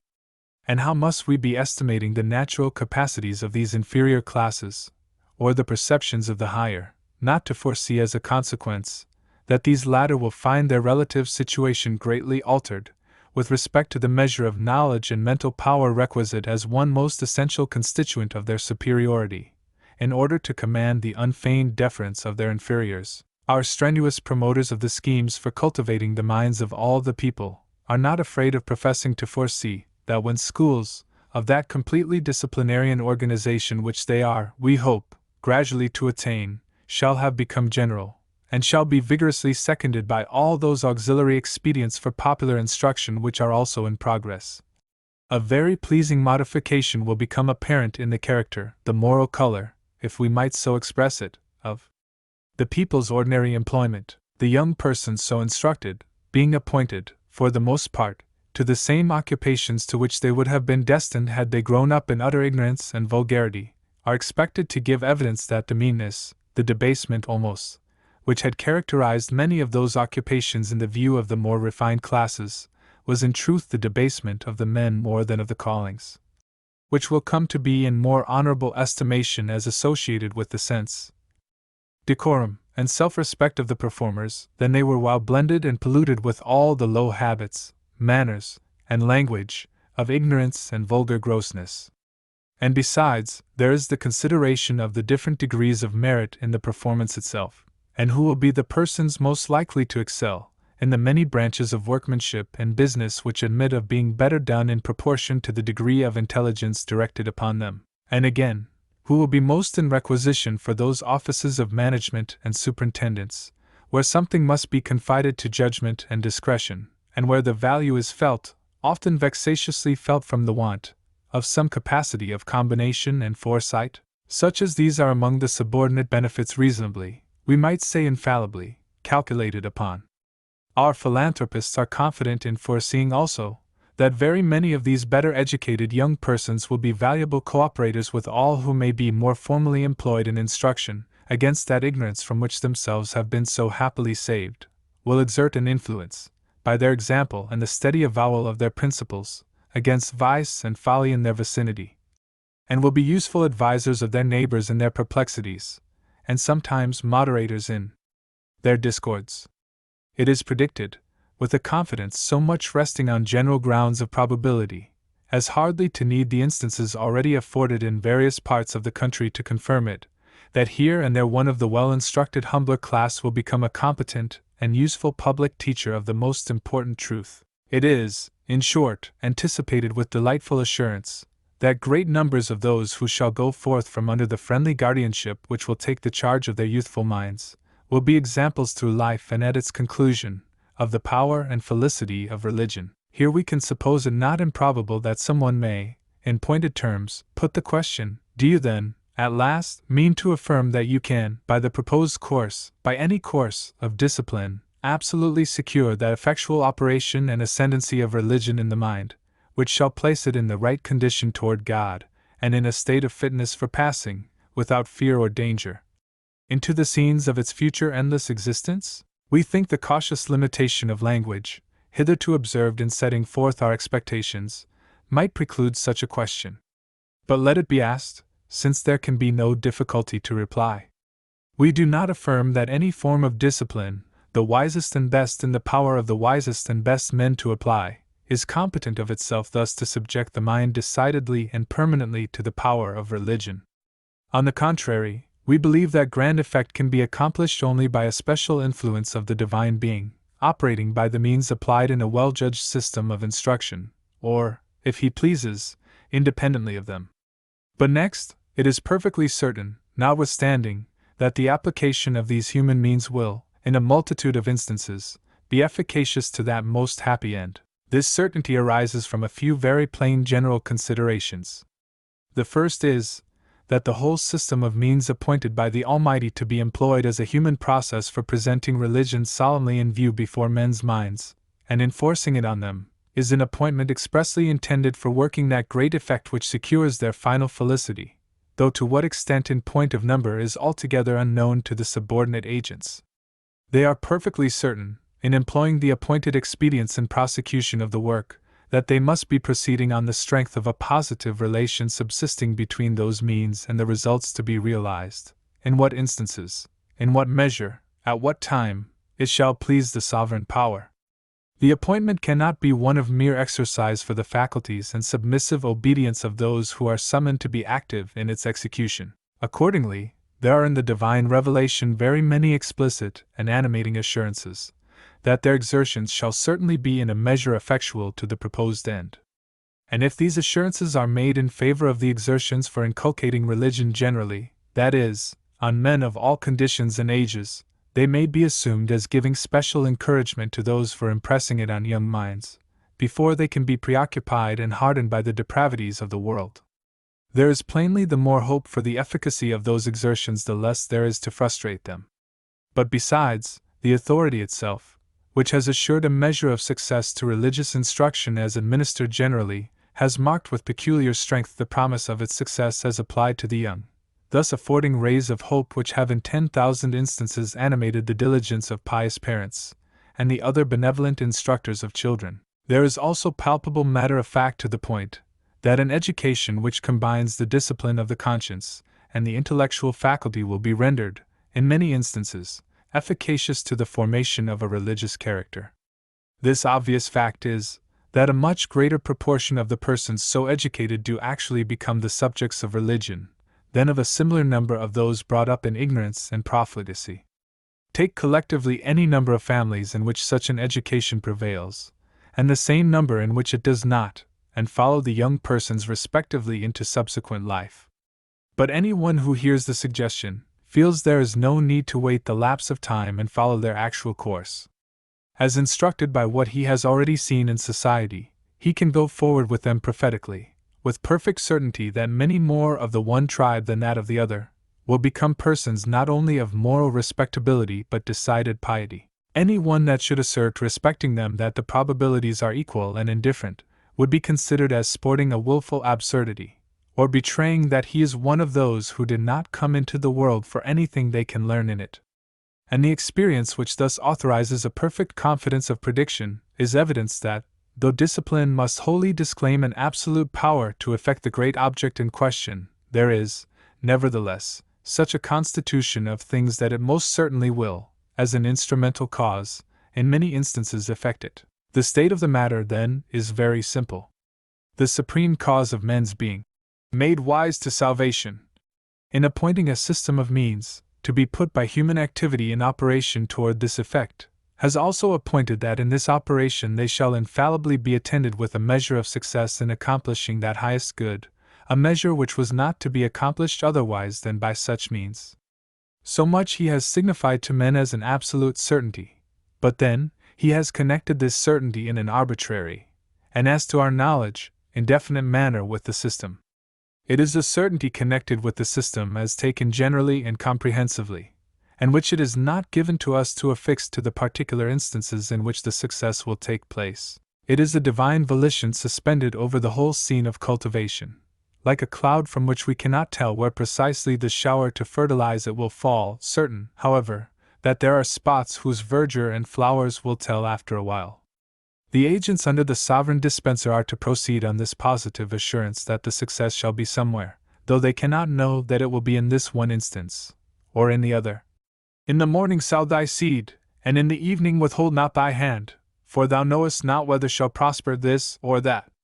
If they rate the value of their agency so high, as to hold it derogatory to their dignity that any part of their labors should be performed under the condition of possibly being unsuccessful, they may be assured that such is not exactly the estimate of him to whom they look for the acceptance of their services, and for the reward. But it may be added, that the great majority of those who are intent on the schemes for enlightening and reforming mankind, are entertaining a confident hope of the approach of a period, when the success will be far greater in proportion to the measure of exertion in every department of the system of instrumentality for that grand object. We cherish this confidence, not on the strength of any pretension to be able to resolve prophetic emblems and numbers into precise dates and events of the present and approaching times.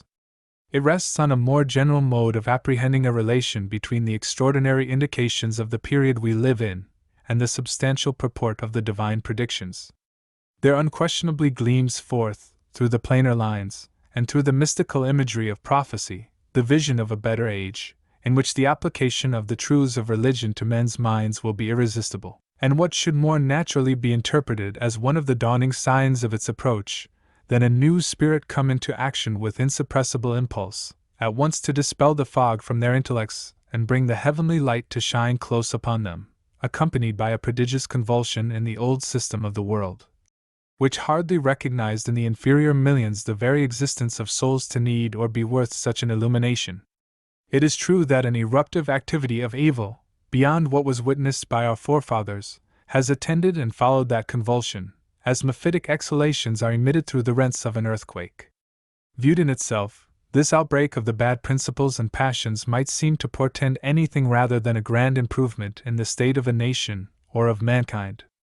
It appears like an actual augmentation of the evil previously existing, but it should rather be regarded as the setting loose of the noxious elements accumulated and rankling under the old system, a phenomenon inevitably attendant on its breaking up, by a catastrophe absolutely necessary to open and clear the field for operations on the great scale against those evils themselves, and to give scope and means for the advancement toward a better condition of humanity. The laborers in the institutions for instructing the young descendants of an ill-fated generation may often regret to perceive how little the process is as yet informed with the energy which is ultimately to pervade the world.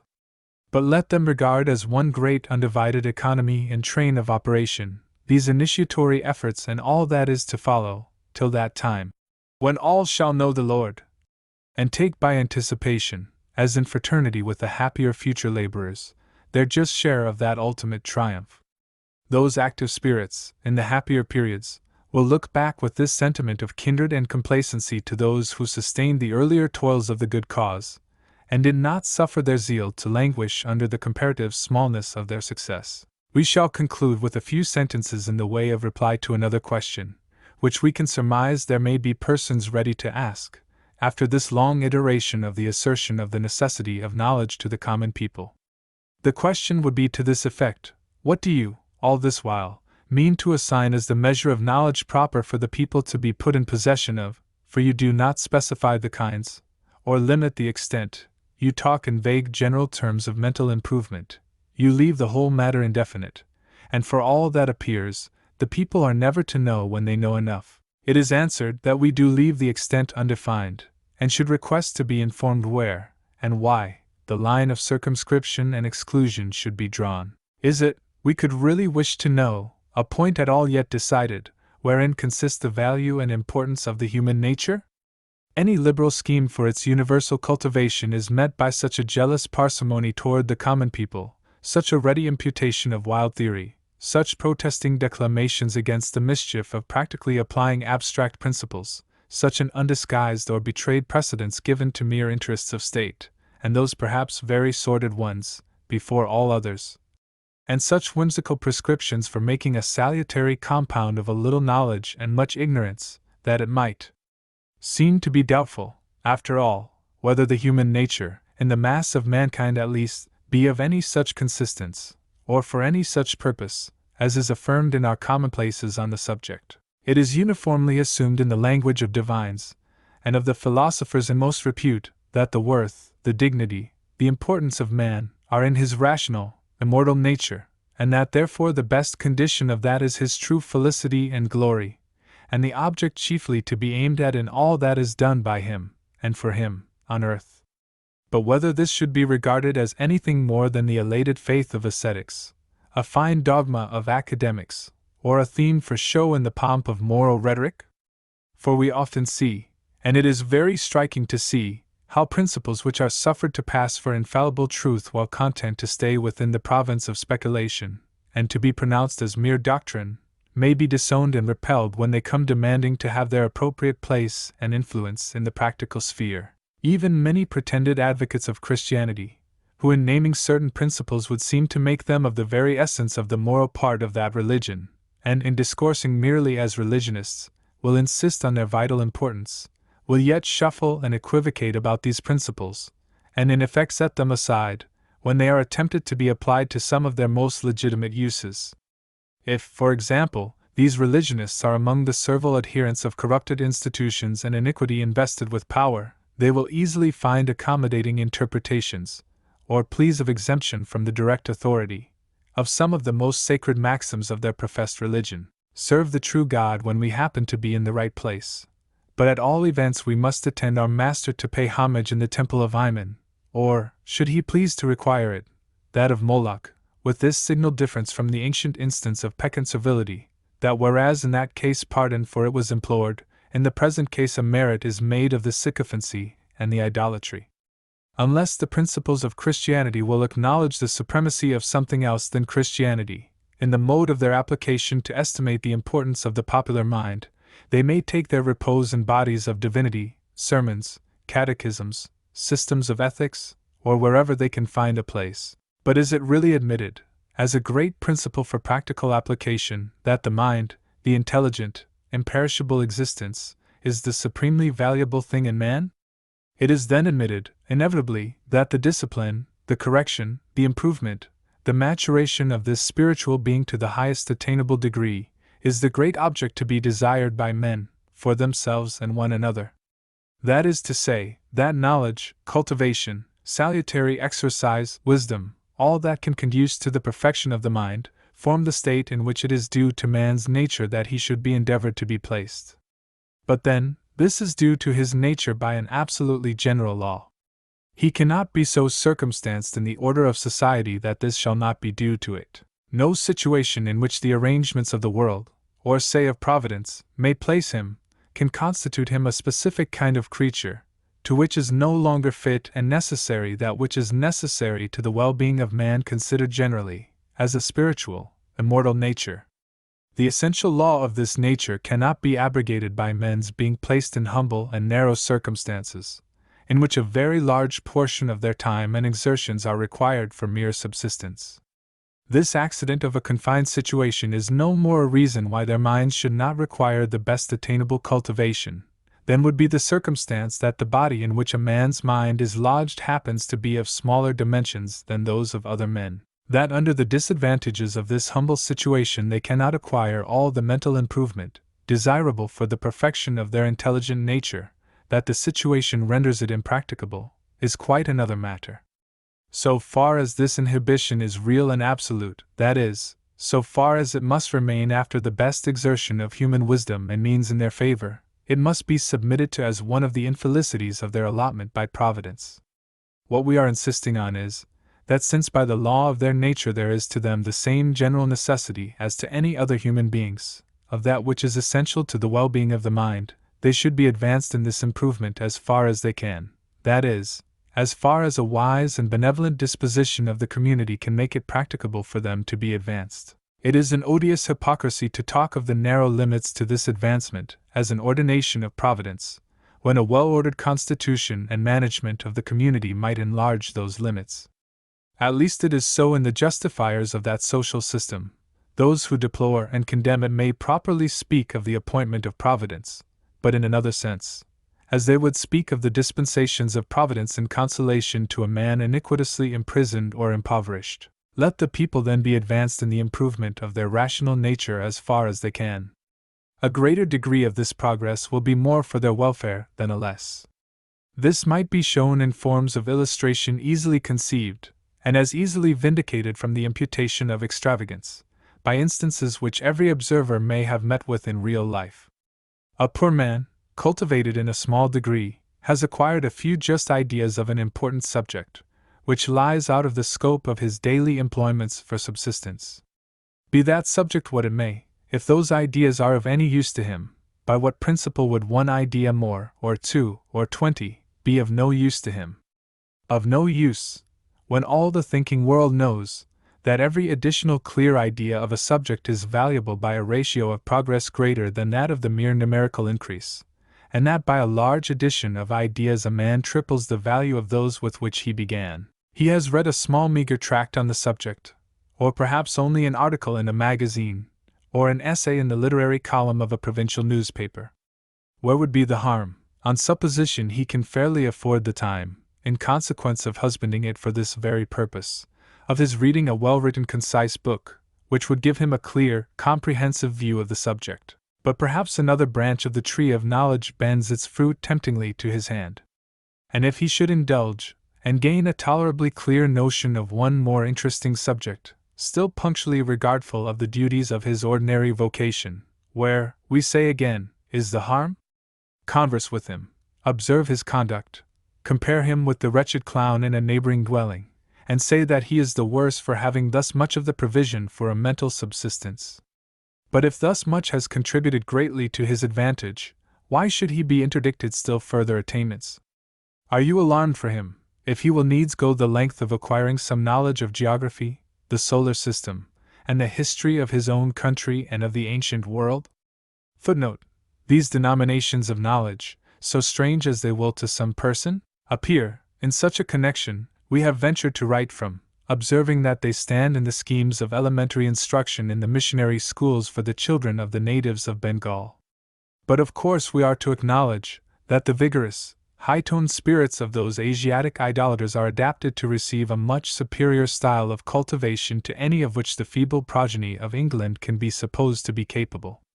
Let him proceed, supply him gratuitously with some of the best books on these subjects, and if you shall converse with him again, after another year or two of his progress, and compare him once more with the ignorant, stunted, cankered beings in his vicinity, you will see whether there be anything essentially at variance between his narrow circumstances in life and his mental enlargement. You are willing, perhaps, that he should know a few facts of ancient times, and can, though with hesitation, trust him with some such slight stories as Goldsmith's histories of Greece and Rome. But if he should then by some means find his way into such a work as that of Rollin, of moral and instructive tendency, however defective otherwise, or betray that he covets an acquaintance with those of Gillies, or even Thirlwall, it is all over with him for being a useful member of society in his humble situation. You would consent, may we suppose, to his reading a slender abridgment of Voyages and Travels, but what is to become of him if nothing less will content him than the whole-length story of Captain Cook? He will direct, it is to be hoped, some of his best attention to the supreme subject of religion, and you would quite approve of his perusing some useful tracts, some manuals of piety, some commentary on a catechism, some volume of serious, plain discourses. But he is absolutely undone if his ambition should rise at length to Barrow, or Howe, or Jeremy Taylor. Footnote: It should be unnecessary to observe that the object in citing any names in this paragraph was to give a somewhat definite cast to the description of the supposed progress of the plebeian self-instructor. The principal of them are mentioned simply as being of such note in their departments that he would be likely to hear of them among the first of the authors to be sought, if he were aspiring to something beyond his previously humble and abridged reading. The reader may substitute for these names any others, of the superior order, that he may think more proper to stand in their place. It would therefore be animadversion or ridicule misspent, to make the charge of extravagance on this imagined course of a plain man's reading, with a specific reference to the authors here named, as if it had been meant that precisely these, by a peculiar selection, were to be the authors he may be supposed to peruse, and in perusing, to waste his time and destroy his sense of duty. He is by all means, you say, to be kept out of all such pernicious company, in which it is impossible he can learn any lesson but one, an aversion to good morals, just laws, virtuous kings, a polished and benevolent gentry, and learned and pious teachers. Well, let him be kept as far as possible from the mischief of all such books and knowledge. Let him hardly know that there was an ancient world, or that there are on the globe such regions and wonders as travelers have described, or that a reason and eloquence above the pitch of some plain homily ever illustrated and enforced religion. Let him keep clear of all such evil communications, and then, since we were expressly making it a condition that he can fairly spare the time for such reading from his common employment, and then, he will have just so much the more time for needless sleep, for discussing the trifles and characters of the neighborhood, or, supposing him still of a religious habit, for tiring his friends and family with the well-meant but very unattractive iteration of a few serious phrases and remarks, of which they will have long since learned to anticipate the last word from hearing the first. Advantages like these he certainly may enjoy in consequence of his preclusion from the higher and wider field of ideas. But however valuable these may be in themselves, they will not ensure his being better qualified for the common business and proprieties of his station than another man in the same sphere of life whose mind has acquired that larger reach which we are describing. It is no more than what we have repeatedly seen exemplified, when we represent this transgressor into the prohibited field as probably acquitting himself with exemplary regularity and industry in his allotted labors, and even in this very capacity preferred by the men of business to the illiterate tools in his neighborhood, nay, most likely preferred, in the more technical sense of the word, to the honorable, but often sufficiently vexatious office of directing and superintending the operations of those tools. And where, now, is the evil he is incurring or causing, during this progress of violating, step after step, the circumscription by which the aristocratic compasses were again and again, with small reluctant extensions to successive greater distances, defining the scope of the knowledge proper for a man of his condition? It is a bad thing, is it, that he has a multiplicity of ideas to relieve the tedium incident to the sameness of his course of life, that, with many things which had else been but mere insignificant facts, or plain dry notions and principles, he has a variety of interesting associations, like woodbines and roses wreathing round the otherwise bare, ungraceful forms of erect stones or withered trees. That the world is an interpreted and intelligible volume before his eyes, that he has a power of applying himself to think of what it becomes at any time necessary for him to understand. Is it a judgment upon him for his temerity, in seeking and intermeddling with wisdom, with which he had no business, that he has so much to impart to his children as they are growing up, and that if some of them are already come to maturity, they know not where to find a man to respect more than their father. Or if he takes a part in the converse and devotional exercises of religious society, is no one there the better for the clearness and the plenitude of his thoughts and the propriety of his expression? But there would be no end of the preposterous suppositions fairly attachable to the notion that the mental improvement of the common people has some proper limit of arbitrary prescription, on the ground simply of their being the common people, and quite distinct from the restriction which their circumstances may invincibly impose on their ability. Taken in this latter view, we acknowledge that their condition would be a subject for most melancholy contemplation, if we did not hope for better times. The benevolent reflector, when sometimes led to survey in thought the endless myriads of beings with minds within the circuit of a country like this, will have a momentary vision of them as they would be if all improved to the highest mental condition to which it is naturally possible for them to be exalted, a magnificent spectacle, but it instantly fades and vanishes. And the sense is so powerfully upon him of the unchangeable economy of the world, which, even if the fairest visions of the millennium itself were realized, would still render such a thing actually impossible, that he hardly regrets the bright scene was but a beautiful mirage, and melts away. His imagination then descends to view this immense tribe of rational beings in another, and comparatively moderate state of the cultivation of their faculties, a state not 1/3 part so lofty as that in which he had beheld all the individuals improved to the utmost of their natural capacity, and he thinks that the condition of man's abode on earth might admit of their being raised to this elevation. But he soon sees that, till a mighty change shall come on the management of the affairs of nations, this too is impossible, and with regret he sees even this inferior ideal spectacle pass away, to rest on an age and distant prospect. At last he takes his imaginary stand on what he feels to be a very low level of the supposed improvement of the general popular mind, and he says thus much, at the least, should be a possibility allowed by the circumstances of the people under any tolerable disposition of national interests, and then he turns to look down on an actual condition in which care, and toil, and distress render it impossible for a great proportion of the people to reach, or even approach, this his last and lowest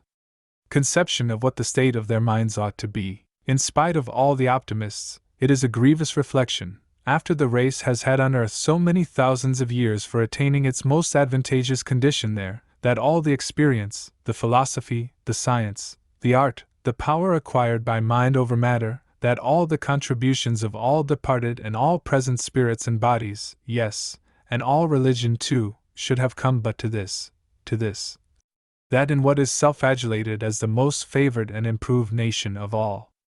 terrestrial space and time, a vast proportion of the people are found in a condition which confines them, with all the rigor of necessity, to a mere childhood of intelligent existence, without its innocence. But at the very same time, and while the compassion rises, at such a view, there comes in on the other hand the reflection, that even in the actual state of things, there are a considerable number of the people who might acquire a valuable share of improvement which they do not. Great numbers of them, grown up, waste by choice, and multitudes of children waste through utter neglect, a large quantity of precious time which their narrow circumstances still leave free from the iron dominion of necessity. And they will waste it, it is certain that they will, till education shall have become general, and much more vigorous in discipline. If through a miracle there were to come down on this country, with a sudden, delightful affluence of temporal melioration, resembling the vernal transformation from the dreariness of winter, a universal prosperity, so that all should be placed in comparative ease and plenty, it would require another miracle to prevent this benignity of heaven from turning to a dreadful mischief. What would the great tribe of the uneducated people do with the half of their time, which we will suppose that such a state would give to their voluntary disposal? Every one can answer infallibly, that the far greater number of them would consume it in idleness, vanity, or every sort of intemperance. Educate them, then, bring them under a grand process of intellectual and moral reformation, or, in all circumstances and events, calamitous or prosperous, they are still a race made in vain. In taking leave of the subject, we wish to express, in strong terms, the applause and felicitations due to those excellent individuals, found here and there, who in very humble circumstances, and perhaps with very little advantage of education in their youth, have been excited to a strenuous, continued exertion for the improvement of their minds, and thus have made, the unfavorable situation considered, admirable attainments, which are verifying to them that knowledge is power over rich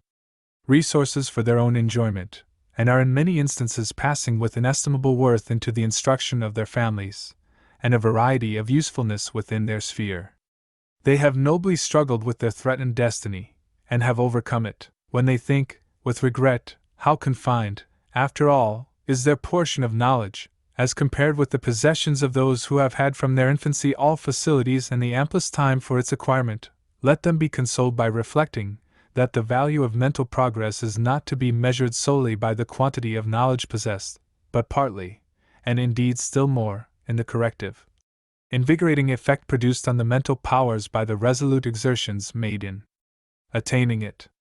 And therefore, since, under their great disadvantages, it has required a much greater degree of this resolute exertion in them to force their way victoriously out of ignorance, than it has required in those who have had everything in their favor to make a long, free career over the field of knowledge, they may be assured they possess one greater benefit in proportion to the measure of their acquirements. This persistence of a determined will to do what has been so difficult to be done, has infused a peculiar energy into the exercise of their powers, a valuable compensation, in part, for their more limited share of the advantage that one part of knowledge becomes more valuable in itself by the accession of many others. Let them persevere in this worthy self-discipline, appropriate to the introductory period of an endless mental life. Let them go on to complete the proof how much a mind incited to a high purpose may triumph over a depression of its external condition, but solemnly taking care that all their improvements may tend to such a result, that at length the rigor of their lot and the confinement of mortality itself bursting at once from around them, may give them to those intellectual revelations, that everlasting sunlight of the soul, in which the truly wise will expand all their faculties in a happier economy. The end.